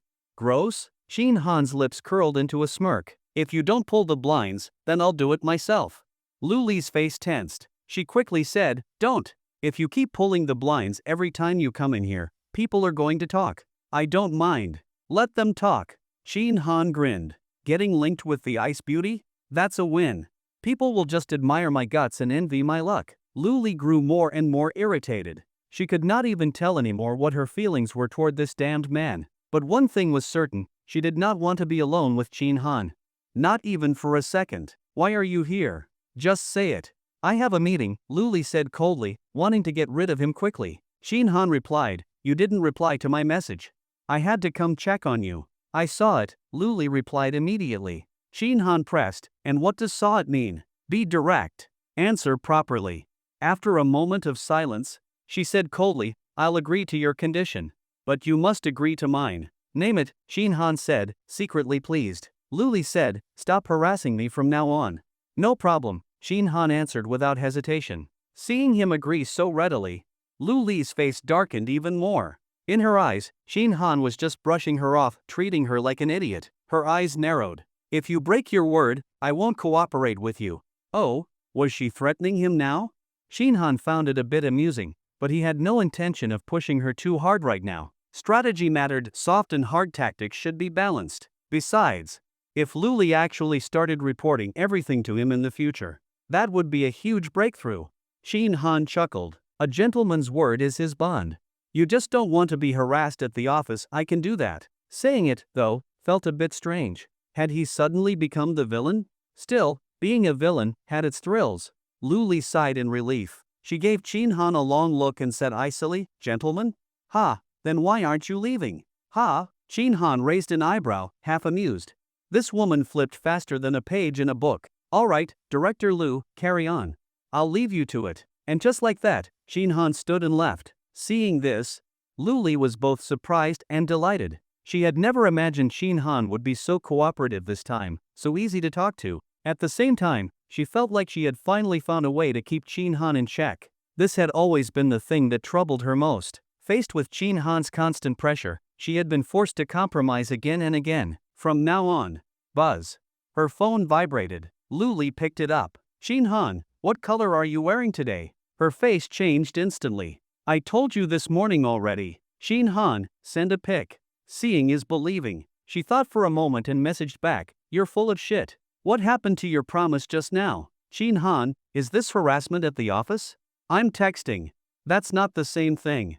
Don't mix things up. Shin Han, if you think this counts, then consider my promise bullshit. I don't mind. From now on, we'll go back to how things were. I'll report to your office regularly to update you on work. Luli gripped her phone tightly, her fingertips whitening. This hard-won victory, she could not let it slip. If Shin Han kept visiting her office and pulling the blinds every time, rumors were sure to spread. That would be devastating to her image. She could not allow that to happen. After a moment of thought, "Luli, wait." Seeing that message, Shin Han grinned. As long as he kept his wits, there were always more solutions than problems. "You thought you had me cornered?" "Yeah, right." Not long after, Shin Han saw Luli walk out of her office, her steps graceful, heels clicking briskly across the office floor. Off to a meeting? Shin Han looked away, logged into his game account, and resumed his journey as the chosen one. Watching him play games so openly during work hours, Zhang Pingju next to him was stunned. He leaned over and whispered, "Shin bro, are you nuts?" Shin Han kept his eyes on the screen, hands moving steadily, and said calmly, "I'm studying." "Studying? Black Myth, Wukong is blowing up right now. Even state media is praising it. That means it's got real merit." "Sure, makes sense. Then what?" "Then I have to experience it for myself. How else will I understand its strengths?" Zhang Pingju, heh. "Shin bro, your silver tongue is still unmatched." Shin Han shot him a look. "Piss off. The game really was good as sound, visuals, effects, environments, characters, all top-notch. A rare gem. Though the early gameplay was a bit tricky. The first mini-boss, a centipede, took Shin Han 2 tries to beat. After that, he felt the urge to pee and got up to go. Before leaving, he checked his phone again. Ha! An unread message on WeChat from Luli. He tapped it open. Image. "Luli, you woman of your word. Black lace, deep V-cut, sexy yet elegant. Pity it was only half a shot, not the full view. But even so, her skin looked as white and smooth as milk jelly. And judging by how stretched the fabric looked, it seemed like even that could barely contain her. Judging by that, she was even bigger than he had estimated from the outside." Shin Han held back his urge to pee and admired the image carefully. Then he replied, "Didn't you say it was a full set? What about the bottom half?" Luli was in the boss's office, reporting the progress of the project. She felt her phone vibrate, unlocked the screen with a swipe, glanced at the message, and was immediately filled with rage. Greedy bastard. Shameless scum. "Director Lu, we need to adjust the previously set timeline," said Wang Ruizhi, founder and CEO of Liotech, putting down the documents in his hand and rubbing his brow. Luli's heart tensed. She locked her phone and asked, "Is it because of Black Myth?" "Exactly." Wang Ruizhi nodded in approval. "Black Myth has exploded lately, it's gone viral. No one expected a single game to ignite the whole industry. If someone had told me before that a game could lift the entire industry, I would have said that was bullshit. But look at what's happening now. How many companies on the A-share market have seen their stock prices rise because of it? Even completely unrelated stocks are getting linked to Black Myth. It's absurd." Tourism, hardware. Luli remained silent. As a professional game producer, she naturally paid close attention to blockbuster titles and understood the industry well. Everything Wang Ruizhi said, she knew it, and she too found it all unbelievable. But the reality was that these things had happened, they were facts. After a short pause, Wang Ruiji continued, our investors are thrilled. With Black Myth gaining so much traction, the entire industry is on the rise.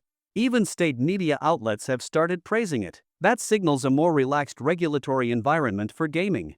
The state might even start offering serious support. Luli's voice was cold, so everyone is now in a rush to cash in on the momentum? Wang Ruiji's mouth twitched, her words were clearly a subtle jab at him. And she was not wrong, he did indeed have that thought. Looking at this striking, poised woman, Wang Ruiji swallowed hard, picked up his tea and took a big gulp to douse the fire burning inside him. The time was not ripe. She was too useful right now. He chuckled and said warmly, Director Lu, this is a win-win, a golden opportunity for all of us. Think about it, even if Black Myth, Wukong becomes a worldwide phenomenon, it is still just a single-player game. That means its life cycle is fixed. 3 months, tops. A large portion of players are speedrunners, done in a week or two. Once it is over, it is over. Not even worth keeping. So 3 months might even be generous. People get tired of things fast, especially single-player games. Wang Ruiji grew increasingly animated. Staring at Luli's elegantly cold and beautiful face, he grew more excited. In a few months, once Black Myth, Wukong fades, there will be a massive gap in the market. That's our perfect opening. Our game can launch right then and fill that gap. Luli curled her lips in slight disdain. But instead of being annoyed, Wang Ruiji was strangely aroused by her disdainful gesture. This woman, every move was intoxicating. He smiled, Director Lu, I know you don't quite agree with me. And I get it, it's an ideal scenario. But you can't deny. Is this not the perfect timing? Even if our game only captures 10% or just 5% of the market Black Myth leaves behind, that alone would be a massive success, right? Under his intense gaze, Luli gave a slight nod. He was right about that much. Black Myth had ignited the industry and shown investors how much power players really held. It wasn't that players didn't exist or didn't want to pay, it was that China simply lacked good games. Seeing her nod, Wang Ruiji laughed heartily and looked straight into her eyes. Director Lu, you've given so much to the company over the years, your dedication hasn't gone unnoticed. This new launch is just the beginning. If we make a strong debut, we'll ride the momentum to even greater heights. The next step is going public, cash in big. That's what the investors want. And when it happens, I won't forget you. Then, he held up one finger and said, I'll give you 1 more %. Add that to your current equity, and when we go public, you won't just be a millionaire. You'll be worth 50 million easy. Unable to hold back, he reached out to pat her hand in encouragement, but Luli saw it coming and retracted her hand just in time. His hand landed on nothing. Luli lowered her gaze and said blandly, so it's all settled then. When do you plan to launch the new game? Next Chinese New Year, on the first day of the holiday, said Wang Ruiji. Luli shook her head and frowned. That's not enough time. This deviates too far from our original timeline, and the project still needs a lot of optimization. The development cycle directly affects product quality. Wang Ruiji waved dismissively. Then optimize. I never said not to, just have the team work overtime and push the schedule. Luli could not help but think of how Qin Han had lashed out at her before over overtime. She pursed her lips. Excessive overtime leads to burnout and resistance. At that pace, you'll end up working harder for worse results. Of course, Wang Ruiji understood that, but as a boss, all he cared about was the outcome. That was all that mattered. So, his expression turned serious. Director Lu, overtime where needed, hire more people if needed. The job market is tough, there's no shortage of applicants. Also tie performance to output. Increase oversight. That way, we ensure quality. All I want is this, by Chinese New Year, on schedule, on budget, and fully polished. Director Lu, I believe in your ability. Good luck. After a brief silence, she nodded and left. When she exited Wang Ruiji's office, she did not return to the project team. Instead, she went to the restroom. Click. She locked the stall door behind her. Snap. Standing there inside, she looked at the photo on her phone. Her expression flickered. She was furious after that meeting with Wang Ruiji. But there was nothing she could do. And now she still had to take photos for that shameless bastard, as ordered. That only fueled her frustration. The more she thought about it, the angrier she got. Staring at the cramped, suffocating space around her, she suddenly felt an overwhelming urge to vent. Luli slowly squatted down. At 5:30 p.m., Luli finally returned. Not long after, a message popped up in the project team group chat. Luli everyone, meeting in 20 minutes. Please prepare in advance. Seeing this message, everyone in the team began to murmur privately, keyboards clattering as they chatted online. What's going on? Who knows, maybe an announcement. Obviously, why else have a meeting if not for some notice? Though I doubt it's about a teen dinner. Keep dreaming, it's definitely project related. Shin Han was curious too. Meetings were nothing unusual, but an all-hands meeting like this was rare. If it were not something big, they would not go to such lengths. He messaged Luli on WeChat. Luli, image. In fact, he meant to ask what the meeting was about, not to ask for a photo. Still, Luli being so cooperative pleased him. This photo was the other half. Because the area involved was too sensitive, Luli had pixelated much of it. All that could be seen was black lace trim and a rose gold bow. Pixelated? Ha, that would not fool his sharp eyes. Shin Han pinched the screen and zoomed in, and in, and in. After examining it closely for a moment, he focused on a single detail. He smirked, took a screenshot, circled the spot in red, and sent it. It's showing. If you need a trim, I offer free home service. Luli was working on her computer, updating the project's timeline chart for the upcoming meeting. The reason she had so readily sent Shin Han the photo earlier was to keep him from harassing her and distracting her from work. She heard her phone buzz. Her brows furrowed, she already knew without looking who it was. After typing a few more lines, she finally picked up the phone, and sure enough, it was him. She saw the screenshot and the message. Luli froze, her face flushing slightly. Disgraceful bastard. How could someone be this obscene? There was nothing he would not scrutinize, digging to the last inch. No need, she replied coldly. Shin Han, alright, if you ever need it, just contact me. Surprisingly, he did not press further. Luli felt slightly relieved. She had been worried he would shamelessly claim he couldn't see clearly and demand a close-up or something. Buzz. Shin Han, what's the meeting about? Luli replied, project must launch by spring festival. Time is tight, task is heavy. Shin Han, so we're working overtime, huh? Luli bit her lip and explained, I don't want to either. But this was set by Director Wang and the investors. I have no choice but to implement it. Shin Han, you all do what you want, but I'm not working overtime. My constitution is weak, I can't handle hard labor. Luli wished more than anything that Shin Han would leave the company altogether. Her eyes gleamed as she thought. If he refused overtime, was lazy at work, and kept coming in late, HR would probably call him in soon and fire him. That would be the best case scenario for her. Before she could reply, another message arrived. Shin Han, figure something out for me so I don't have to work overtime and don't get fired. Also fix my crappy attendance record. Handle it all. Shin Han, this is your task now. No negotiations. Or I'll block your office door every damn day. Ha ha ha ha. While Luli fumed and ground her teeth, Shin Han sent the message, then prepared to power off and leave. No way he was going to that meeting. He hated nothing more than leaders announcing meetings right at the end of the workday. What the fuck were you doing earlier? Why wait until just before clocking out? Motherfuckers stealing my time like it's owed to you? Back in the day, Shin Han would have endured it, reminding himself to keep his head down, but not anymore. Not even Luli got special treatment now. Shin bro, you're leaving? Zhang Pengju asked in disbelief. Shin Han raised an eyebrow at him. Don't run your mouth. I already asked Director Lu for leave. Got urgent business. Later, Peng Peng. Watching Shin Han walk out, he was full of envy and admiration. Shin bro was truly something now, daring to repeatedly ask Director Lu for leave. Such balls. Tomorrow, he'd have to ask how he pulled it off, since when was Director Lu this easy to talk to? Shin Han left the office and drove straight to Junlin Tianxia.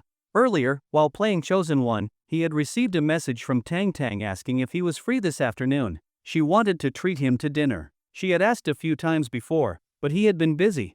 Besides, who would refuse dinner with a stunning, sweet, seductive girl who looked innocent and sexy, and drove a D-class luxury car? No one with a functioning brain would. So Shin Han happily agreed. He asked where she was and offered to pick her up after work, but Tang Tang politely declined, saying she would go on her own. Shin Han insisted he wanted to see her and needed to be assertive. After some back and forth, Tang Tang agreed, saying she was at Junlin Tianxia. Junlin Tianxia? Shin Han was surprised. He knew Tang Tang was still a student, just admitted to graduate school. What was she doing there?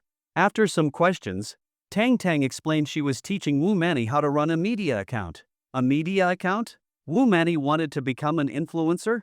On the way, Shin Han thought about it, puzzled. Anyone who could afford an apartment in Junlin Tianxia had to be rich. According to Tang Tang, Wu Manny even owned a unit there. So at least 2 high-end apartments. Why would someone with that kind of wealth want to get into media? At 7 p.m., his Yangwang Yue pulled into Jianglin Tianxia. Tang Tang was smart, she waited for him at the parking spot, next to Qin Han's red Yangwang Yu9. Sheen bro. Seeing him arrive, Tang Tang waved joyfully, her smile blooming, eyes curved in delight. Bang! Qin Han got out, smiling. Traffic was bad, kept you waiting? Today, Tang Tang was in full girlish charm, absolutely radiant. A simple white cotton t-shirt, high-waisted light green linen wide-leg pants, white sneakers, waist so slim it could be held in one hand. From the neck down, nothing but curves. Simple, pure, yet alluring. She smiled sweetly, her voice soft and tender. It's peak hour. Don't worry, I just got down too. So considerate. Qin Han locked the U8. Shall we take this one? He pointed at the U9. He had not properly driven it since buying it. Sure. Tang Tang nodded cheerfully. Tang Tang was treating and asked Qin Han what he wanted to eat, saying he could choose freely and not to be polite with her. But Qin Han replied, since you are treating, I will eat whatever you order. I am easy to feed and not picky with food. Tang Tang smiled and said she was the same, not picky, and easy to feed. Upon hearing this, Qin Han glanced at Tang Tang's luxuriously wrapped D-cup headlights from the corner of his eye. It seemed her balanced nutrition from not being picky had developed her this well. Not being picky is great. So big. Qin Han had no intention of going to an expensive restaurant. Tang Tang was not like that bitch Zheng Qingqing. This girl was still a student, with limited income and quite naive. Taking advantage of her would be somewhat inhuman. After a bit of discussion, Qin Han let Tang Tang browse Meituan to find a restaurant that looked decent. In the end, she chose bashu flavor. Brother Qin, can you handle spicy food? You like spicy food? Qin Han was a little surprised. Tang Tang chuckled, yes, my mother is from Bashu. When I was young, her cooking was always a bit spicy. Over time, I came to love spicy food too. Ah, so that was it. Qin Han nodded. Sure, I can handle spicy food. Bashu is a wonderful place. So, the two decided to have Sichuan cuisine. At the restaurant, they did not order anything too extravagant, just some classic Sichuan dishes: mapo tofu, kung pao chicken, spicy duck blood hot pot, twice-cooked pork, shredded pork with garlic sauce. Simple 5 dishes in one soup, and the two of them ate heartily, their mouths glistening with oil. They chatted and laughed, and the meal came to a close in a harmonious atmosphere. During the meal, Qin Han subtly inquired about Tang Tang's background, such as her birth year, where she was from, whether she had any siblings, how her school was, whether her studies were stressful, and whether it was difficult to get into the graduate program at Huashi University, and so on. In short, he tried to learn as much as possible about Tang Tang. Tang Tang did not hide anything either. She answered all his questions cooperatively. Born in 2001, 23 years old this year. From Shimen, Hebei Province. The only daughter in her family. She said the school was great, the professional courses were manageable, and the graduate exam was not bad either. She just read books, did practice questions, and got in. Qin Han was a bit speechless. If he had not known the value of a graduate degree from Huashi, he might have thought it was as easy as signing up, like drinking cold water. This busty cute girl turned out to be a top student. Qin Han thought to himself, rumors should not be fully believed. Who said big boobs mean no brains? Pure nonsense. Aside from Tang Tang's personal background, Qin Han also asked about Wu Mani asking her to teach self-media. Why did she seek her out? Tang Tang said that after Wu Mani added her on WeChat, they chatted for a while. Then Wu Mani found out she was a Douyin content creator, got very interested, followed her immediately, and watched many of her videos. Then, Wu Mani said she was bored at home and wanted to try Douyin, maybe create a channel, and hoped Tang Tang could guide her. I see. After hearing this, Qin Han blinked and smiled. She lives at Jianlin Tianxia too? Yes, very close to the place you rented, just upstairs from you, Tang Tang said. Qin Han was a bit surprised. Could it be she bought 2 adjacent units? Rich folks, huh? Qin Han asked, did she mention any payment for your help? Or is she planning to freeload? Tang Tang looked a bit embarrassed and said, I did not think too much about it. As long as I have time, I will teach her whatever she wants to learn. But she insisted that would not do. Qin Han smiled, and then? Wu Jie said since I have not started school and the cafeteria is not open, I should just live at her place. She would cook for me and cover food and lodging. Tang Tang took a sip of coconut milk and continued, this way, it is easier for us to communicate. She also offered to pay me a monthly tuition fee. How much? Qin Han asked. Tang Tang held up a fair, slightly chubby hand. 5,000? Yes. Looking at Tang Tang's expression, Shin Han was moved and asked, any other conditions? Yes. Tang Tang smiled. Wu Jie said she is not very good at driving, but she goes out often and hopes I can occasionally drive for her. Anything else? That is all. 5,000 a month, this price was not outrageous. After all, knowledge is priceless. Free food and lodging, not bad. Occasionally driving, also not too much. Shin Han thought for a moment and asked, who else lives at her place? Is it convenient for you to stay there? Just her. Just her? She lives alone? Yes. Tang Tang nodded, then looked a bit hesitant and embarrassed. Shin Han noticed and smiled gently. What is it? Anything else you have not told me? Tell me, and I will help you analyze it. I am older than you, more experienced. A pretty girl like you, there are many bad people out there. Upon hearing this, Tang Tang met Shin Han's concerned gaze and felt a warmth in her heart. She smiled sweetly. Brother Chin, I understand what you mean. The day before yesterday, when I went to Wu Jie's place, I secretly observed. It really seems like she lives alone. There was only one pair of slippers by the shoe cabinet. Apart from those, all the shoes in the cabinet were high heels and flats, all women's shoes. I also checked the bathroom. Only one toothbrush, one towel, and all the items on the counter were cosmetics. Tang Tang pursed her lips and said confidently, Wu Jie should be living alone. Shin Han smiled. That voluptuous and mature landlady is actually living alone? This seemed a bit unbelievable. One thing, where does she get her money? Shin Han asked, how can you be sure she did not set it all up beforehand, and what you saw was just a facade? He. Tang Tang laughed even more happily, with a hint of pride in her expression. She said crisply, that is why I have not agreed yet. Not agreed? Aha. Alright, ha ha ha. Shin Han could not help but laugh, and Tang Tang giggled along. This conversation gave Shin Han a whole new impression of her. This busty cute girl was far more clever and shrewd than he had imagined. Quite interesting. Shin Han suddenly had a strong urge to grab Tang Tang's phone and peek into her privacy and secrets. To see whether she wore another mask? If judged by the mask theory, then she certainly did. If so, what would she be like under that other mask? In the very end, Shin Han held back. It was not that he was too soft-hearted. After peeking, he could simply rewind time. Tang Tang would not know a thing, so there was nothing to feel soft-hearted about. It was just that he thought he could still wait. Wait until he truly could not handle things with his own abilities, then using cheats would not be too late. Moreover, his current time duration was running a bit low.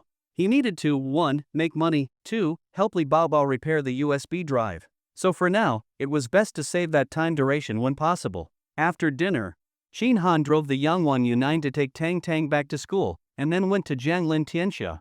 Just after work that afternoon, Li Zhishan messaged him, saying she had gone to the apartment he rented in Jianglin Tianxia and had hired 2 cleaners to thoroughly clean the entire place inside and out. She also said she helped tidy up in the afternoon, bought some daily necessities, a bedding set, rice, flour, oil, vegetables, fruits, and so on. She asked what time Shin Han would get off work and if he was coming home for dinner. Shin Han said he was not, and told Li Zhishan to eat first. Li Zhishan then asked, where would he be staying tonight? Shin Han caught her meaning, wasn't the spacious flat far more comfortable than a rental? So he said, since she was already there, no need to run back and forth and exhaust herself, just stay there tonight. Upon arriving at the residential complex, he parked the car, then opened the trunk of the Yangwang U8 next to it and started unloading the graphics card, CPU, motherboard, cooler, monitor, and so on that he had bought a few days ago. There was quite a bit of stuff. He could not carry it all at once by himself, so he called Li Zhishan to come help.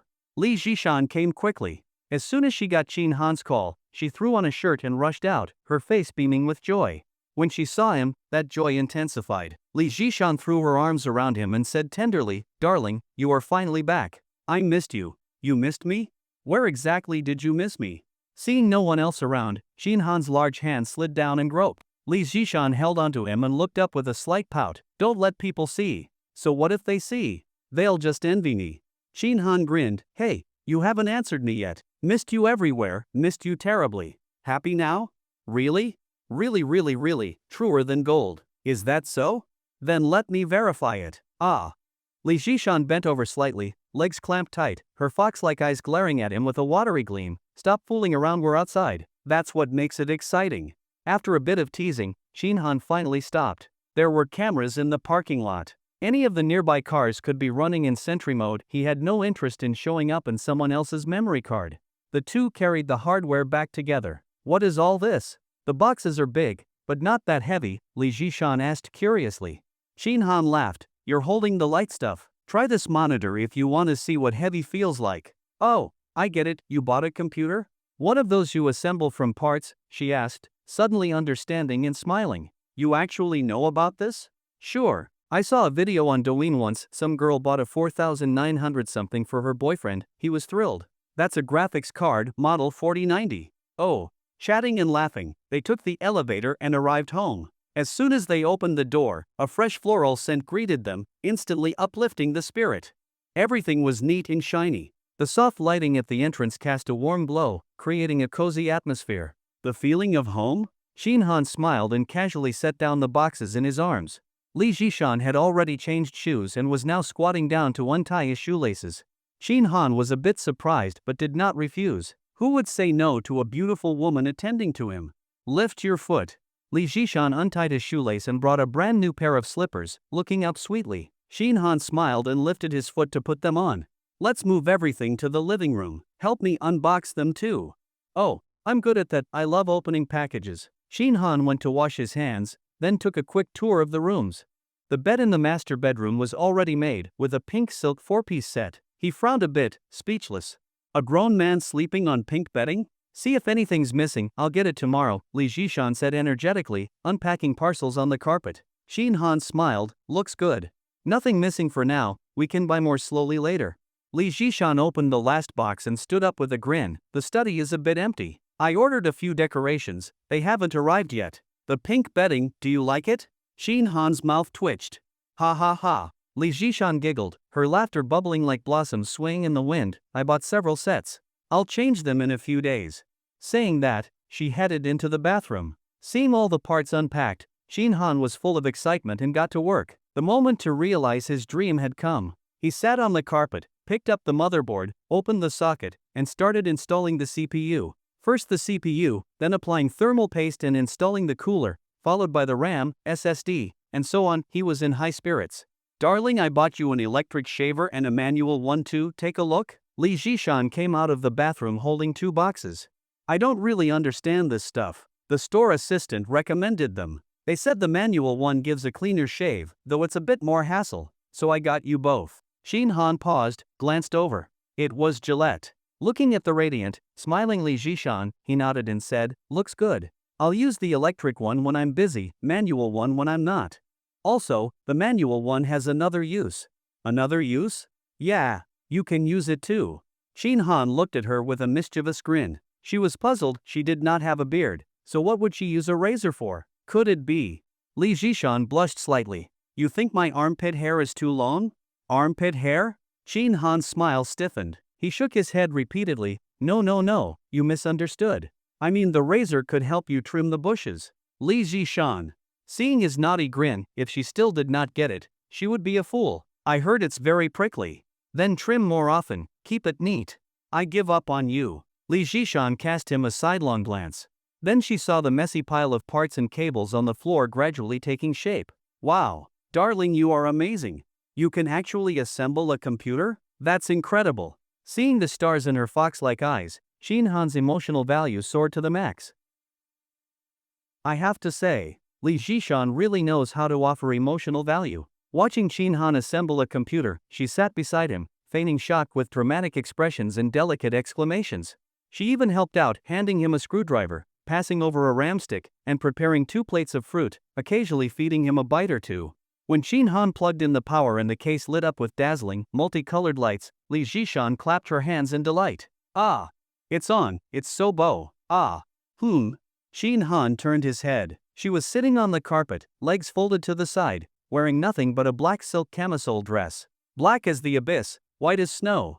The visual impact off the charts. Shin Han's heart skipped a beat. He immediately leaned in and kissed her. You didn't even let me have a sip? Just now, ugh, you drank. Girls aren't supposed to drink that. Li Jishan murmured, pushing him away slightly, her lips pursed, voice delicate. I'm all dirty now. Wait a minute, I'll go change clothes. It's all your fault, I spilled it all over. My clothes are ruined. Shin Han grinned and kissed her on the collarbone. No worries, I'll get you another bottle later. It's way more nutritious than this. No sooner said than done. Shin Han immediately carried Li Jishan to the sofa. Life is short, enjoy it while you can. One round later, an hour had passed. Shin Han felt perfectly fine.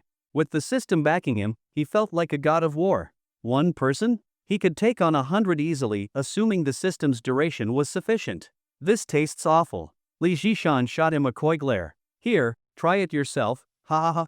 Shin Han's brow twitched, he immediately leaned back. Li Jishan pouted, teased, you're disgusted? This was specially made for you. You should savor it. Shin Han suddenly realized that playing cards had a surprising benefit. Not only did it work your waist, legs, arms, it also refined your character and relieved mental stress. So why bother running? Why lift weights? Just play cards every day, it's a workout, and way more effective than going to the gym. Shin Han lay on the sofa for a while, holding Li Jishan. He patted her firm butt. Come on, to the bathroom. What for? I haven't got a drop of strength left, Li Jishan murmured softly. Shin Han smiled. Come on, I'll take care of you. No strength needed, we'll take a bath first. The house was very well decorated. The master bathroom was spacious, complete with a bathtub, though it was meant for one, two could squeeze in. That night, Shin Han did nothing but play cards and work out. As for flipping stocks and making money, he planned to take a break. He needed to conserve duration and repair Li Baobao's USB drive. That was the priority. Through this, he could build a better relationship with this high-maintenance beauty. Also, Shin Han was very curious what was actually on that USB.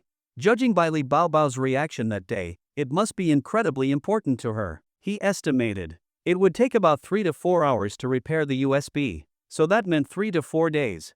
He still had over 8 million in his account. If he spent wisely, it would be enough. Worth mentioning, as he carried the soft, limp as noodles Li Jishan out of the bathroom, Shin Han saw a few unread messages on WeChat.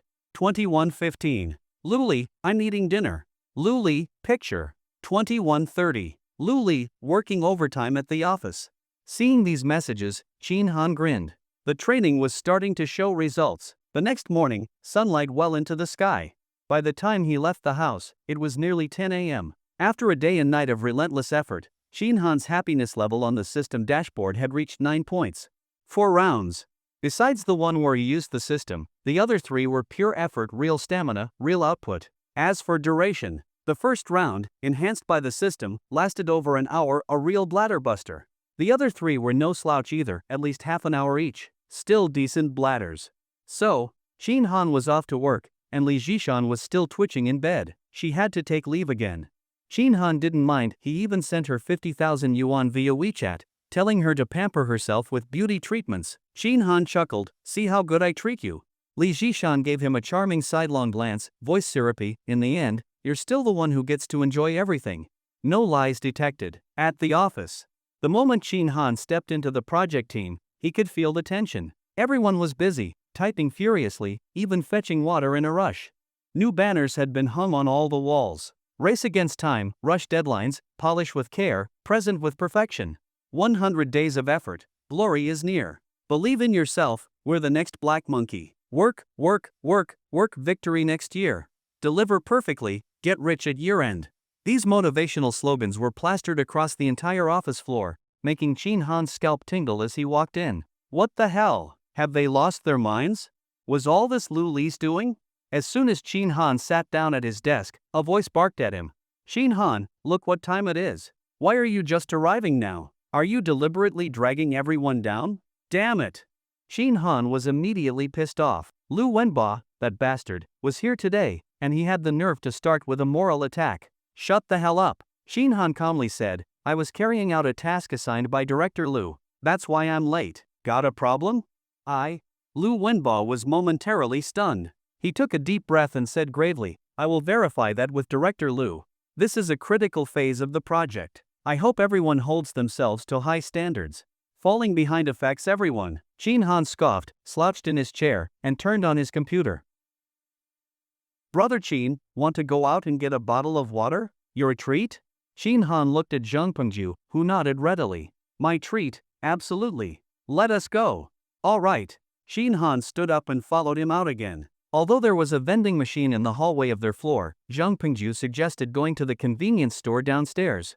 Shin Han instantly understood this guy had something to say. They went downstairs and bought 2 bottles of tea pie. Zhang Pingju proposed sitting for a while, so they sat under the sunshade outside the convenience store. Brother Chin, just say what you want to say.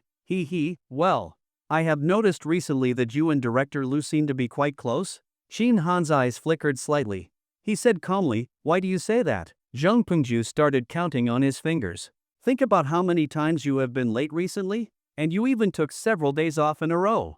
You leave on time every afternoon even now, when the project is extremely critical. Yesterday we had a meeting. Alright, you actually dared to leave during yesterday's afternoon meeting, did not even attend. Damn, Brother Chin, that is bold. I am really baffled, how can you be so brazen, and Director Lu says nothing? Zhang Pingju frowned, completely puzzled. That is not like her at all. That is totally unlike the style of extermination Nun Lu. Brother Chin, how did you pull this off? Share some tips with your brother, come on. Shin Han chuckled. He had anticipated questions like this. After all, his current behavior was far too carefree, almost unrestrained. Yet, Luli, known as the iceberg demoness and extermination nun, did not intervene. That was highly unusual. Most likely not only Zhang Pingju, but others in the tech department also could not make sense of it. Others could be ignored. But Zhang Pingju had a decent relationship with him and was a solid guy. Since he asked, it would not be right not to give him an answer. Otherwise, it might cause unnecessary suspicion and distance between them. Shin Han took 2 sips of tea pie, screwed the cap back on, and casually said, Peng, you are not wrong. My relationship with Director Lu was indeed not ordinary. Really? What kind of relationship? Zhang Pingju instantly perked up, leaning in with a gossipy grin. Could it be the 2 of you? He made a gesture with both thumbs pointing downward. Shin Han was speechless. Why is it that whenever people hear about a man and woman being close, they always assume it must be sexual? But, could he admit it? Actually, why not? Originally, Shin Han had planned to pose as Luli's distant maternal cousin recently reconnected through some relatives. But hearing Zhang Pingju put it that way, perhaps posing as Luli's new boyfriend would be even better? This identity was easier to manage and offered more room for maneuvering. Plus, this way, he would not need to explain his proximity to Luli in the future, it would all make sense. Yes, not bad at all. When out in the world, identities are what you make of them. Shin Han suddenly put on an embarrassed expression, his gaze flickering as he smiled awkwardly and waved his hands. No, do not say such nonsense, nothing like that happened. Ha? Zhang Pengju's eyebrows jumped wildly, his face full of shock. No way, Brother Chin? When did this happen? You are fucking awesome. What happened when? What did I do? Oh come on. Stop pretending. I can tell there is definitely something going on between you and Director Lu, and you still will not admit it? Zhang Pingju spoke confidently, like a sage revealing a profound truth. You cannot fool me. If nothing was going on between you two, you definitely would not have panicked just now. But you did, which means you feel guilty. And why would you feel guilty? Because I hit the nail on the head. There is something shady going on between you two. Ha. Shin Han, well said. He wore an expression of oh no, how did you see through me? A mix of embarrassment and resignation. Shin Han sat up straight, rubbed his hands sheepishly, and said in a low voice, well, Peng, do not tell anyone, alright? This needs to stay secret for now. Not a word to anyone. Not even old you. Not even old you? I will find a chance to tell him myself. Do not worry about that. For now, you are the only one who knows. Got it? Shin Han patted Zhang Pingju on the shoulder.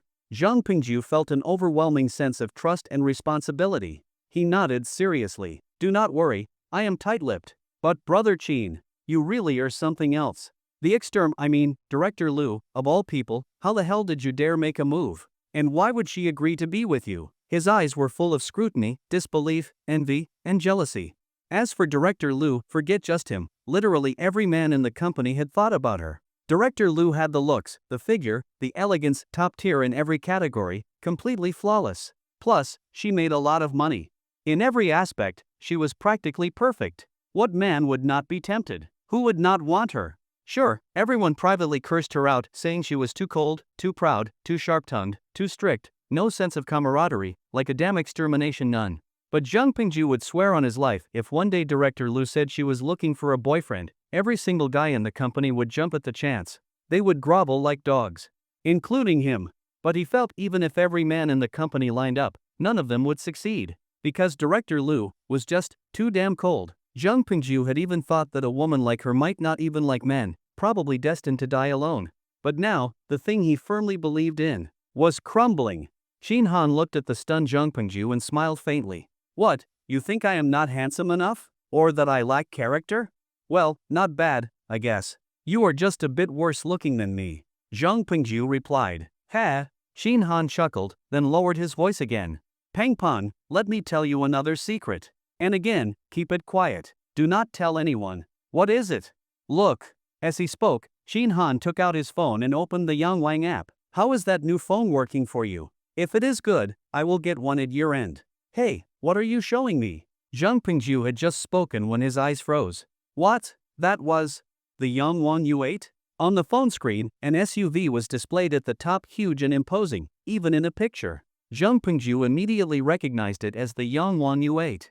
In the top left corner, the words Yangwang U8 were clearly visible. Below were various options: remaining mileage, vehicle status, lock/unlock, air conditioning, location, etc. This was clearly a car control app. So then, what the fuck? Jung Pingju's eyes widened more and more until they looked like two goddamn bells, staring straight at Shin Han.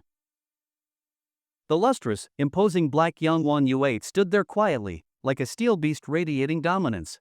Jung Pingju stared with his mouth wide open, drooling on the floor. His eyes shone brightly with admiration and awe. Shin Han sighed, somewhat emotionally. I never expected. Turns out I really am this lucky. Shin Han confessed. He had accidentally won the lottery, not much, just 5 million. The reason for saying this was because Shin Han needed a reasonable explanation for his sudden wealth. He was not a loner, he had to socialize. Friends were bound to be curious when they saw his luxury vehicle. Rather than let them speculate wildly, it was better to be upfront. People like Jung Pingju and Yu Yong, for instance. Seeing Jung Pingju silent, Shin Han completely understood how he felt. If their roles were reversed, Shin Han might also have ended up like this. A bit defeated. Worried his brother might be living badly, but also fearing his brother might drive a Land Rover. Shin Han patted Jung Pingju on the shoulder and said with a grin, "Go on, I will allow you to take a photo with it." Fuck. Jung Pingju was furious. No way, you have to treat me. It better be a good meal. If not, I will call you and we will dismantle your tires. No problem, pick any place, order whatever you want. Fuck, a Yangwang U8. On the way back upstairs, they ran into Lu Wenba coming out of Luli's office. His face was stern. Upon seeing Shin Han, his face sank. He snorted coldly but said nothing. Did Lu Wenba complain to you? Shin Han messaged Luli from his desk. Soon, a reply came. Luli, you are late every day and refuse to work overtime.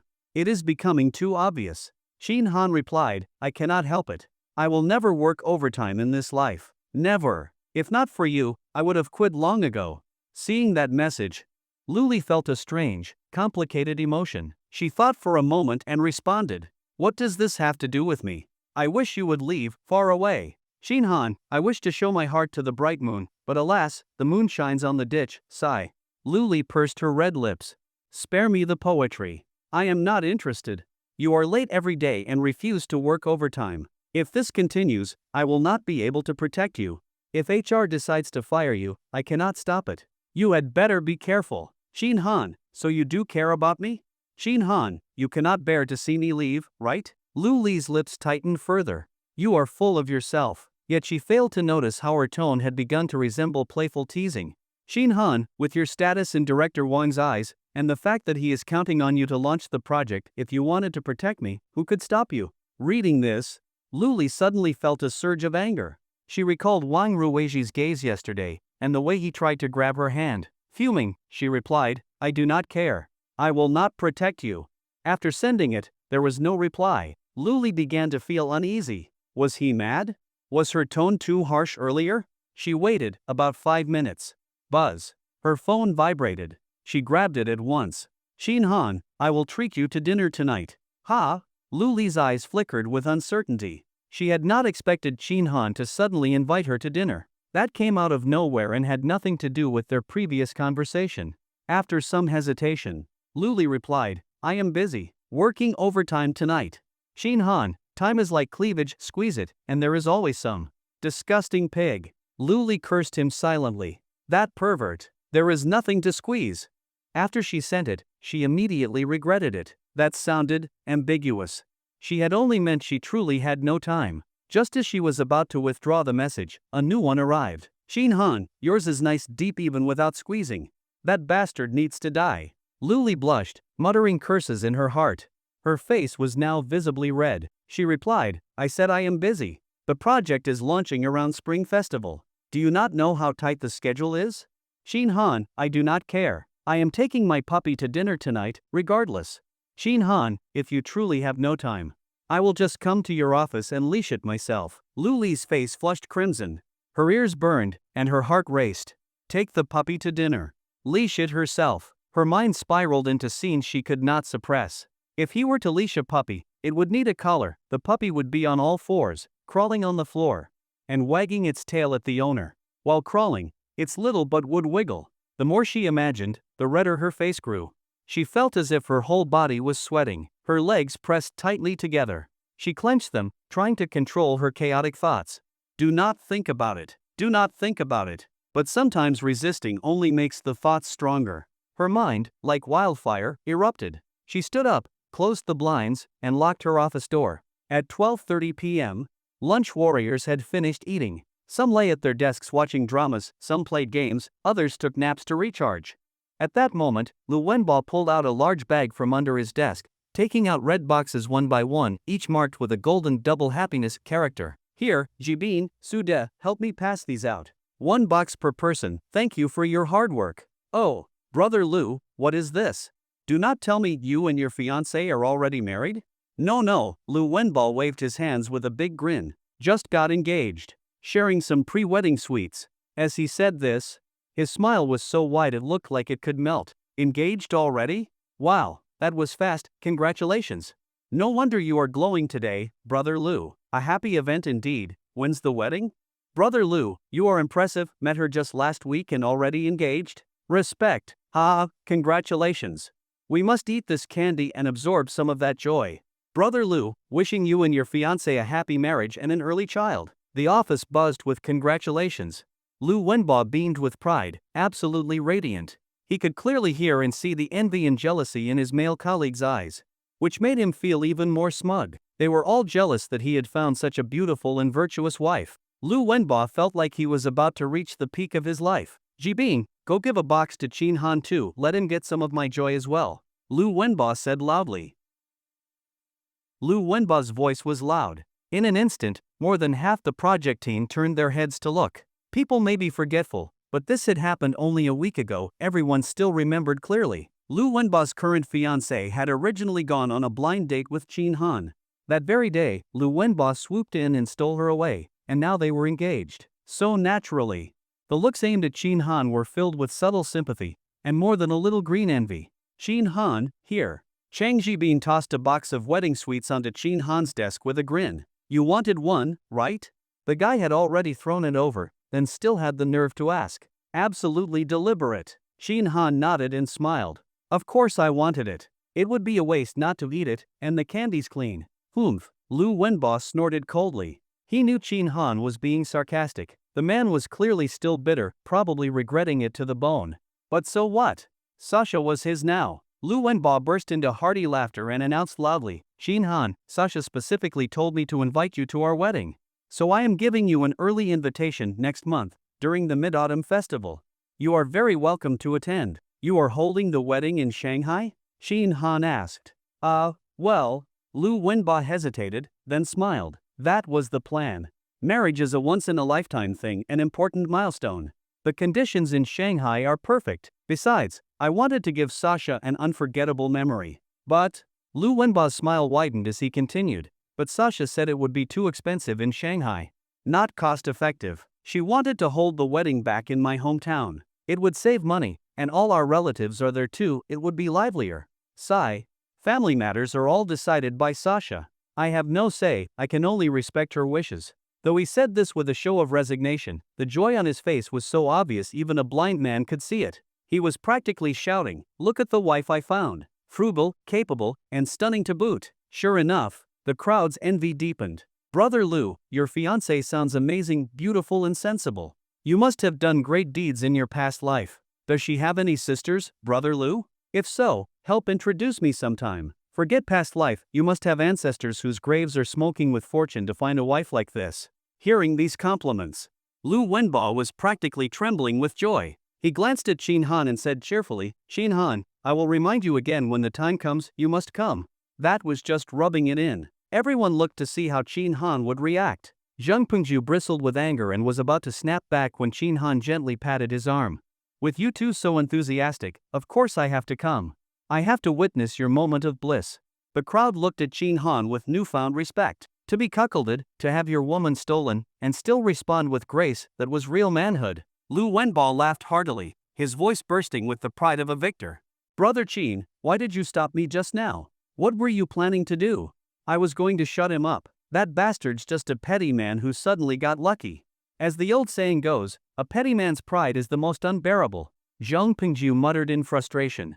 If Lu Wenba knew you were with Director Lu, he would drop dead with jealousy. How could that Sasha even compare to Director Lu? She is not even in the same galaxy as one of Director Lu's hair strands. Qin Han looked at him, amused. That filter was a bit too thick. He popped a piece of Dove chocolate into his mouth, savoring the way it melted and the sweet burst on his tongue. Clearly, Lu Wenba had really splurged this time.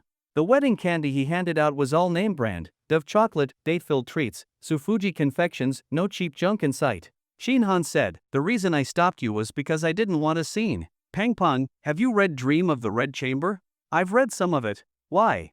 Qin Han smiled faintly, then murmured, there is a line I like. I watched as he built his grand mansion, I watched as he entertained guests, and I watched as it all collapsed. Ha? Zhang Pengju blinked in confusion, thinking it over. Brother Qin, what are you trying to say? I am saying. Qin Han said flatly, do not rush. The real show is just getting started. Before long, it was 6 p.m. As Qin Han was shutting down his computer, a WeChat message popped up. Luli, meet me at the parking lot. Then another. Luli, Area C, Spot C11. Qin Han's lips curled into a smile. The message came right at the end of work hours. Could it be Luli had been watching the clock all afternoon, worried that if she messaged too late, he would march into her office and leash her? Maybe she had been squirming all afternoon. That thought brought Qin Han a surge of satisfaction. Training someone was no different from falling in love, it was all about the push and pull. Push and pull. Either the east wind overpowers the west, or the west wind overwhelms the east. Sometimes the process was more exciting than the result. He smiled and casually replied, do not make me wait too long. Notice, he did not say okay or got it, phrases that imply submission. Instead, he used a phrase with undertones of command, instruction, and warning. The difference in tone was drastic, like night and day. As Qin Han expected, Luli had indeed been restless all afternoon. Truth be told, she did not want to have dinner with him. She wanted to keep her distance, avoid close contact, partly because she considered Qin Han a shameless bastard, and partly because she had never had a private dinner with a man before. Excluding her father, of course. Dining alone with a man was a scenario she had never faced. And given it was Qin Han, she was all the more resistant. But resistance aside, she could not say no. He had threatened to come leash her in the office if she refused. Of course she was nervous. She definitely did not want to be literally dragged out of her office, her social life would be fucking dead. She had spent the whole afternoon brainstorming strategies but could not come up with a solution. It left her both frustrated and on edge. As the end of the workday approached, she had no choice but to reluctantly send the meeting location. Then she sat in her office, holding her phone, for another 15 minutes. She knew she could not delay any longer, it would take 5 minutes to reach the parking lot. Which meant that bastard had already been waiting for 20 minutes. She dared not push it further. Sigh, she let out a long breath and stood up. Luli had a car.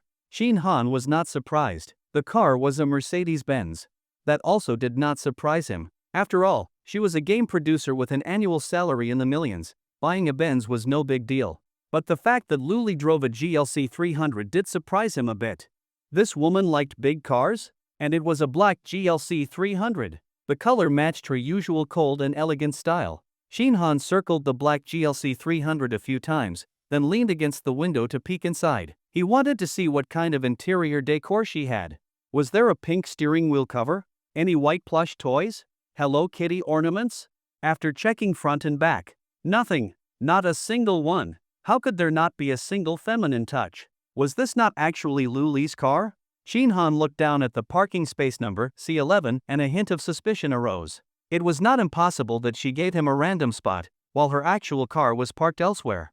Wait a minute. Shin Han's eyes narrowed. He noticed a bouquet of flowers in the cup holder area on the center console. That was the only slightly feminine item. Seeing that bouquet, Shin Han became more convinced that this was indeed Luli's car. After waiting a while and still not seeing her, Shin Han took out his phone to call. Just then, he heard the click-clack of footsteps from afar. Looking up, a tall, slender woman in a black dress was gracefully walking toward him. Her steps were quick, but she maintained elegance. Who else could it be but Luli? Beep beep, the black GLC 300 chirped twice, lights flashing.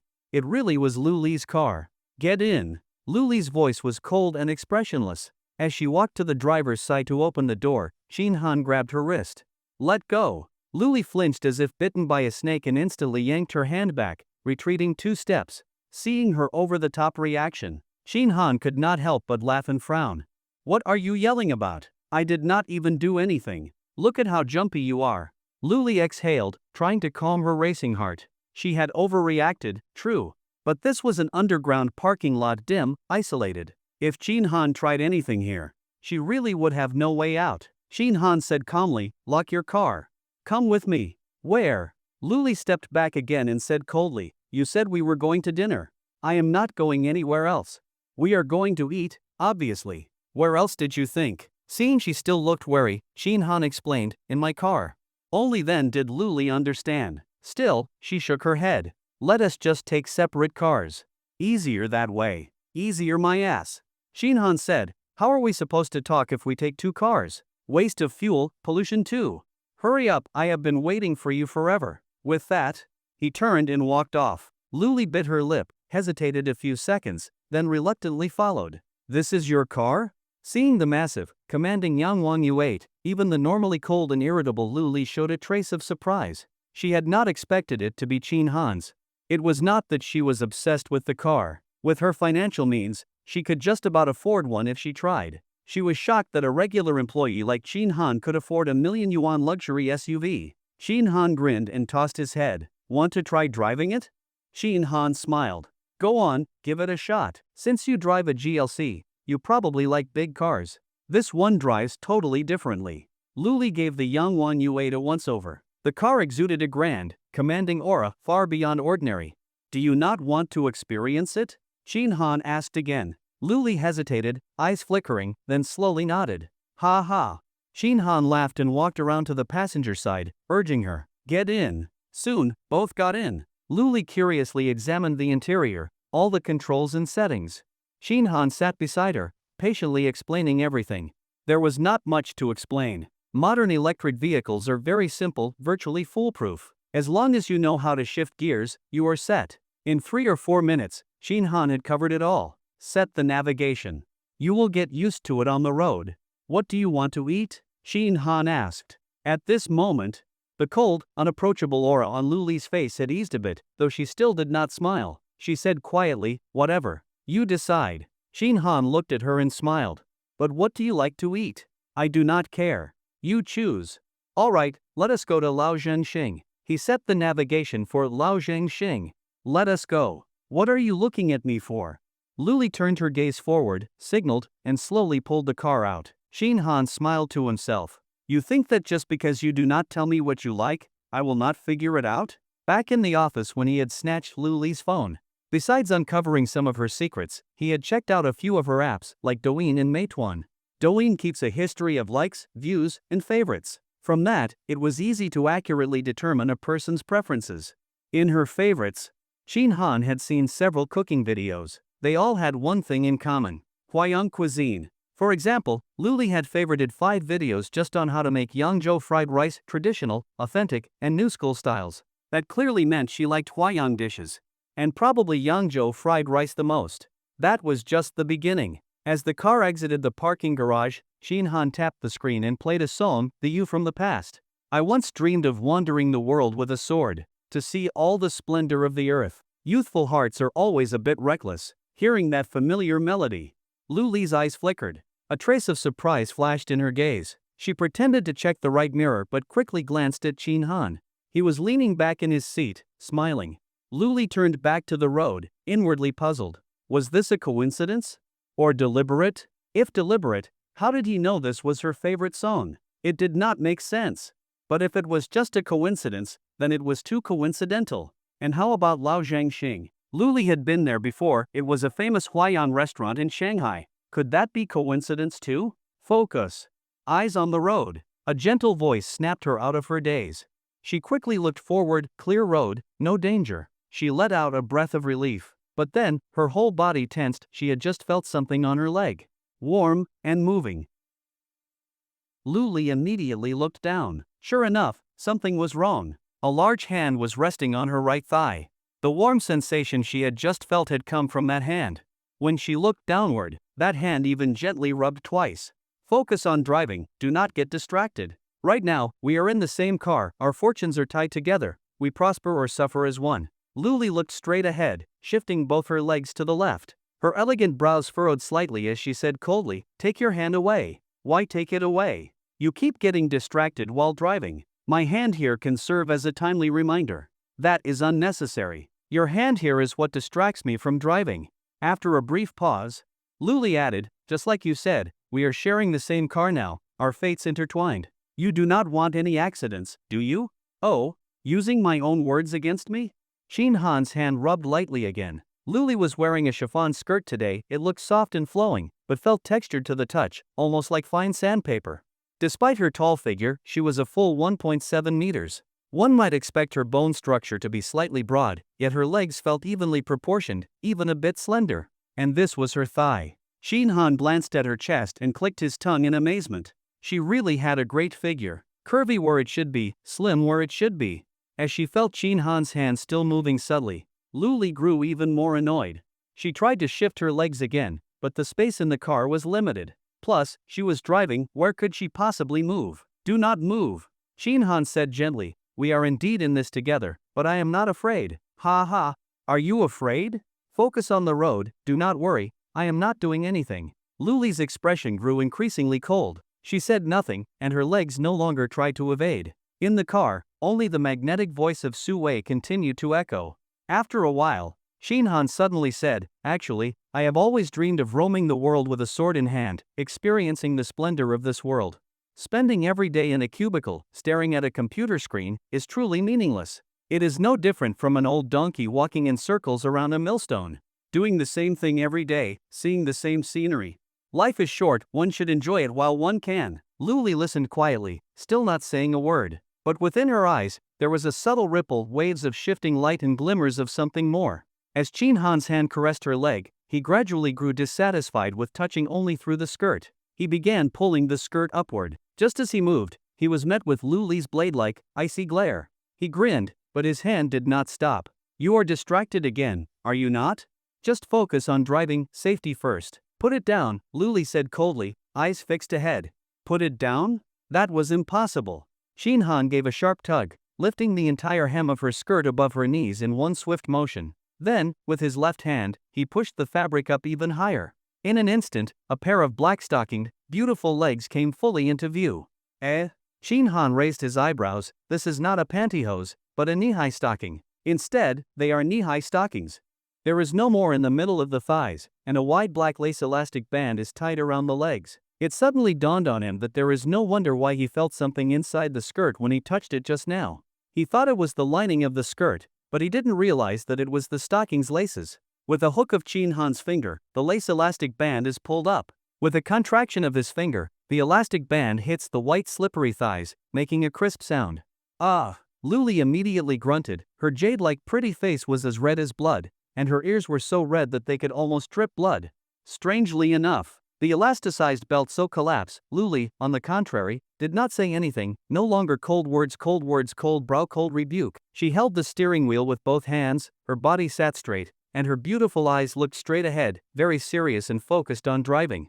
It seems that she can no longer feel the movements of Shin Han's hands. Seeing her reaction, after the previous spanking incident, he could see that there seemed to be a switch on this Luli's body. If it is turned on, she will enter a certain state. The current situation is probably like this.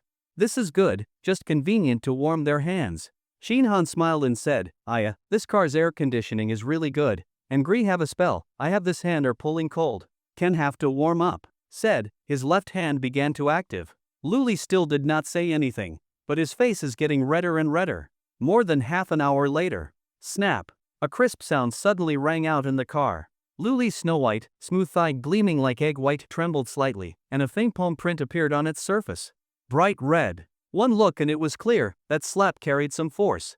Or perhaps her skin was simply too delicate, just a little rough handling would leave a mark. Luli, who had been silent, let out a muffled moan. Her expression changed drastically. She slammed on the brakes with her right foot, and the massive body of the U8 SUV came to an abrupt halt. What do you think you're doing? Luli turned her head to glare at Shin Han, her red lips tightly pressed together. Yet, she did not look fierce at all. Because her charming face was now as red as blood, her eyes were moist and glistening, on the verge of overflowing. This coquettish, slightly angry demeanor had no intimidation at all. Instead, it stirred something inside Shin Han. He gave another gentle pat, pointed to the front right with his right hand, and smiled. We're here. It's time to turn. If I didn't remind you, you'd have driven straight into the Huangpu River. Luli glanced in the direction he indicated, took 2 deep breaths, and forcefully suppressed the turmoil in her heart. Then she turned the steering wheel and drove to the right. After parking in the garage, Shin Han unfastened his seatbelt, preparing to get out. He saw Luli unhurriedly adjusting her skirt. The skirt, which had been fine earlier, was now completely wrinkled at the bottom. He waited a while, and she was still fixing it. Are you done yet? Still not ready? You go first. You are not ready, and I am waiting for you, so why are you telling me to get out? What are you planning? Shin Han raised his eyebrows slightly, his gaze circling twice around Luli's tightly pressed, beautiful legs. So, was that a direct hit to the soul? Luli's hands paused. She frowned and looked over.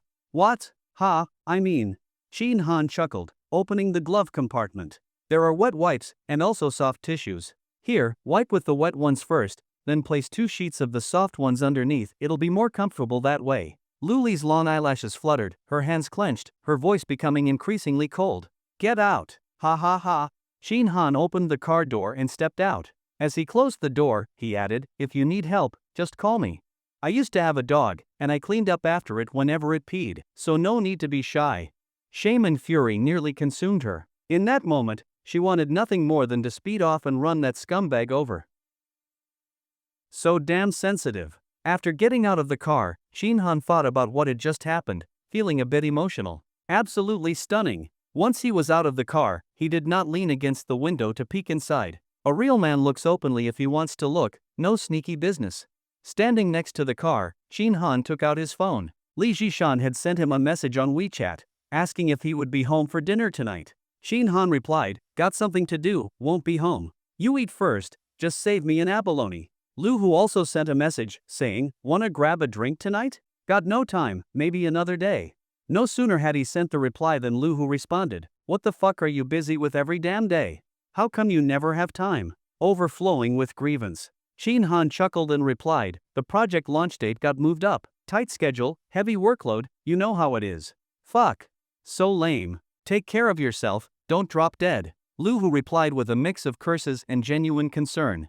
Shin Han thought for a moment and replied, bro, my body's doing great. I can still go all night. I'll treat you to a feast in a few days. Middle finger, Lu Hu. Just as he finished chatting with Lu Hu, the car door finally opened. Turning his head, Shin Han saw Luli had completely returned to her usual cold and stern demeanor. The flush on her face had faded, and her clothes were neat and tidy. Standing there casually holding her bag, she looked absolutely elegant and graceful. Who would have guessed that just 10 minutes ago she had gone through a fucking flood? Ah, women really are fickle. Shin Han smiled and said, all cleaned up? Put a pad on? Luli was instantly triggered. Just as she had finally collected herself, a wave of emotions surged up again. She gritted her silver teeth in anger. Tap tap tap. She said nothing, elegantly walked away with her bag in hand. When they arrived at the restaurant, it was right around dinner time, and the main hall was already full. Shin Han had no choice but to request a private room. Good evening, sir. Our private rooms do have a minimum charge. For a small one, it is 2,888 yuan. Would that be acceptable? Whatever, just a drop in the bucket. Very well, please follow me. Shin Han's display of wealth and generosity made Luli furrow her brows slightly. It was not that she thought Shin Han resembled some nouveau riche, but rather she could not figure out why he had so much money. A luxury car worth over 1 million yuan. A private room with a nearly 3,000 yuan minimum charge. And he booked it without a second thought. He was just an ordinary employee. Where was all this money coming from? Could it be family money? Was this bastard actually a second-generation rich kid? Though it was called a small private room, it actually was not small at all, easily spacious enough for 6 or 7 people, with a pleasant atmosphere. After they sat down, Shin Han casually picked up the menu. No need to let you order. You always say anything is fine, so I will handle it. Yangzhou fried rice. Luli immediately looked up, slightly surprised. Shin Han smiled and continued ordering, sweet and sour mandarin fish, cherry glazed pork, phoenix tail shrimp balls, crab roast soup dumplings. As she listened to the dishes Shin Han named, Luli's eyes grew increasingly animated, her astonishment deepening. Every single dish was something she liked. This bastard really knew how to order? Braised dried tofu, braised lion's head meatballs, wincy tofu soup. Shin Han added 3 more dishes, and Luli could no longer keep her composure. 8 dishes in total, and every single one was something she liked, especially the first few, which were among her absolute favorites. Why are you looking at me like that? Is there a flower on my face? Shin Han looked at Luli, who was staring at him in surprise, and asked with a smile. After a brief pause, he added, "What would you like to drink? No alcohol, maybe some juice or tea?" Hearing that there would be no alcohol, Luli was once again caught off guard. She had assumed this bastard would take the opportunity to pressure her into drinking, but to her surprise, he said no alcohol. Luli immediately felt a wave of relief and calmly replied, "Tea. 1 pot of Longjing tea, please." Shin Han closed the menu and spoke to the server standing by. The server nodded in acknowledgement and left. The room then fell into quiet. Shin Han glanced at Luli, who sat with her eyes lowered, staring at the table, and said with a smile, "Why are you not saying anything?" Luli snorted silently in her heart. What a deliberately stupid question. I have no interest in talking to a bastard like you. However, her expression remained calm, her face still and composed like a quiet well. Shin Han asked with a smile, "Have you slapped yourself again recently?" Luli furrowed her delicate brows and looked up to stare at him. Shin Han smiled and said, "I am just concerned about you. I noticed your skin is quite delicate, you really need to control your strength. Do not end up hurting yourself. If you leave a scar, it would break my heart." Luli let out a cold laugh. "Spare me the fake concern. Do you think I do not know what you are really thinking? Then why do you not tell me what I am really thinking?" Luli turned her head away. "I am just an employee, not the boss. Do not expect me to cover for you." This sudden shift in tone left Shin Han a bit puzzled. After thinking for a moment, he realized what Luli meant. She was talking about his recent frequent tardiness and refusal to work overtime. Shin Han thought it over for a bit and then said, "Yes, you are right. I would never force you to do something beyond your ability." Luli looked over in surprise. Shin Han grinned at her. "What, in your eyes, am I really that unreasonable and overbearing?" Luli curled her lips downward, the disdain in her expression clear. Shin Han laughed and said, "Just do your best. It is fine even if you cannot protect me." Luli's eyes flickered. She thought to herself, "I would be glad to see you fired. I would never protect you, stop flattering yourself." Just then, the server returned with a pot of tea, and the conversation came to an abrupt halt. Shin Han picked up the teapot and personally poured a cup for Luli, which she accepted silently. "Not even a thank you?" "Thank you. Why be so polite? With our relationship, is that really necessary?" Suddenly, Shin Han leaned forward, eyes glowing with intensity. "I want to ask you for something." "What is it?" "Remove Lu Wenbo from his director position." Luli stopped drinking her tea, frowned, and said coldly, "Why? Why?" "Because I cannot stand him," Shin Han replied casually. Luli blinked, and the corners of her mouth suddenly lifted slightly. "Is it because he stole your girlfriend? Well now, seems President Lu enjoys a bit of gossip too? I am not the least bit interested, but I am neither blind nor deaf." Seeing how Luli seemed a bit gleeful talking about this, Shin Han waved his hand. "Then you have misunderstood. 1. Lu Shasha and I did meet on a blind date, but I never liked her. She is not even qualified to be my girlfriend, so how could Lu Wenbo have stolen her from me? 2. Lu Wenbo took a liking to her, but it will not go well for him. Just wait and watch the show unfold. Whether you believe me or not is your choice. I have no reason to lie to you about something like this." Luli's eyes flickered, her mind working quickly. Something about this situation felt off to her. Then Shin Han's expression suddenly turned serious, and he said in a deep voice, "Do you know why I did not want Lu Shasha?" In my heart, you are the only one. Shin Han's sudden and deeply emotional confession left Luli stunned on the spot. Her mind went blank. But President Liu was not someone lacking in intellect. After just 2 seconds of daze, she curled her lips. A single syllable, yet it carried the weight of 1,000 words. Shin Han was not the least bit embarrassed. His expression shifted, and he chuckled softly. You are the only little puppy I have. Get lost. Ha ha ha. Food is here, let's eat. Seeing Luli's fluctuating emotions after being teased brought Shin Han immense satisfaction. You always act so cold and distant, love putting on that stern face? Then I will not give you what you want. I will throw your mental composure into chaos. The dishes arrived one after another, releasing an enticing aroma that made mouths water. This Lao Jingxing restaurant truly lived up to its reputation as an authentic Huaiyang cuisine establishment. The presentation of the sweet and sour mandarin fish was outstanding, golden in color, with a crisp yet tender exterior, as if a light touch would elicit a faint crackle. A glossy, red, and enticing sweet and sour glaze was poured over it, translucent like morning dew resting on the fish, adding a layer of irresistible shine. The fish meat was tender and snowy white, masterfully carved into the shape of a squirrel, vivid and lifelike, stirring the imagination. Even before tasting it, one could tell the flavor would be exceptional. Shin Han picked up his chopsticks and grabbed a large piece, placing it on his own plate, and then moved that plate in front of Luli. Here, try it. As he spoke, he reached for Luli's plate to use for himself. This casual gesture took Luli somewhat by surprise. She was not quite used to it. She said nothing, just prepared to eat, chopsticks in hand. Picking up a small piece of fish, just as she brought it to her mouth, she heard Shin Han say, "Should I put it on the floor instead? Would be better if you ate it on all fours?" Luli was caught completely off guard and started choking. Cough, cough, cough. You. Seeing Luli flushed and glaring at him furiously, Shin Han quickly laughed and said, "How careless, choked a bit, did you?"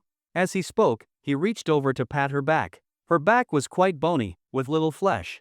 Luli jerked her body away and scolded coldly, "No need. I am not a pervert." "Hey, who said you were a pervert?" Shin Han smiled soothingly. "Everyone has their own interests. As long as it does not harm others or break the law, there is nothing to criticize or mock." "Well, I am not one." Luli's face still looked sour. All right, I got it." Shin Han's large hand again reached her back, gently patting. "Drink some water, take your time. Sit properly at the table and eat." "You are still talking. You did that on purpose to embarrass me." "How could I? I care about you so much." "Not interested." Despite her words, Luli did not resist him patting her back anymore. She picked up her tea and took 2 small sips, feeling much better. Suddenly sensing something behind her, she turned around sharply, eyes like daggers. "Take your hand off and move away, or I will leave." "It was too slippery. I slid over by accident." Shin Han laughed as he slid back to his seat. Looking at Luli's delicate pout in faint anger, he thought to himself, "It was not about embarrassing you, it was just a preemptive move." This was not perversion, but rather a way to relieve internal stress. After that, Shin Han behaved very properly. From time to time, he picked food for Luli, served her soup, poured tea, very attentive and considerate. He deliberately did not use public chopsticks, but his own. Luli noticed and hesitated at first. Seeing this, Shin Han smiled and said, "Should I feed you instead? Back when I had a dog." "Shut up. Eat your food." Luli immediately interrupted, picking up the dish he served and putting it into her mouth. Shin Han continued eating and chatting, but it was mostly him talking. Luli remained mostly silent. Even when she responded, it was short and concise. Shin Han's questions were very basic, like, "Where is your hometown? What year were you born? Where did you go to college? What did you major in? What is your family like?" Almost the same topics he discussed yesterday with Tang Tang over dinner. But the difference was he knew nothing about Tang Tang and genuinely wanted to find out more. As for Luli, he already knew her personal information. These days, everyone keeps digital IDs on their phones. Shin Han had seen her ID photo in her photo album before, also her degree certificate and family photos. But even though he already knew, Luli did not know that he knew. Two people getting to know each other starts with learning about each other's personal details, right? Shin Han wanted to make up this step, to build a closer connection. Forcing someone through pressure is not a long-term solution. You have to use some emotional tactics, too. As for Shin Han's questions, Luli answered some, gradually, and for things she did not want to talk about, Shin Han did not press her, like where her hometown was. Just like that, the conversation meandered on until the meal came to an end. "Are you full?" "Yes." "Then let me feel your belly." Luli, who had just been in a good mood after the meal, suddenly went cold-faced. Through your clothes, of course, I just want to check if you are full. If not, I will eat more with you, Shin Han said matter-of-factly. Luli cast a sidelong glance at him and said coldly, no need. Thank you. Hey, I told you no need to be so polite with me. Shin Han stood up. Let us go. Outside the restaurant, Luli stopped in her tracks. You can go. I will get a cab back. No way. If you help a Buddha, help him all the way, Shin Han said. Luli narrowed her eyes and stared at him for a while before saying, you planned this, did you? Planned what? Deliberately did not let me drive, deliberately made me take your car, so you could take advantage of me, and now you insist on driving me home. She paused, then continued, I will not let you get your way. Oh, and then? There is no then. Shin Han grinned. You do not want me to know where you live. You are afraid I will go to your house and harass you, right? Luli said nothing, but her expression said it all. Ha! XH District. First phase in the park. Building 3. Which unit was it again? Shin Han furrowed his brow, thinking. Luli's face instantly turned pale. She blurted out, how do you know? Ha! Shin Han chuckled. I wanted to know, so I found out. It is not that hard, is it? Oh, now I remember. He tapped his forehead. 1002, right? Her heart instantly sank, and she wondered if she should move out right away. Now that this bastard knew where she lived, it was going to be a real pain. Stop spacing out. Let us drive, Shin Han said. Luli walked to the passenger seat, opened the door, and sat down. It was very easy to find out where Luli lived, just a quick look through her WeChat. You would have to join the property management group chat, right? And in that group, it would obviously mention the XXX residential complex, right? Besides the property group, there is also a building-specific group. One glance, and everything is crystal clear. So, if you do not tell me, I would not know where you live? That is like saying, if you do not drive, I would not be able to touch your leg? On the way back, Shin Han was driving. His left hand rested on the steering wheel. Since the electric car did not require shifting gears, his right hand was left empty, feeling very lonely. He reached over to the right and felt nothing but air. Bring your leg over here. I cannot reach. If you cannot reach, do not touch. Then should I walk you into the house later? This was exactly what Luli feared and worried about the most right now. If Shin Han followed her home, and it was just the two of them in the house this late at night, would he not be able to do whatever he wanted? After a moment of silence, Luli said coldly, just drop me off at the entrance of the residential complex later. Do not follow me. That depends on your behavior. Just answer me yes or no. Luli was feeling a bit agitated. This constant sense of being controlled was driving her mad, so her tone came off rather sharp. Shin Han drove leisurely, neither fast nor slow, and replied, of course, yes.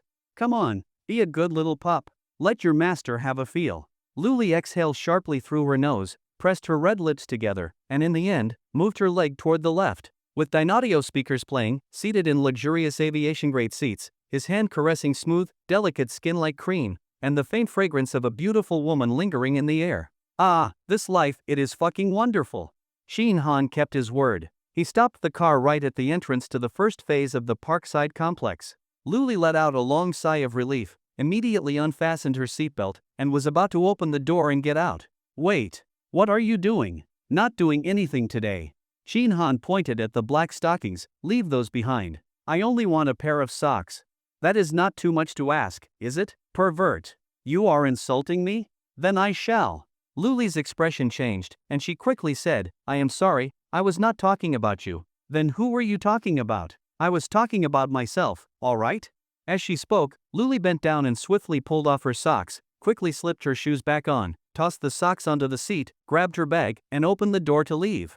The entire sequence of actions was smooth and fluid, done in a flash, like lightning. Bang! The car door slammed shut, and Luli was already running into the residential complex in her high heels, the sound of her steps echoing. She looked like a young deer escaping from a wolf's den. Ha!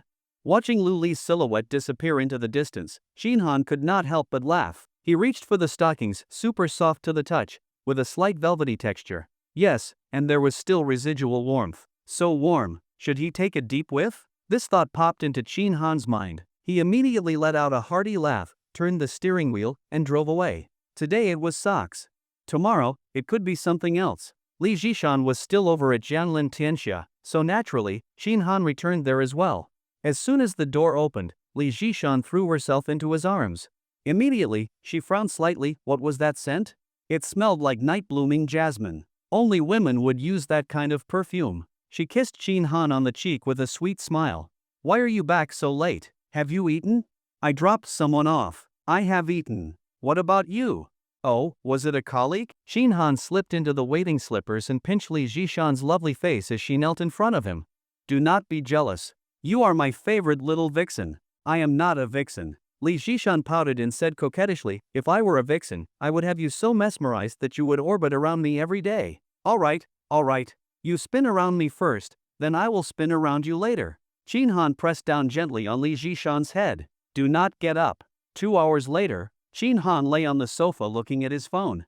Li Zhishan curled up in his arms, lazily watching television, her face glowing with a rosy flush, her skin fair with a delicate pink hue.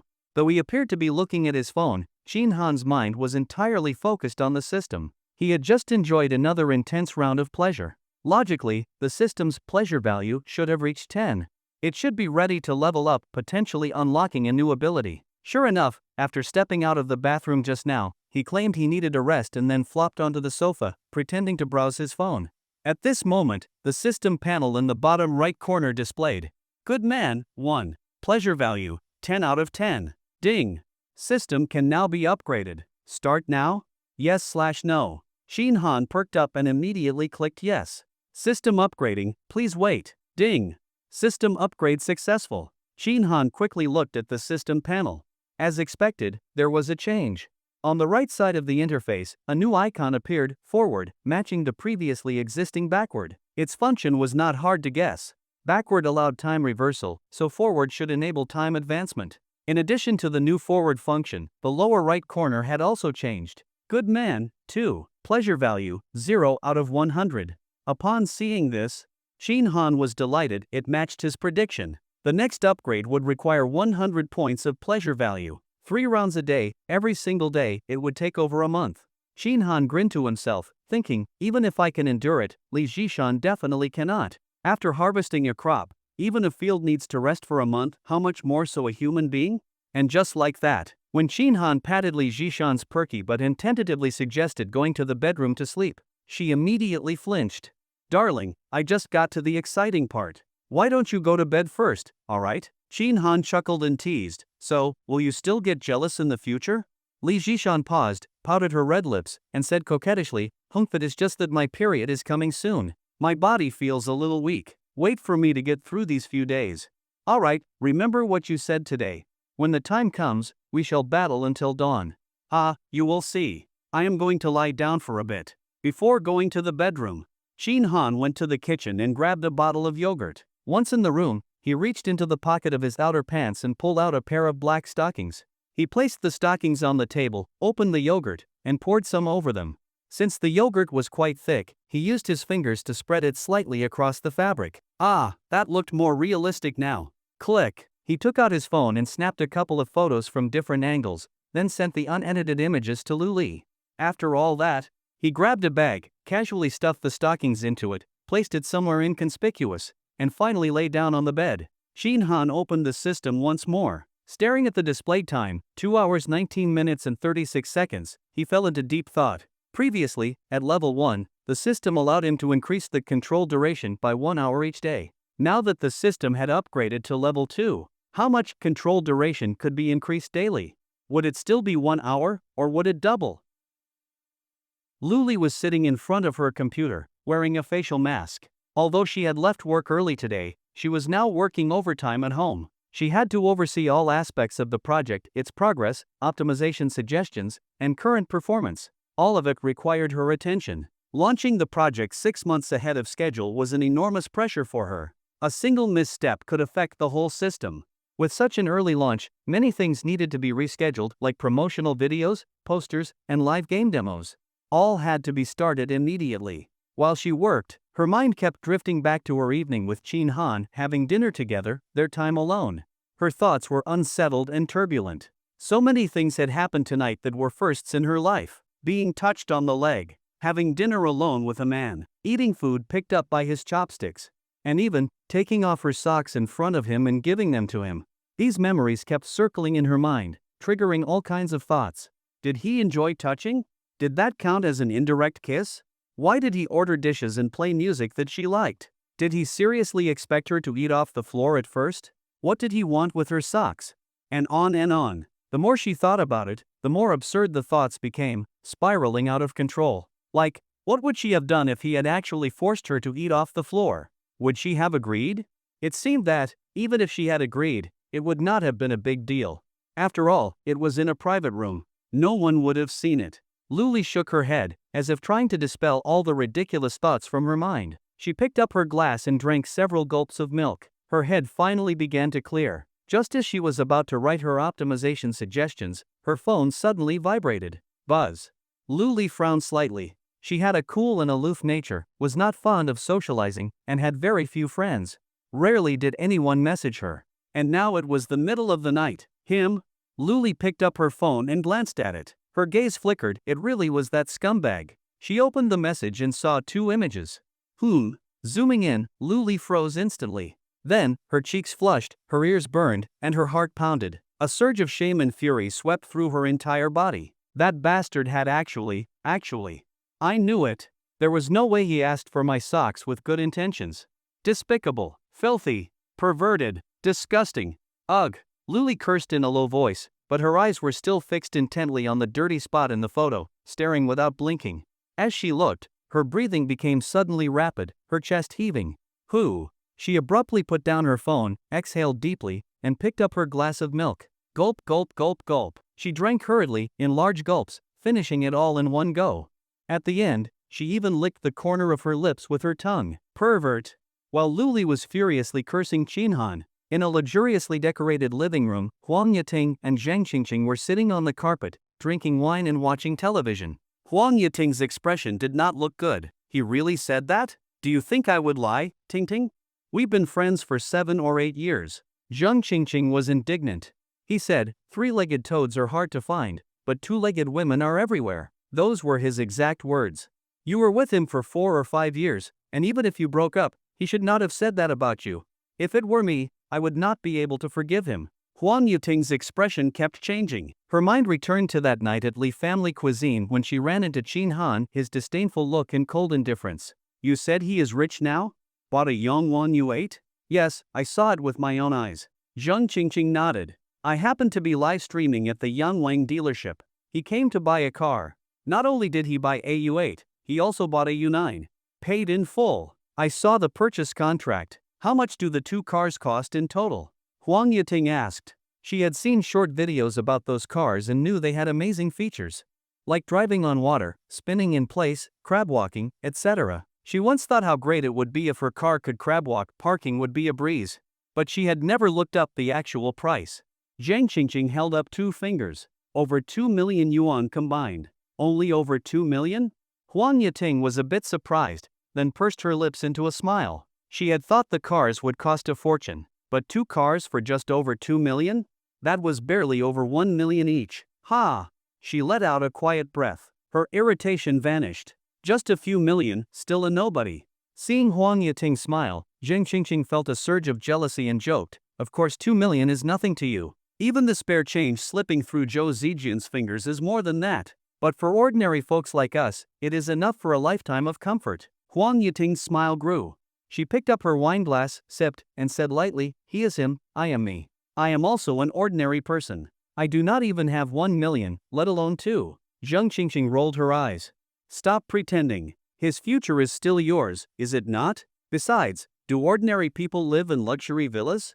This is not a luxury villa, just a larger house. You have not seen a real one. And it is not mine, I am just staying here. Well, at least you have a place to stay. I still rent. If you do not like it here, move in with me. I would love to, but Zijian drops by sometimes. Zhang Qingqing curled her lips in annoyance. No use arguing with someone pretending to be modest. Too fake. Huang Yating set down her glass, her expression turning serious. How much do you actually know about Qin Han's current situation? What are you trying to ask? Zhang Qingqing asked, wary.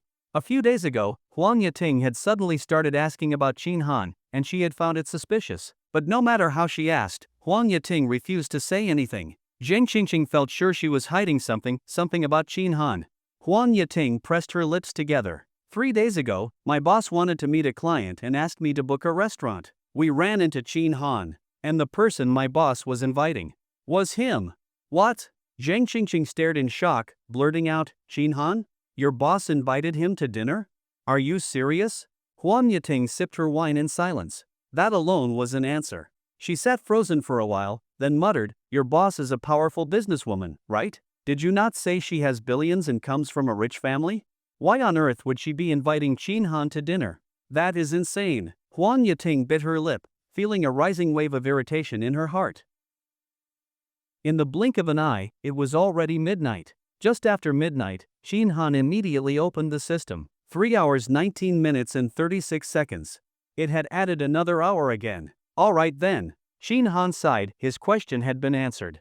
Even after upgrading, the system still only allowed for 1 hour of control time to be added per day. He could not say he was not disappointed, he was, but not overwhelmingly so. 1 hour of added control time per day was already decent. And with the upgrade, he had also gained a new ability, time advancement. Be content and you will be happy. Next, Qin Han took out Li Baobao's USB drive and inserted it into the computer. His gaze fixed on the USB, his full attention focused, he silently thought, begin time reversal. He had since discovered several methods to operate the system. Like now, issuing a command targeting a specific object without specifying a time would still work. It was essentially a continuous rewind of time for the target object, until all available control time had been used up. As time passed, the digits on the system interface began to slowly decrease, at a rate far slower than real time. After who knows how long, a ding suddenly rang from the computer speakers. Qin Han perked up and looked at the screen. External storage device detected. Installing driver. Installation successful. A new H drive appeared under my computer. Qin Han stopped the time reversal and eagerly clicked into the H drive. He was immediately overjoyed. But then he noticed something odd. When he first received the USB, Qin Han had wondered what might be inside. If it were not something important, Li Baobao definitely would not have arranged a meeting and asked him to repair it. He had a few guesses: photos, videos, business data. Of course, he did not think it would contain private photos or videos of Li Baobao. If it did, she would never have handed it over. Surely, she knew about Edison Chen's scandal. So Qin Han figured the photos or videos would be of sentimental value to her. His top guesses remained photos, videos, or business documents. But in the end, he still had no idea. Yet now, in the USB, he saw only a single golden icon. No photos, no videos, no business data. Hidden files? Not impossible. He enabled Show Hidden Files in settings, but there was still only that one golden icon. Without hesitation, he double-clicked it. Is it immoral to peek at someone else's files without permission? The more immoral it is, the more thrilling it feels. Upon double-clicking, a new window opened. All in English, prompting him to enter an account and password. At this point, Qin Han realized what it was. The golden icon had the letter B on it. BTC. The USB drive turned out to be Li Baobao's BTC cold wallet. Holy shit. Qin Han sucked his teeth, his expression a colorful mix of surprise, excitement, and helplessness. This Li Baobao. Qin Han was not sure how to describe it. Call it trust? Yes, it was trust. She had entrusted him with a USB drive containing her BTC wallet, but logging into it required an account, password, and PIN code, none of which he had, which meant that, in effect, the wallet was useless to him. Even if it contained 10,000 BTC, he could not take a single coin. TSK. That woman is smart. Qin Han praised her inwardly, then unplugged the USB and closed the laptop. Back in the bedroom, no one was there. He checked the living room, no one there either. The TV was off. Where had Li Zhishan gone? Qin Han went to the guest room and found a note on the door. Darling, I'm sleeping here tonight. I need to rest properly, you've exhausted me. See you tomorrow. Good night. Qin Han tried the door, it was locked from the inside. The key that had been in the door earlier was gone. Clearly, she had made full preparations.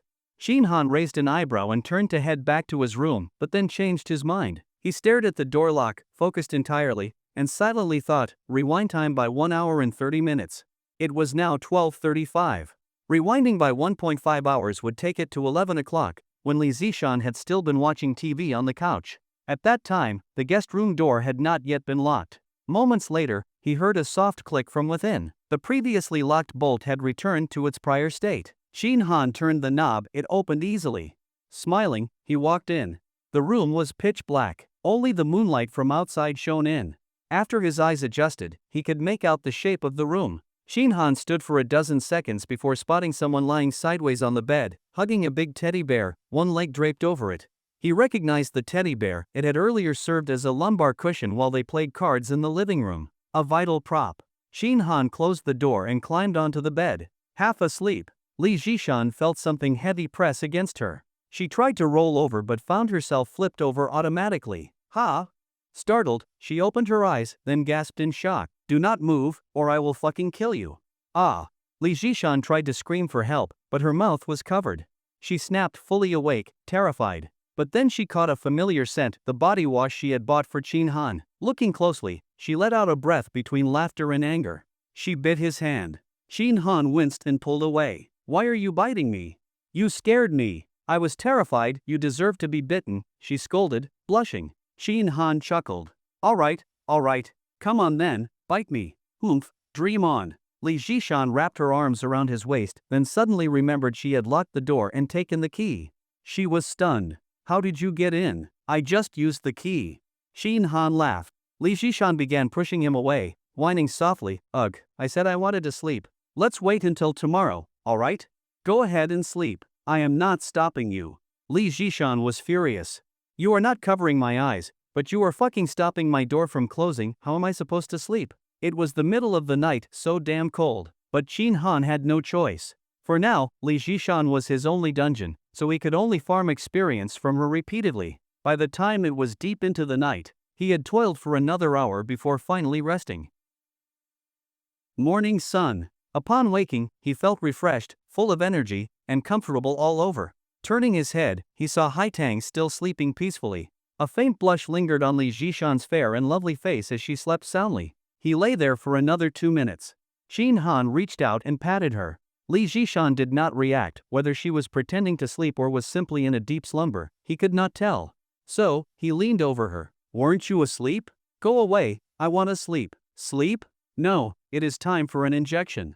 Li Jishan was a little confused. Her enchanting fox-like eyes looked at Qin Han. She was perfectly fine, not ill at all, so why would she need an injection? What injection? Qin Han touched her forehead and said with a grin, you have a fever. What? An injection will help you recover quickly, and the fever will go down soon. What? 9 o'clock in the morning. Qin Han came out of the bathroom, fully dressed, walked into the bedroom, and kissed Li Jishan on the face while she was still lying in bed, panting heavily. You take a rest. I am heading to the office. Li Jishan opened her eyes to glance at him, then immediately closed them again, too tired even to speak. Qin Han chuckled and said, you are just lacking in physical training. We will have to work on that in the future. Even if I were made of iron, I could not withstand the way you push me.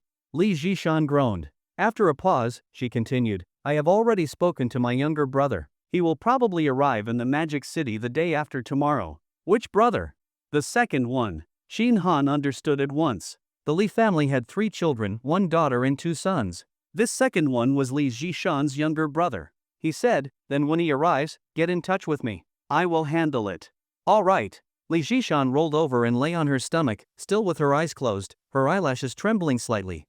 In a delicate voice, she said, kiss me before you go. Did I not just kiss you a moment ago? One more kiss. Qin Han smiled, reached out and gave her a squeeze, then bent down and kissed her on the side of her face. No, not there. Kiss me here. Li Jishan pouted her red lips.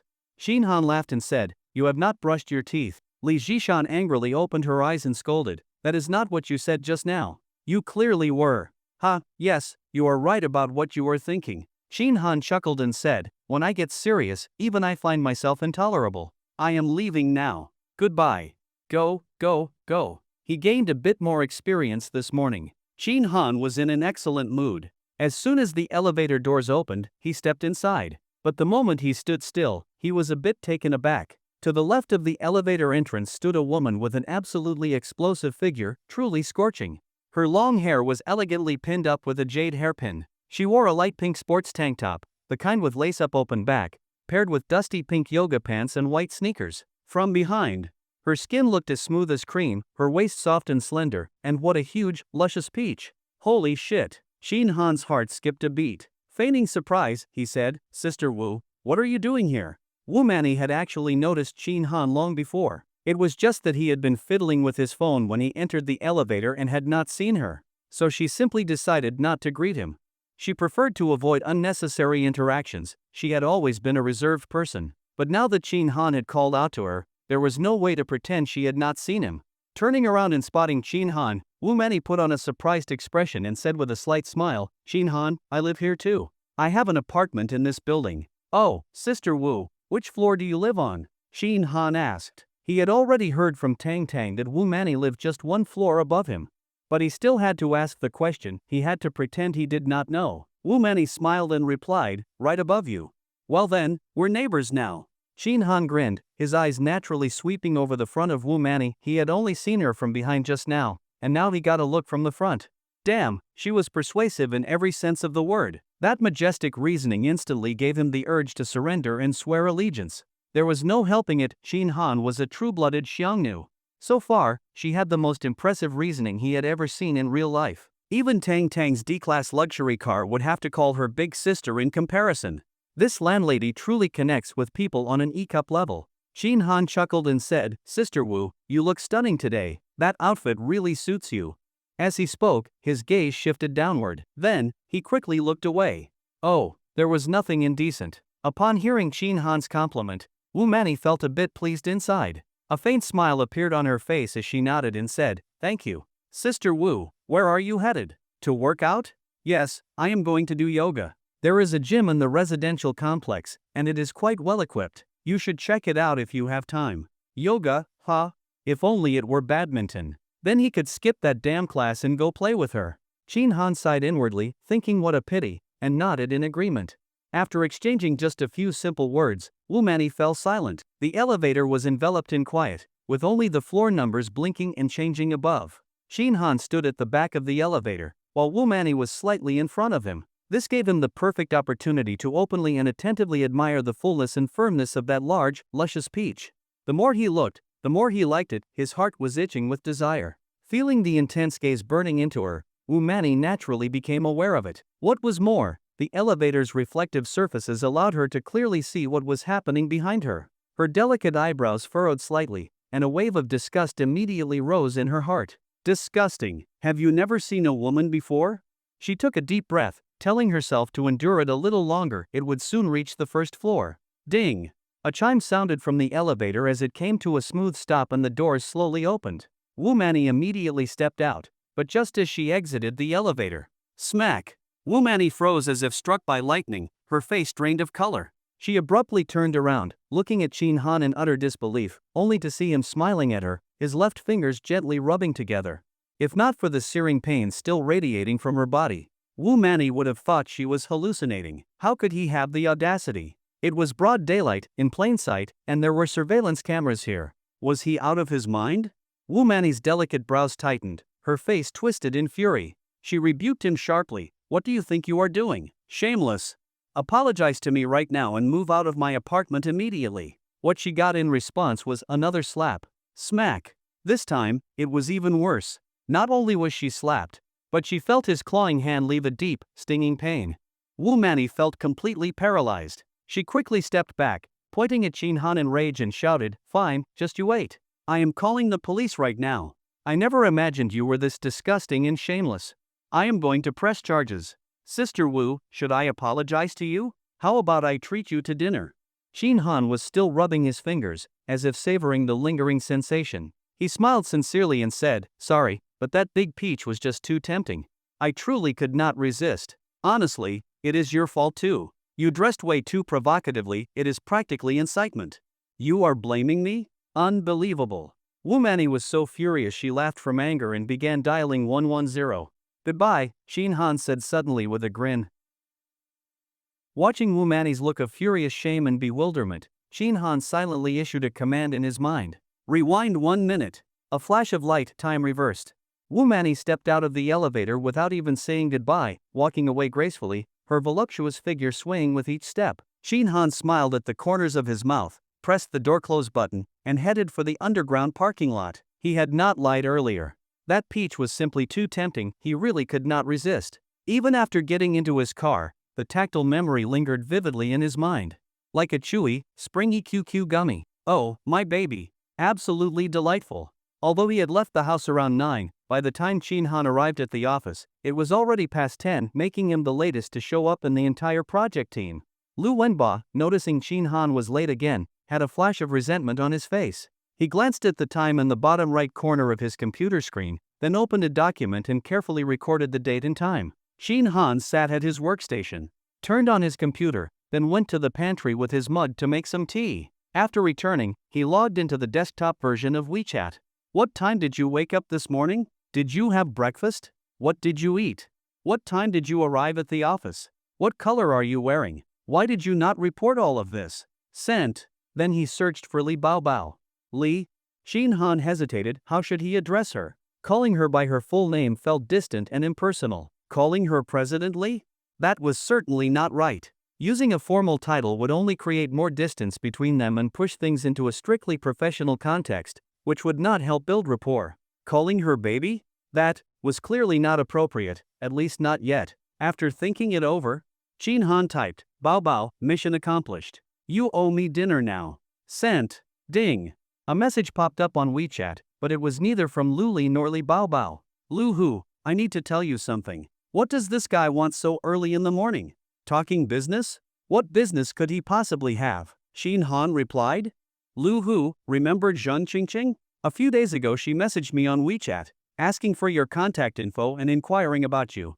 Shin Han, so you gave her my WeChat? Lu Hu, ha, she has already contacted you? Come on, brother, she asked. I could not just ignore her, could I? Shin Han, cut the crap. Say what you have to say. Lu Hu, all right, I am not here to waste time. Lu Hu, Zheng Qingqing invited me to dinner today. I wanted to ask what is going on. Why is she suddenly so interested in you? Shin Han, if you want to go, go. She is trying to climb the social ladder. Shin Han, I won the lottery. 20 million. Lu Hu, seriously? Even through the screen, Shin Han could feel Lu Hu's cautious excitement. A smirk tugged at his lips as he replied, otherwise why would she suddenly be asking for my contact info? Lu Hu, how did she find out you had money? Shin Han, I picked up a new car the other day. Ran into her at the dealership. Lu Hu, holy shit. You really won the lottery? Aha, you bastard. Shin Han did not bother to respond. He knew Lu Hu needed time to process. He had told no one the full truth, not even his best friend, just said he won 20 million. It was easier for people to digest that. Winning 20 million and winning 60 million feel vastly different to others. After that last message from Lu Hu, silence. Then Li Baobao replied, the USB drive is fixed?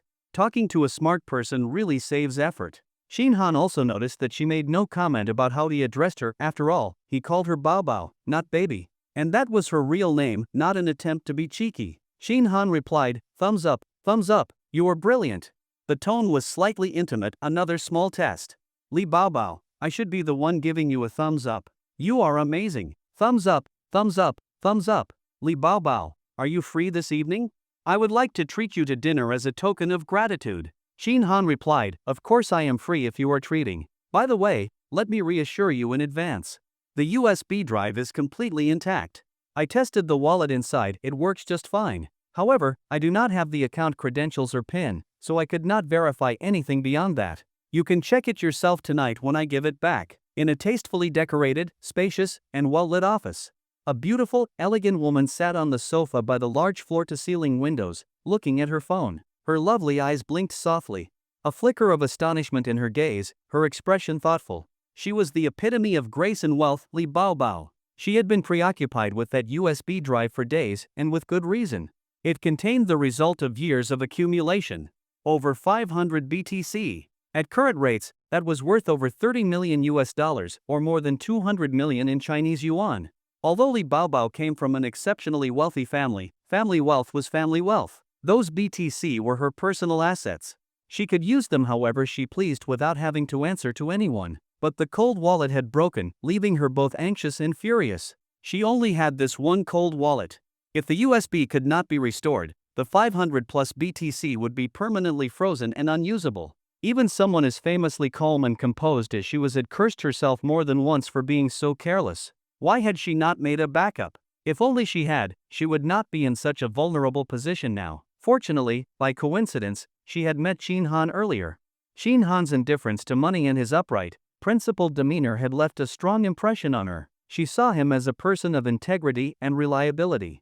After careful consideration, Li Baobao had decided to ask for his help. As for whether he might restore the USB, find the BTC wallet, and steal from it, Li Baobao was not worried. Without the PIN and credentials, Shin Han could not access anything. Besides, he might not even realize it was a BTC wallet, but all of that was secondary.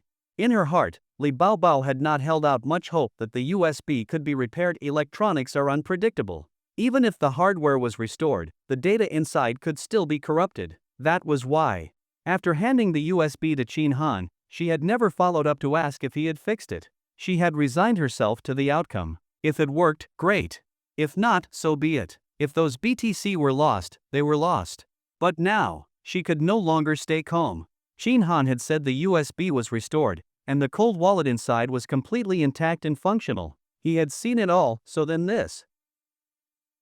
Li Baobao had always been exceptionally intelligent, with a very high IQ since childhood. She returned from overseas studies at the age of 25 and, determined to prove herself and avoid being bound by her family, founded Vision Capital. With her extraordinary intelligence, outstanding talent, and sharp business acumen, Vision Capital invested in multiple industries and companies, covering internet technology, artificial intelligence, battery energy, medical aesthetics, and autonomous driving. In just 5 years, she led Vision Capital from nothing into a rapidly growing powerhouse. It had now become a star company in the industry, valued at over 3 billion. Such a powerful businesswoman, when she read the message from Shin Han, immediately understood many things. When you treat me, of course I will have time. This sentence implied a sense of closeness, something she could momentarily disregard. Just letting you know in advance so you do not worry. This line was a proactive statement, eliminating the need for her to ask and directly offering reassurance. Yes, his character was indeed commendable, considerate and thoughtful. The USB drive is intact. I tested the wallet inside, and it still functions properly. This was the key point. He clearly told her that he knew what was inside the USB and had already tested it. And then followed with, "But I do not know the account credentials or the PIN, so I could not verify anything further. You can take it back tonight and check for yourself." This was a turning point. Another clear signal. He knew it was a BTC wallet, understood its value, and was still willing to return it. Even jokingly added that without the login info and PIN, he could not go any further. Again, he was trying to reassure her. He was telling her, "Yes, I have the wallet, but I cannot open it or access the assets. So do not worry." Phew. Li Baobao let out a breath and looked away from her phone, gazing out the window. The feeling of recovering something thought lost was wonderful. She was in a great mood, but she had to think about what to do next. He had said he would return the USB and let her examine it tonight. If that was truly the case, great. But what if it was a subtle warning? This was BTC, after all. Each coin worth tens of thousands of dollars. And he already knew her identity, CEO of Vision Capital. Even a fool could deduce that someone like her would not just have 1 or 2 coins. Li Baobao was certain Shin Han would think of that. Which brought up the issue, in the face of such potentially massive wealth, tens or even hundreds of millions, would he still be willing to return it? True, Shin Han did not have the login or PIN, so he could not open the wallet. But she also did not have the wallet. Even with credentials, without it she could not access the funds. They were now in a state of mutual constraint, neither could do anything without the other. Li Baobao believed Shin Han understood this perfectly. Should I let him name a price? Or just write him a check? And how much would be appropriate?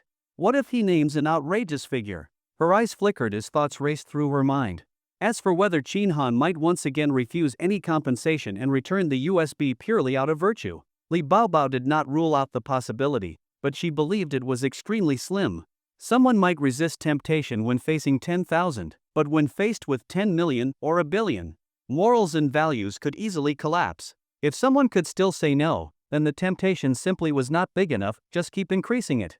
That was exactly Shin Han's situation now. Last time when Shanshan was missing, he had refused a 200,000 yuan check. But now, facing tens or hundreds of millions, could he really stay unmoved? Impossible. There is no such person. At that thought, Li Baobao quickly decided, offer him 10 million. Not too much, not too little, just enough to show sincerity. But she would not tell him yet, she would wait until they met that evening. She replied on WeChat, "Alright, thank you so much, truly grateful. What would you like to eat?" "My treat." Smile. adding an emoji for warmth. Shin Han, I am fine with anything. You decide where to go and what to eat. So agreeable? Li Baobao blinked and replied, how about Li Jia cuisine again? Shin Han, sounds good, but I have a question. Shin Han, Baobao, is Li Jia cuisine your family's restaurant? Li Baobao frowned slightly. The way he addressed her made her a little uncomfortable. But it was not baby. So she could not really object. She could not possibly insist he call her presidently, right? That would sound arrogant, like she looked down on others. Besides, he clearly had figured out something about her background. Li Baobao, why do you ask? Just a coincidence. There are many people with the surname Li. Shin Han, many?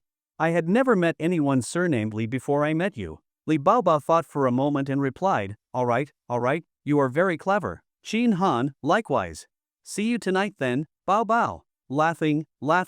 Looking at those two grinning emojis, Li Baobao sighed. She slowly rubbed her temples, thinking perhaps taking him to Li Jia cuisine last time had been a mistake. It had revealed another layer of her background, possibly encouraging him to raise his price. But if she had outright denied it, and he had evidence, it would only leave him with a negative impression. That was not worth it either. Which was why she ultimately admitted it. Alright, see you tonight, Li Baobao replied. After arranging to meet Baobao in the evening, Luwu sent another message. Zheng Qingqing invited me out tonight, should I go? Shin Han replied, if you want to, go. Luwu, can I sell you out though? Shin Han was speechless. This was probably the real reason he had messaged. Go ahead. Luwu, alright. I know what to do then. Luwu, what kind of car did you buy? Shin Han, BYD. Luwu, hey, we are car buddies now. But you won over 20 million and only bought a BYD? So stingy. Shin Han, Yangwan you ate. Luwu, damn. Middle finger. Then Luwu disappeared again. Shin Han figured he had gone to talk to Zheng Qingqing. He then checked messages from Luli, still no reply. Thinking for a moment, Shin Han typed, are you coming out, or am I going in? Upon seeing Shin Han's message, Luli could no longer pretend she had not seen it. However, she did not reply immediately and instead waited another 3 minutes. I woke up late this morning. I was in a rush all morning and forgot. I will be more careful next time, alright? Her tone, perhaps unconsciously, carried a trace of pleading, clearly hoping that Shin Han would let the matter drop and, more importantly, not barge in again. Shin Han, alright, just do not let it happen again. Luli immediately breathed a sigh of relief, thinking the issue was over only to receive another message. Shin Han, then come out, 20th floor, stairwell. Luli froze on the spot. The stairwell? And the 20th floor? Their office was on the 17th floor. Luli's mind began to race. Knowing Shin Han, that despicable bastard could not possibly have good intentions. Yet despite herself, she felt an odd sense of curiosity. Luli, what are we doing there? Shin Han, not doing anything today, just giving you a gift. Luli's face flushed slightly, and she cursed silently to herself. Giving a gift, like hell he would be that generous. I do not believe it. And why the stairwell? And why the 20th floor? Shin Han, hurry up. I am going first. I will wait 10 minutes. 5 minutes later, the office door opened, and Luli walked out of the project team area with graceful steps, the sound of her heels clicking crisply down the hallway as she headed toward the elevator, pretending to be on her way downstairs. It was the middle of the workday, so the elevators were empty but arriving frequently. Once inside, she found herself alone. Luli first pressed the button for the first floor. After arriving, she switched to another elevator and pressed the button for the 20th floor. After much consideration, she still did not dare to defy Shin Han's request. She could not be sure what kind of trouble that scumbag might stir up if she refused. Watching the floor numbers rise steadily, Luli felt increasingly anxious. Ding! The elevator doors opened. Luli's expression immediately turned calm and composed, and she glanced around cautiously. Then, she let out a long sigh of relief. The 20th floor was evidently vacant, likely vacated by the previous tenant. All the doors were shut, and various signs and scattered debris lay on the floor. Click, click, click. The crisp sound of her footsteps echoed through the corridor, quickly reaching the stairwell. Ahem! Luli gave a light cough to trigger the light sensor at the stairwell entrance. She did not enter immediately but peeked inside first. She was nothing if not cautious. Kneel. Crawl in. Shin Han's familiar voice came from inside, but Luli could not see him. She guessed he was hiding behind the door. Her brows furrowed, and she said coldly, "What the hell are you playing at? Did you not say you were giving me a gift? Come get it yourself." Luli lifted her leg to walk inside, But before she could take a step, she heard Shin Han say again, "Is this not a scene you once fantasized about? Do you not think it is thrilling? Do not worry, there is no one here." Luli stopped in her tracks, pressed her red lips together, and said in a low voice, "How can you be so sure there is no one?" Shin Han's heart leapt with joy. Was something finally going to happen today? But in the next moment, he realized he had been too optimistic, because with the sound of 2 quick footsteps, Luli actually turned and walked away. Fuck! I knew it, this woman has strong willpower and exceptional self-control. God damn it! Shin Han cursed and immediately darted out from behind the door, lunging forward like an arrow. He caught up with Luli and yanked her back. His pull was sudden and forceful, causing Luli to stumble. But she was caught by a strong embrace, and then, feeling weightless, she was lifted up at the waist and carried into the dimly lit stairwell. What are you doing? Put me down now. I am warning you, do not try anything. Did I not already say? I am not doing anything today. Shin Han smiled as he held Luli, his hand feeling her soft curves. Relax. Unless you beg me, I will not touch you. Luli's face turned crimson, and she spat harshly, "TCH. Then why have you not put me down yet?" All right. Shin Han released his right hand, letting her down, but his left arm remained wrapped around her slender waist. This part truly was soft. Let go. Oh, so now I am the one taking liberties? Luli pursed her lips and said nothing more. Fine, let him touch it if he wants. It is just the waist, after all, and over the clothes. Where is the gift? Hurry up and give it to me. I need to go back. Are you wearing stockings today?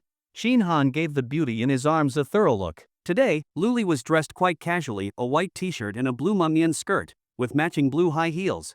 The mumien skirt was very long, reaching down to her ankles, so it was impossible to tell just by looking whether she was wearing stockings underneath. So, as he spoke, Shin Han reached out to pull the skirt. He had to check. The lighting was dim, and he could not see clearly. He had to feel.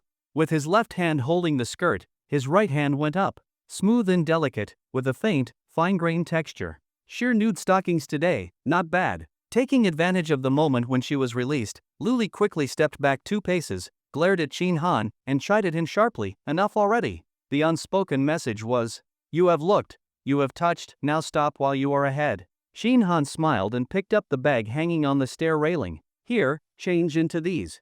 Luli frowned and took the bag. When she looked inside, it was a dark, crumpled mass. She reached in and pulled it out, black stockings. It was the pair she had taken off yesterday.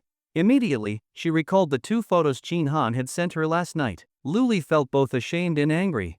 She carefully examined them. Some parts of the stockings were indeed crumpled and stiff. Disgusting.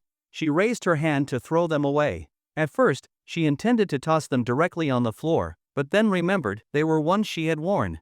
If she threw them here, Luli shoved the stockings back into the bag. "This is your gift? You do not like it?" Shin Han smiled and said, "This is a token of my affection for you. Take off the ones you are wearing and put these on instead." Luli looked as if struck by lightning, staring at Shin Han in utter disbelief. "Why are you just standing there?" "Change them," Shin Han said with a smile. "Or would you rather I help you change them?" As he spoke, he bent down, preparing to assist. Luli quickly stepped back and shouted, flustered, "What are you doing? Go away. Do not come any closer. I said get away." But why would Shin Han listen? He grabbed hold of Luli's left leg and seized the edge of the stocking. It turned out she was wearing pantyhose today. Well, that made things more convenient. One go was all it would take. "Get the hell away." "Ah, I will do it myself." "You." Luli had already been backed up against the wall with nowhere left to retreat. She had no choice but to beg for mercy and resign herself to her fate. "If I am helping, I may as well help all the way. Escort the Buddha to the west," Shin Han said with a radiant smile. "Let me help you. Just hold on to my shoulder. Come, lift your leg, I will take off your shoes for you." A slender, soft, jade-like leg fell into his hands. With a light thud, the high heel hit the floor. A dainty, delicate foot appeared before his eyes, smooth to the touch, warm and supple. "Ha! Your feet look so slim, but I did not expect them to feel so soft." Luli trembled all over, overwhelmed with shame and fury, wishing she could just die. Shin Han slowly pulled down the stockings. His hand moved past the thigh, the knee, the calf, and then grasped the delicate jade-like foot, continuing to pull. The stocking gradually slipped off from the tips of the toes. 5 slender, elegant toes came into view, white and tender like scallion stalks, slanting downward. At this moment, they curled slightly, appearing a bit nervous and uneasy. The blue nail polish on them sparkled under the light in the stairwell. emitting a radiant glow. Along with it was that exquisite and delicate jade-like foot. So white. This woman's skin was truly white. Shinhan felt a rush of warmth in his chest and, unable to resist, reached out and tickled the soft, pink sole of her foot. A sudden and intense itch burst from the bottom of her foot, spreading throughout her entire body in an instant. Luli trembled all over, her body tense, yet the itchiness on her foot made her unable to hold back her laughter. Ahahaha. Shinhan, amused, grabbed her smooth and round ankle with one hand and gently stroked her sole with the other. Sometimes lightly, sometimes firmly. Sometimes fast, sometimes slow. Ahahaha. Seeing her flushed red face and trembling body, Shinhan felt a surge of satisfaction in his heart. He laughed and said, "Will you listen to me from now on?" Shinhan raised an eyebrow, curled his index finger, and lightly scratched the sole of her foot with his fingernail. Ha ha. Luli suddenly bit her red lips, frowned and tilted her head back. Her fair, slender neck stretched out straight, with the veins visibly standing out. HHSS, Lise. What did you say? Lise, listen. Luli's red lips parted slightly as she gasped for air, speaking in broken fragments. Shinhan chuckled and said, "All right then, let me hear you call me master first." Luli bit her lip hard with her pearly teeth, her beautiful eyes wide open, glaring at him furiously. Through clenched teeth, she said, "You are going too far." "Ha, see? Lying to me again." Shinhan curled his lips and once again dragged his fingertip across the sole of her foot. This time, he did not move quickly. On the contrary, it was agonizingly slow. Almost like slow motion. Bit by bit, inch by inch. Which made the tingling sensation doubly unbearable. Ha ha ha, ah. Ma sa ha ha, stop. Please stop. Ma, stir. Shinhan paused his finger, smiling with narrowed eyes. What did you say? Luli was drenched in sweat, her face flushed completely red. There was no trace of cold pride left in her. Her voice now carried a breathless whimper. Mas, tur. Hey. Shinhan rubbed her hair and smiled. That is more like it. Luli thought he was finally going to let her go and had just begun to relax. Luli suddenly wrapped her arms tightly around Shinhan's arm, clutching it with all her strength. Her flushed, delicate face pressed closely against Shinhan's hair, unconsciously rubbing slightly against it. Shinhan raised an eyebrow, slightly startled by the sudden move. Was she not acting normal just a moment ago? Why the sudden desire to be close to him? Shinhan twisted his neck and reached out to try and remove the arms coiled around his neck, but he found Luli struggling to keep him from doing so. She still wanted to hold him. The corners of Shinhan's lips curled up. In a gentle voice, he said, "Call me master again." Luli remained silent. Being disobedient again? Mas, tur. Hey. Shinhan was overjoyed inside, filled with a strong sense of accomplishment. He patted Luli's round bottom, and she neither resisted nor said a word. As if she did not even notice. He had considered grabbing the snowy softness again, but Shinhan decided against it. Step by step, subtly and gradually, that approach worked best. Come on, lift this leg too. I will help you take it off. Shinhan helped remove the remaining half of the sheer stocking on Luli's right leg, then pulled out the pair of black silk stockings. Luli looked a little embarrassed and reached out to take them, but Shinhan stopped her. Do not move. I will do it. Luli indeed did not move. When a woman puts on stockings, she first slips them over her toes, then wraps them over her delicate feet and pulls them upward, finally rolling up the edge of the stocking slowly along the leg. That scene is full of elegance and allure. Shinhan had always enjoyed watching it in the past. Now, he discovered that helping a woman put on stockings was also quite fun and thoroughly enjoyable. This leg truly felt so smooth, slick to the touch. Utterly irresistible, captivating beyond reason. Shinhan could even feel that with the movement of his hands, Luli's body seemed to tremble slightly again. Her hands tightly gripped his shoulders, as if trying to steady herself. All done. Shinhan patted her round bottom and said with a smile, "You are not allowed to take them off. When we get home tonight, you will need to take a photo for verification." Luli remained silent, standing there without a word. Shinhan looked at the sheer stockings in his hand. "I give you a pair, and you give me a pair in return. A fair exchange." As he spoke, he placed the pair of sheer pantyhose into a bag. "You are not going back?" Luli snapped out of it, said nothing, and turned on her heel to leave. When she noticed Shinhan following behind, she said softly, "Wait a bit. Do not walk with me." "Then call me master again," Shinhan said. Ding! The elevator doors opened. Luli quickly stepped in and hurriedly pressed the close button. Her flustered retreat made Shinhan quietly laugh to himself. He did not follow her in, but simply stood outside the elevator, watching the doors close while toying with the pair of pantyhose in his hand. they still retained a trace of warmth. A faint fragrance lingered at the tip of his nose, refusing to disperse. Shin Han, carrying the bag, made another trip to the parking lot and placed the stockings in the car, then returned to the company. When he got back to his workstation and turned his head, he noticed that the blinds of Luli's office were open, but the room inside was empty. Yet Luli had clearly returned before him? Could it be she went to the restroom? Shin Han was no fool, nor was he deaf. Earlier, Luli had been leaning against the wall, her whole body trembling, and her voice had taken on such a strange tone. How could he not know what was really going on? He picked up his phone and asked, "Did you climax?" The message was sent into the void with no reply. Shin Han waited a moment, then asked again, "Wearing the gift I gave you, how do you feel right now?" This kind of feeling must be thrilling, right? Indulge in that sensation to your heart's content. Master allows you to smell it, but not to taste it. In the restroom, Luli, holding her phone, was blushing from ear to ear, her face burning, her heart in disarray, ashamed and infuriated all at once.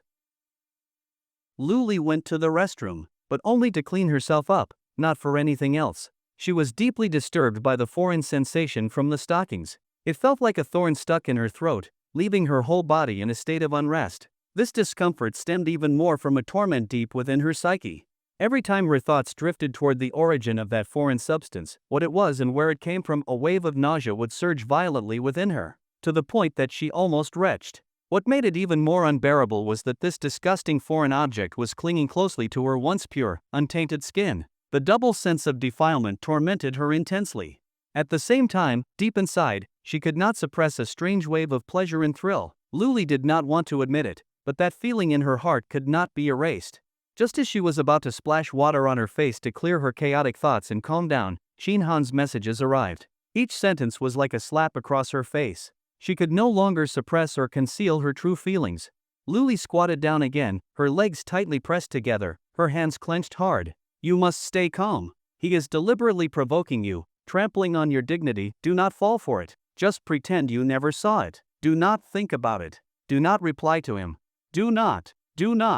You may smell, but not taste. Bastard. Scumbag." In her mind, two little voices were locked in ferocious battle. Gradually, she lowered her head, her flushed face buried between her knees, and remained completely still, successfully making Luli wear the gift he had carefully prepared. This meant the grand project of training had taken a big step forward. If there is a first time, then there will naturally be countless more times. Something to celebrate. With a cheerful mood, Shin Han returned to his workstation, took a sip of tea pie, and thought of the new ability he had just unlocked.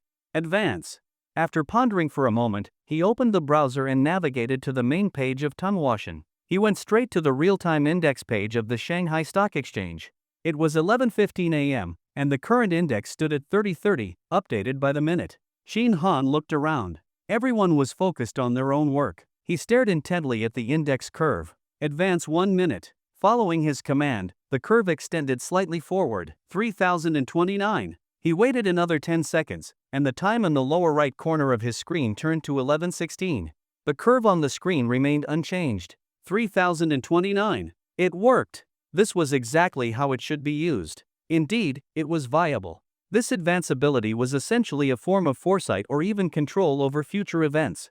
It was not just useful for predicting market trends, it could be applied to many other things. For example, Shin Han pulled a tissue and laid it flat on the table. Then he poured a bit of water on the table, placing the edge of the tissue on it. Normally, the tissue would gradually absorb the water and become soaked. This process might take a minute, 3 minutes, or even 5. Shin Han stared at the tissue and silently commanded, "Advance 3 minutes." The moment the command was issued, the tissue, previously only damp at the edge, suddenly absorbed a large area. The puddle on the table reduced to a thin film. Experiment successful. Shin Han was in great spirits. He glanced at the system timer and saw only 10 seconds had been deducted. 2 uses of advance moved time forward by 4 minutes, 240 seconds, at a cost of only 10 seconds of system time. The ratio was the same as with rewind, still 24:1. Whether using advance or rewind on a single object, it consumed only 1/24 of the actual time. Staring at the Shanghai index, Shin Han's mind raced. He navigated to the Hong Kong stock market. Unlike the mainland market, Hong Kong stocks use T+0 trading, buy and sell on the same day, without price limits or stop measures. It looks similar to US stocks, and very suitable for him. If he chose Hong Kong stocks, he could trade anytime during the day via mobile, without having to stay up late for US markets. Long nights were better spent playing cards. That way, he could enjoy himself and boost his joy value, a win-win. But then Shin Han delved deeper into the rules of Hong Kong trading and felt conflicted. Hong Kong trading was T+0, but settlement was T+2. That meant it would take 2 days for sold stocks to convert into available funds, which created a problem. Once a stock was sold, the account had no usable balance, so another trade could not happen. That was annoying. He would either have to wait 2 days or avoid using his full account balance in one go. Neither option was appealing. Shin Han's strength lay in short-term trades. The more frequent the trades, the greater the profit. Would he have to keep trading US stocks at night? Just as he was mulling this over, his phone rang. It was an unknown number. Hello? Hello, may I speak with Mr. Chin? The voice from the receiver was soft and gentle, with a sweet dialectal tone that was very pleasant to the ear. Upon hearing it, the phrase "a woman in her prime" popped into Shin Han's mind. Yes, this is he. Who is this? Shin Han replied. A gentle laugh came through the phone. Hello Mr. Chin, this is Song Yuan, a client manager from Fenghui Securities. I am pleased to assist you. Fenghui Securities, client manager. Shin Han raised his brows in curiosity. What can you do for me? Mr. Chin, the funds in your Fenghui account now meet the criteria for high-value clients. You are now one of our premium clients. Song Yuan's soft voice continued, our company offers many benefits for premium clients, such as lower handling fees, reduced taxes, and even financial support. We also have various wealth management options tailored to premium clients. Mr. Chin, I called to share this information with you. Do you have some time soon? I do. Wonderful. Mr. Chin, may I ask when you are available? I am free now. There was a slight pause on the other end, followed by her gentle voice again. Mr. Chin, would you be able to visit our office today? It would be more convenient to explain everything in person. Would that be all right with you? Address: Lujiazui Global Financial Center, Area B, Room 8808, Fenghui Securities. All right. I will come this afternoon. Great, Mr. Chin. See you this afternoon. Goodbye, Mr. Chin. Song Yuan's voice was truly soft and tender, tickling the ear like a gentle breeze. Shin Han replied calmly, all right, goodbye. Then he hung up. Regardless of anything else, just that lovely voice alone was reason enough to go. He wanted to see what she looked like in person. Now that he had both time and money, it was the perfect moment for such an endeavor. Besides, Shin Han wanted to open more subplots for himself. One Li Jishan was not enough. When the need arises, one always regrets having too few cards to play. At 12:30 p.m., Shin Han drove to the Global Financial Center. He opened WeChat. I have arrived. Where are you? Sent. Song Yuan's profile picture was of a cartoon girl running toward the sun. But there was not much to infer from it. Shin Han shook his head, thinking to himself, surely she is not one of those sun chasers, is she? Buzz. His phone vibrated. Song Yuan, Mr. Chin, I am in the lobby on the first floor, wearing a smoky gray top and a white skirt, with long hair and glasses. All right, I am coming up. After replying, Shin Han got out of the car and locked the door. He had left the company after speaking with her on the phone. The reason he rushed over in the middle of the day was simple. If this Song Yuan looked as enchanting as her voice, then it would be the perfect opportunity for lunch. If not, well, then it was nothing lost. Moments later, he reached the first floor. The lobby of the Global Financial Center was spacious, its polished floors gleaming like mirrors. Lavishly decorated, it clearly marked the venue as high-end. Shin Han walked a few steps, scanning the surroundings. Suddenly, his gaze stopped near the entrance. A strikingly elegant figure came into view. A sleeveless smoky gray blouse, a waist-hugging white mermaid skirt, black strappy heels. From the back, Shin Han nodded in approval. It was quite nice. A slender waist that could be grasped in one hand, a round and perky rear like a ripened pear. Her figure was graceful and alluring, radiating charm. Shin Han walked over. As if sensing someone approaching, Song Yuan turned and looked back. Seeing Shin Han in casual clothes, she seemed momentarily surprised, likely not what she had imagined. Shin Han smiled as he spoke, sizing her up with his gaze, secretly impressed. His instincts had been right. She was indeed a charming figure. Delicate, soft features, eyes like spring water. Not breathtakingly stunning, but with an enticing allure, a faint hint of vulnerable charm that made one's heart ache. Her skin was smooth and white as snow, though not the same icy pallor as Luli's. Song Yuan's complexion was a warm, gentle white, softer and more inviting. Looking at her, Shin Han thought of a person and a thing. The person, Shin Keqing. graceful like Lin Dayu, alluring like Bao Chai. The thing, fine mutton fat jade. This woman was indeed as exquisite as jade. A pair of black-rimmed glasses added a slight imperfection to this beauty, yet also lent her a mature, commanding air. Hard to say if it made her better or worse. Hearing the tall, handsome man call her name, Song Yuan no longer hesitated. She gave a soft smile and a gentle nod. "Hello, Mr. Qin, I am Song Yuan. It is a pleasure to meet you." Her voice was just as soft and tender as it had been over the phone. Qin Han chuckled, "Do I not match what you imagined?" "A little." Song Yuan smiled gently. "I did not expect Mr. Qin to be not only successful but also so young and handsome." She certainly knew how to talk, not surprising for a client manager. Qin Han smiled broadly and scanned her once more. Legs like jade, snow white and flawless. He could not quite see how fair her skin was under the conservative sleeveless blouse, but all in all, she was a solid 95 plus beauty. Totally worth the trip. "Mr. Qin, this way please. It is lunchtime. Let us eat first." "Ah?" Song Yuan was a little surprised. Qin Han smiled, "We will talk after the meal." "All right then." She had no choice but to agree. She did not handle many high net worth clients, and Qin Han's account size was quite considerable to her. It was better not to offend him unnecessarily. "Lead the way then. You know the area better." "Recommend a restaurant," said Qin Han. "Yuedai Global Cuisine Restaurant." On Song Yuan's recommendation, Qin Han chose this restaurant, located on one of the upper floors of the financial center. A 360 degrees panoramic view offered excellent scenery. In a word, superb. "Miss Song, choose whatever you like. Do not hold back." "No need, Mr. Qin. You decide. I am not picky. Anything is fine." "All right." Seeing her demure response, Qin Han did not insist. He glanced at the menu and ended up ordering a 1,558 yuan set meal. "Sorry for the expense." "No problem. I need to eat anyway. Having a beautiful woman accompany me is a bonus." Then, changing the subject, Qin Han looked at the beauty before him and smiled. "Miss Song, where are you from?" "Me?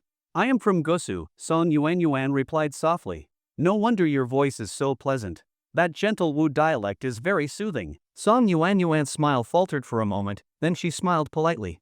"Mr. Qin, you are too kind. I do not think it is anything special." "Mr. Qin, may I explain the benefits of our premium clients?" Sensing that she wanted to steer the conversation toward business, Qin Han did not refuse. He nodded with a smile. "Go ahead." "Very well." Song Yuan's expression turned professional. Her ruby lips opened slightly. "Mr. Qin, as a premium client, you enjoy an ultra-low commission of 2.5 per thousand, an ultra-low transfer fee of 0.01 per thousand, and you may apply for leveraged financing at 3 times your capital, with an annual interest rate of only 8%. In addition, our firm offers a range of wealth management products with very attractive returns." "Mr. Qin, you."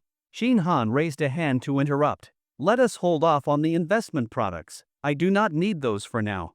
I am more interested in leveraged financing." "Tell me more about that." As if he needed someone else to manage his money? He himself was the world's best financial manager. Just let him trade stocks, he could collect money with a sack. Song Yuan quickly agreed and began explaining leveraged financing in detail. After about 10 minutes, Qin Han finally understood everything. Song Yuan's explanation was thorough and easy to grasp. Leveraged financing. You put up a sum of your own capital, then borrow more from the brokerage to enter the stock market with all of it. This maximizes potential returns, but also comes with high risk. But as always, higher risk, higher reward. Also, the brokerage sets a stop-out level for the account. If losses reach that point, the brokerage forcibly closes the position to protect its own interests. Only 3 times? Qin Han was a bit dissatisfied. This kind of leveraged financing was perfect for him. Despite the high interest and stop-out conditions, he had cheats, so he feared none of it. He always made stable profits in trading. Leverage only increased his gains. Seeing his frown, Song Yuan smiled gently. "Mr. Qin, 3 times leverage is already quite a lot. For regular VIP clients, we only offer single leverage." "How does Fenghui classify its clients?" 5 levels. Under 500,000 yuan is a standard client, 500,000 to 5 million is a VIP client, 5 to 10 million is a VIP major client, 10 to 50 million is a VIP distinguished client, 50 to 100 million is a VIP supreme client. Qin Han's interest was piqued. "And above 100 million? The dishes were abundant. 3 cold appetizers, 5 hot dishes, 2 desserts, 2 kinds of fruit, and 2 beverages. Green tea and coconut milk. Seeing that Chin Han had ordered so much, Song Yuan was a bit surprised, repeatedly saying it was too generous, too kind, and joking that she was lucky to be benefiting from Mr. Chin today. Chin Han teased, "In that case, I hope you benefit from me more often." Song Yuan could not help but smile. "Mr. Chin, are you looking for higher leverage financing?" "Yes, the higher the better." Chin Han did not deny it. He reached out and poured Song Yuan a glass of coconut milk, thick and white, exuding a sweet fragrance. "Thank you." After a brief thought, Song Yuan softly said, "Mr. Chin, then I can apply for a 4x leverage for you. However, the interest rate will be higher, and the margin requirements stricter. Would that be acceptable?" "That is fine." Chin Han nodded with a smile and raised his glass. "Then I thank you in advance." You are welcome." Song Yuan also raised her glass. "I should be the one thanking you. There is so much food here, I will not be able to finish it all." Looking at the beaming, charming Song Yuan, Chin Han found the sight delightful and pleasing. He smiled, "Then eat more. Calling me Mr. Chin sounds too formal, just use my name. I will call you Yuan." Before Song Yuan could respond, Chin Han naturally changed the subject. He smiled, Yuan, I think we are about the same age. What year were you born?" "I was born in 1995. 1995, huh? What a coincidence. Mr. Chin, are you also from 1995? "No, I am from 1994, 1 year older. Just call me Brother Chin." Song Yuan felt a little awkward, wondering if he was doing this on purpose. Chin Han smiled, "If you do not believe me, I can show you my ID later. Besides, you should be able to verify my information through my account." "You misunderstood, Brother Chin, I did not mean that." Song Yuan changed her address for him. Chin Han waved his hand. "No problem. Let us eat. Try this dish."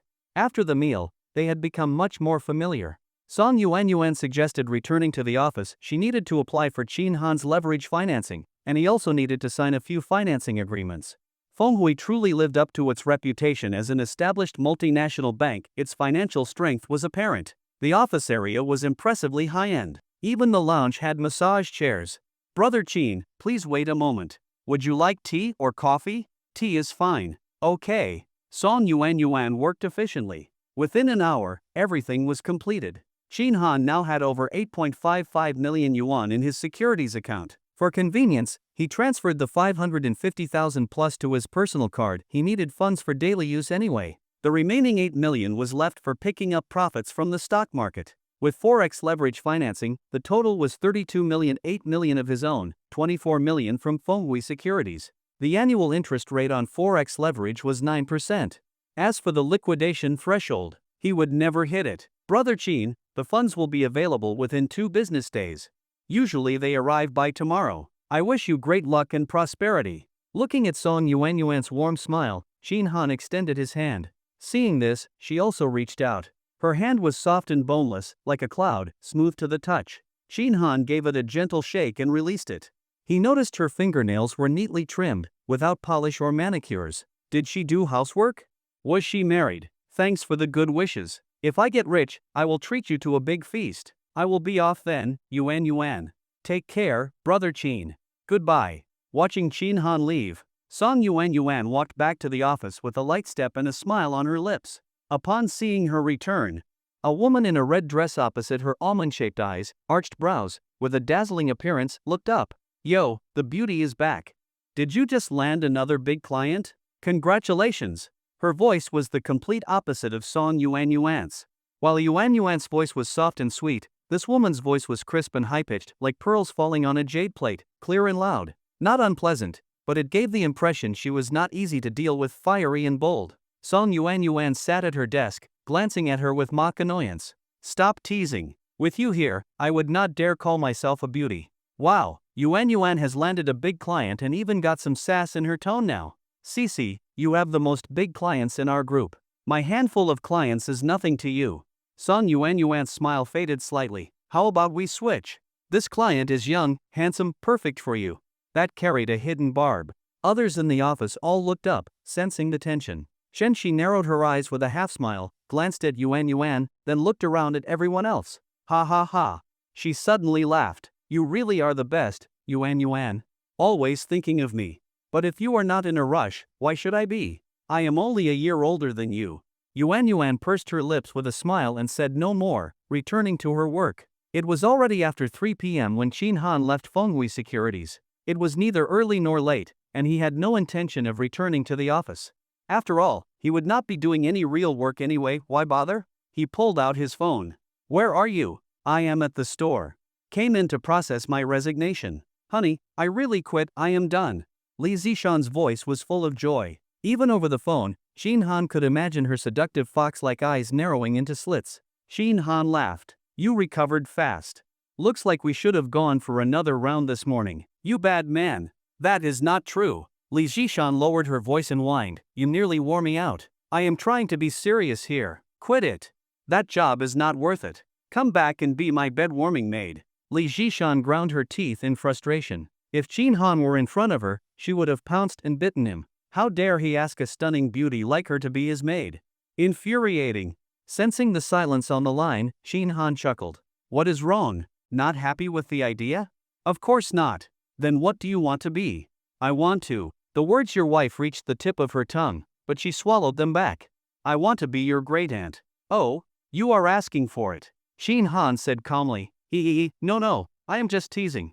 Li Zishan quickly begged for mercy, giggling. I do not want to be your great-aunt. Can I be your daughter instead? That works. Say daddy for me. Not now. Not calling now, she said, and the words instantly aroused Shin Han's desire. He snapped back, just wait, and then hung up the phone and drove straight to Li Zishan's place. It took him just over half an hour to get there.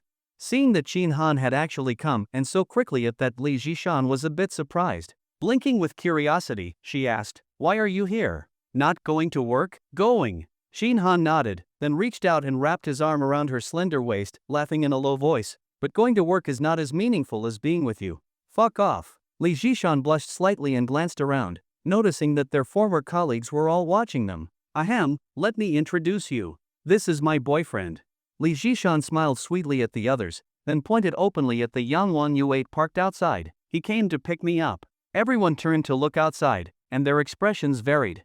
Some were envious, some jealous, some disappointed, and others sneered in disdain, thinking that Li Zishan had finally latched onto someone rich and become a mistress.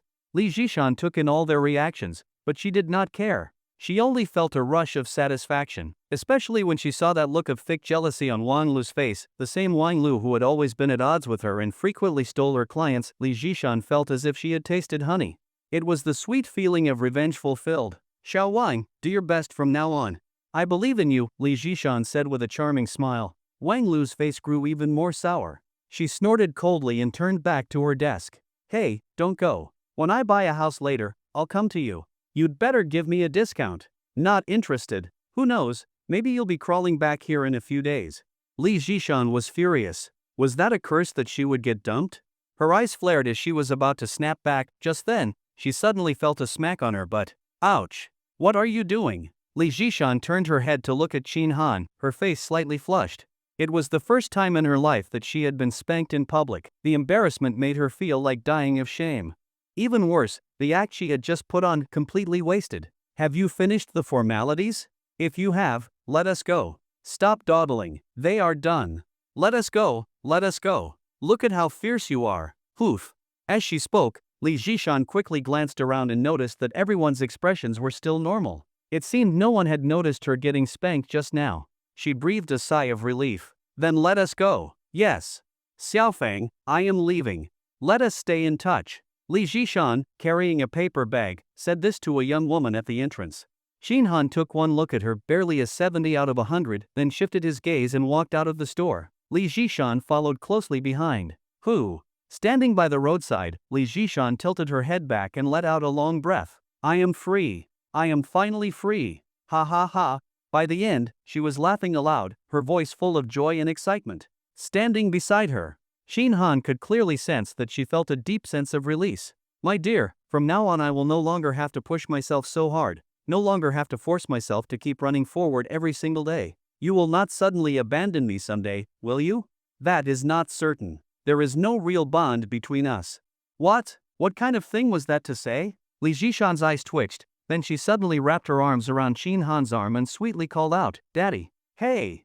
Shinhan burst into laughter and gave her but a playful squeeze. That is more like it. How could I ever abandon my little girl?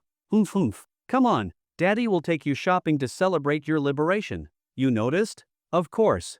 From now on, you will not have to work so hard. From this day forward, Daddy earns the money, and his little girl spends it. All you need to do is be Daddy's warm little jacket. Now that sounds right. Shinhan took Li Jishan to Hanglung Plaza once again.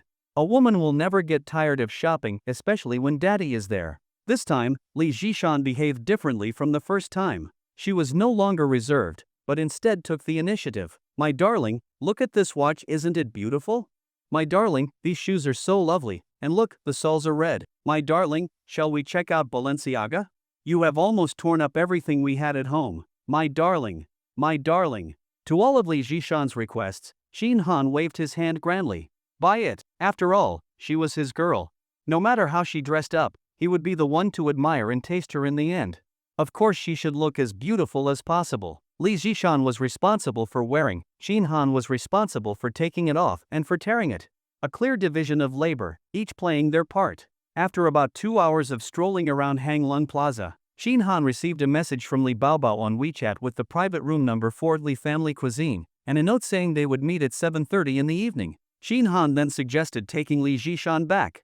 But Li Jishan was already in high spirits from shopping and still wanted to go out for a fancy meal. Smack! Her perky but got another slap. Li Jishan pouted and looked at him with grievance. What was that for? Not today. I have a dinner appointment tonight. Tomorrow I will take you out for seafood, Shin Han replied. Li Jishan pouted again and said with a snort, which slut is it? Smack! Shin Han shot her a look and laughed. You are the slut. How dare you talk about someone else? That was as good as admitting it. Sigh. Li Jishan sighed inwardly. She knew this day would come sooner or later. She tugged on Shin Han's arm and started walking toward the exit, teasing, if I were really a slut, you would never be looking for another woman, I would have already bewitched your soul. You are absolutely right. Which means you need to work even harder, my girl. You are so annoying. As her eyes caught sight of a restroom nearby, Li Jishan suddenly stopped and said, my darling, I am going to the bathroom. Wait for me, okay? With that, she put down all the shopping bags except for one, which she took with her as she rushed into the restroom. That was strange. Going to the bathroom, why would she take a bag? Shin Han stood in place, his gaze drifting casually around the mall, scouting to see if there were any stunning women. He did not think there was anything wrong with this, it was something all men do, just a basic instinct. After waiting for about 5 minutes, Li Jishan still had not come out, and Shin Han was growing impatient. Was the woman taking a shit? Just as he was about to call her and ask if she needed toilet paper, a stepmother came out of the restroom. No, rather, a woman dressed like a stepmother. That slim waist, those snowy thighs, that lifted butt. A yellow stepmother dress, alphabet-patterned pearl black stockings. Graceful posture, seductive charm, an aura of fiery allure blowing in like wind. Holy hell! This girl was dangerously hot. Daddy, did I keep you waiting? Li Jishan walked over and whispered sweetly into Shin Han's ear. Shin Han sniffed slightly and replied coolly, I will have to punish you hard later to vent the fire in my chest. Daddy, do not be so fierce.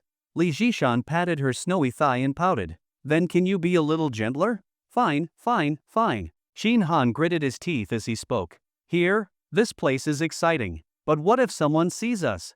There are so many cars around. Do not worry, the rear windows are tinted for privacy, it is hard to see inside. My car is big, solid, and stable. It also has Yunyan-P suspension technology and an intelligent hydraulic body stabilization system. You do the shaking, it handles the stability. But, Shin Han firmly pressed Li Jishan's head down and said in a deep voice, no more buts. Now give your second uncle a shampoo. As it turns out, this car is expensive for a reason. Although many so-called experts mock it as a car for fools with money, in truth, they are just sour because they cannot afford it. After all, what other car can drive through water? People say it is useless, but that is exactly the point. If you never have to use it, even better. But if the moment comes when you do need it, it could save your life. The ability to turn in place, crab walk, these are all innovations unique to this car. Before this, what other vehicle offered such features? Yes, it is worth mentioning, the Yunyan-P suspension technology and intelligent hydraulic body stabilization system are truly exceptional. They went at it for a full 40 minutes. And no one around noticed the intense action happening inside the car. The experience was absolutely top-notch. Shin Han gently caressed Li Zhishan's smooth, silk-like back and chuckled, "Your second uncle gave this to you, take it, it is his token of affection."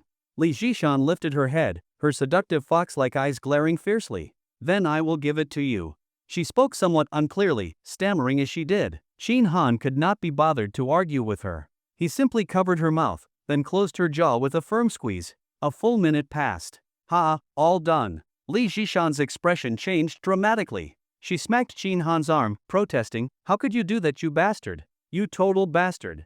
Ha ha ha ha, it was your second uncle's goodwill. Ugh, screw that." Clearing a dungeon run in the car earned him 1 point of happiness. After dropping Li Zhishan off at Jianglin Tianxia, Shin Han drove off toward Li family cuisine. On the way, he was thinking. That rented apartment could now be returned, including the master bedroom that Li Zhishan had rented. After that, he would need to either buy or rent another place. Otherwise, there might be a shortage of usable space in the future. For example, what if one day he invited Luli, or Tang, or even Song Yuan over? If Li Zhishan was also there at the same time, how awkward would that be? It would not be an issue later once things were fully developed, but in the early stages, it was absolutely unacceptable. Yes, once the funds from HSBC were in his account, he would move this matter up the agenda. For now, there was no rush. 7:30 p.m. Shin Han entered Li family cuisine right on time. Technically, he was a little late, but it did not matter, he was now Li Baobao's benefactor. Surely, she would not hold it against him. Following the waiter into a private room, he saw that Li Baobao had already arrived. She was on the phone, and when she noticed Shin Han entering, she smiled brightly and gestured to the seat across from her. Shin Han walked over and sat down. His eyes glanced over Li Baobao. Today she was dressed quite casually. A plain white t-shirt and a pair of light blue jeans, simple, natural, and confident. However, the embroidery on the t-shirt suggested it was far from ordinary, a subtle display of luxury. A rich woman is indeed a rich woman, even her t-shirt was remarkable. Shin Han praised her inwardly. "All right, got it. Follow my instructions and do it quickly. That is all for now." "Yes, goodbye." Li Baobao's voice was calm, yet carried authority. She said a few more words and hung up the phone. Then, she smiled at Shin Han, her brows arched charmingly. "You are here. Take a look, see what you would like to eat?" "All right." Shin Han did not stand on ceremony. He picked up the menu and started browsing. He really liked the food here. The flavors were excellent, and many traditional classics were made authentically. Emerald tofu, abalone and original broth, Peking-style lobster, clear soup with swallow's nest, braised shark fin in brown sauce. He ordered with a flourish. Lately, Shin Han had noticed something strange, his physical condition seemed to be improving without him realizing it. Most notably, his appetite. He could eat more than before. That was the most obvious sign. He suspected it might be due to the joy and positivity brought by recent good fortune. Now that he had a system, he was becoming the most formidable being in the world. In the future, wealth would be within reach, and beautiful women at his fingertips. Naturally, this elevated his energy and vitality. Another possibility was that the system was enhancing him. After all, he was the system's host. Surely the system would not want its host to be a weakling on the verge of collapse? It would have to boost his physical fitness, right? This was Shin Han's speculation, he would need more time to be certain. "All right, I have finished ordering. Would you like to pick a few dishes?" "No, I am not very hungry." "Not very hungry?" Shin Han raised an eyebrow and looked at her face with a hint of amusement. "Are you truly not hungry, or is your mind elsewhere, and that is why you have no appetite?" Li Baobao looked at him, somewhat surprised. Shin Han reached into his pocket and pulled out a USB flash drive, casually placing it on the table. Li Baobao's gaze immediately shifted to the flash drive. Whoosh! Shin Han flicked it with his finger, and it slid smoothly across the marble tabletop, stopping right in front of Li Baobao in an instant. Li Baobao's face lit up with surprise. Her full, cherry-like lips parted slightly, revealing a few pearly white teeth. For a proud, striking woman with such a powerful presence to make that kind of expression, it was disarming, endearing, and very attractive. Shin Han watched with great interest. Surprised? "Ah, what? Did not expect me to return the flash drive so readily?" Li Baobao initially wanted to deny it, to preserve her pride, but in the end, she nodded. Pretending would have only made her seem petty, conceding the higher ground. Besides, from Shin Han's words, it was clear he was a sharp man. Hiding the truth would not fool him anyway. Shin Han smiled. "Did you bring your computer? Check it, see if anything is missing from the flash drive." "It is all right. It is possible I had not fully recovered it." Li Baobao's eyes flickered, then she smiled and nodded. Sorry. Come on, nothing to be sorry about. Go ahead, better to check and have peace of mind, right? Thank you. Seeing that Shin Han was not being polite for form's sake, Li Baobao stopped hesitating. She truly did want to check the flash drive's contents. There were billions in there, after all. She got up, took a compact laptop from her bag, placed it on the table, and inserted the flash drive. Ding! With a clear chime, the screen showed that an external storage device had been detected. Li Baobao's heart lifted at once. She clicked on the drive and began navigating. Her cherry lips slowly curved into a smile. Her eyes, like calm water, gently arched with joy. All good, everything is here. Li Baobao beamed, her expression full of gratitude and warmth. Shin Han, thank you so much. Oh? And how exactly do you plan to thank me? How do you want to thank me? For some reason, upon hearing those words, Li Baobao felt a trace of disappointment in her heart. It was like discovering a rare and flawless gem, excitement and joy filling her only to turn it over and find a crack. That kind of emotional drop from high to low was sharp and deeply disheartening. But soon after, Li Baobao shook off the disappointment and even found herself a little amused. Was she not being unreasonable? How could she expect someone to act entirely selflessly, to offer help and expect nothing in return? Such thinking was not only naive, but also selfish. The fact that Shin Han returned the flash drive before even mentioning compensation already showed how open and honorable he was. She truly owed him gratitude. Composing her thoughts, Li Baobao looked at Shin Han and said with a smile, Shin Han, you did me a great favor. This 10 million is my token of appreciation. Thank you so much for your help. I hope you will accept it. A check slid toward him. 10 million? Shin Han raised an eyebrow and glanced at the check. 1, 2, 3, 7. 7 zeros after the 1. Holy shit, rich women really are on another level. He had a system, and even with that, all the money he had managed to put together in recent days only added up to about 10 million. She just casually handed him 10 million. Without comparison, there is no contrast. In that moment, Shin Han acutely felt the massive gap between himself and Li Baobao. But he did not feel discouraged at all. He was a nobody, a broke loser. And who was Li Baobao? She came from deep wealth. Her family had been rich for over 100 years. There was no comparison. Besides, for someone like him to be having dinner with a glamorous, graceful flower of high society like Li Baobao, was that not a huge step forward? Now she was even offering 10 million to thank him. So, given time, who was to say he could not pluck this splendid flower for himself? No discouragement, on the contrary, Shin Han was filled with confidence and ambition. With a swift motion, he pushed the check back. Shin Han smiled calmly, talking about money ruins the sentiment. Baobao, if you insist on this, then I will not be staying for dinner. In other words, I am leaving. Ha? Li Baobao was startled, confused, even a bit lost. What did that mean? Was the amount too little? Was he playing hard to get? Did he not want money? Did he want something else? Her thoughts turned rapidly. Smiling, she said, please do not misunderstand, I just wanted to thank you. Honestly, this flash drive is very important to me, and I never thought it could be fully recovered. Of course, I am thrilled that it was. You gave me a huge surprise. You helped me so much I cannot possibly pretend like nothing happened. That would make me seem completely ungrateful. Shin Han chuckled, Baobao, we have known each other for a while now. This is the first time you have said so much to me. Li Baobao blinked, slightly bemused. What was he even talking about? She was trying to be serious. Even though Shin Han's words were a bit whimsical, she could not ignore them. Is that so? Heh, maybe I gave you the wrong impression. She tucked a strand of hair behind her ear.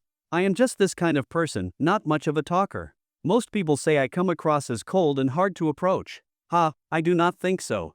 You are beautiful and very different from ordinary people. If you were easy to approach and talk to, that would actually be a bad thing. It would invite all sorts of trouble.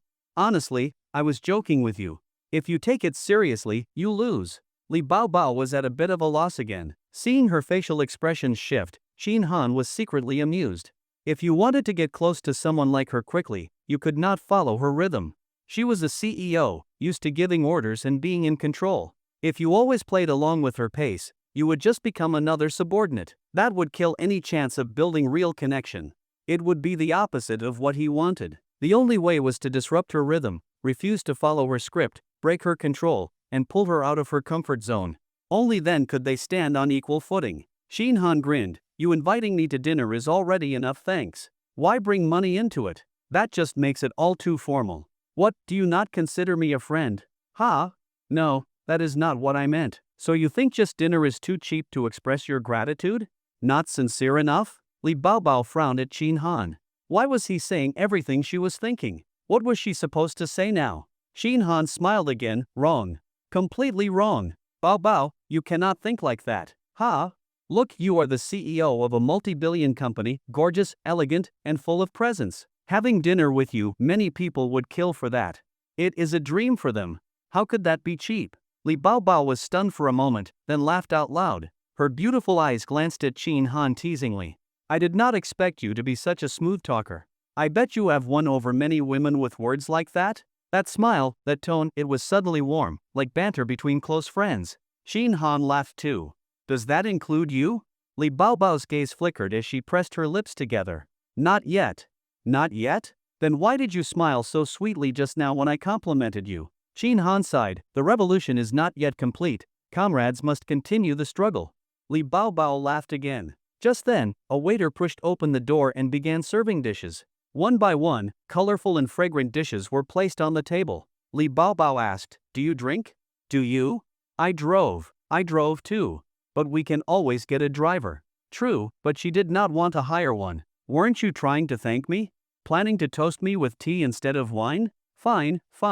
What would you like, baijiu or red wine?" The moment she said it, even she was surprised. This was completely unlike her usual behavior. Her emotional control had clearly slipped. Qin Han smiled. "Red wine. Women usually prefer it, it is lower in alcohol." "Waiter, bring a bottle of Feitian Mutai," Li Baobao said. She had already realized her rhythm had been disrupted.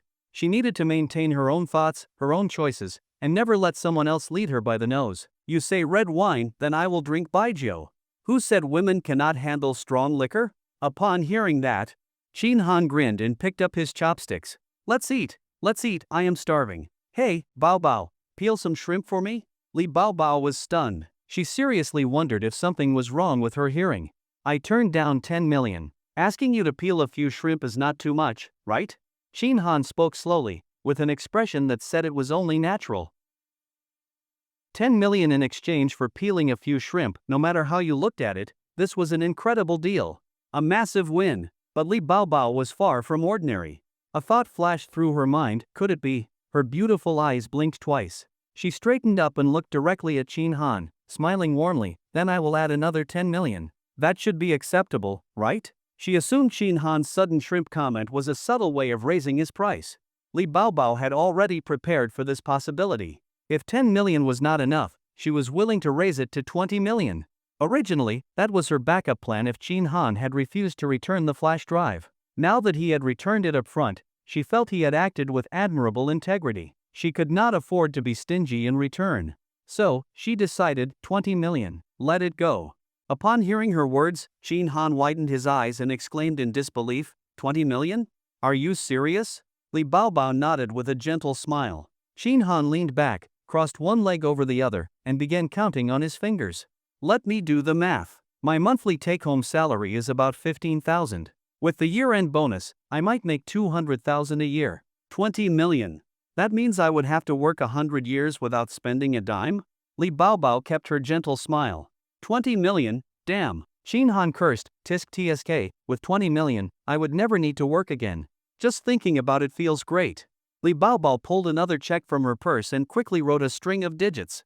Now with the earlier check, 2 were placed before Qin Han. 2 checks of 10 million each lay quietly on the table. Qin Han picked one up and rolled it in his fingers. Then he looked up. Hey, did I not just ask you to peel some shrimp for me? Li Baobao furrowed her brows, clearly displeased. 20 million and he was still not satisfied? Was this endless greed? She had clearly misjudged him. The good impression she had just begun to form collapsed instantly. Swish swish. Qin Han casually flicked both checks back to her, landing right in front of her. Li Baobao frowned. These checks are real. I know. Then you think it is too little? Ha! Qin Han chuckled, looking at her with amusement. Is that really what you think of me? Is that the kind of person you believe I am? Li Baobao pursed her lips and said nothing. Qin Han sighed, clearly disappointed. Ah, Baobao. I held my heart out to the bright moon, only for it to shine upon a ditch instead. Heartbreaking. Truly heartbreaking. A blush crept up Li Baobao's cheeks. She was both angry and amused. What nonsense are you spouting? I offered a reward to show my gratitude. How is that wrong? It is not wrong, but the way you did it is. Still sounds like she was wrong. Li Baobao felt a bit annoyed and narrowed her almond-shaped eyes at him. Qin Han laughed cheerfully. First of all, from start to finish, including meeting you today, did I ever ask you for money? Did I ever bring it up? I did not, right? He spread his hands. I know what you were thinking, but I do not need it. I may not have 20 million now, but that does not mean I will never have it. I helped you because of who you are, not because of your money. Although I do not know exactly how many BTC were on that flash drive, given your wealth, I doubt it was just 1 or 2. And right now, 1 BTC is worth 450,000. I could have held the flash drive hostage and asked to split it 50-50, what would you have done? Li Baobao was silent. To put it plainly, I considered you a friend, but the way you acted made it clear you did not want to be friends. You treated me like an outsider. Forget it. With that, Qin Han stood up. Suddenly remembered I have something to do, got to go. Li Baobao watched as he headed toward the door, suddenly feeling ashamed, guilty, and anxious. She quickly called after him, hey, wait. I really have something to do. I appreciate your sentiment, alright? Oh come on, you. Watching him walk away without looking back, Li Baobao grew frustrated. She stood up abruptly and ran after him, her heels tapping quickly as she caught his arm in haste. Stop right there. You are not allowed to leave. You. Can you at least let someone finish speaking? Qin Han stopped and turned around. Then go ahead. Li Baobao suddenly had no idea what to say. Should she admit she had judged him unfairly, assumed he was out for profit, and misread him as greedy and opportunistic? Go sit back down. You ordered so much food, you are not leaving until it is all finished. Qin Han glanced at the table. That reason was hard to argue with. He returned and sat back down. Alright, go ahead.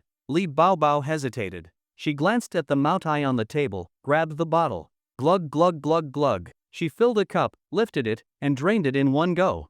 Because she drank quickly and had not eaten, she started coughing right after. Cough, cough, cough. She sat down again, pressed her lips together, and looked at Qin Han. In a crisp voice, she said, I apologize, I overthought it. Her attitude was sincere and beyond reproach. Qin Han grinned and picked up the serving chopsticks to place a piece of jade tofu in her bowl. He said gently, alright. Look at you, you are a big CEO, but so impulsive. Come on, eat something to settle your stomach. That liquor is not light, and your belly must be burning right now, huh? Li Baobao glanced sideways at him, her red lips slightly pouting in dissatisfaction. Hey, and now you are acting like the victim? If you had not suddenly gotten up to leave, ignoring even my calls to stop, would I have done all that? And now you have the nerve to call me impatient. Unbelievable. Qin Han put on a pair of disposable gloves, picked up a lobster leg, and began cracking and peeling it skillfully. As he peeled, he said, all I asked was for you to peel some shrimp for me to eat. If you did not want to, fine, but then you brought out another 10 million to throw at me. I am honestly speechless. So what? Just because you are a rich CEO you think you are better than everyone? And besides, I turned down 10 million. All I asked for was for you to peel a few shrimp. Is that so outrageous? If someone asked me to peel shrimp for them, hell, not even for 10 million, for just 10,000, I would do it. I would peel shrimp for them 25 hours a day. I would peel until I went bankrupt. Hearing this, Li Baobao's face flushed, then turned pale. Her toes curled so hard inside her shoes from embarrassment, she felt like she could dig a hole through the floor. Here, eat. Qin Han placed several pieces of peeled lobster meat on Li Baobao's plate, even thoughtfully dipping them in sauce. What are you looking at me for? Eat, this stuff tastes best when it is hot. Qin Han chuckled and teased, relax, I am not charging you. You? Who said I was worried about that? Then eat. I will not. Li Baobao turned her head, speaking with a touch of childish defiance. Ha ha. Then I will feed you. What? Li Baobao was suddenly alarmed, about to refuse, but Qin Han had already stood up, leaned in, and was holding a piece of tender shrimp meat with chopsticks right up to her lips. The movement was so swift, there was no hesitation at all. You? Li Baobao was at a loss for words, stunned. Open your mouth. Li Baobao was both flustered and irritated. How could someone be so bold, so brazen? No need, I can. She tried to speak, but before she could finish, her mouth was stuffed full. Her eyes widened in disbelief as she stared at Qin Han, utterly shocked. Heaven help her, Li Baobao had lived 30 years and had never once experienced anything like this. For a moment, her mind went completely blank, like it had short-circuited. Or do I have to chew it for you?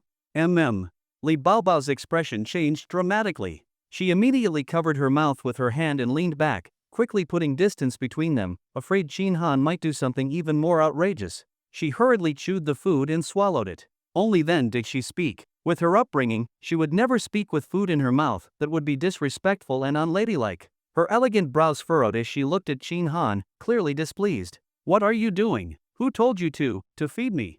Her tone involuntarily carried a hint of coquettishness. Qin Han did not press it further. He returned to his seat. She was on guard now. If he forced it again, it would just be crude, even obscene.